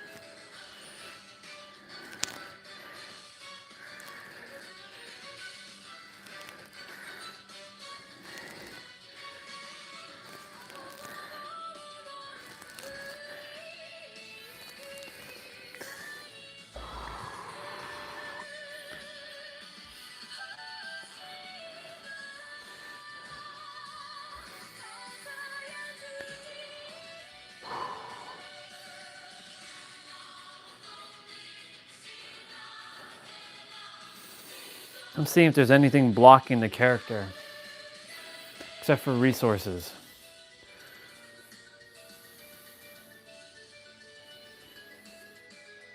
I have to really dive deep with the character, see if there's anything else that's unconsciously blocking anything.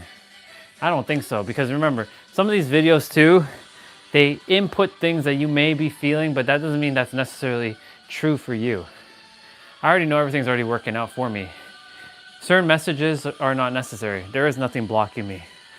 Nothing energetically, nothing mentally, nothing emotionally, nothing financially. Well, financially, potentially, but not to the sense that like I need to. I'm taking this time to just let the character be human again. I'm rehumanizing him. Rehumanizing? That's a new one. There's dehumanizing and rehumanizing.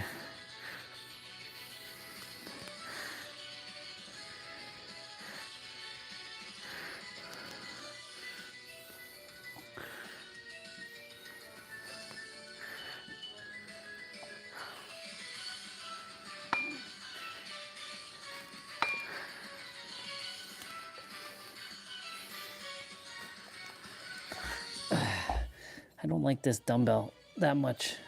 Or I don't like these like knob things. They don't stay stuck. They keep getting loose.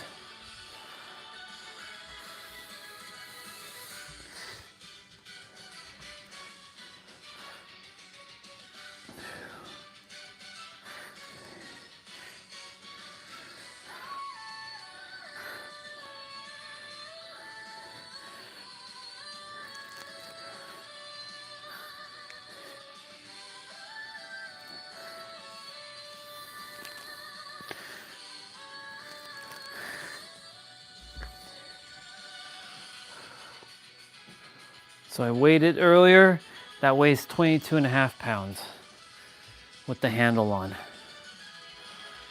So I'm lifting a 22.5 pound dumbbell to curl, which is close enough to the 50 pound resistant. The 50 pound resistant bando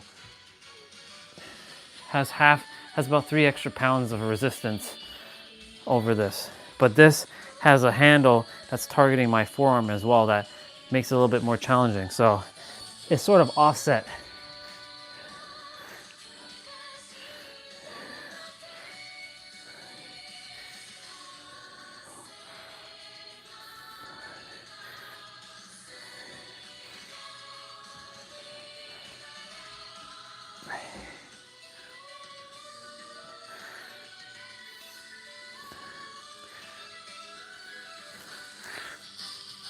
Ooh.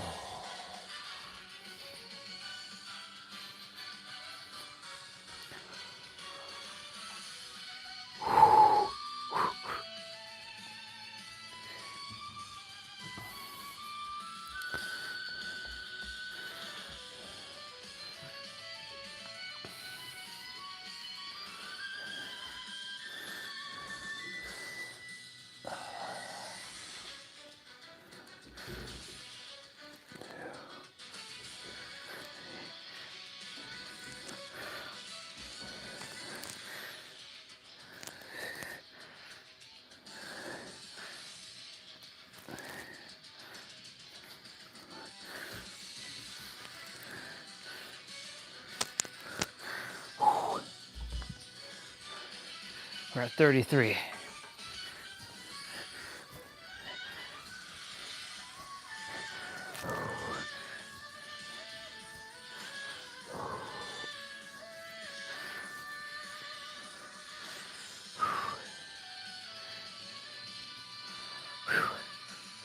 This is perfect.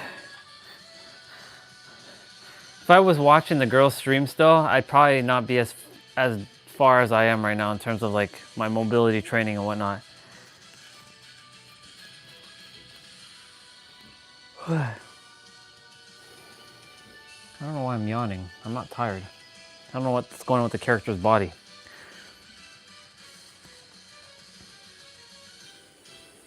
Observing. What's going on with you, character? Is it because of the heat and the cold?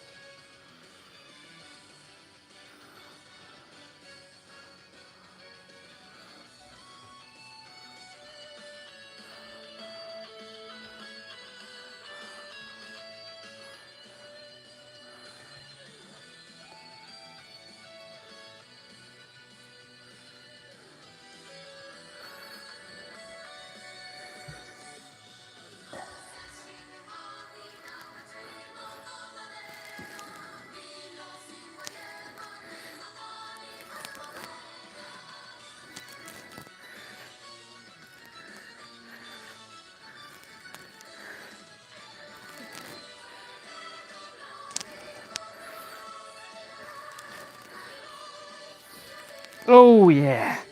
One more set. One more set.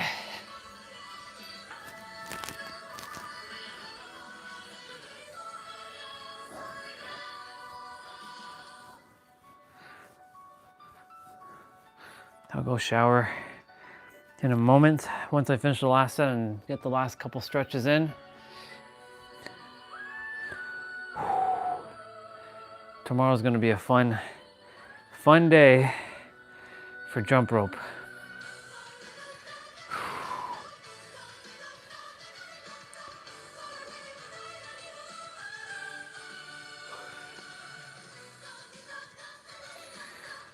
I can either do that 1 hour one or do another one. That's pretty challenging.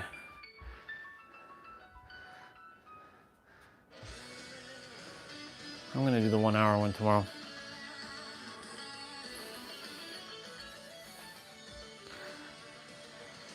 That means I should start that one early. You know, it's funny because last Saturday we came back, we did our play out, we did everything, we got it done by 1:30 or by 1 o'clock. Went and showered, finished by 1:30, grabbed my meal. We were ready to watch the Royal Rumble at 2 o'clock. It was perfect. And in the process, I opened up the Keurig machine as well and did some other stuff. But yeah, it was a productive day.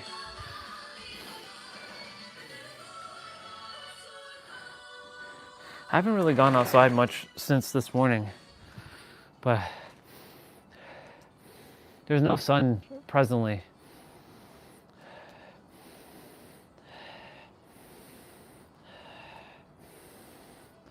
But it's okay because we got a lot of sun yesterday. Well, we got some sun yesterday. We got a lot the day before.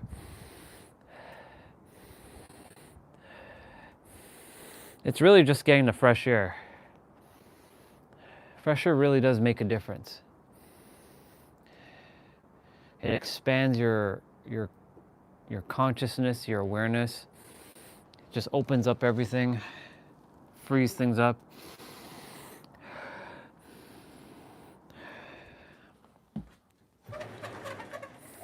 It's pretty awesome. All right. Let's finish this last set. Did I?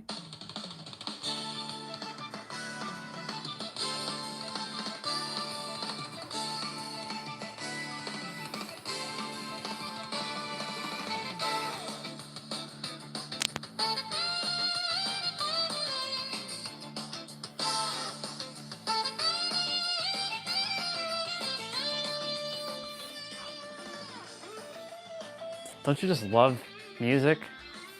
It's so awesome. Especially video game music.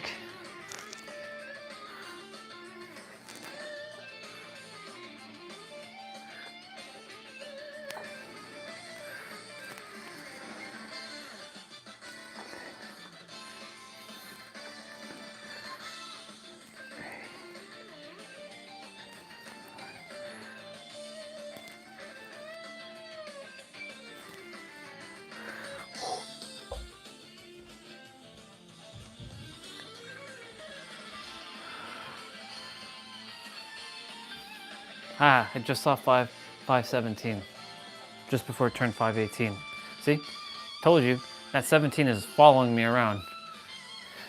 It's making me aware. Even though I'm done with numerology and spirituality and all that other shit, it's still nice to still see the numbers, you know?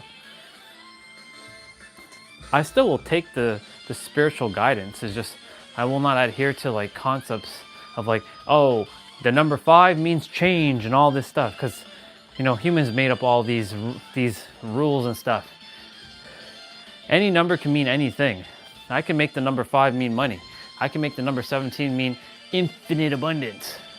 I can make it mean that I'm finding my partner, or that I've already am with my partner, which I already know who my partner is. It's Lindsay Stellar. That's right. I didn't say Lindsay Sterling. I said Lindsay Stellar. Already, it's done.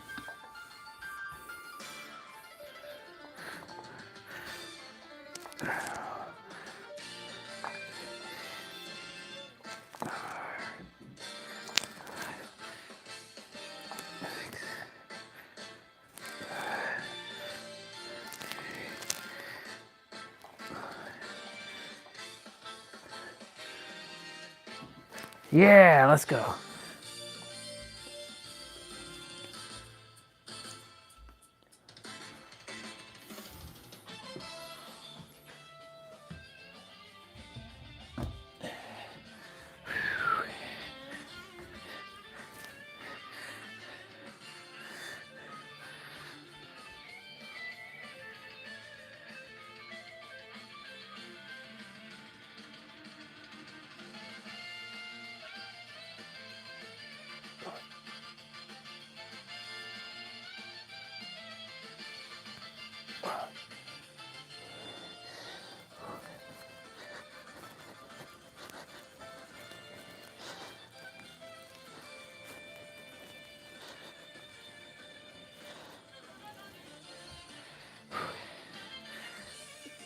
I forgot to do.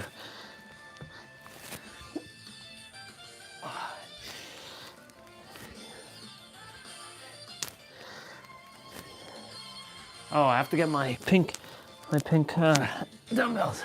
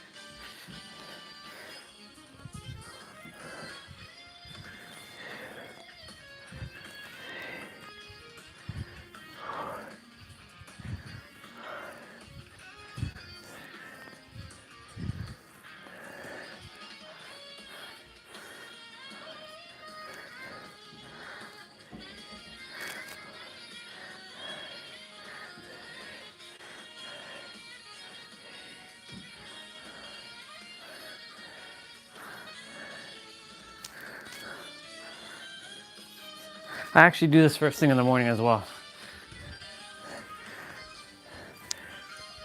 That's how I get the blood flowing in the body. Not that I require to do that to get blood flowing, but I enjoy doing that because it feels nice.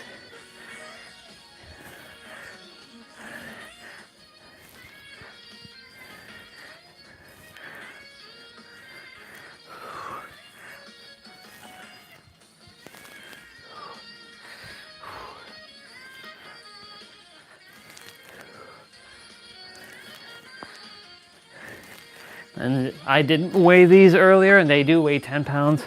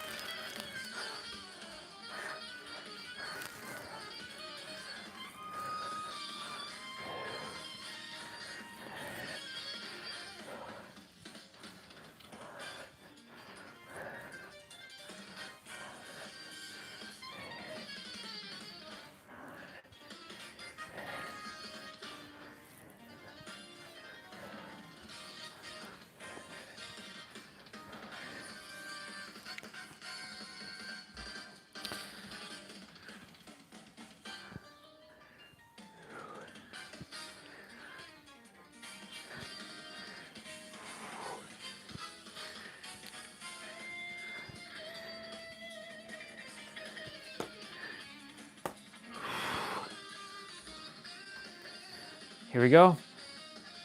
He's pitching for the World Series. It's 0-2 with 2 outs. Final pitches. And strike 3. He wins the World Series. Yeah!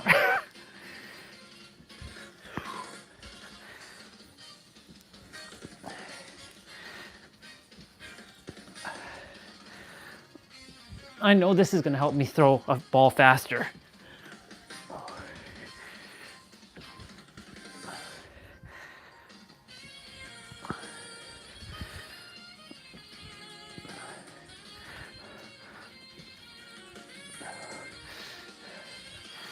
Even with this arm.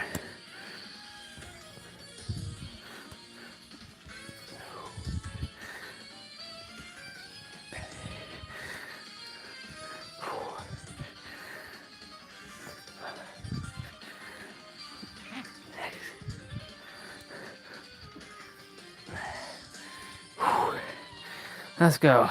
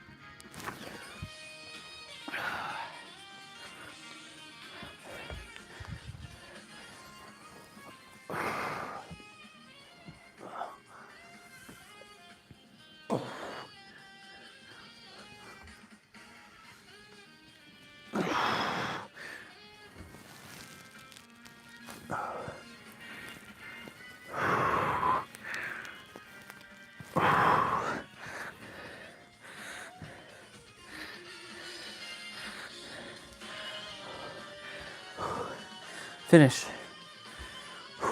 Just before 5:30. Nice.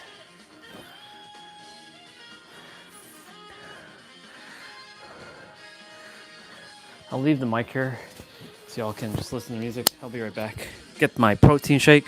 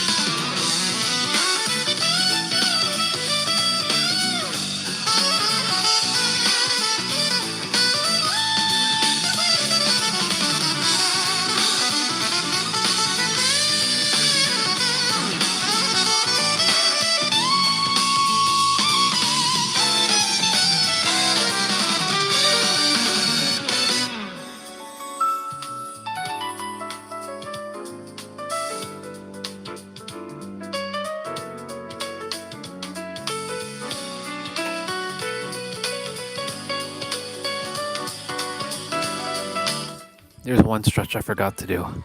I'll do it right now.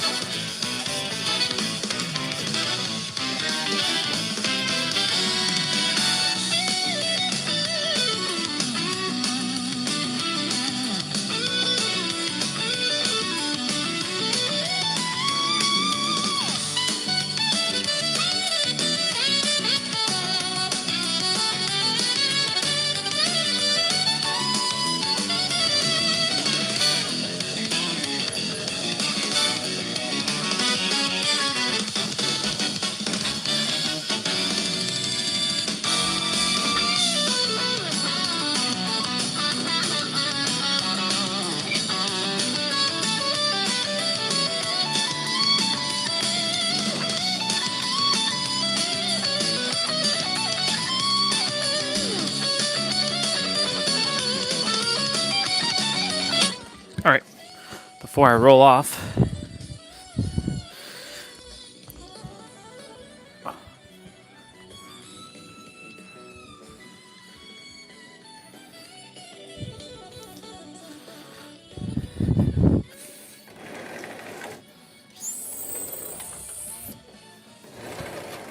I'm going to see what to put on. Ooh.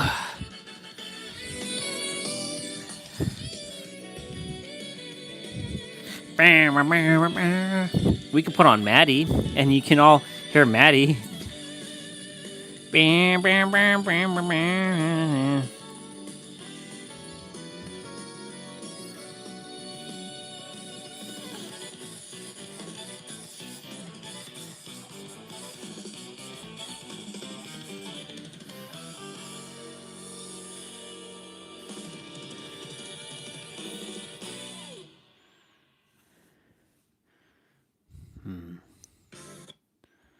Or maybe whose line is it anyways?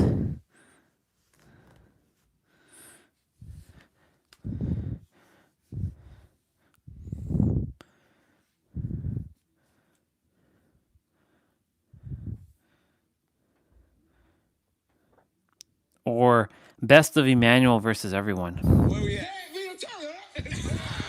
The ref. Because DJ D-Rec got a birthday coming up.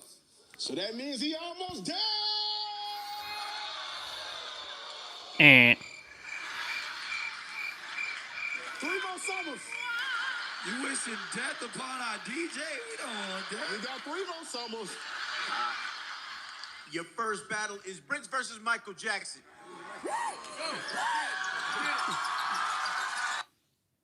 I mean, it's funny, but it's not already absolutely hilarious. Let's see.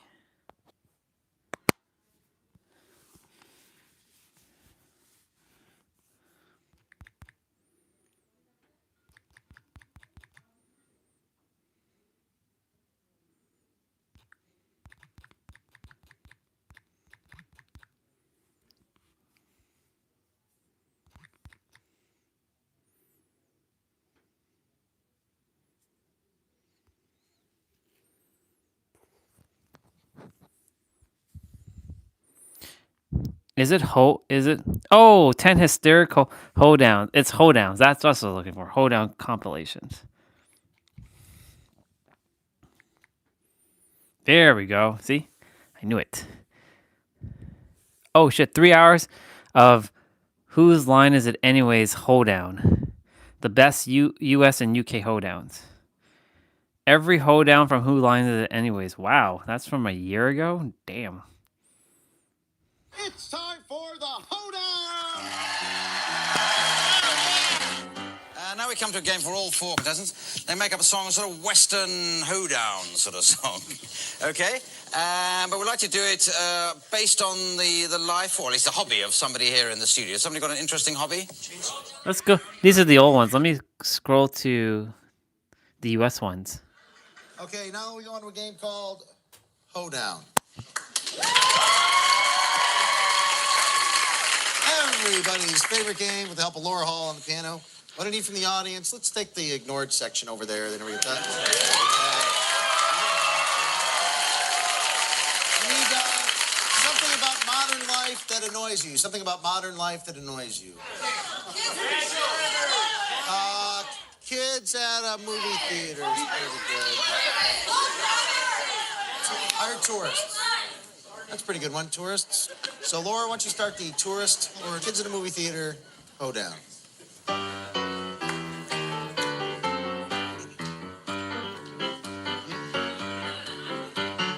Tourists are the one in shorts with sandals on their feet. When I drive around, I run them over in the street. I do that for my town's own protection. I am singing this song for the ignored section.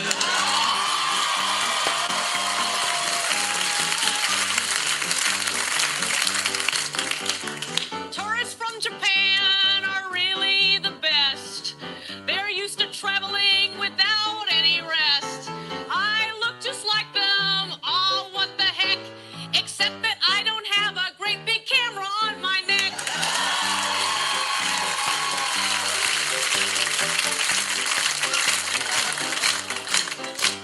The other day I was at a movie. The kids were all loud. They were making noise and throwing stuff. What an ugly crowd.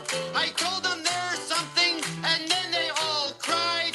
I ruined the movie, told them Bambi's mother died.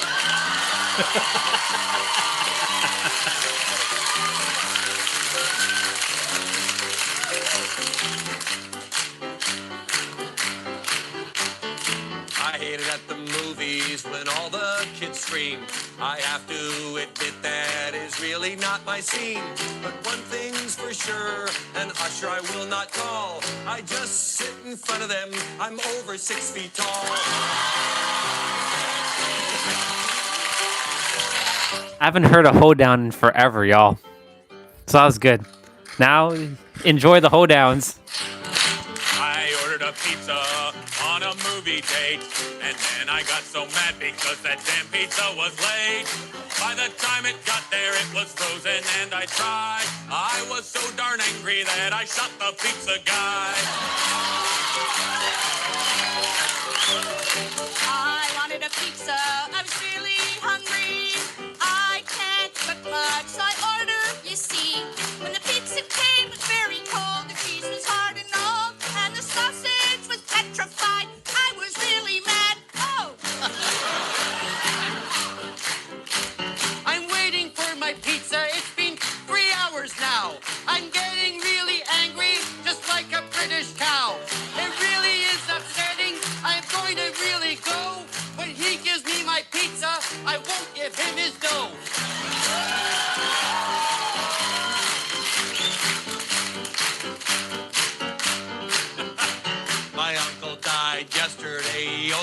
pizza place.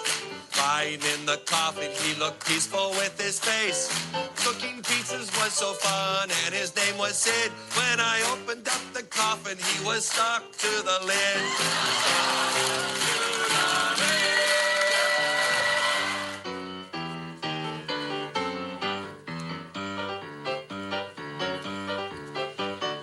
I'm in advertising. You know my name is Rick, and I am really groovy, because I am not a brick. I sit and sell you stuff that you don't need, because I have one motivation, and that's massive greed.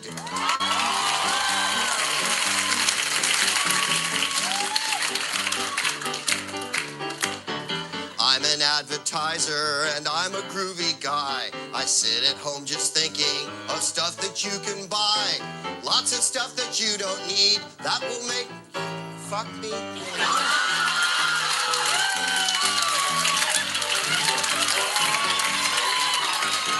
Why don't you buy that stuff, you baby boomer? I know you've got lots of cash, you are a big consumer. Man, oh man, everything from cars to fast foods I sell. My biggest slogan, yo quiero Taco Bell.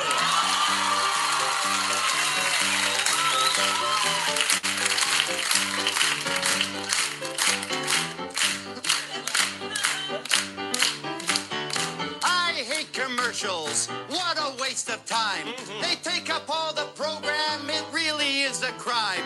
They seem to waste all the time in my precious life. Thank God there's 60 seconds, then I can make love to my wife.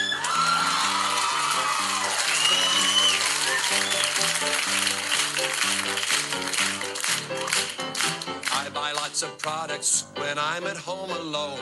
It's really, really easy. You order them by phone.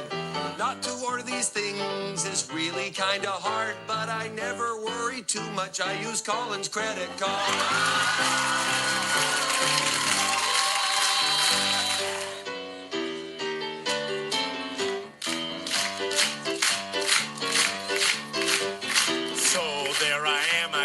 Message in a bottle. I'd won a free date with a tall supermodel. She was about 6'5", but it was really lame. I didn't have a good time cause we played the crying game.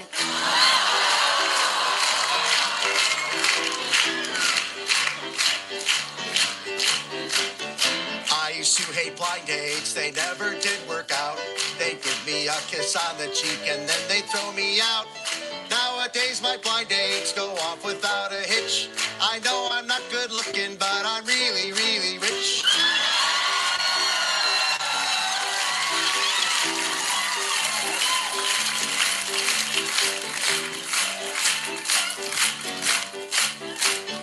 I had a blind date. It really was the pits.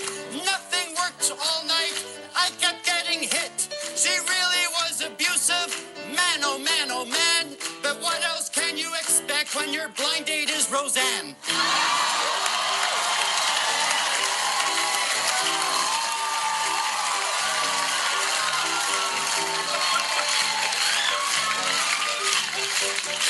I had a blind date. It really was quite bad.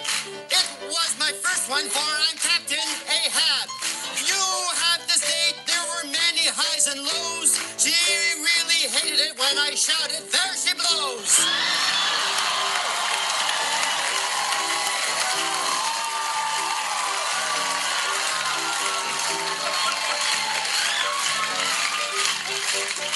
I had a blind date just the other night. The type of girl that really shouldn't be in the light. She wasn't really attractive, she was kind of bland, but she still beat the hell out of using my right.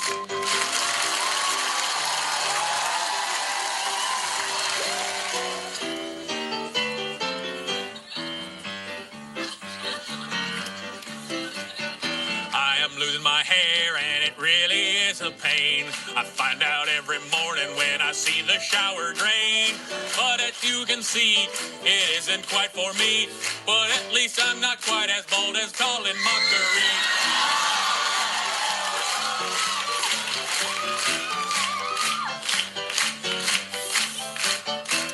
Oh man, took my rhyme. I was gonna do that.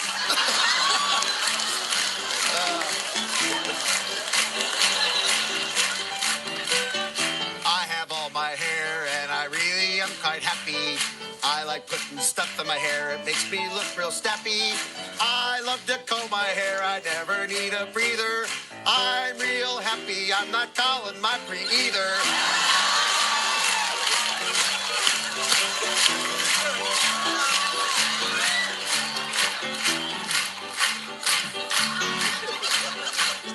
People always kid me cause I'm losing all my hair.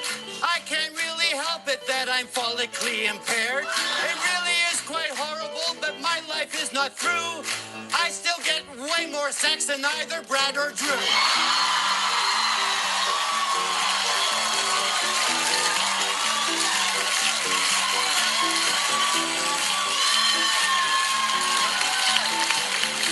Losing all your hair isn't really that bad of a deal. A lot of women love just the way it feels. Just think of it as just a little more face, and you can rent it out as advertising space. Advertising space. When it comes to hoedowns, I'm doing another one. After the first one, I thought that I was done. Feel like such a fool, and I feel like such a twit. This is what I have to do to please the fucking Brit.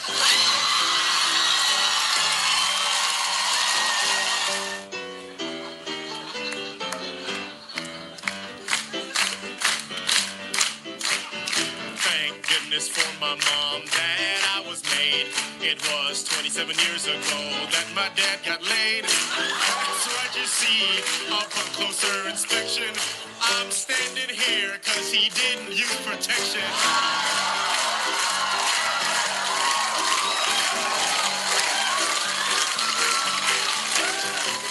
When a woman gives birth, her man is filled with pride. All through the delivery, he stands right by her side. But 9 times out of 10, she'll say to him, "You jerk! You got to do the fun part, and now I do all the work."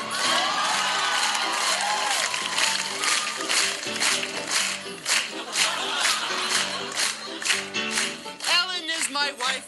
The other day she gave birth. It was the most beautiful thing on this God's earth. When I saw her do it, I said, "Oh my God, dear Ellen, looking from this angle looks like a straw passing a melon."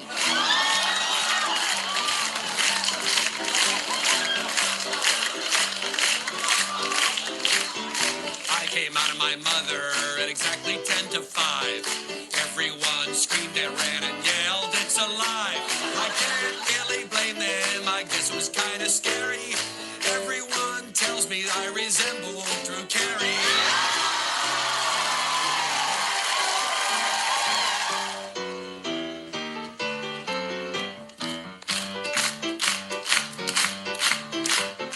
When I went to med school, I was very proud.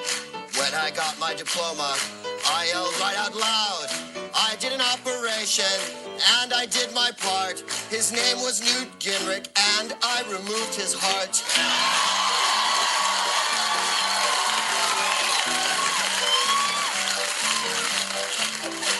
I had an operation to take out my appendix. The name of my doctor was Dr. Appendix. I hope soon that I get out all my stitches, 'cause let me tell you, brother, they hurt like sons of guns.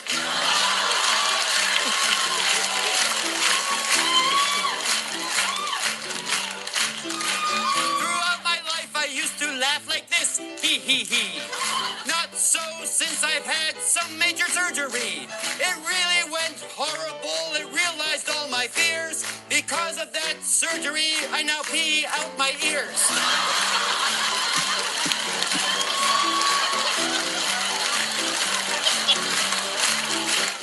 My brother needed surgery, but we both were broke. I took her to a veterinarian as a little joke. He never complained, I didn't hear a peep. So I thought, what the hell, and had him put to sleep.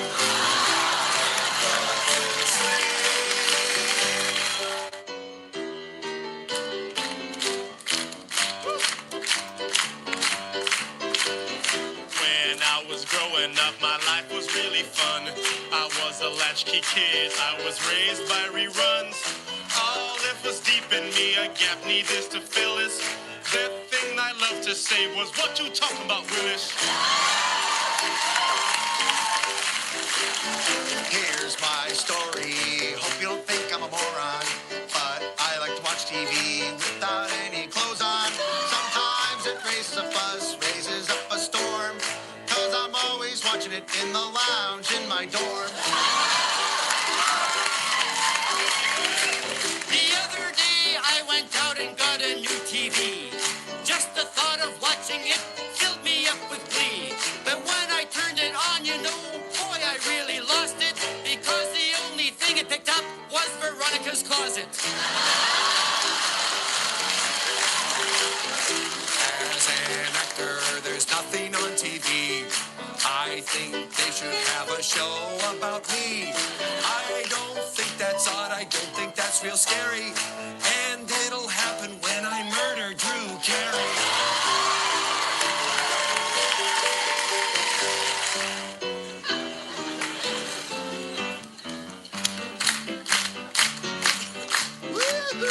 Got to pay your taxes to the government, because you know each dollar is so very well spent. You have got to pay them, but here's a little switch. I never pay my taxes because I am so rich. You know, I hate the IRS. They think that they're so tough. They said when I paid my taxes, I didn't pay enough. To check me out, they audited my mother and my sis. So I showed up naked at their door and said, hey, audit this.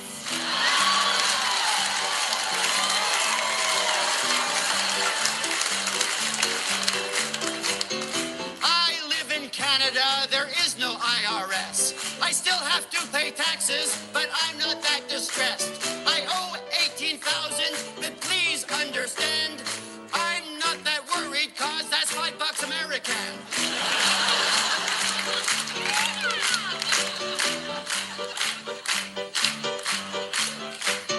Singing about the IRS, a bell doesn't ring.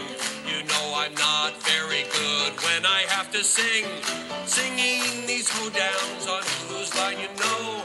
But I don't really care, 'cause I'm on another show.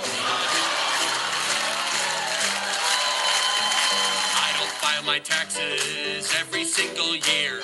I guess it's the IRS I really, really fear. I guess that's bad of me, doesn't show a lot of class. But every time I do, they seem to fuck me up the ass.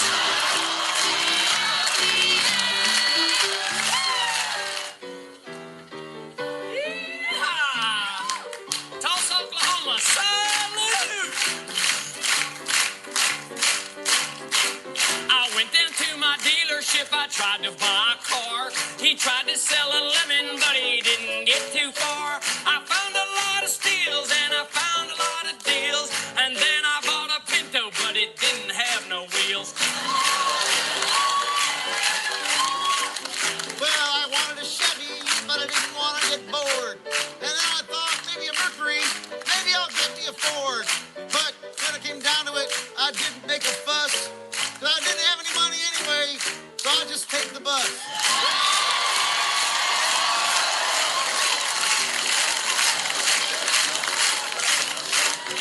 I met a car salesman, he didn't have no ethics, and I believed his every lie, it really was pathetic. He did horrible things that no good man ever should. I came home early, found him checking under my wife's hood. Oh boy, those German cars, do they cost big bucks? I look at the price tag and I am full of yucks. Oh, those Porsches more expensive than the others, unless you're Drew Carey and get it free from Warner Brothers.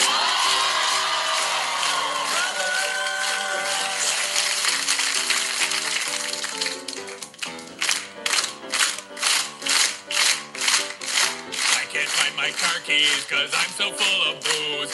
I smell just like vodka, I just threw up on my shoes. I don't even know where I put my pants, so I'm just gonna wear a lampshade and run around and dance.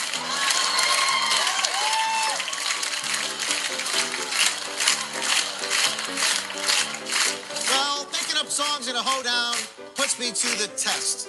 And to tell you really frankly, I'm not at my best.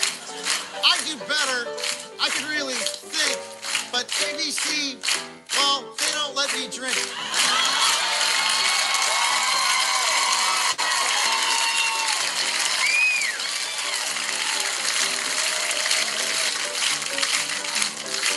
The other day while playing golf, I had a lot to drink. As I reached the first tee, I could barely think. I hit the ball really hard, the guy is barely alive, which just goes to prove if you drink, don't drive.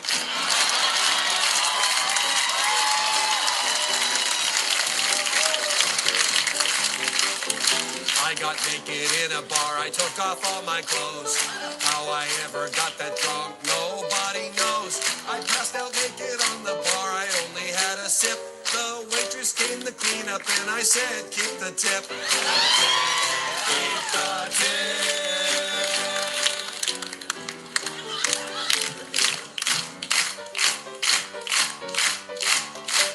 I love the village people, now please don't get me wrong. I love YMCA, hey girl, that's my song. But you see, in San Francisco's where they belong. And all them village people inspired me to wear my thong.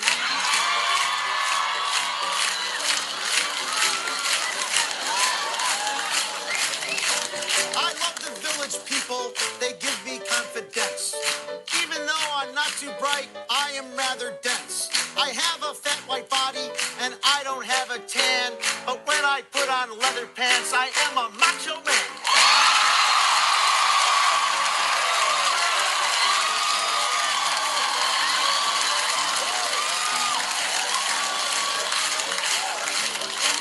About the village people, I have a lot of facts. Did you know they made a movie? Yes, they axe. It really is quite wonderful, I can't believe my eyes. If you laid them end to end, I wouldn't be surprised.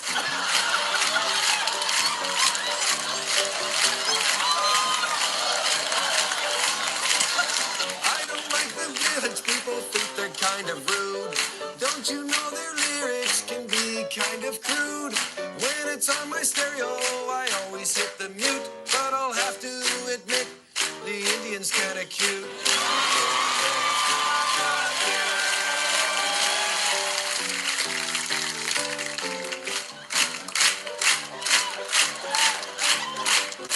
I've got a message to all of you gals. I'm a sensitive man, so I can't with you pals. I know sometimes in the past I haven't treated you right. That's why I'm taking hormones. Boom, I'm a transvestite. Men can be quite mean, men can be quite bad. I bet you had a boyfriend, I bet he was a cad. I don't really like men myself, that I can tell. But my friend Ryan, well, he thinks they're swell.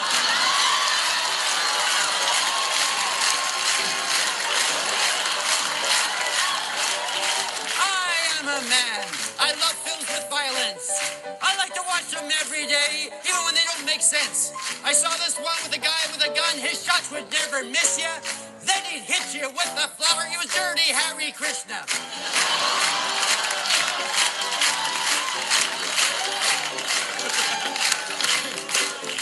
Let me tell you all about men, I walk the walk. I don't care what people say, just let them talk. All the rumors going around, yeah, they're kind of scary. I guess I'm gonna have to stop showering with Drew Carey.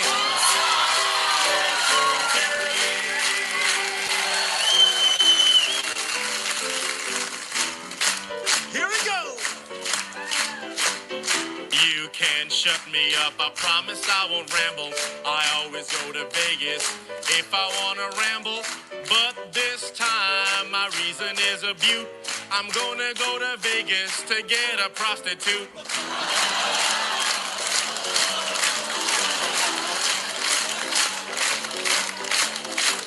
Oh, if you ever gamble, take some advice from Drew.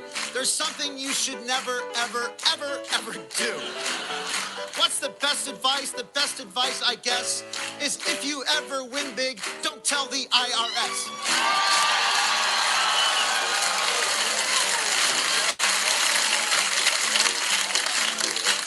After playing strip poker, I'm naked at the table.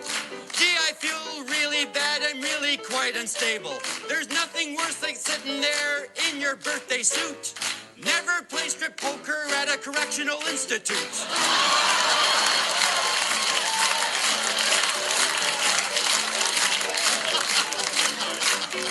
I just heard that Vegas just went broke. Apparently it's because of just one single bloke. They never thought that they'd ever see this day, but that's what happens when Drew Carey eats buffet. Drew Carey.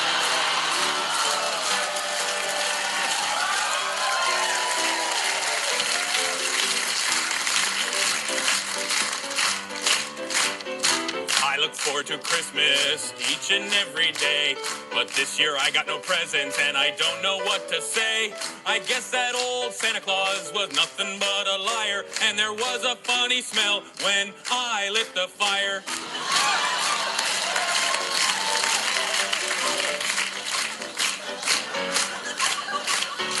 Christmas is a holiday that I really hate. There's nothing about it to which I can relate.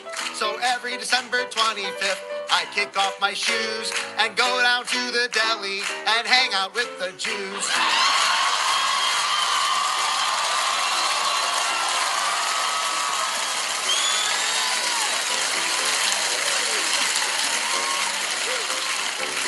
Up in the North Pole, the elves all went on strike.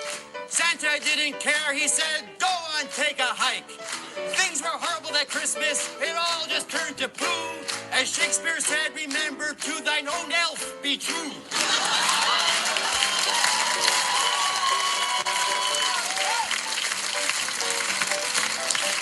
I love when Santa goes, delivers all the toys. I love to see the smiles on all the girls and boys. Really is a holiday, a time to pause. Every Christmas Eve you'll find me. Boy,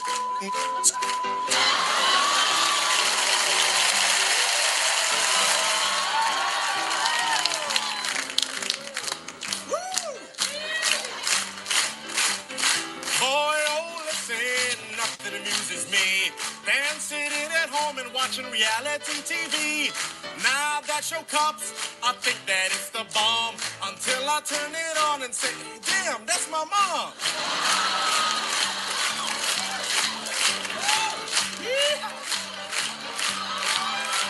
I love me a cop show, of that you can be sure. Until one night I'm watching and they bust down my door. They bring inside a deputy, they bring inside a jailer, and then they confiscated everything inside my trailer.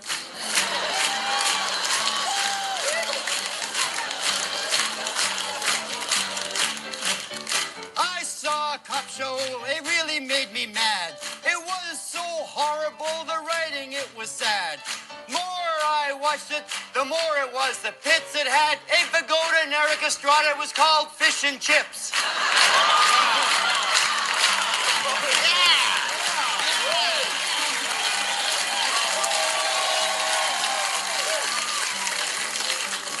Oh boy, those cop shows, they give me such a fright. And it seems like they are on every single night. Sure, you can watch them if you really want to scare. Thursdays at 8, you can see Melissa's underwear.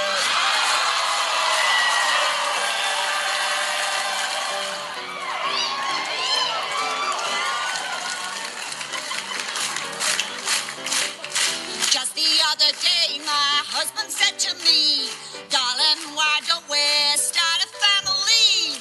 What a silly notion, what a silly whim. Why do I need children when I've already got him?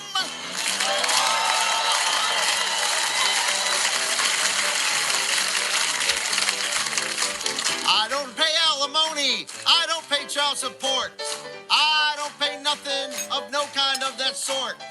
I get to keep all the money. I love this. How can you have any children if you never ever get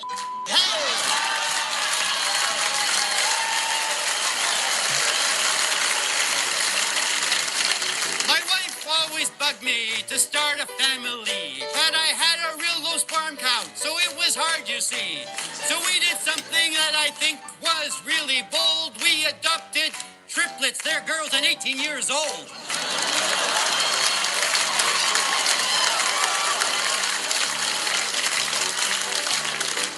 The wife and I just had a kid again. I guess this brings the grand total, I think it is 10. How we had another, I just can't see. Since 2 years ago I had a vasectomy.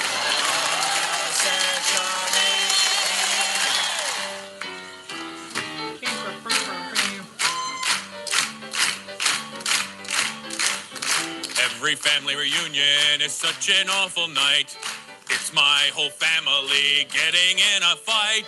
Then later on, they try and do a dance. But it's not a family reunion till my uncle drops his pants.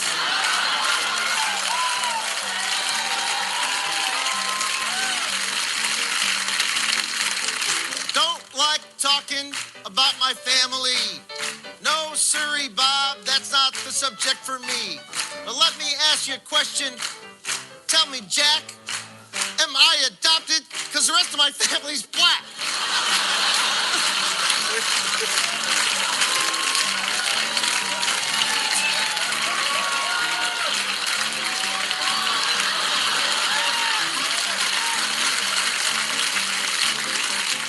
A family reunion about which I'm about to sing. Strange things are always happening. I went to see my favorite uncle, but he was not there. He had an operation, now he is my Aunt Claire.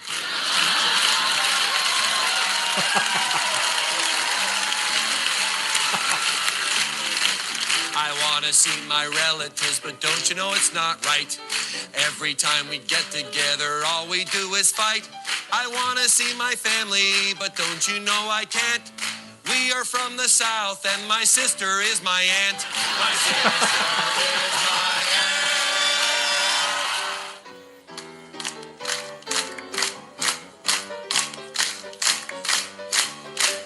Now here's a little something that I have to say. There's one person who ruins a matinee, always trying to stop me. Yes, I bet that movie Usher wants to touch my Raisinets. The other day to the movies, man, I had to go. The music wasn't much and the plot, it was so-so. Don't you think that one day I'd be learning? Never go to the movies and do an impression of Pee Wee Herman.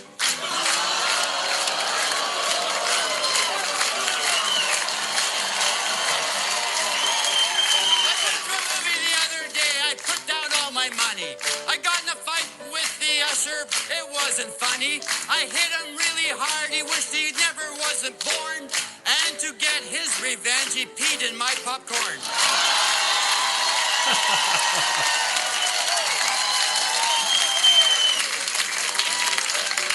I'm at the movie theater every Tuesday without fail. This time I'm going to see a swashbuckling tale. I am gonna sit in the back row, watch it from afar. And this pirate movie, it is rated R.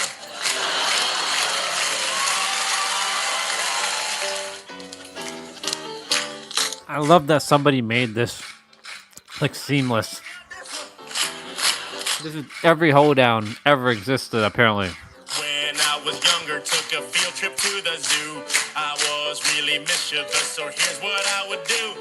But my crime, damn it, made me dance. I tried to put a cheetah and a rhino in my pants. When I go out to a store, I never like to pay. I got 5-finger discount, I just take it away. I never pay for nothing, I don't pay no rent. And I never tell the truth, cause I'm the president.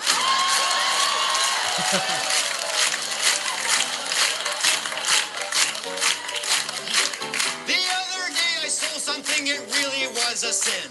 It was a little revolver made of gelatin.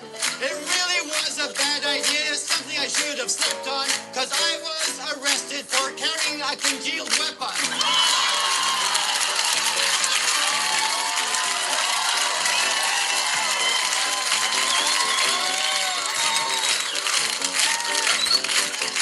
Shopping the correct way can be such a bore. I have to steal everything when I go in a store. Not to loot and take things can be really hard, but I guess I shouldn't, 'cause I am a security guard.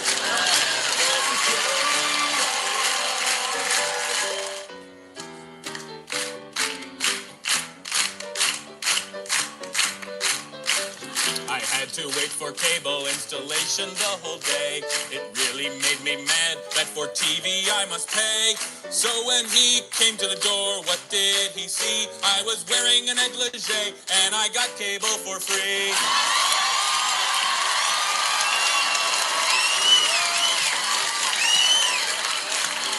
Oh, you might think it's risky for a guy like me to be making fun of the cable company. Won't that cost you lots of money? No, because I'm not on cable. I'm on ABC.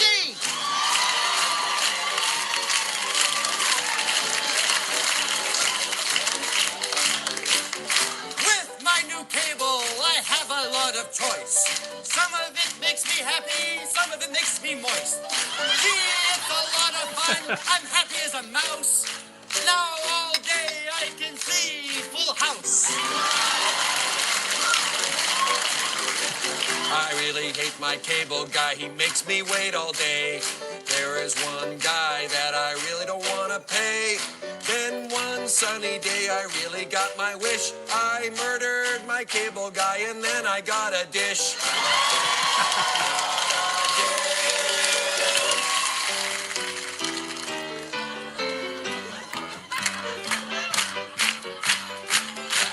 My voice was high and screechy. My hair was lank and freaky. I walked around the school feeling full on totally geeky. But the thing I hated most when I went to the dance was getting dragged across the lawn in my underpants.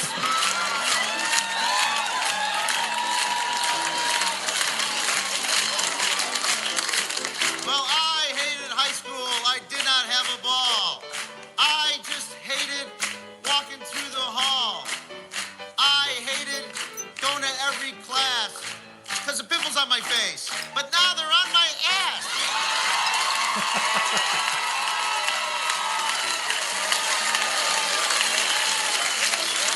The hardest time of my life was going through puberty. It seemed like everything around just excited me.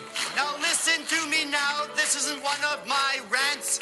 When you go through puberty, do not wear sweatpants.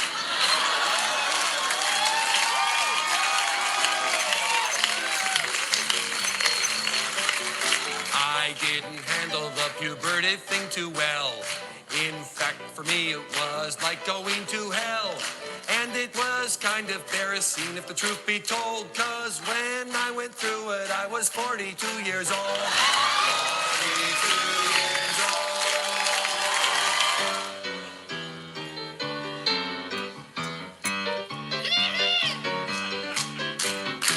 Every time it's Halloween, woo, make room, because I have the world's best costume.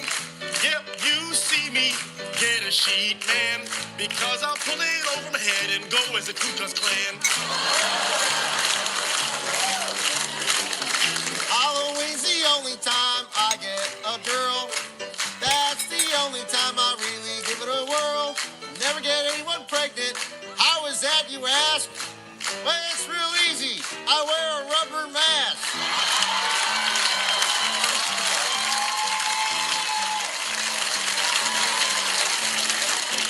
This Halloween, I thought it would be fair if I gave all the kids one real big scare. It went way too far and now I'm being sued. This is the last year that I go as a nude.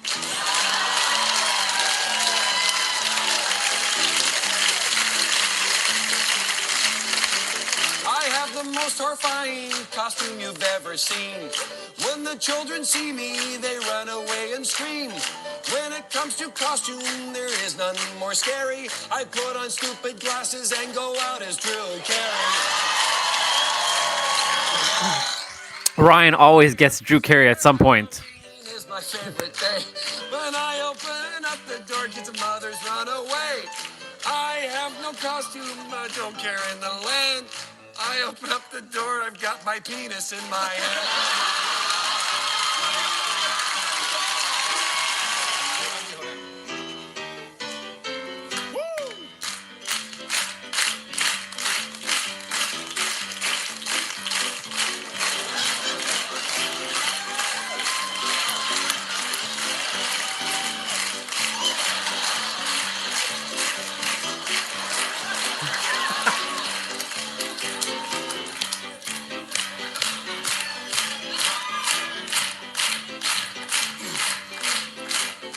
Let me tell you something happened just the other day.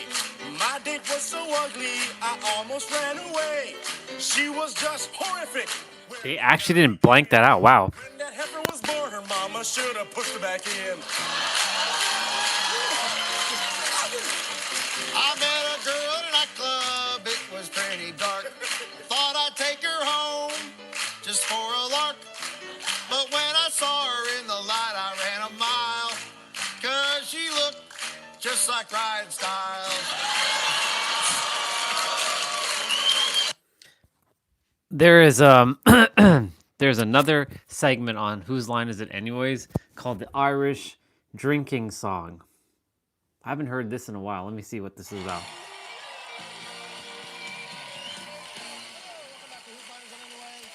Tonight's winner, Kathy Greenwood. Kathy Greenwood's the winner. We're going to do a little game for you now called the Irish Drinking Song. And what it is we make up a drinking song one line at a time.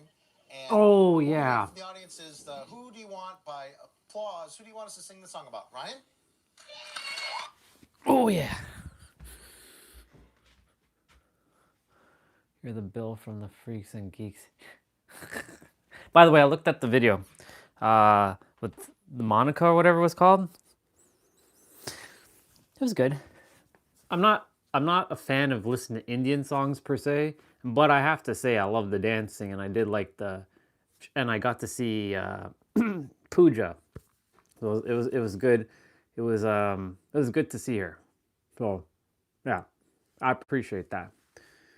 If this was like a year ago, I was like, I'm not listening to no damn Indian song. That's nah. So I'm very open to listening to everything because I've been a part of every culture.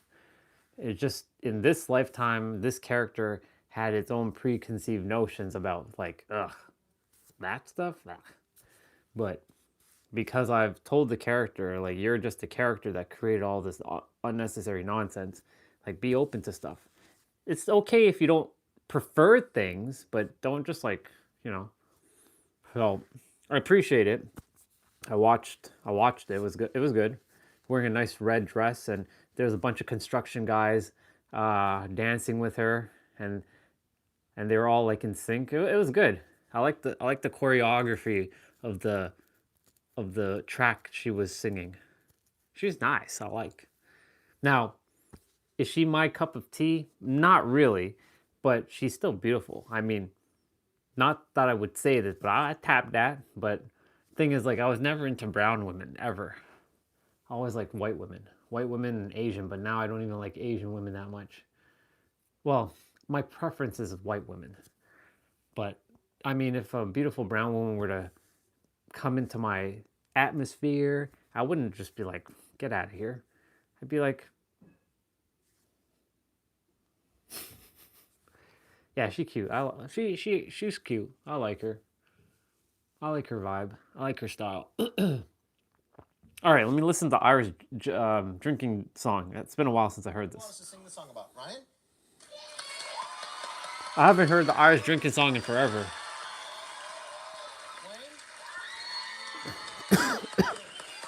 Let me see what this was about. So an Irish drinking song about me, one line at a time on top of Laura Hall on the piano. Take it away, Laura, whenever you're ready. Oh, this. I've seen him on network TV. He's seen him on the streets. He's always got a great big smile. He's looking kinda neat. He has short hair and glasses. And other things that aren't so short. He is very kind. And this I will retort. I hear he is a nice guy. He dresses really well. Okay, I haven't heard this in forever. But let's not forget his bald friend, because he's really good. Sure, he's got lots of money. You'll never catch him in the hood. Oh, Heidi, Heidi, Heidi, Heidi, Heidi, Heidi, Heidi. He's generous to all his friends. I still like the hoedown. Okay. Okay, so I prefer the hoedown. So let's go back to hoedown. Oh, Heidi, Heidi, Heidi, Heidi, Heidi, Heidi, Heidi. Okay, so we go back to hoedown. It's time for Shit, that's we were like. Little fact that I think you ought to know. I got out of jail about 2 months ago. I'm stuck in my house all alone because Wayne Brady. of this bracelet, I can never leave my home. my idea of fun is to go to Alabama to see We have all to. my friends who are stuck. I've been changing it up. Family Feud started this whole funny phase, then wilding out, and now whose line is it anyways? So it's good to it's good that I've been changing it up. I'm just seeing what other. Oh, I gotta listen to Fluffy. I said, get down on the ground now. Can you please give the money? Why are you laughing? Oh man, I am talking to you. Yeah, Fluffy. Fluffy's a character. Okay, I'll be back. Alabama to see all my friends who are stuck there in the slammer. Then I find a frog or a tadpole and I take them into a room and I violate parole.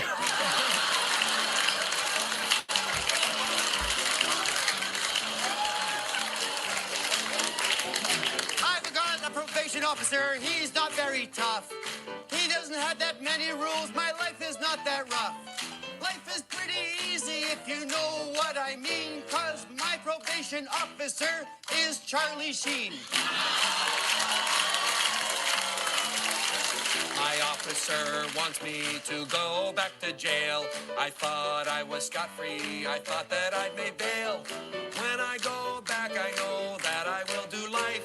The really bad part is that I'm everybody's wife. I'm everybody's wife. Go ahead, Laura.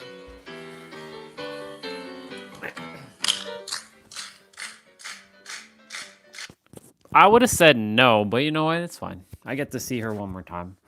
But I'm making sure my algorithm doesn't change to Indian music. You know what I'm saying? That's still not my thing. But, you know, I'll play it. It's fine. I'll go back to hoedown afterwards, though.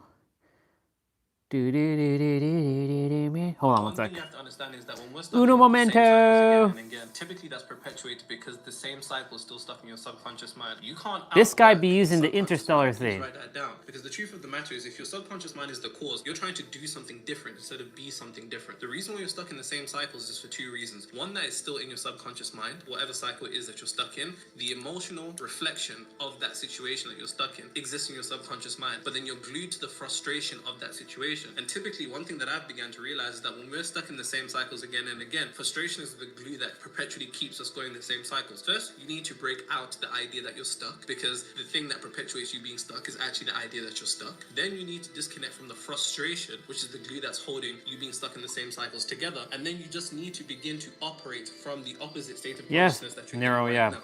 Yeah, One yeah, thing you yeah. have to understand. I'm already aware of that. This editing mistake is ruining your videos. You're One not sec, cutting out the one dead sec. spaces properly. You're probably doing One something. sec. There's a couple of videos that popped up, so I wanted to like. Okay, back to the video. All right, let's pull it up. Let's go and find it. I have to go through my history and find it. Here it is. Oh, let's go. Okay. Hello, play.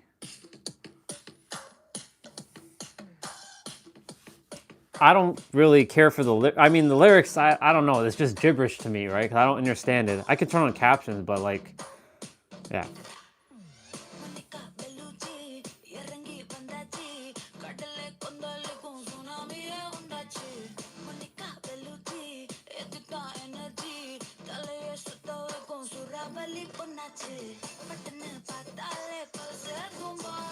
I know Indian people like Indian music, so it makes sense.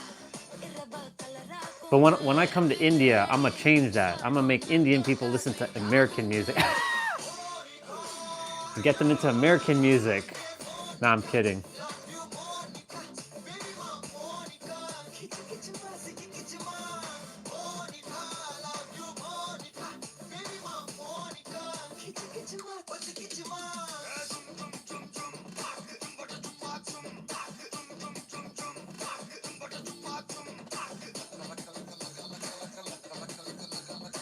This kind of reminds me of a little bit of Gangnam Style, a little bit. It took me a while to like Gangnam Style, just so you all know. Very resistant to that song. When it first came out, I was like, why is everybody listening to this? It's stupid. That was back when I was very locked in my head. I was like, I only liked rock music back then. Like, I hated any other genre music. I was very the character was very closed-minded about stuff.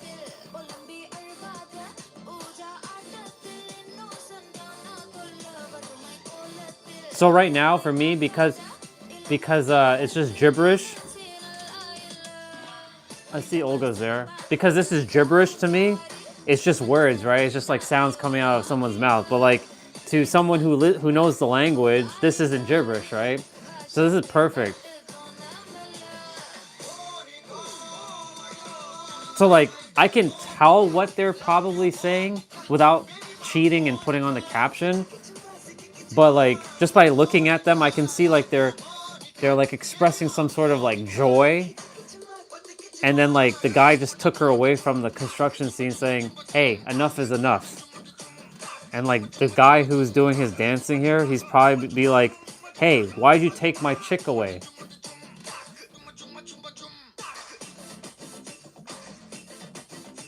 Yeah, it's got a little bit of Gangnam Style and Thriller. A little bit of Michael Jackson and a little bit of Gangnam Style. Not bad.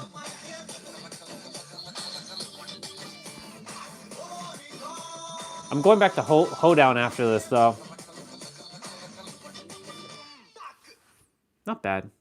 Oops. This is my video game music now. Okay, let's go back to the Hoedown. All right, every Hoedown, let's go. Let's go back to Hoedown.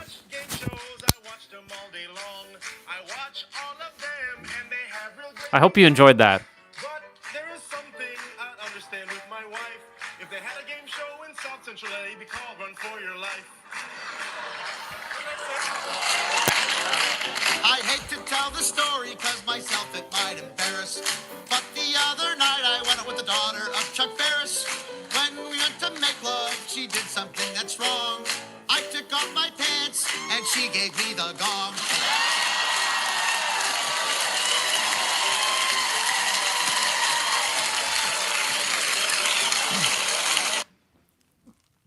The hell? Whoa, whoa, whoa, whoa, whoa, whoa. What the hell is going on out there? Where the hell did that come from? A bunch of wind. Anyways, he sent that. He asked me to play that song earlier. I played it.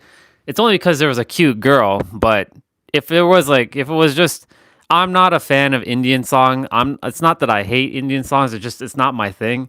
Just like most like other languages, like I don't really care to listen to Spanish songs and like Vietnamese songs and Chinese songs and songs that I don't understand, right? As long as it has a beat though, right? And a beautiful girl, sure.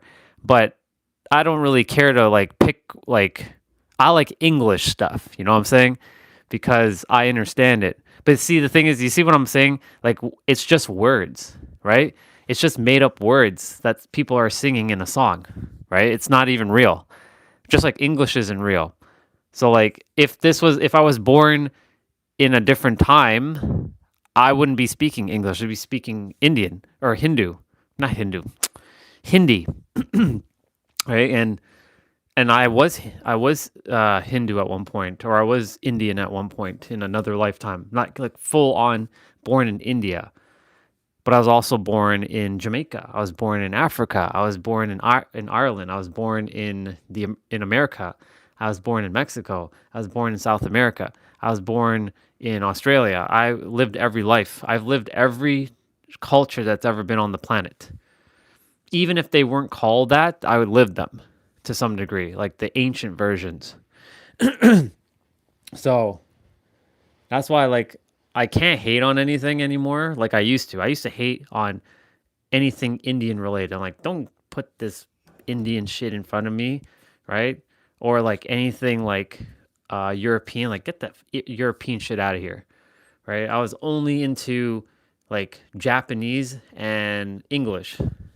Even Korean, I was like, get that Korean shit out of here. The fuck is that? Get that out of here. It's very it's very racist at one. Well, the character was very racist at one point. That was the journey of the character. That's why the character went through so much hating of the people of this world to finally just accepting that everything is just one thing anyways. It's all made up, right?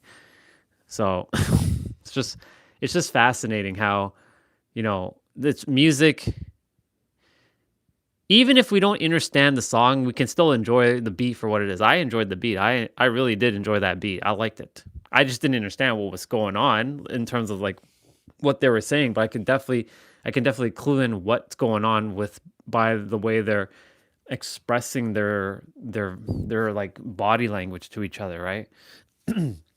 Except for when the guy took her away, which was kind of like, ugh, business dude. Just slap him silly.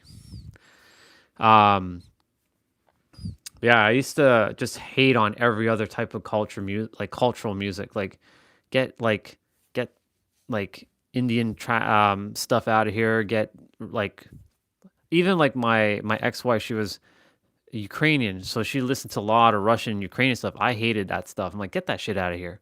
I don't want to listen to that garbage, right? And that would have offended a lot of people back then. And then, that's why I'm like, I make sure I don't offend anybody with their music. I may not enjoy it, or the character may not enjoy it, but I am open to at least listening to it. And I'm like, yeah, it's not really my kind of vibe. You know what I'm saying? Like, I like my English tracks. You know what I'm saying? I like more instrumental, right? If they weren't singing and they were just dancing, I'd be all down for it. Like they ain't saying a word, right? If it's just a bunch of Indian girls just like dancing without saying a word, I'm down for that. Doesn't mean I'm gonna go watch a bunch of Indian stuff now because it's still not my preference. I am I have my preference on that, but that's the human character. This human character still has its preference, but I have to appreciate it for what it is. It's art. You know what I'm saying? So I appreciate you sharing with me this track, and yeah, I think she's gorgeous. Go after her, bro. Well, not even go after her. She's already yours. Claim. Yeah. Yeah. 90s show Freaks and Geeks. I haven't. I've heard of it, but I haven't watched it. In the 90s, I wasn't. In the 90s, I watched things like Saved by the Bell, 90210, Family Matters, Full House, Blossom, In Living Color, Martin,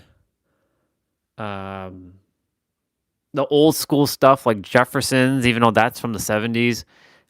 Three's Company from the 70s, but I watched that in the 90s. Three Stooges, which was in like the 50s or the 40s, I watched that.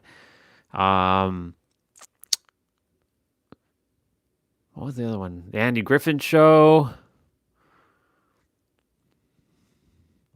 There's so many shows I used to watch, but not that one. I've never watched Freaks and Geeks.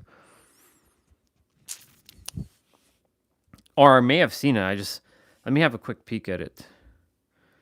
Freaks and Geeks. I might have seen it, probably. Freaks and Geeks.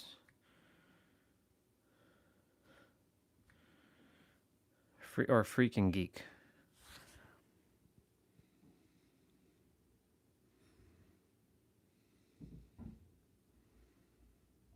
Looks like an interesting show.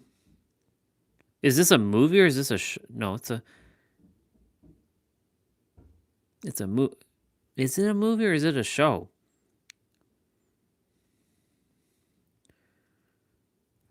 No, it looks like it's a show. It's a TV show. I don't get it. What do they have that we don't? Good bodies. So he can throw her over his shoulder. Big deal. He should use his legs more. He's gonna throw out his back. Yeah, I've never seen this. This has got a vibe of like Saved by the Bell a bit.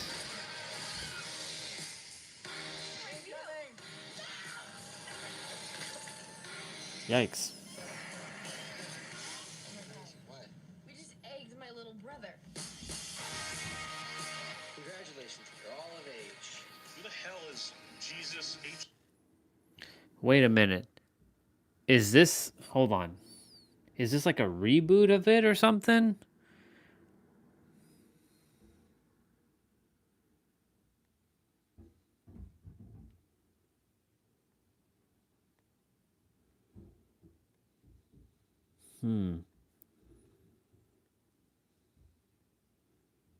Like the thing that I'm watching, I don't know if that's a reboot of it or I have no idea, but I do see that they have a season here.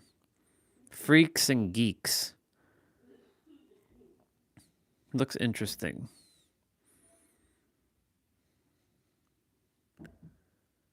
I think this is a movie though. This one's a movie on the classic TV show. Uh-huh. It looks cool. Looks cool. Looks like something I would have watched, but I didn't. I've never watched it. I've watched so many other things in the 80s and the 90s.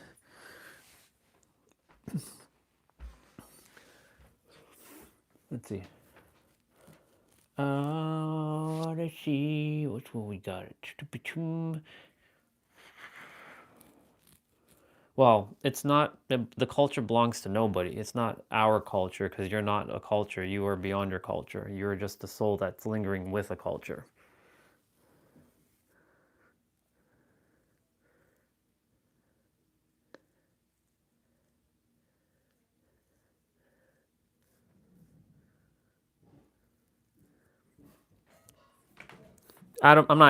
You two have a conversation. I'll stay out of that for now. I'm gonna get back to hoedown. I want to just keep laughing at this. I am the game show host. My life's a game, you see. I fill it all with danger. I'm in jeopardy. It really is quite wonderful. I do it with all of my might. I hang out with prostitutes because the price is right.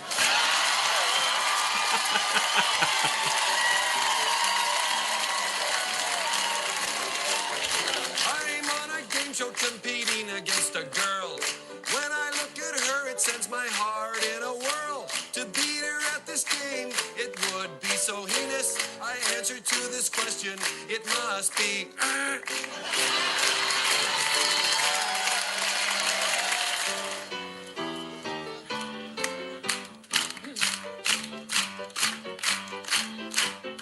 Here is some news I heard all over the place.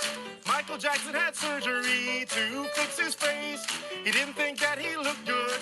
He started sulking. I saw him the other day. He looks just like Macaulay Culkin. Oh my God. All right, okay. I know something nice. It isn't so darn nasty. You could just be a doctor and go getting rhinoplasty. Michael Jackson had some. It wasn't just his loss. Instead of one Michael Jackson, now there's two Diana Ross.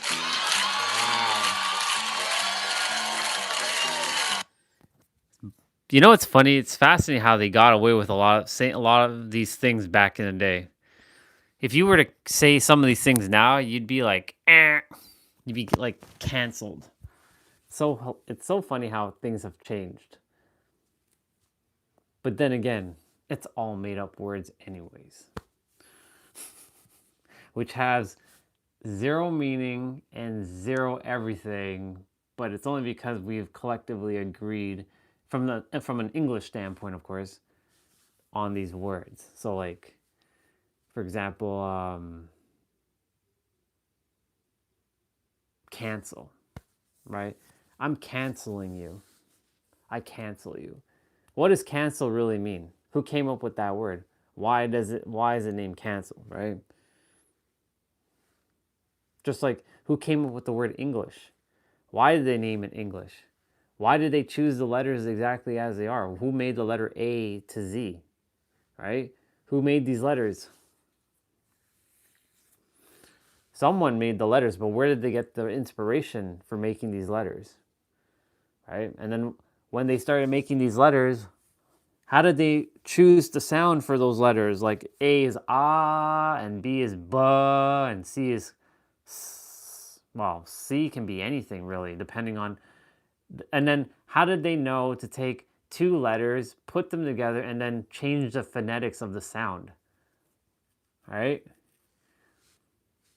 And this goes for all languages in every part of the world. Like, who came up with all the languages from each culture?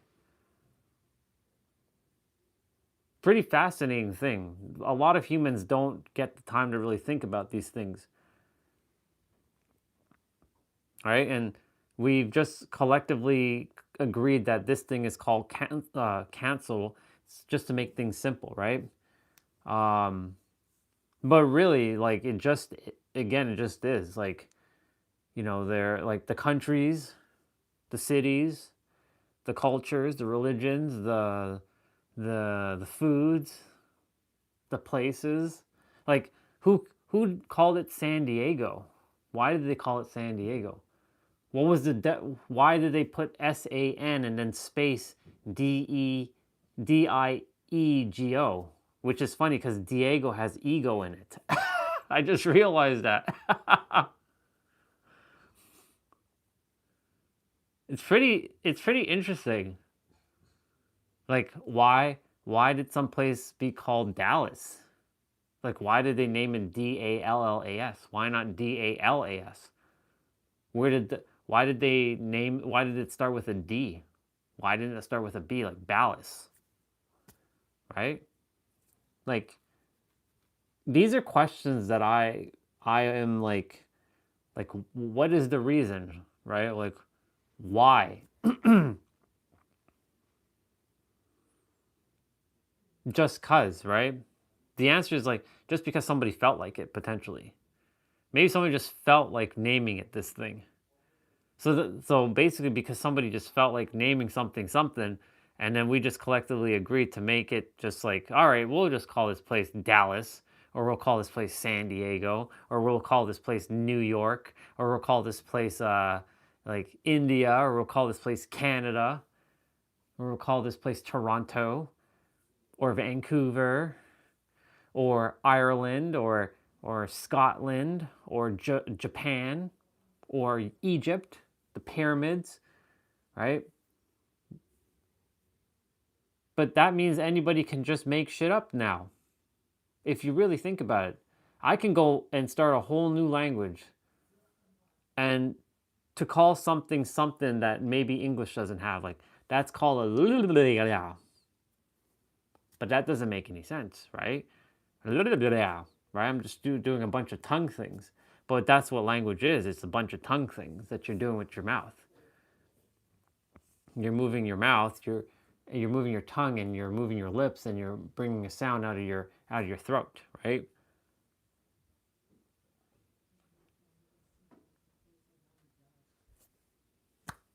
Pretty fascinating, isn't it?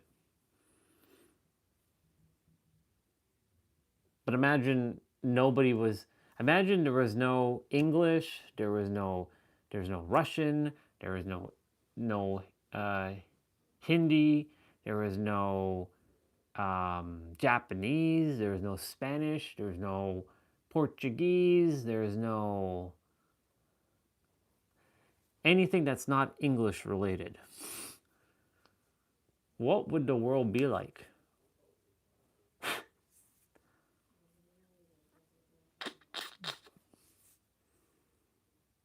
Humans have been trapped up in their own limitations. Respect the culture, love the culture, but don't be attached to your culture. That's my point that I'm getting at. Love it, respect it, but don't be attached to it because you're beyond your culture, beyond your language. You are so much more than that.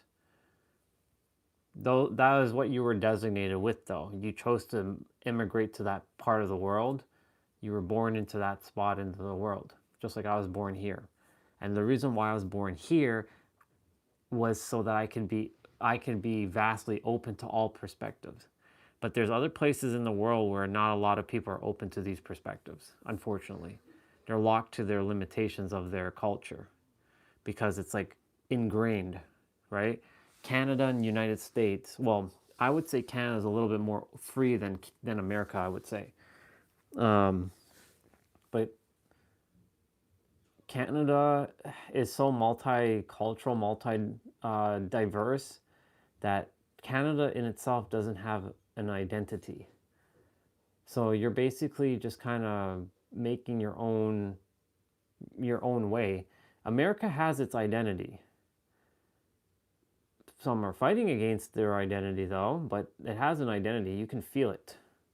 When you're there, you can feel the Americanness in people. In Canada, you don't feel the Canadianness in people. You do see people saying A and all that stuff and whatnot, and they're Tim Hortons cuck, but that's not really being Canadian. You know what I'm saying? Like, that's not the essence of a Canadian. Because there's really no essence of a Canadian. So, like, I'm grateful that I got to be born in Canada so that I could see all perspectives from everywhere in the world. So I'm not locked to one thing. I'm really proud that I got to be born here. Doesn't mean I'm going to be living here though. Because it allowed me to be so flexible with getting to see everything as is. Because if I was born in like Turkey, for example, I'll use Turkey. I don't know why I keep using Turkey, but I'll just use Turkey for now. If I was born in Turkey, I'm locked to the Turkish ways. Because when you're Turkish, you're kind of like all just like Turkish, you know? If you're born in like Ireland, you're kind of like just Irish, right? You all have this kind of like Irish like thing. If you're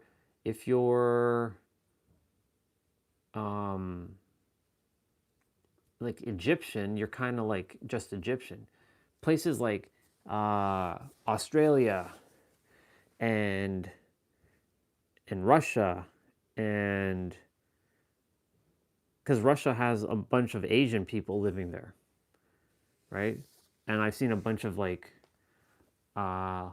Africans or like dark skin, like darker shade of melanin people living in Russia, right?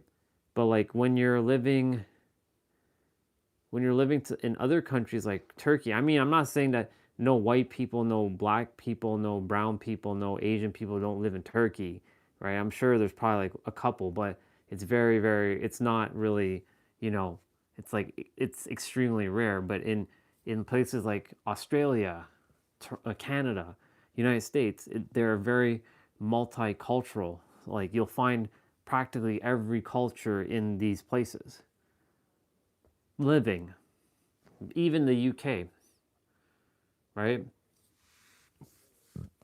Like when I first saw Nero, it kind of threw me off a bit because I'm like, yeah, that doesn't match like his look. Of course, we all have our preconceived notions of what someone looks like. No judgment, but I'm like, he's actually English. Interesting. Or I should say British. I'm like, that's interesting. He's speaking like that. he looks more like someone who would speak more like gangster, like, yo, what up, bruh? What's going on, bruh? He has that kind of like vibe, but you know, his voice did not match his outer appearance, which was awesome, by the way.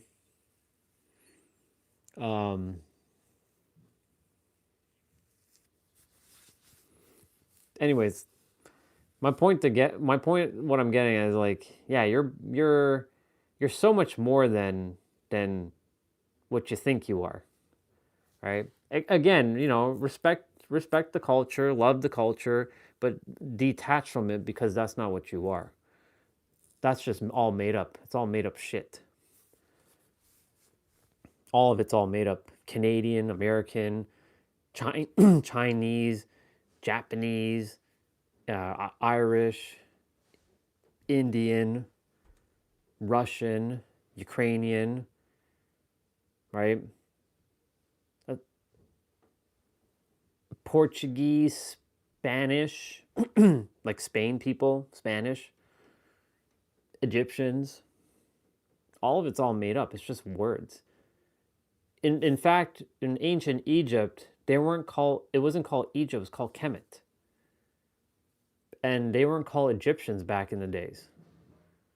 I forget the name they were called, but they were not called Egyptians. Just like a lot of things in the past weren't called the things that they are called today, right?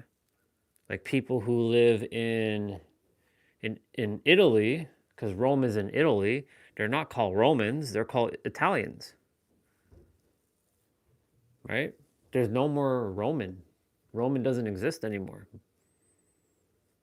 Just like people who live in Atlantis, the Atlanteans, they're no longer here. Same like the Mesopotamia people, right? Again, these are just all made up words. Just like, you know, Sumeria, right? Again, just another made up word. The Sumerians, the Atlanteans, the Kemets. I think they were called Kemets back in the days in ancient Egypt, because that's what Egypt was, Kemet, the ancient Kemets. I was an ancient Kemet. I was a pharaoh. Even the word pharaoh, right? It probably wasn't even called pharaoh. It's probably called something else. But, you know. And you know, the funny thing is, that time, that era still exists. You can die and go back to that era. Who's to say that you're always moving forward in time, right? It's all made up. We love the beautiful India.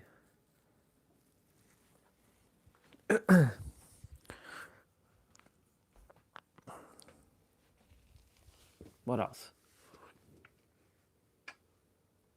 It's just fascinating how, you know, love it, respect it, acknowledge it, but never be attached to it. And that's why, like, there's so many people who feel when they identified as thing, they feel once they create that identity and their beliefs gets attacked, then their identity gets activated. Like, how dare you tell me that I'm not American? Especially when I start talking about American stuff. And a lot of people who are proud Americans are like, how dare you say that? You're not American. How dare you say that? I've caught T-Bray once in a while jumping the gun with that at times. I'm like, bro, you were born in America, but you're not American. You are just part of America, but you're nothing more than a soul that has taken the identity as an American, but you're not an American. Just like I'm not Canadian. I was born in Canada, but I'm not Canadian. I'm a soul. I'm a soul that's dwelling in a place that's called Canada, where I was designated to a Canadian like identity, but it's not who I am. None of us are who we think we really are. And then all those who keep calling each other, like, you know, there's the star seeds and all that stuff. Like, all that's also made up too. It's just a bunch of words, right? The word Orion, like the constellation Orion, it's my constellation because I'm the one that named it. But even that's made up, right? Like who came up with, like, my soul came up with that name, but where did the name come from, really? Where did all of it come from? The creator is making shit up as it goes. That's literally what's happening here. The creator's just making up random bullshit. Because the creator's just having its own fun right now. Quite literally. It wants to call, like, there was a person who, one of the Epstein videos I watched today, someone's like, we shouldn't be calling it the Illuminati, we should be calling it the Cultiminati. I'm like, oh, look, another third dimensional human making another word up. How awesome. Cultiminati. Sure, go ahead, make that word up. You have the right to make it up. It's just another made up bullshit. It's funny. Because all of it's just made up anyways. So why not just make up your own stuff? I'm going to call sitting on a chair, drinking a cup of tea, not sitting on the chair, drinking a cup of tea. I'm going to call that going forward. I'm doing right now. What is that? Oh, that means I'm sitting on the chair drinking tea or drinking something hot. That's what that's going to mean going forward. It's all made up shit. That's all it is.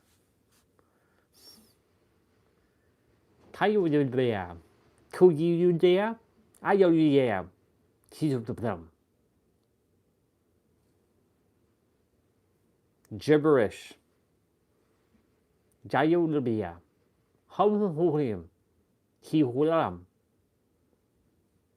I can make any of those things mean anything right now. I can say that one of them could be summoning a demon into the world. I'll be like,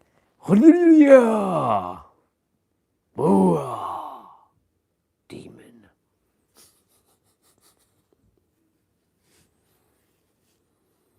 And if I put so much intensity behind that word and like really feel that word out,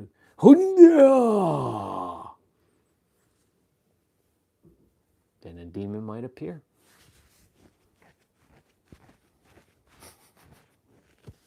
It's just so fascinating.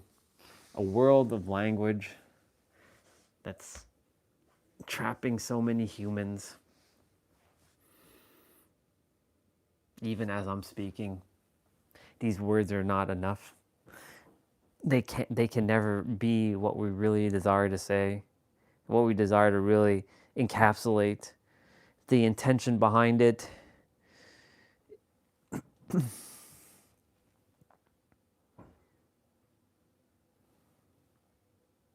have to go outside. It's windy, but it's okay. I got this. I got to throw this out. Speaking of which,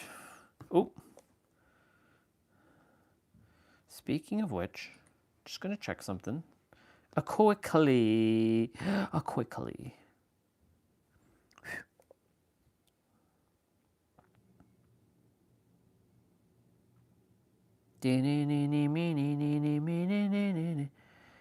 Look at Jim Carrey showing up on my feed. He's always showing up on the other Instagram. I think he is awesome. I'm going to have a conversation with Jim. For the idea that we should have no adversity. Zero down. I'm going to have a conversation with Jim Carrey it's going to happen. I'm going to manifest a conversation with Jim Carrey.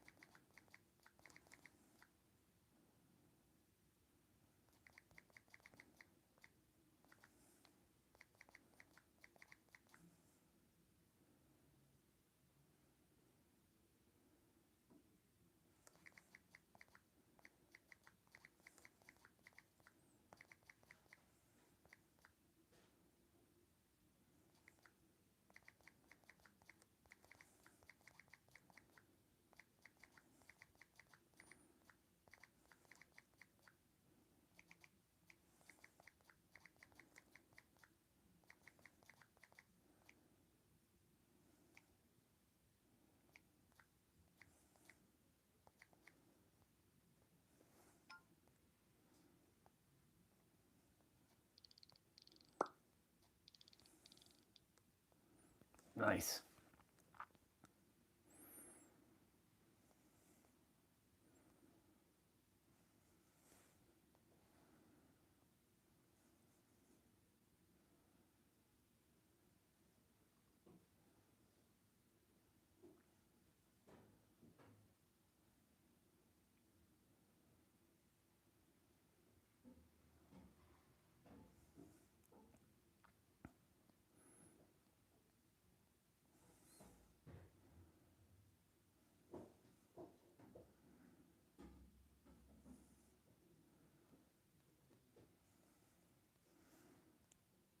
Crazy how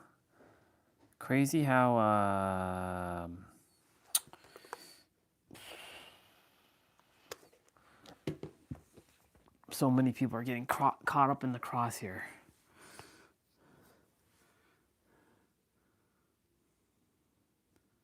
Okay, Google, what's the weather tomorrow morning? The forecast in Etobicoke tomorrow morning is minus 19 degrees with snow showers. Minus 19 degrees. Eek. Okay, I got this.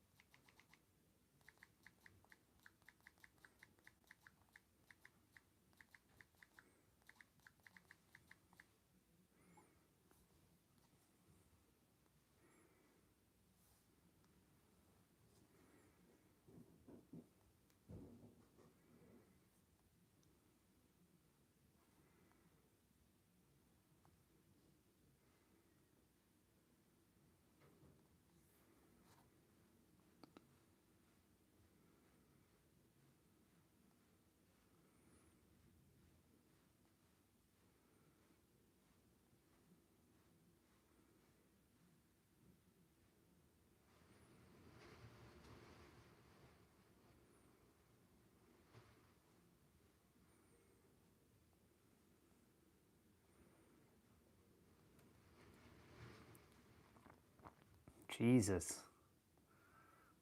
It is like, you can hear it.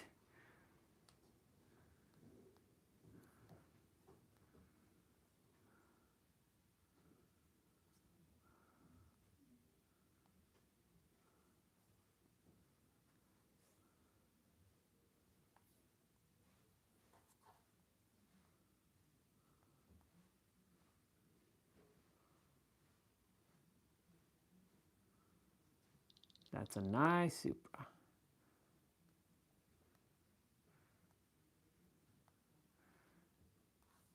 Okay.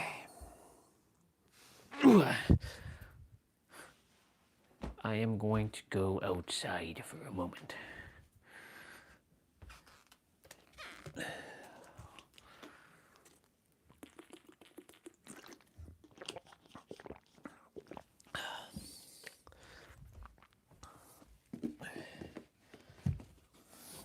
Let's see how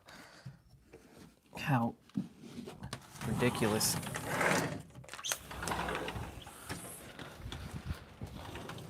Yeah, it's not too bad. It only looked bad, but it felt bad and sounded bad. It isn't too bad.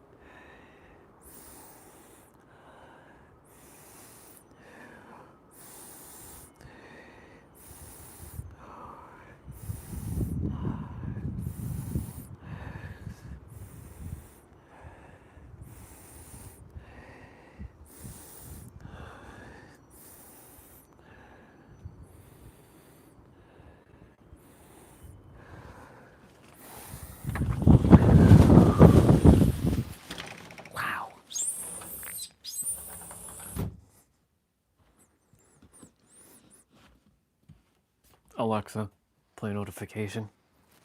One new notification from Amazon. On Saturday, there's a chance of snow near you in West Cumber, Clairville, starting around 12 a.m. and stopping around 1 a.m.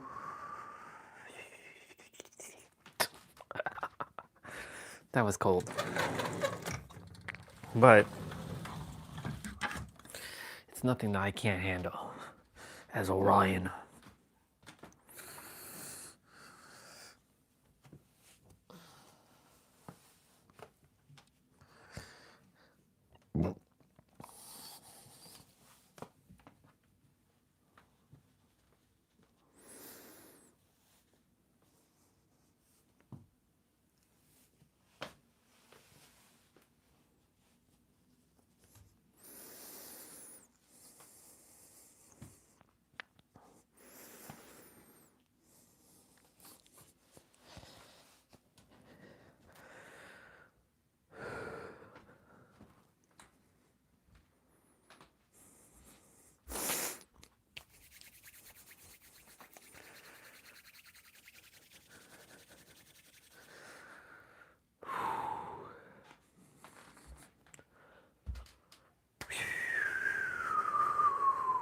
Alexa, what's the temperature right now in Windshield?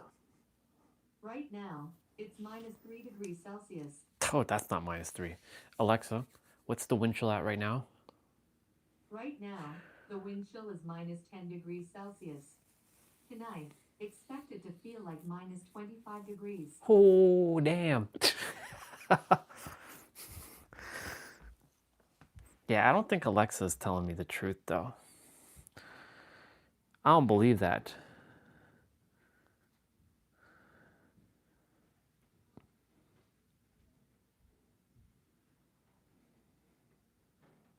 Nah. It's minus.